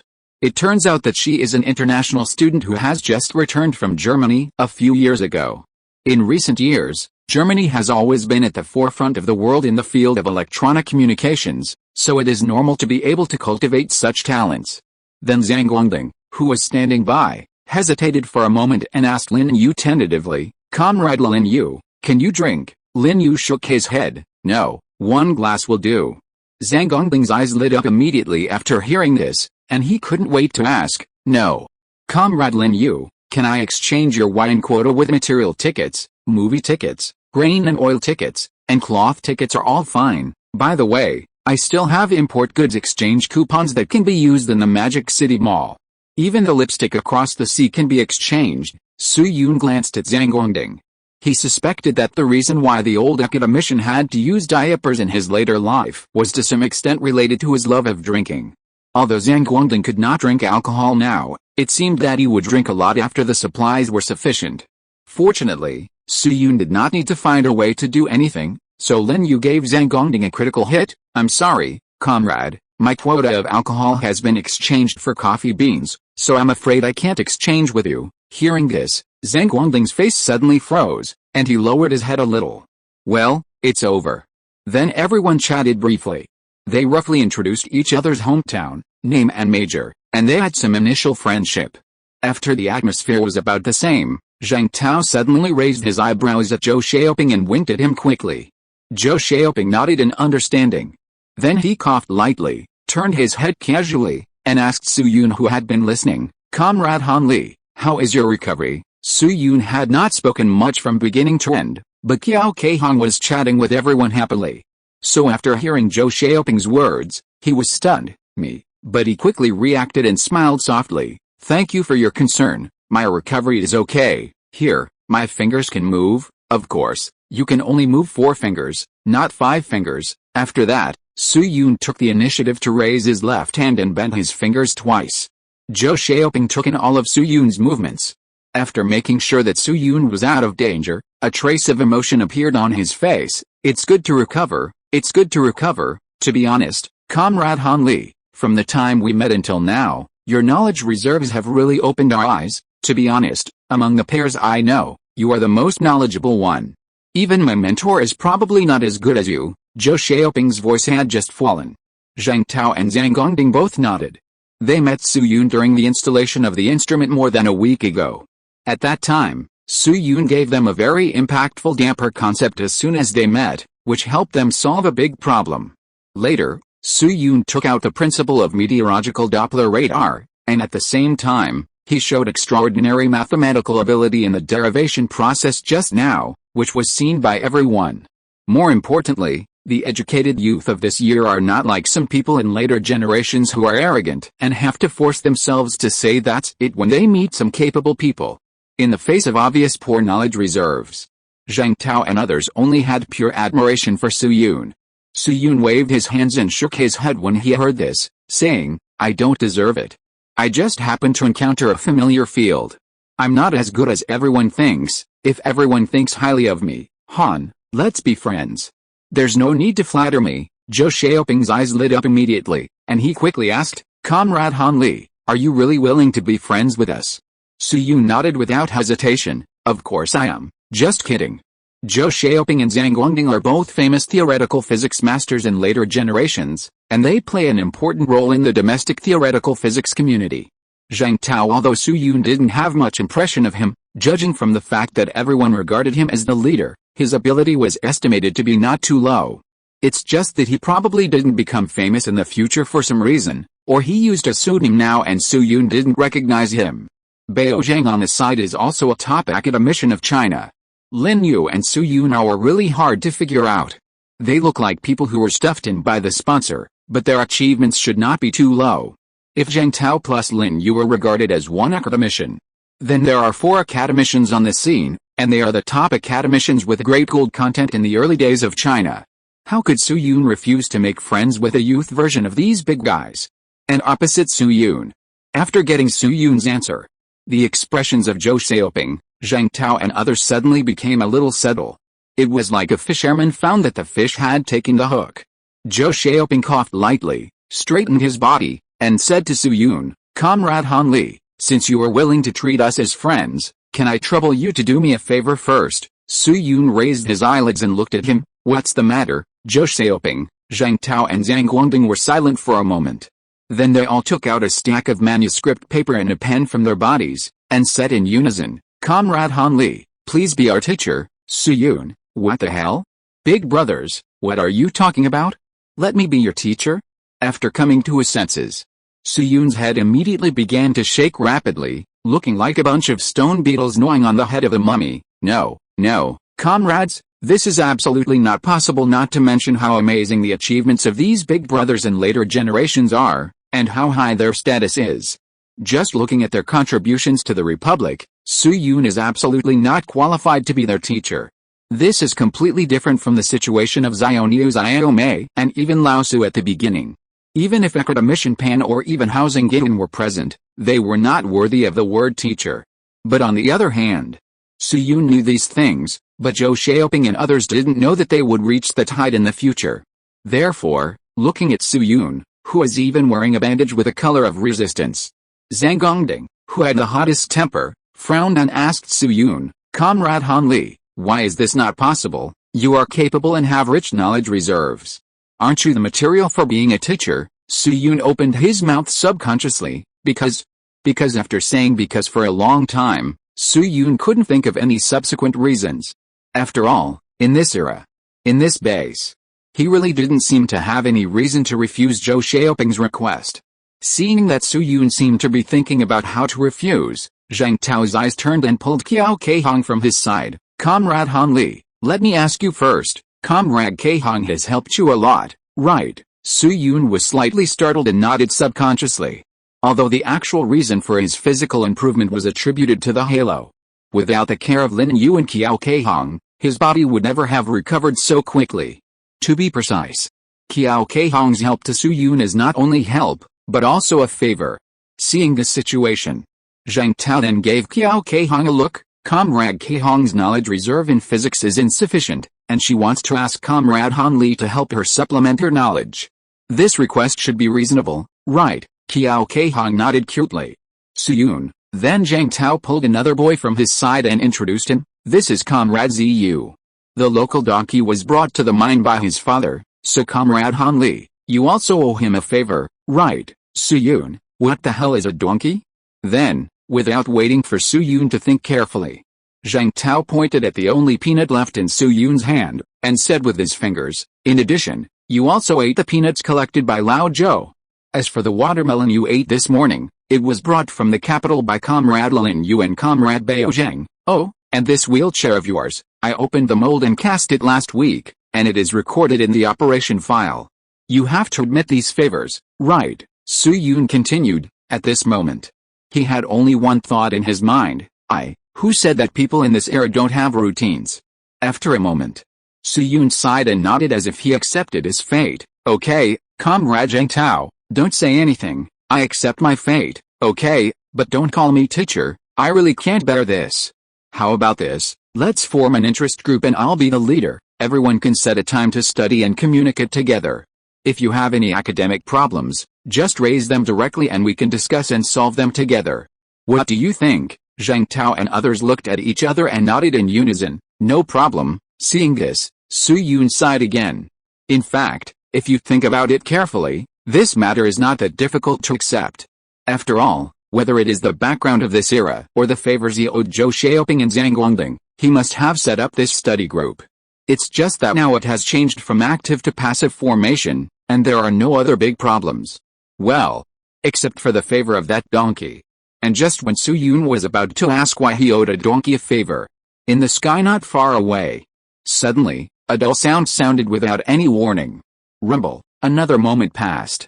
Tick-tock, a drop of rain fell on Su Yun's face, faintly hitting him and causing him some pain. Then within a few seconds, crackling, a large number of raindrops fell from the sky like beans, instantly extinguishing the bonfire. Seeing this, Zhang Tao was the first to react, pushing Su Yun's wheelchair and running towards the nearest tent. It's raining, everyone hurry into the tent. Everyone came back to their senses after hearing this, picked up their things and ran in the direction Zhang Tao said. The tent was less than 20 meters away from everyone, and they were very close to each other. But when everyone entered the tent, except for a very few people, most people were already soaked by the rain. Then a moment passed.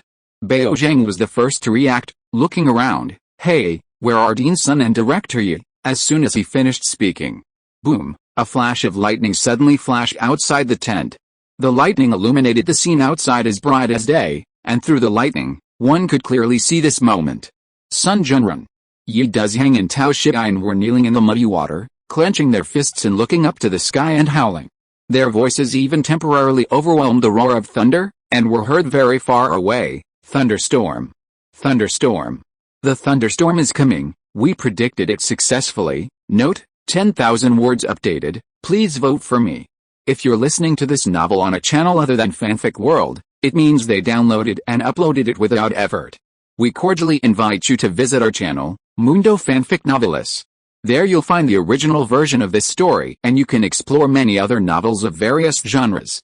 We're waiting for you to immerse yourself in a world of incredible novels. Chapter 547. Let Han Li join the project team. More than an hour later. In the main factory office.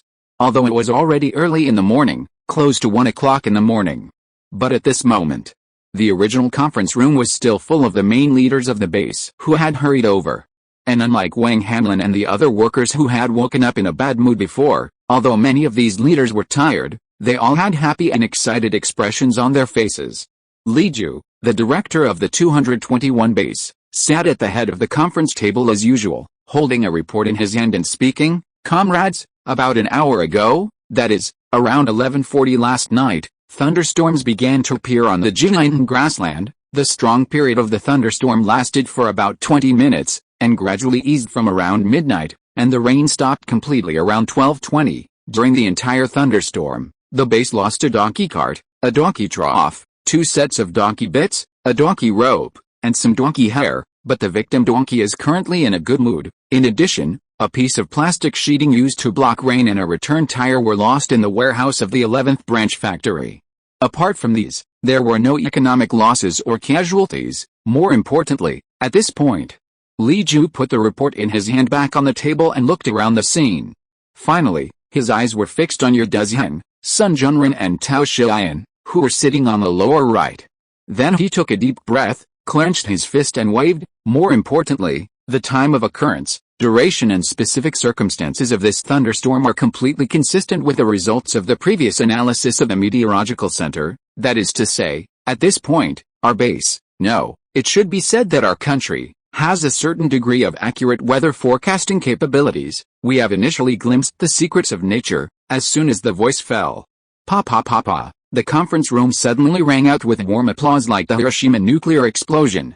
Some factory leaders sitting next to Yu Dezheng and the other two, whether they had a relationship with them or not, also gave them warm congratulations. "Director Yi, congratulations, Brother Dezheng. You have to treat me when I return to the capital Lao Tao. You have gained a lot of face this time." Director Sun, Niu Ben, these applause and congratulations are not polite or false, but are carried with strong collective and personal emotions. After all, everyone knows what it means for the base to have the ability to predict weather. Let's not talk about anything else. Just the construction of the explosion test site at the base has been something that everyone has been waiting for a long time. This is an event at the actual combat level. No matter how fast the theoretical breakthrough is, without actual combat conditions, it is ultimately just a two-dimensional paper prototype. No matter how beautiful the paperman is, it can't become a real wife, right? That's it. The applause in the conference room lasted for a long time. In the end, Yu Dezheng and the other two could only smile shyly and proudly, and kept bowing to the surroundings. At the same time, at this moment, Yu Dezheng also had a deeper understanding of the phrase "ability brings friendliness" in his heart. Indeed, even when the meteorological center failed to deduce before, the leaders of the factory did not blame themselves too much, but instead gave a lot of comfort. But at that time, everyone's attitude was at most neutral, which was different from now. After all, everyone hopes to have a god teammate. The applause in the conference room lasted for more than a minute before gradually stopping. After the applause faded, a sturdy man with dark complexion and a sturdy appearance sitting in the corner raised his hand. "Director Li, I have a question." This man is Su Chengai, the commander-in-chief of the base construction corps, the general manager of the construction sideline team, and a 2-2-star. Li Ju nodded at him. "Old Su, if you have any questions, just ask." Upon hearing this, Su Chengai immediately cast his eyes on Yu Dezheng opposite him, rubbed his hands twice, and asked, "Director Yi, I want to know how long we can predict the weather conditions in the future with our current technical level." Yu Dezheng prepared a draft on the way here, and soon reported the result. Generally speaking, the accuracy rate within 24 hours can exceed 95% or even reach more than 98%. 24 to 48 hours is about 90%, and 48 to 72 hours should be able to reach 80% minus 85%. After all, we only need to predict the Jiangnan grassland, but if the prediction time exceeds 72 hours, then the accuracy rate will drop by half. For example, the accuracy rate after 4 days will be at most about 60%, or even lower. 50% or 40% is possible. Even if it is a very obvious rainstorm or sandstorm, it is difficult for us to complete an accurate forecast, unless the existing models and computers can be greatly upgraded, but this is obviously impossible in the short term. After hearing what Yu Dezheng said, Su Chengai tapped his fingers on the table lightly a few times, and raised his heavy brows. "In other words, we must calculate the weather every 3 days so that we can grasp the weather conditions more accurately." Yu Dezheng nodded. "That's right." Su Chengai immediately turned his head and looked at Li Ju. Su Chengai is a veteran who was promoted by Li Ju. The relationship between the two of them as superiors and subordinates has lasted for more than 20 years, and they have a deep understanding. Therefore, The moment he met Su Chenggai's eyes, Li Ju understood Su Chenggai's thoughts and quickly replied, "Old Su, don't worry, our current resources can afford the loss of predicting every 3 days. After all, that weather Doppler radar is not a disposable device, and the capital's 104 computers still have some spare computing power, which is enough for us to make routine forecasts." Li Ju finished speaking. Lu Guangda, Lao Guo and others in the audience also nodded in agreement. As we all know, to design an atomic bomb, it is necessary to calculate multidimensional partial differential equations. But partial differential equations cannot be solved algebraically, and must be solved recursively through a linear equation matrix. Because it is a recursive calculation, the calculation result is extremely dependent on the initial conditions and the setting of the matrix points. It often takes thousands of cycles to reach a convergence result at a point, and these boundary conditions are actually beyond the power of current computers. The real purpose of the computer lies in the further numerical derivation after the boundary conditions are completed.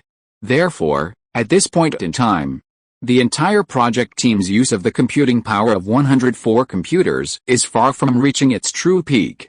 Therefore, Li Ju can generously use the base's usage time for the derivation of meteorological data once every 3 days, without considering the impact on the theoretical end at least within 3 or 4 months.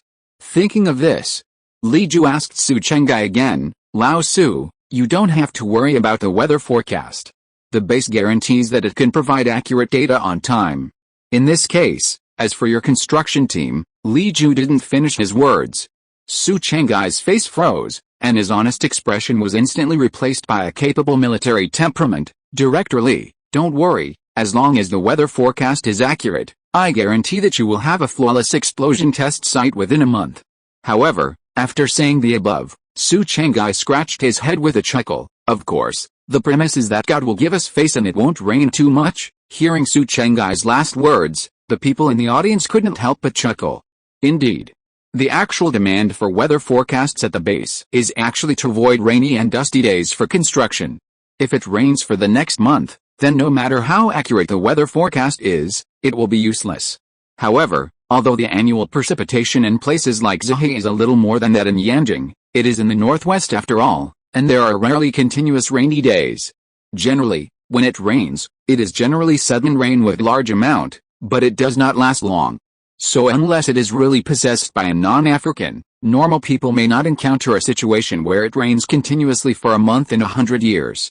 After a while, Li Ju turned his gaze to Yi Dezheng, Sun Junren and Tao Shiyan, and said to them, "Director Yi, the capital is also paying attention to your forecast results this time. I have reported the situation before you came. The superiors have a high evaluation of your work. But we have only had a good start, and there are still very important tasks to be done later. Therefore, the leader hopes that you can be patient and complete the subsequent weather forecast tasks successfully. Your family will remember your contribution." As soon as the 2 words leader came out, Yi Dezheng and the other 2 stood up straight unconsciously. Then the 3 of them looked at each other and said in unison, "Please rest assured, we will complete the task." As the 3 of them expressed their opinions, applause rang out again at the scene. At this point in the meeting, the rest of the things were very simple. Afterwards, Li Ju confirmed some things with Su Chengai, Yao Xiaolin, the old man who led the team that Su Yun met in the watchtower that day when he took out a damper, and several other engineering experts. Finally, a resolution was made at the meeting: starting tomorrow, all resources in the base will be supplied to the meteorological center first, and the weather forecast will be updated every 60 hours. At the same time, an application will be submitted to home after the meeting, and a contact center will be set up in Shanzhou to send and receive data, and continue the previous vein detection operation for cover. The construction brigade will use the weather forecast as a benchmark to carry out the construction of the explosion test site in clear or rainless weather. The 3 workstations of the explosion test site have a total construction area of 60,000 square meters, and the required special materials are provided in real time by the base's quartermaster department. Su Chengai, Yao Xiaolin and another expert from the Academy of Engineering named Yan Hun serve as the general leaders of the front line and are responsible for on-site command. The entire project will be carried out unless there is a long-term rainfall weather, otherwise the main construction of the building must be completed within 1 month. Objectively speaking, this time is not very tight. After all, Part of the explosion test site is below the ground, and some links have been processed long ago. In addition, the entire base construction core has hundreds of people, and there are various equipment to assist, so it is not outrageous to complete it within a month. Therefore, this resolution was quickly passed unanimously by all the leaders, and Li Ju also announced the adjournment of the meeting. After all, it is now close to 1 o'clock in the morning. However, just when the other leaders were almost gone, and Li Ju was about to take the enamel cup back to his residence to rest, a familiar voice suddenly sounded beside him. "Old Li, please stay first." Li Ju paused while holding the handle of the teacup, and looked up at the person who spoke. At this moment, Lao Guo was standing not far from him with Lu Guangde, Peng Mengsheng and Sheng Kejia, looking like they were about to have a conversation. In addition, judging from the fact that Lao Guo did not speak at the meeting, it was probably some private matter. So Li Ju put down the water cup, rubbed his eyes, and sat back in his seat. "Lao Guo, what's the matter? Let's all sit down and talk first. Just find a seat." Lao Guo nodded when he heard it, and pulled a chair nearby with Lu Guangde and others to sit down. After sitting down, Lao Guo was silent for a moment, then asked Li Ju, "Lao Li, this time the weather forecasting technology has made such a big breakthrough, how are the higher-ups going to reward Director Yi and others?" Li Ju raised his eyelids and looked at him, then he took out a cigarette box from his pocket, took out a cigarette and lit it. Afterwards, he slowly exhaled a puff of white smoke and explained, "The specific plan has not been decided yet. After all, the accuracy of the weather forecast still needs a certain amount of time to verify, but the reward it deserves will definitely not be less. From what I heard from the superiors on the phone, Comrade Du Zheng might be asked to take charge of some management work after returning to the capital, or at least be promoted to a higher level." "Why, Lao Guo, why are you suddenly asking about these things?" Lao Guo skillfully took the cigarette box from Li Ju's desk, took out a cigarette and put it in his mouth, and asked meaningfully, "Except for Lao Yi and the others, what about the others?" To be honest, Lao Yi's contribution to such a big breakthrough in weather forecasting is not the top one. Li Ju's two fingers holding the cigarette tightened slightly when he heard this, but he reacted within half a second. "Lao Guo, are you talking about Han Li?" "That's right." Old Guo hummed, turned around and looked at Lu Guangde and Peng Mengsheng around him, and said, "Old Li, if the damper Han Li took out is just a small object, then his performance in this meteorological observation cannot be ignored, whether it is the principle of meteorological Doppler radar or his help to old Yi in the derivation process. The impact is not as simple as a single thing. This is an innovation in theory and technology, and these technologies are not even actually mastered by the other side of the sea in Europe, so the probability of him being an enemy spy, which is already small, can be directly ruled out." Hearing what old Guo said, Li Ju and others were silent. Indeed, in the process of radar development this time, Su Yun's contribution is indeed well-deserved first. And his contribution is not as simple as assisting in the production of weather forecasts. The emergence of meteorological Doppler radar is of great significance. It has innovative help to the development of radar that is lagging behind the rabbits. This is a new technology that the other side of the sea has not mastered. It is no exaggeration to say that this is a theory with strategic significance. Indeed, in the huge national defense cause, the importance or urgency of radar may not be as high as nuclear bombs, missiles, and firearms. After all, the concept of over-the-horizon has not yet been fully proposed. But this does not mean that the value of radar is low. It is still an indispensable part of national defense. More importantly, if Yu Dezheng and others can achieve some theoretical results with this, it will also be of great help to China's academic status in the world. That's right. Academic status.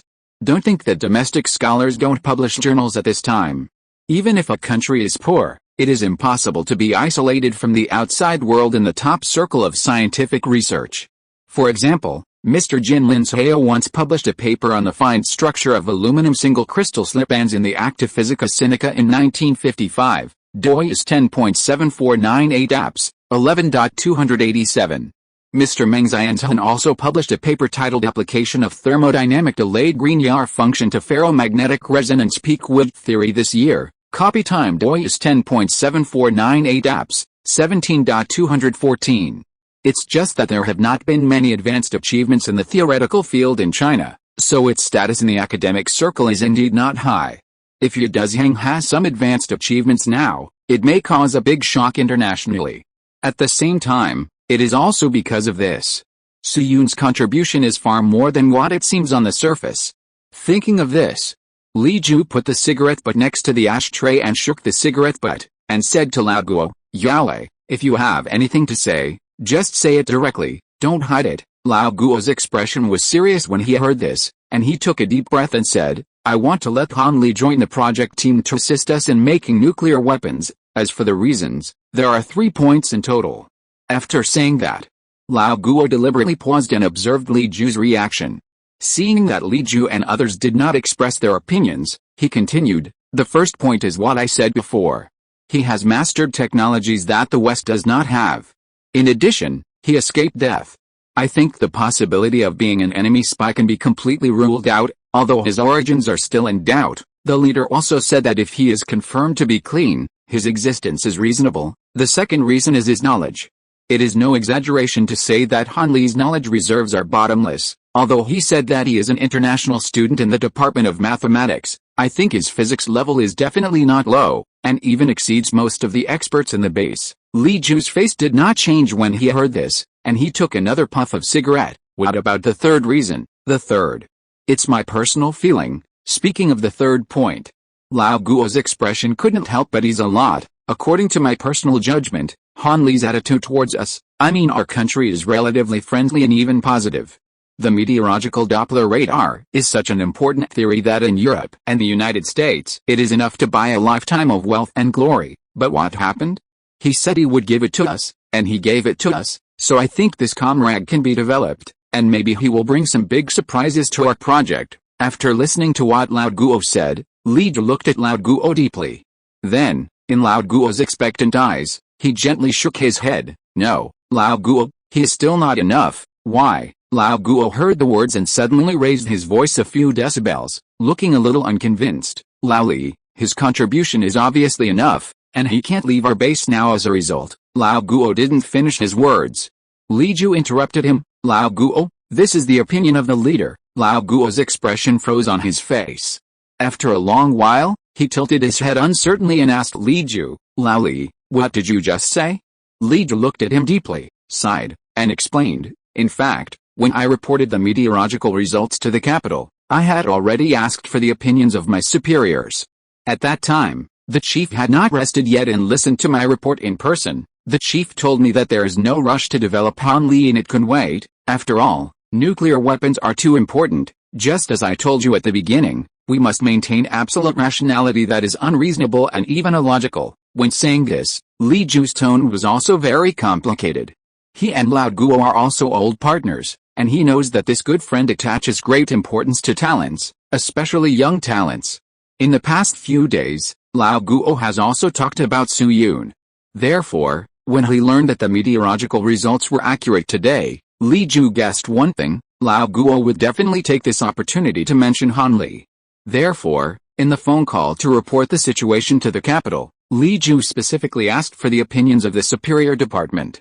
In the end, the chief's opinion was consistent with Li Ju's decision, and they both believed that Su-Yoon was not enough.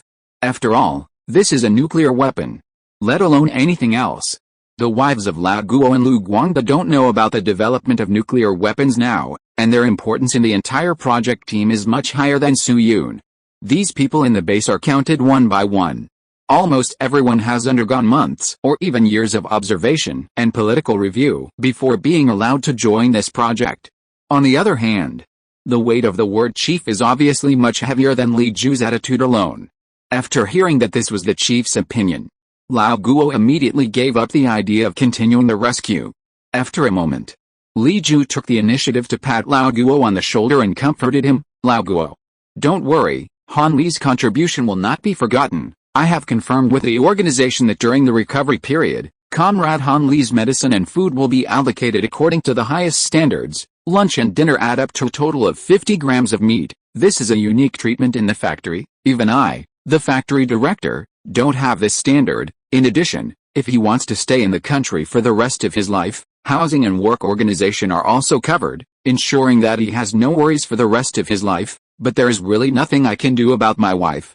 After all, this is New China, and I can't just go against women's will like in the old society. But no matter when and where, there will be at least a nanny to take care of him. To be honest, The treatment given by Li Feiyu is indeed quite generous. For example, the amount of meat ration. At present, the average daily meat ration for ordinary workers in the base is 10 grams, which is the amount of meat for 1 or 2 small pieces of ordinary braised pork in later generations. Scientific researchers are 15 grams, and factory leaders are 20 grams. Even so, many times they can't meet the standards. Like the most difficult time in the past few months. All the people in the factory together ate 19 pigs and 8 sheep in 3 months. There were more than 10,000 people in the factory. Not to mention that the organization also took into account Su Yun's life in the second half of his life, which was indeed full of sincerity. Lao Guo obviously couldn't say anything to refute this, even if the other side of the sea could give this condition at this time. But he was unwilling to give up, so after struggling for a while, he still asked, "Then Lao Li, is it really impossible for Han Li to join the project team?" After all, the Jade Emperor was not so cruel to the Fengxin County king. Lao Guo was talking about the illusion of Fengxin County praying for rain in Journey to the West. Because the county king in the book offended the Jade Emperor set up a rice mountain in the incense hall for a chicken to peck, a flower mountain for a dog to lick, and hung a golden lock with a lamp to burn the lock bar. It will not rain again until the chicken pecks the rice mountain, the dog licks the flower mountain, and the lamp burns the golden lock. Although these requirements are infinitely close to zero in terms of probability, it is still a promise, isn't it? Hearing what Lao Guo said, Li Feiyu sighed again. "I'm afraid it's difficult. After all, the importance of nuclear weapons is too high, unless," hearing the word unless, Lao Guo quickly raised his head and asked, "Unless what?" Li Feiyu did not answer him immediately, but put out the cigarette in his hand and looked up at the sky outside the window. After a moment, he slowly repeated the words of the leader, "Unless Han Li can achieve a shocking achievement that no one can refuse." Chapter 548 Teacher Su's small class is open. A stunning achievement. In the conference room, Lao Guo, Lu Guangde and Cheng Kejia were all stunned when they heard what Li Feiyu said. After a while, Lu Guangde, who had not spoken much, blinked and asked Li Feiyu with a hesitant look, "Director, what do you mean by the stunning achievement?" Li Feiyu shrugged at him and said straightforwardly, "I don't know." Lu Guangde, Lao Guo and Cheng Kejia were all questioning, "Hey, I really don't know." Seeing this, Li Feiyu couldn't help but emphasize his tone, waved his hand at a few people, and explained, "The leader just said this to me," and then changed the subject to ask me about other matters in the base. He didn't even give me a chance to ask further questions. When he hung up the phone at the end, he just said hastily, "Comrade Li Feiyu, that's it, goodbye," and hung up the phone, "So I don't know even if you ask me." To be honest, I'm also wondering what the boss means now. Lao Guo, speaking of stunning achievements. The first reaction of everyone at the scene was obviously the nuclear weapons research and development they were currently conducting. If Su Yun could make a great contribution in the research and development process, then he would undoubtedly meet the concept of amazing merit. But the problem is that Su Yun's purpose of making a stunning merit is to participate in nuclear weapons research and development. So there is no doubt. Merit in nuclear weapons may obviously be excluded, which belongs to a logical closed loop. But if the direction of merit is not in nuclear weapons research and development, how can Su Yun make a stunning merit? To be honest, in this era, simple merit is very common. For example, catching an enemy spy, saving a person, and protecting public property can all be considered meritorious behavior. But there are very few situations that meet the condition of shocking the world. The so-called stunning merit either refers to technology that is more strategically significant than the meteorological Doppler radar, which can directly allow some backward but important fields in China to be iterated or even surpass Europe and the United States. Or it is to create an event or scientific theory that will shock the international community, which can greatly improve the international image of the rabbits. But no matter which of the above points, it seems unlikely. It is no exaggeration to say that from the founding of New China to the present, such amazing achievements may only appear on the battlefield with real swords and guns. For example, Wang Weiguo, the factory director of God County. Although his rank is not high, as one of the few remaining meritorious men in this Hongyi Wanshan hero company, Wang Weiguo's contribution is obviously amazing. But let's not talk about the fact that there is no war in the border area at the moment. Just looking at Su Yun's current appearance, he is also sending his achievements to others on the battlefield, and it is estimated that as long as a barrel of gasoline that can burn medium rare can be made fully cooked. Therefore, This request made by the capital is almost an impossible task for Su Yun. But what Lao Guo is curious about is, why did the capital send such a difficult request? With the eyes of those big guys in the capital, it is impossible not to see the value of Su Yun, right? But he didn't understand it. Lao Guo couldn't refuse the will of the capital after all. Therefore, he could only hide this doubt in his heart for the time being, and prepare to have the opportunity to test Su Yun's mouth again. "Oh, you're coming." Then Li Ju seemed to have thought of something, and he patted his forehead and said to Lao Guo, "You should have been informed by the comrades in the confidentiality department that Comrade Jin Binqiang will come to our base in a while, right?" Lao Guo nodded, and a trace of emotion appeared in his eyes. "Well, Liu Bu specially called me that day and briefly introduced Comrade Binqiang's situation on the phone. Tisk tisk. I have to say that the boss is really bold this time, as the main person in charge and senior experts of the base. Lao Guo and his team were also informed of the equipment accident in Jincheng in the past few days, as well as the arrangement that the rabbits were preparing to develop hydrogen bombs simultaneously. I have to say, although this decision was beyond everyone's expectations, it really boosted morale. Like Lu Guangda on the side, he was so excited that he couldn't sleep that night after receiving the news, and he worked overtime all night. Then Li Ju paused and continued, "Comrade Jin Binqiang plans to recruit some young people in the base this time. If nothing unexpected happens, the entire light nuclear group may be transferred to our base." Oh, hearing this, Cheng Kejia couldn't help but speak out. "The light nuclear group is also going to be transferred here? Hasn't it always been in Yanjing? If it really wants to be transferred to our base, Lao Li, won't there be some major changes in personnel and venue equipment?" Li Ju nodded and confirmed his guess. "That's right, but the specific arrangements will depend on the decision from above. In short, it will involve a wide range of aspects, in addition to personnel and venues, dormitories, equipment allocation, and even the troop stationed in the factory may change. In addition, if everyone in the group has suitable young people to recommend, you can also write a report and give it to me. By the way, Lao Guo, you have to be mentally prepared. Comrade Shao who will most likely be transferred to the light nuclear group this time, so you can start preparing for the assistant now. After all, we are now saying that everything is based on nuclear weapons as the ultimate goal, but the personnel transfer between the various groups must go through some procedures." Lao Guo opened his mouth when he heard this, as if he wanted to say something. But after hesitating for a moment, he nodded solemnly. "Okay, I understand." At this point, Lao Guo and others had almost finished talking about what they needed to talk about. So Li Ju officially announced the end of the meeting, and everyone went back to their homes. There was no conversation all night, only a few hum and ah sounds came from the house. In the next week, the Meteorological Center made 2 more weather forecasts, accurately predicting 3 different scales of rainfall and 4 sandstorms. These 7 precise calculations not only provided high-quality construction guarantees for the construction corps, but also completely suppressed the last voices in the base that questioned the weather forecast. In just a few days, the construction progress of the explosion test site was so efficient that it even exceeded the total of the past month. If the weather is good, the explosion test site should be successfully completed within a month. While the entire 221 base was moving forward in full swing, one morning, in a humble earthen house near the 18th branch hospital. At this moment, this relatively empty room was surrounded by tables in the shape of a Chinese character. There were about 20 young men and women sitting outside the tables. Some of these men and women were talking in low voices, while others were reading newspapers or doing math. After a while, Zhang Tao stood up from the center of the room, thinking that the time was almost up. He clapped his hands calmly at the crowd and said loudly, "Comrades, the time is almost up.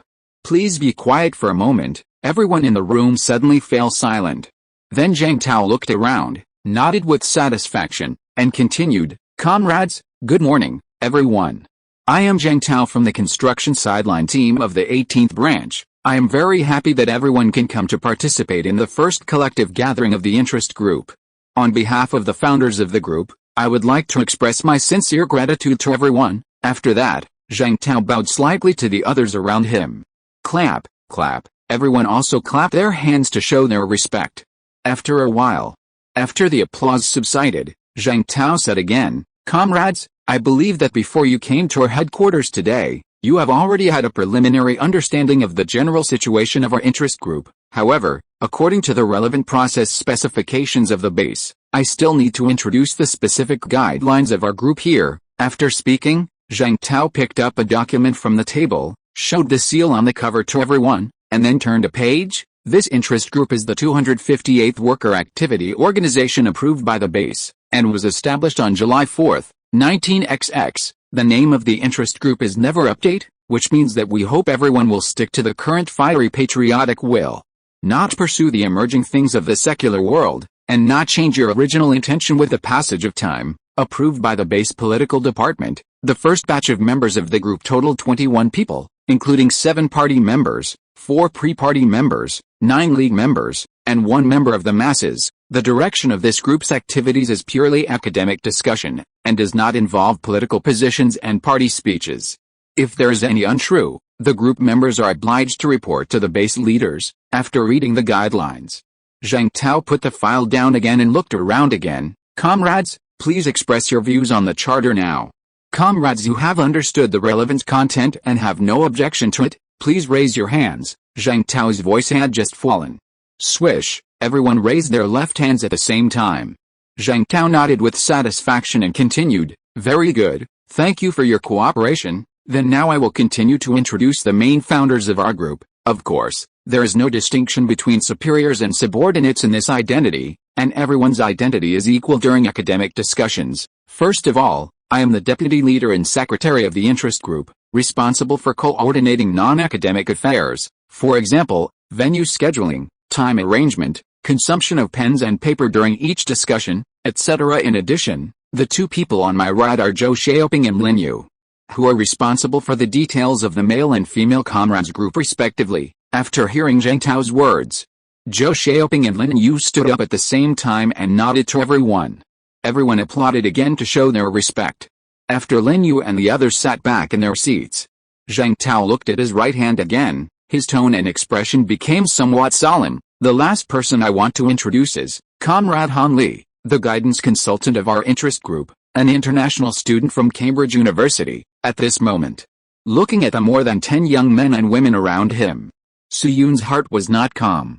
A week ago, after Su Yun said that an interest group could be established, Zhang Tao and Zhou Xiaoping and others immediately prepared the venue required by the group. Finally, with the assistance of Qiao Keihong, they really found such a vacant house near the hospital. Although Qiao Keihong is just a little nurse, the patients in the intensive care unit she is responsible for are basically the management of the base, and there are indeed many bigwigs who owe her favors. In addition, Zhou Xiaoping and his team pulled in more than a dozen young workers of almost the same age, saying that they wanted to discuss knowledge together. To be honest, this is a good thing. But these so-called young workers, one by one, will achieve such high achievements in the future that Su Yun will almost have to look up to them. Zhou Xiaoping, Zhang Zhongjing, Bao Zhang and Lin Yu are not to be mentioned. Did you see the square-faced young man next to Zhou Xiaoping?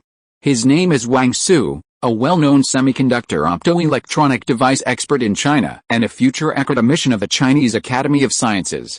There is also a boy next to Wang Su who is thin, has a wide mouth and has protruding ears like Yao Chen. This man is called Yang Shuzi, a well-known mechanical engineering expert in China in the future and the former president of Huazhong University of Science and Technology.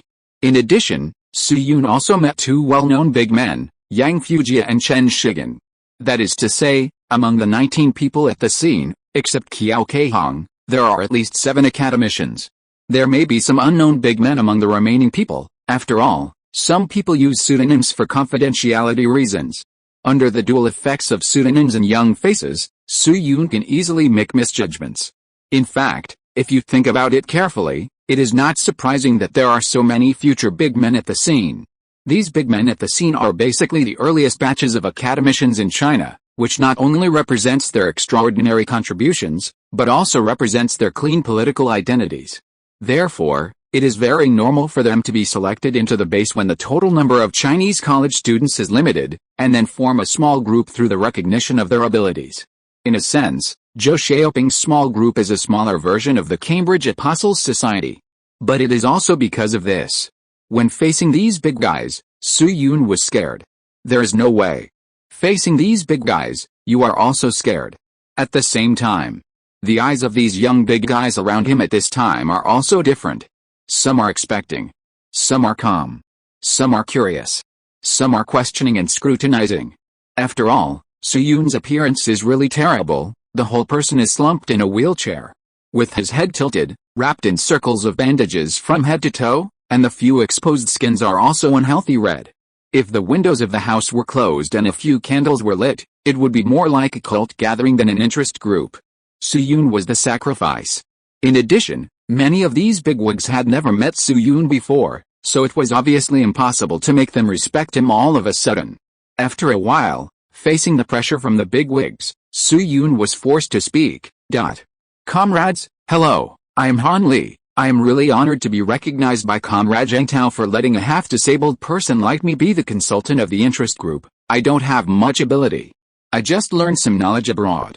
I seem to know a little bit about everything, but I am actually not good at anything, but because of this, I am quite suitable to be an introduction, so in the following process, I hope that all the students will give me some advice, as the saying goes.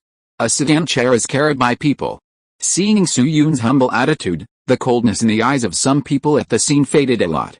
After all, the people present today had actually been screened by Zhang Tao, and some people with bad personalities had long been excluded from the group.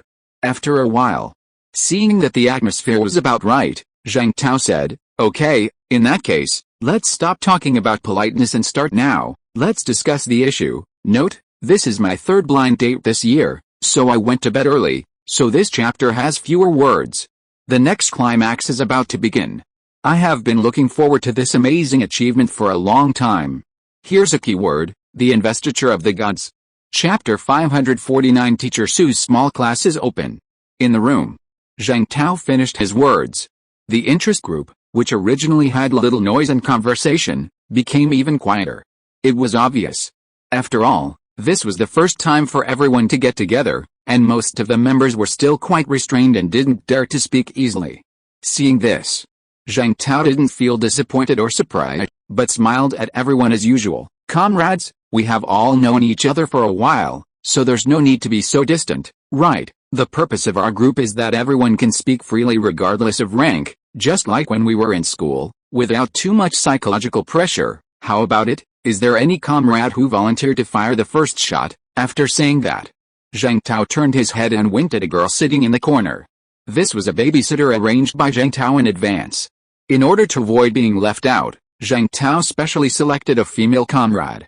But just as this babysitter was about to appear, at the diagonal corner of Zhang Tao's seat, a boy wearing glasses and with a ponytail on his head, who looked quite artistic, raised his hand first. "Comrade Zhang Tao, I will be the first to introduce you to the new situation." Zhang Tao was slightly startled, and then his face lit up. No problem, Comrade Fang Zhang. Feel free to ask any questions you have. We can all work together." To be honest, Zhang Tao was indeed a little surprised. He originally thought that he would have to wait for the appearance of his own accomplices before someone would take the bait, but he didn't expect someone to take the initiative to jump out. It's like the fisherman has prepared the market to buy fish, but a fish automatically jumped into the scoop net. This is really great. As for the boy who spoke, Zhang Tao knew him. This person is called Fang Zhang, and he graduated from the famous South China Institute of Technology, which is the South China University of Technology in later generations. In addition to his high academic qualifications, Fang Zhang is also very good at the harmonica.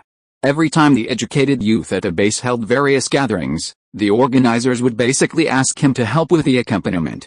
Then a group of male singles sat by the bonfire, imagining the beauty of love in the melodious harmonica, and then continued to be single the next day. Their eyes returned to reality.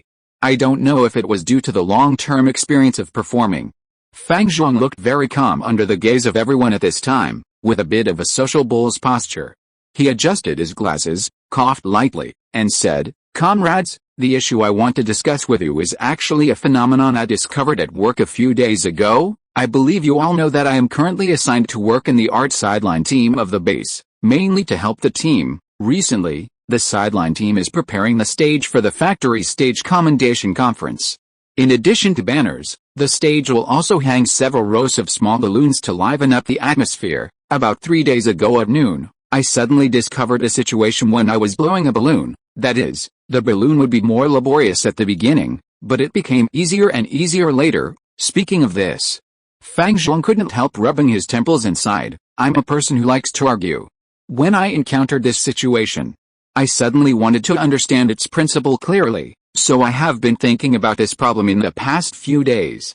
What is the reason or principle that caused this situation? But after thinking about it, I can't figure it out. Fang Zhuang has a good reputation and popularity in the youth circle of the base, otherwise he would not have the confidence to say such a thing as I believe you all know it. In addition, the question he asked is indeed somewhat novel, and it is a small detail that many people usually don't pay attention to.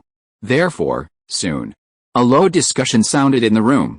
After a while, a tall and thin boy with a sallow face and a malnourished look raised his hand. Comrade Fang Zhuang, is it your illusion? After all, according to the gas pressure formula PV equals nRT, it seems that the situation you said should not occur. Hearing what the tall and thin boy said, several people at the scene also nodded in agreement. The formula for gas pressure, PV equals nRT, is a concept that is widely used even in this era, relative to the level of college students. According to the formula, it is not difficult to judge that the more gas a balloon has, the harder it is to blow it. However, Fang Zhuang was silent for a moment after hearing this, and shook his head firmly. It should not be my illusion, because I also asked several comrades who blew balloons together, and everyone also said that this is the case. That is, the bigger the balloon is, the easier it will be to blow it. After that, Fang Zhuang also took out a small balloon that was not blown up from his body and threw it accurately in front of the boy. Comrade, this is the small balloon that my team leader gave me after working overtime yesterday. You can try to blow it up. The tall and thin boy looked up at Fang Zhuang, picked up the small balloon and put it to his mouth and blew it up. Inhale, exhale, whoosh. The balloon soon began to slowly grow. And when the balloon swelled to the size of a grapefruit, the tall and thin boy suddenly showed a trace of surprise in his eyes. Then he continued to blow it twice, and the balloon finally became about the size of a basketball. Then the tall and thin boy slowly opened his mouth, held the balloon with both hands, and let the gas inside puff out. Seeing this, Fang Zhuang couldn't help but ask him, how is it? Is what I said correct? The tall and thin boy nodded silently. In his previous attempt, the situation Fang Zhuang said did happen. That is, there was obvious resistance at the beginning, and the bigger the balloon, the easier it was. Then several boys around him also tried it one after another, and they all found that the resistance to blowing into the balloon at the beginning was much higher than that in the middle and late stages. This is obviously a situation that goes against common sense, so these young intellectuals at the scene immediately had the desire to discuss. Well, I have a guess. The one who raised his hand this time was a future big shot, that is, Yang Fujia, who Su Yun had recognized before, a famous atomic energist in the future. Could it be that the wall layer of the balloon is thicker and relatively compact when it is not blown up, and becomes thinner and looser after it is blown up, so it becomes easier to blow it up? Hearing this, Zhou Xiaoping, who was sitting opposite him, thought for a moment and quickly shook his head. Old Yang, your explanation is too lifelike and far from the essence of physics. I think if this phenomenon really exists, then it must have a deeper principle explanation. After all, everything is scientific. Su Yun glanced at Zhou Xiaoping. Due to the accuracy of equipment in the physics community at this time, the cognition of the microscopic field has not yet developed to the next level. Therefore, most physicists firmly believe that everything can be explained by existing theories, especially the new generation of domestic physicists such as Zhou Xiaoping. This cognition will continue until Gell-Mann proposes the quark model, and the physics community will find that they are not only a pile of dark clouds above their heads, but also the ground under their feet is also illusory. Of course. Now it has been only a few years since Gell-Mann proposed the quark model, so in the theoretical physics circle of later generations, physicists of this period have a very interesting nickname, the last honest man. Then, several members put forward their own opinions. Could it be a tension problem? The balloon surface deformed, so it caused the tension change. It must be related to tension, but what about other values? Don't forget, the balloon will fly around when it is deflated, and there is usually a sprint at the end, which means that the ratio of tension to something must be constant. Could it be related to air resistance? I think it has something to do with gravity. The atmosphere on the scene became more and more lively as the discussion became more and more lively, and in the end even Zhang Tao and Lin Yu made some analysis. But after several discussions, in addition to confirming that the situation should be related to tension, the rest of the guesses and judgments were quickly denied one after another. As a result, while chatting, Just when everyone was a little stuck, a sentence suddenly rang out from somewhere on the table. "Comrade consultant, why don't you speak all the time? Do you understand the cause of this situation?" The word consultant was even emphasized. As soon as this was said, the originally lively scene suddenly became silent. Swish, everyone's eyes were once again locked on Su-yoon sitting in the wheelchair. The person who spoke could not be said to be hostile or have ulterior motives, but it was obvious that he was somewhat dissatisfied with Su-yoon's title of consultant. Seeing this, Zhang Tao could not help but cast a concerned and inquiring look at Su-yoon, and the meaning was very clear. "Can you do it?" Su-yoon gave him a hint of "don't worry." Then he turned to look at everyone and said concisely, "To be honest with you, I am lucky to know this principle." No one at the scene still spoke, but some members' pupils shrank slightly, looking quite surprised. "You know." Except for Baozheng. Although the current members are all under 30 years old, they are basically graduates of famous universities, and there are as many as 4 international students. This is excluding the number of Su-yoon and Lin-yu. In the eyes of most people, comparing them one by one, they may be different from Su-yoon in terms of ability. After all, many of them had learned about the damper principle beforehand, and they thought that there was probably a gap between them and Su-yoon in terms of knowledge. Li Ju and the others asked them to keep the meteorological Doppler radar secret. But on the other hand, this gap was not so outrageous that all of them combined were not as good as Su-yoon alone. 3 cobblers could at least be as good as Zhuge Liang. Of course, a large part of the reason for this mentality was that Su-yoon did not look too old. If it was a little old man in his 50s or 60s, the attitude of the crowd would not be so complicated. Seeing that Su-yoon said that he knew the truth, Feng Zhuang hurriedly asked, "Comrade consultant, can you explain the principle of this matter? To be honest, this problem has troubled me for more than 3 days. I have to think about it for 1 or 2 hours every night before I can fall asleep." Su-yoon glanced at this cool and handsome guy, and did not directly explain the principle, but asked him, "Comrade Feng Zhang, right, before explaining the principle, I want to ask everyone a question." After that, Su-yoon pointed to the deflated balloon on the table and said, "Suppose there are 9 such small balloons and 1 large balloon in front of us. They have the same volume. Which one stores more gas, the small balloons? The big balloon? Or the same amount?" After hearing this, Qiao Keihong behind Su-yoon blinked and said subconsciously, "Comrade Han Li, do you still need to ask this?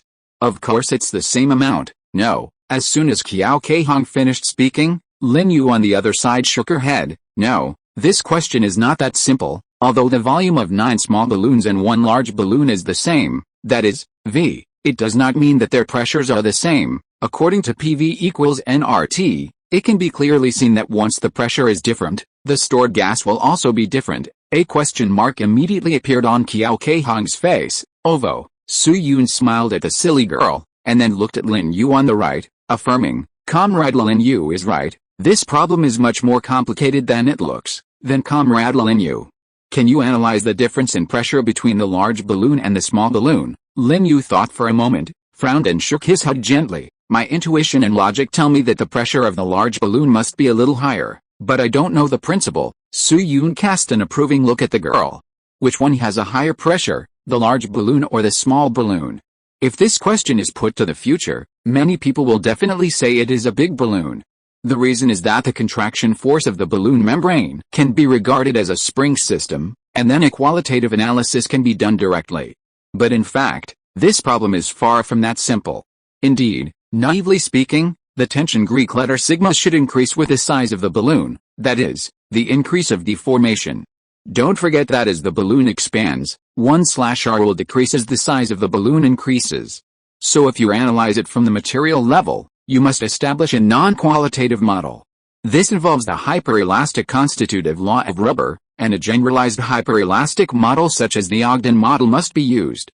However, students who have studied thermodynamics in later generations should all know that in addition to the non-directional model of the material, there is also a more acceptable physical analysis method for this problem.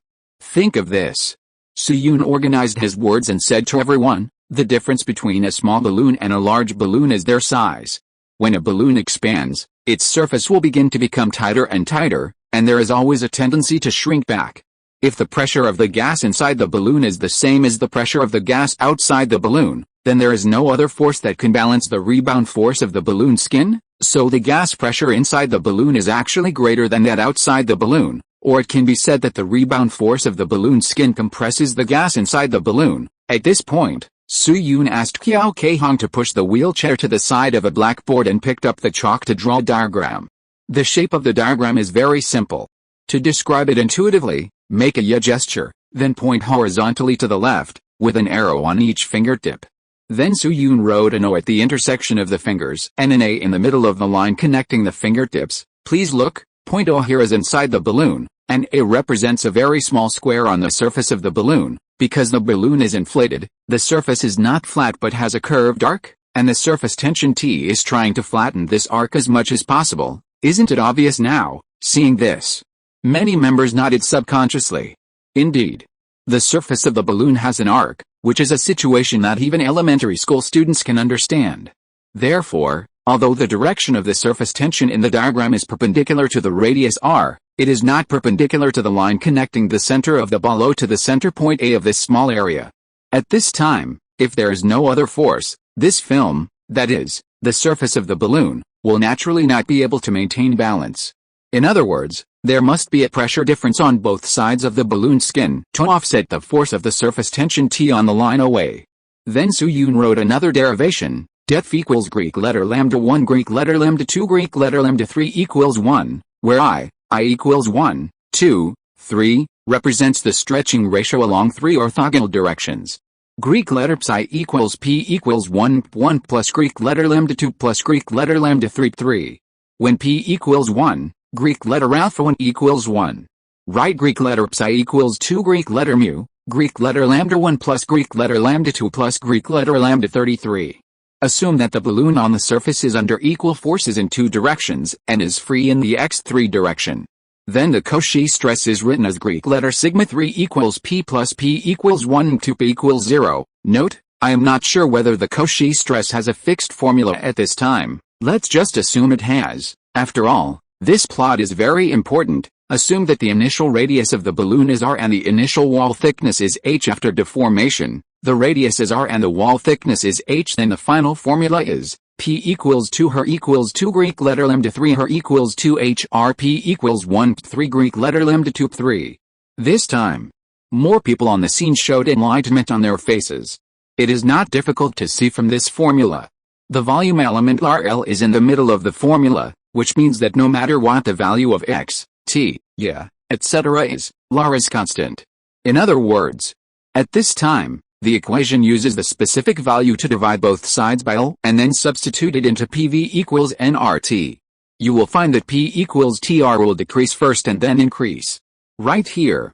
Su-Yoon put down the pen, spread his hands, and said to everyone, in this way, the answer is very obvious. As the volume of the balloon increases, the internal air pressure will not increase or decrease blindly. Its trend is to decrease first and then increase. This is called extreme point instability. When the air pressure decreases, it will be more difficult for us to blow up the balloon. When it exceeds the extreme point and becomes a big balloon, the internal pressure increases. And it will naturally be much easier to blow it up. The internal pressure is strong, and the pressure applied to the rubber will be greater, due to the obstruction of the bandage. Therefore, the people at the scene did not notice that when Su-Yoon said this, his expression was not very confident. There was no way. In this era, let alone the Neo-Hookean model, even the Vargam model has not yet been released. Without model derivation, Su-Yoon could not actually prove the famous 1.4 radius ratio in later generations. Therefore, he could only find another way and use the 3-parameter degree of freedom to prove it. Anyway, there is nothing wrong with the numerical value. And just after Su-Yoon finished his explanation, the whole study group was silent for a moment, and then a burst of applause suddenly rang out. Pa-pa-pa-pa, everyone's expression was not excited, but the original doubts in their eyes disappeared by more than half. Instead, there was goodwill and recognition. It was like Su-Yoon went from a sacrifice to a church member. Seeing this, Su-Yoon couldn't help but breathe a sigh of relief in his heart. Fortunately, the first level was finally successfully passed. I mentioned it earlier. After meeting Jo Seoping, Su-Yoon came up with the idea of forming an interest group. It's just that Su-Yoon's original plan was to take it slow and wait until he had established a firm foothold in the base before doing these things. Unexpectedly, by chance, Zhang Tao and his team wanted to worship him as a teacher, so Su Yun had to take a step back, forcing the interest group to come out ahead of time. But whether it was active or passive, one thing remained unchanged: Su Yun was going to use the abilities of these young bosses to do something. At the same time, he also wanted to see if he could export some knowledge of later generations and try to make the Chinese physics community in this timeline walk more easily.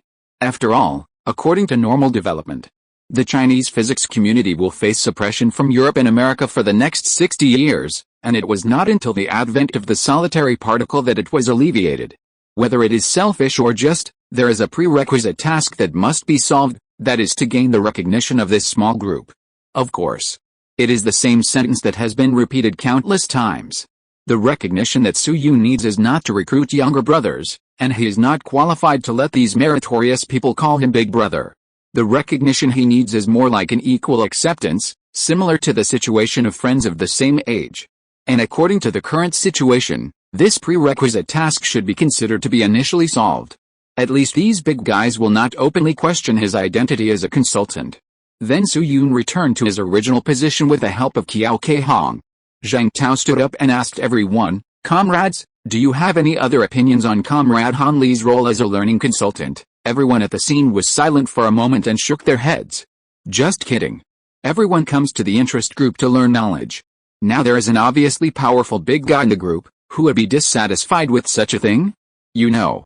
Many of them were top scorers in school, but after arriving at a base, due to age and ability issues, they have not officially joined the theoretical project team involved in their respective majors.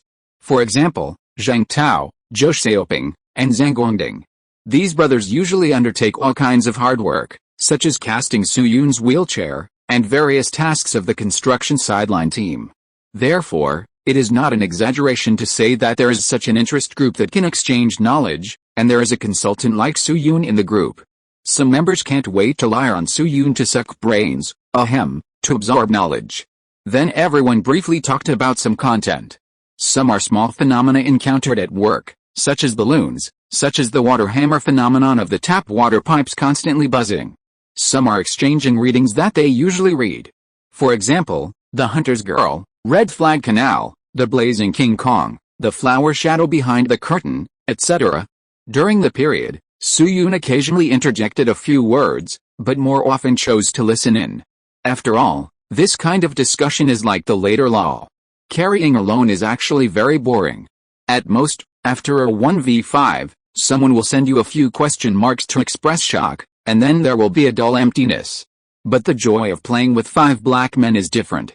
That is the real happiness, which is much more interesting than frying fish alone or even going on a blind date. Just like that. 2 hours later, the first group activity of the Never Update interest group ended successfully. All the group members parted ways, and many of them had classes to attend in the afternoon. Qiao Keihong pushed Su Yun's wheelchair and prepared to go back to the hospital to continue today's treatment. As a result, the two had not walked far. A familiar greeting came from behind Su Yun. "Comrade Han Li, stay." Qiao Keihong hurriedly stopped. Su Yun turned his head and looked at the speaker. At this moment, Yidu, who had not been seen for several days, was standing 10 meters away from them with a man whose identity Su Yun could not recognize, smiling and waving at them. "Comrade Han Li, is it convenient to chat for a few words?"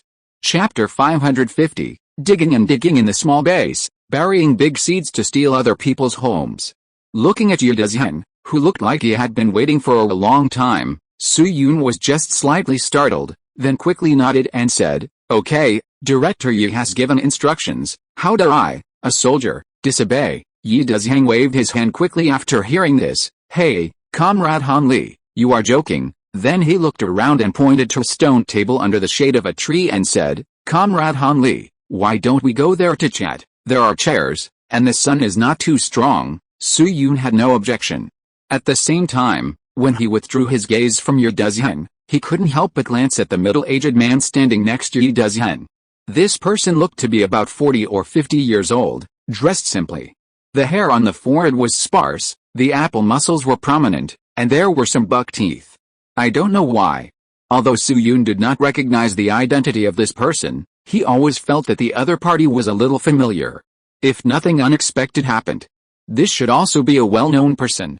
However, the other party's appearance was not as distinct as Lu Guangde and Lao Guo's, so Su Yun could only temporarily suppress this feeling back to the bottom of his heart. Anyway, they were going to chat next, and Ye Dezhang should introduce the other party's identity. The stone table was less than 30 meters away from the location of the few people. It can be seen that this was a place specially selected by Ye Dezhang. Come prepared JPG. Then the few people walked for a while and soon came to the stone table. Ye Dezhang first blew the dust on the stool with the strange man, brushed off the fallen leaves, and sat down directly. After sitting down, Ye Dezhang coughed lightly, patted the shoulder of the middle-aged man next to him, and introduced to Su Yun, "Comrade Han Li, let me introduce you, this is my good friend from Yanjing, Comrade Jin Yi, he is the workshop supervisor of the base boiler factory. He is currently in charge of some projects related to boiling water. He came out with me today, Jin Yi." Hearing this name, Su Yun's eyebrows under the bandage raised heavily. It was mentioned a long time ago. Ordinary workers in the 221 factory may not be so mysterious nowadays, but scientific researchers basically use pseudonyms. Therefore, since the moment he knew he came to the 221 factory, Su Yun had a very firm consciousness in his heart, after hearing a person's name, first suspect that it is a pseudonym. And the middle-aged man in front of Su Yun was vaguely familiar, and it was obviously impossible for him to be an unknown person. In other words, Jin Yi must also be a pseudonym. However, most people's pseudonyms generally do not change their surnames, which means that the other party's surname is most likely Jin. Wait? Surname Jin? Thinking of this, Su Yun stayed on the other party's plump apple muscles and hairstyle for another 2 seconds, and a guess suddenly emerged in his mind. Could this be academician Jin Binqiang among the 3 Kians? Then Su Yun quietly looked at Jin Yi a few more times, and became more and more certain of his judgment.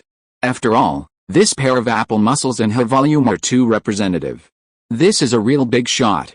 Jin Binqiang is one of the main instigators of China's nuclear industry and one of the earliest members of the Chinese Academy of Sciences, that is, later academicians. His wife He Zhe is also a well-known female academician. When talking about the famous 3 Kians in later generations, many people often think that Jin Binqiang, Jin Weicheng and Jin Zuzan are related by blood. But in fact, these 3 Kians are not fathers, sons or brothers, they are just branches of the same surname. For example, Jin Binqiang's branch is the Hezhao Jin family. Mr. Jin Zuzan's is the Hengzhou Jin family. Mr. Jin Weicheng's is the Liangxi Jin family. Among them, the Liangxi Jin family also produced Jin Jibo and Jin Songshu, a father and son. Counting the local side families, a total of dozens of Chinese academicians have been produced. This is really not an exaggeration. For example, Jin Zhongan, Jin Linseo, Jin Lingxi, and Jin Yida are all direct descendants or side branches of the Liangxi Jin family. If all the names are written out, I guess some stupid author will be scolded for writing water text. Let's return to reality. At this time, Jin Binqiang was sitting next to Ye Dezhang with a smile on his face. He really looked like an ordinary boilerman or a passerby. Therefore, Su Yun had to pretend that he knew nothing and nodded to Jin Binqiang, which was considered a greeting. After the courtesy, Su Yun turned his gaze to Ye Dezhang again, and asked him hesitantly, "Director Yi, I wonder why you came to see me today." Ye Dezhang was silent for a moment after hearing this, and sighed slightly disappointedly, and said, "Comrade Han Li, to be honest, I came to you today to solve my doubts." Su Yun blinked. To solve my doubts. Ye Dezhang did not explain the reason directly, but first asked a question. "Comrade Han Li, my mentor is Carl Gustav Rossby. I wonder if you have heard of this name." Rossby, Su Yun blinked and recalled, the one who studies atmospheric turbulence and boundary layer theory? Rossby Radius is also very famous, but I can't remember whether he is German or Swedish. It's a coincidence. As a physicist who is not a meteorologist, Su Yun only knows 3 or 5 meteorologists, of course, not including Chinese predecessors such as Ye Dezhang and Zhu Kezhan. Among these 3 or 5 people, Rossby happened to be one of them. After all, this big guy introduced wave theory into meteorology and is a very famous physicist in modern meteorology. In a sense, his fame is almost as famous as that of Peakness. In addition, Rossby radius is also a very well-known physical concept, and its extension in later generations is very wide. Yes, it's him, a Swede. Ye Dezhang raised his eyebrows, and seemed to be a little happy that Su Yun had heard of his mentor, Mentor Rossby is also one of the proposers of numerical weather forecasting. He has worked at MIT and the University of Chicago. 10 years ago, he returned to Stockholm and became the director of the Meteorological Center at Stockholm University.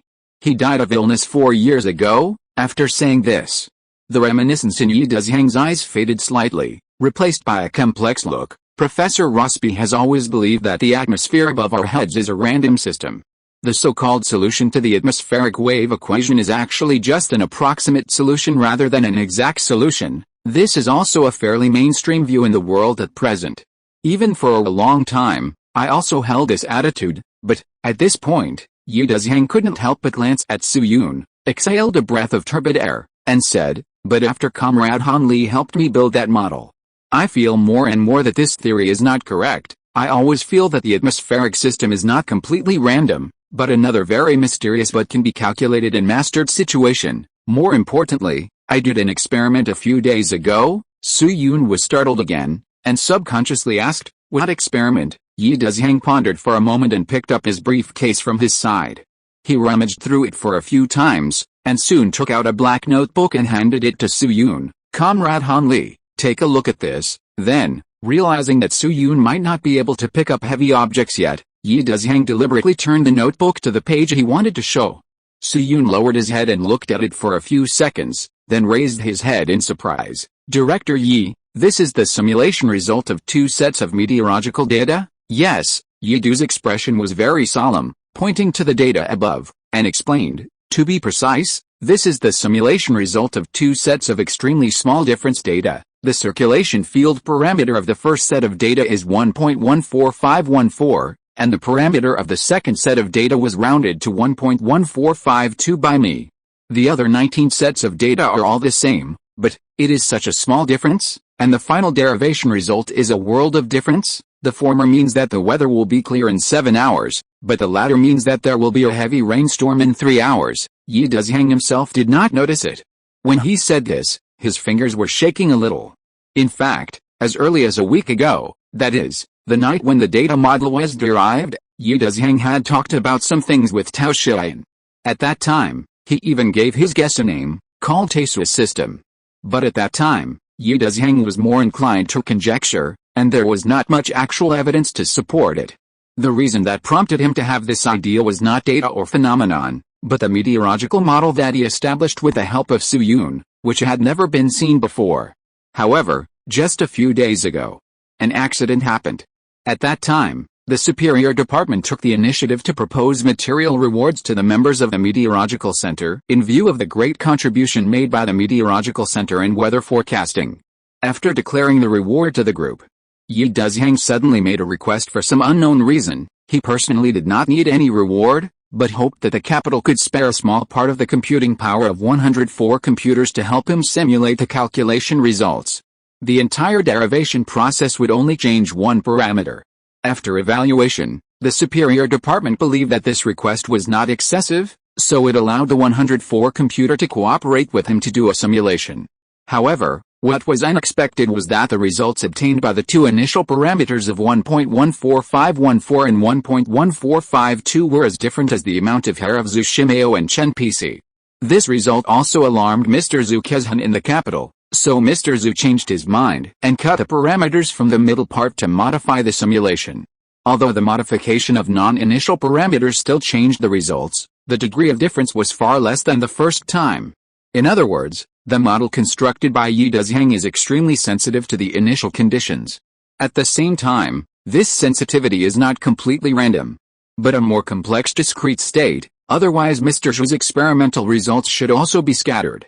Thinking of this, Yi Dezhang took a deep breath and said to Su Yun, Comrade Han Li, you are very familiar with the principles of meteorological Doppler radar, and your attainments in meteorological data are deeper than mine, so I came to you today to ask you one thing. What is the state of our atmospheric system? Is it extremely accurate, or completely random? Or is it some kind of approximation that is infinitely close to accuracy? Looking at Yi Dezhang with a puzzled face, Su Yun couldn't help but feel a strong sense of surprise. If the meteorological Doppler radar was the backup plan he had considered when he was working on the damper, then Yi Dezhang's current situation was completely beyond his expectations, and it could even be said that it was far beyond his control. At least Su Yun would never have thought of it. Yi Dezhang would actually skip the numerical weather forecast and go directly to the chaotic system. That's right. Chaotic system. As we all know, the modern physics community's understanding of the world is progressive, and the version is constantly being optimized and updated. First, Einstein's theory of relativity broke the Maverick's absolute view of time and space. Then the creation of quantum mechanics revealed the randomness and uncertainty of the movement of microscopic particles. The third stage is this period. That is, the study of randomness in the framework of determinism led to the chaos theory. Chaos theory was first proposed in 1963, which is still some time away from now. At that time, meteorologist Edward Norton Lawrence established a simplified meteorological model to simulate meteorological conditions. This model uses a total of 12 parameters to characterize basic meteorological characteristics, such as air pressure, temperature, etc., which is much simpler than the 20 parameters used by Yi Dezhang at this time. In a simulation process, Lawrence decided to rerun part of the program to ensure the accuracy of the data. However, in order to save time, he did not run the model from the beginning, but ran it from a certain moment in the middle of the run as the initial point.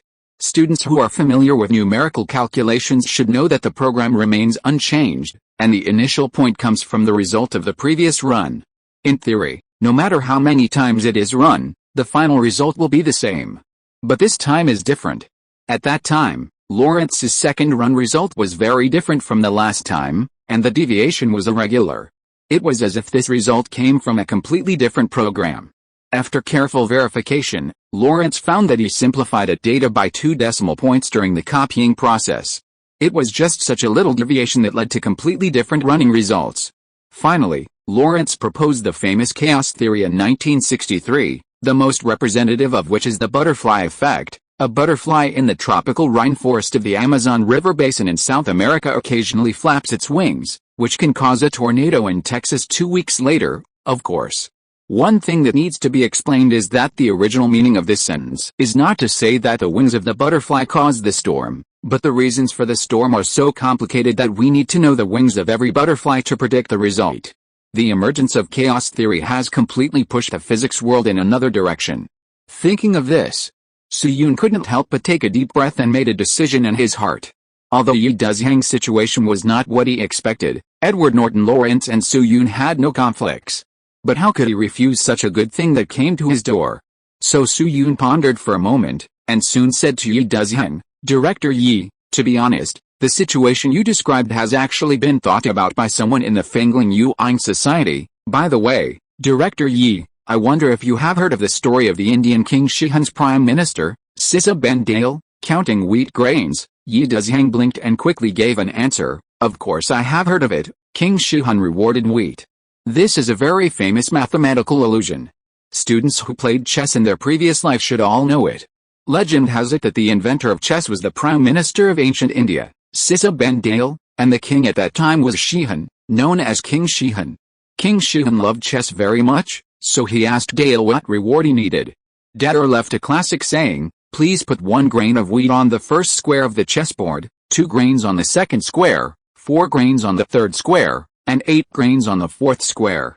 That is, the number of grains of wheat placed on each subsequent square must be a multiple of the number of grains of wheat on the previous square, until the last square, the 64th square, is full, and I will be very satisfied. King Shihan agreed to this request, but in the end he found that if he followed Dale's algorithm, he would have to pay for the entire kingdom's wheat for the next 2,000 years.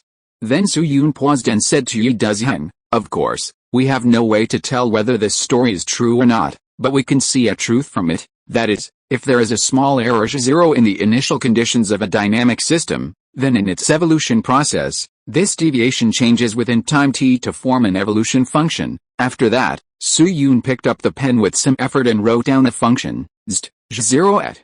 Then Su Yun drew a horizontal line under Greek letter lambda and continued, "I call this Greek letter lambda the Lyapunov index, which represents the degree of sensitivity." Note, Lyapunov was a person in the 19th century, But the Lyapunov index was not proposed until the chaotic system was established. If it is a negative number, we will find that the initial deviation will be continuously smoothed out during the evolution process. This means that it is insensitive to the initial conditions, and vice versa. It is extremely sensitive. In general dynamic systems, its evolution can always be described by such a differential equation, that is, d dtx equals fx. Looking at the content written by Su-Yun Kiao Keihong, who has been 0v0 since leaving the interest group, couldn't help scratching her hair.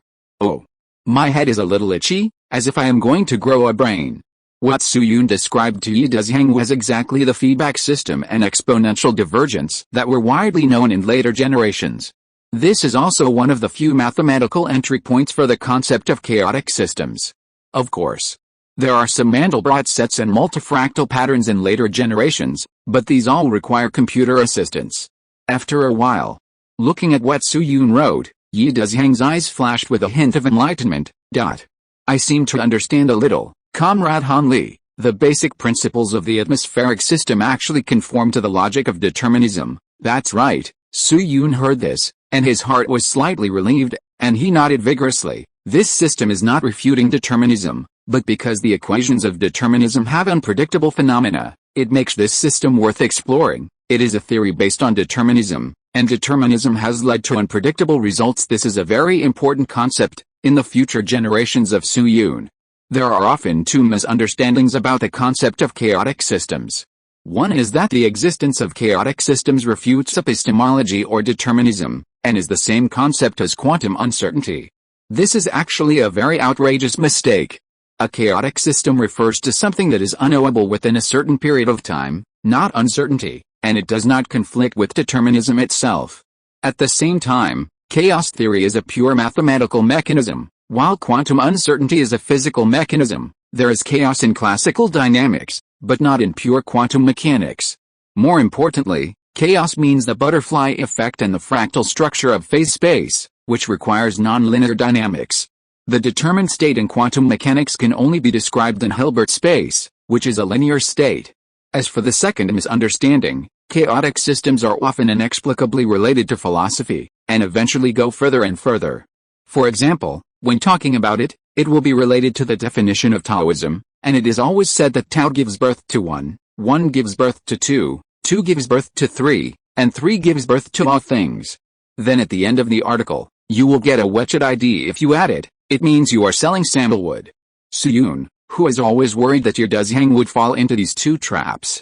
This would lead to extremely serious research barriers for Yi Dezhang in the future, and he might even become Li Huaoang in spirit. Therefore, from the very beginning, he tried to instill in Yi Dezhang the concept that chaos theory is a pure mathematical mechanism. Comrade Han Li, just when Su-Yun was almost done explaining to Yi Dezhang, Jin Yi, or Jin Binqiang, who had been silent, suddenly spoke up. Comrade Han Li, then according to what you said, a large part of our world is actually nonlinear. In this case, aren't there too few problems that can be solved by linear equations and linear programming? After hearing Jin Binqiang's words, Su-Yun couldn't help but glance at him. Then he suppressed his excitement at seeing the boss, shook his head calmly, and explained, Kian, Comrade Jin Yi, right?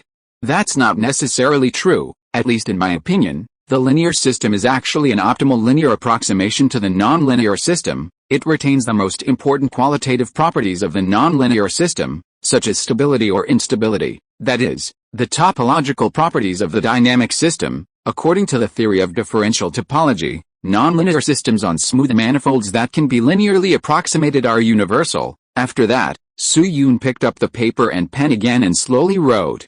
As we all know, in a broad sense, linear system refers to a system whose solution satisfies the linear superposition principle, that is, fx1 plus x2 plus x3 plus equals fx1 plus fx2 plus fx3 plus. This f cannot be simply understood as just a function that can be written in an explicit form, but should be regarded as a mapping. In short, the linear system corresponds to the linear mapping. In the field of research on the nonlinearity of ordinary differential equation dynamic systems, the form of the linear system referred to is often as follows: frac dt equals 8.x, where x equals x1, x2, x3, t. and A is a constant matrix, then this is a linear ordinary differential dynamic system. In contrast, nonlinear systems are systems that cannot be represented by the above-mentioned set of equations. For example, some are second-order, third-order, or higher-order systems, or in other words, the terms in the matrix A are formally related to the terms of X, of course. Nonlinear systems also include nonlinear systems in partial differential equations. For example, systems with diffusion terms that can form Turing patterns. But on the other hand, the Kopka-Smale theorem mechanism in differential topology guarantees a dense situation, after the local stable manifold is locally linearized at the working point. The corresponding linear system will have a stable subspace and an unstable subspace, U, which are tangent to the corresponding manifold respectively. That is to say, to a certain extent, nonlinear systems can be approximately treated as linear systems. After a while, Jin Biqiang digested Su Yun's idea, and frowned again, but even so, Comrade Han Li, not all nonlinear systems can be linearized and approximated, right? Or do you need to approximate a nonlinear system to linear one, and you must complete a lot of calculations? That's right. Su Yun nodded decisively and affirmed, if you want to optimize the approximation as much as possible, you must complete a lot of calculations. This is the same as the exhaustive method, and to do this, you must rely on another tool. This time, Jin Biqiang was silent for a longer time, and then slowly said, "You mean computers?" Su Yun took a deep breath, and quietly clenched his hands under the table. "Yes, computers. I personally think that this direction is one of the most important trends in the future. It can even be said that the 21st century will be the century of computers." Jin Biqiang's pupils shrank immediately. As the founder of China's atomic energy science, Jin Biqiang is not proficient in computers due to professional limitations. But his grasp of the overall situation is far beyond the reach of ordinary people. Therefore, during the whole conversation, he realized one thing: if the world is really nonlinear, then the basic logic of scientific development in the future is to approximate nonlinear things into linear states. This so-called thing may be weather, theory, economy, or technology and military. And if this is true, then the computer that Su Yun mentioned is indeed an indispensable and important direction. Computer. Looking at Jin Biqiang, whose face kept changing, Su Yun was also very nervous. This was a pity. Dug temporarily, the world is nonlinear. This is a truth that was discovered after the chaos theory was proposed. Pay attention. Again, this is not a philosophical topic, but a mathematical concept. It just sounds a bit philosophical. Nonlinear research appeared in the 1960s and did not officially enter the development stage until the late 1970s. This concept directly promoted the development of many fields, the most representative of which is the computer industry. In later generations, financial chaos systems, neural chaos systems, meteorological chaos systems, etc., all relied on computers to support them. Therefore, after Yi Dezhang raised the question of chaos theory, Su Yun immediately thought of this. He had already planted the line of industrial software with Sun Junren, and if he planted the seeds of computers today, the picture would be too beautiful. And you know, sitting opposite him at this time is Jin Biqiang, a big man who is fully capable of understanding the concept, he said, realizing this value and passing it on to the decision-making level. If the upper level really starts to pay attention to computers, damn. This world seems to have changed a bit, but it doesn't matter. It's the rabbits who are strengthened. Who doesn't want their country to get better and better? Su Yun even hopes that the rabbits will make Gundam as soon as possible, and everyone will drive Unit 01 to show what good work style is in front of some houses that can't be housed. Therefore, for a while, the three people at the scene fell into deep thought, and only Qiao Keihang on the side felt dizzy. However, a few seconds later, woo woo woo, on a telephone pole not far from them, a loudspeaker suddenly sounded a shrill alarm. Seeing this situation, at the stone table, Yi Dezhang, Jin Biqiang and others suddenly changed their expressions and turned their heads to look in a certain direction. Qiao Keihang also recovered from her expression in an instant and grabbed Su Yun's wheelchair. "Comrade Han Li, there is a situation. Let's go." Note, today is Brother Donkey's birthday. Everyone go to the character card and give him a thumbs up. End of this chapter. Thank you very much for reaching the end. Don't forget to like. Looking for more exclusive content and immediate access? Subscribe to our Patreon. Remember, every like, subscription, or donation encourages us to continue. Thanks to everyone. See you in the next video.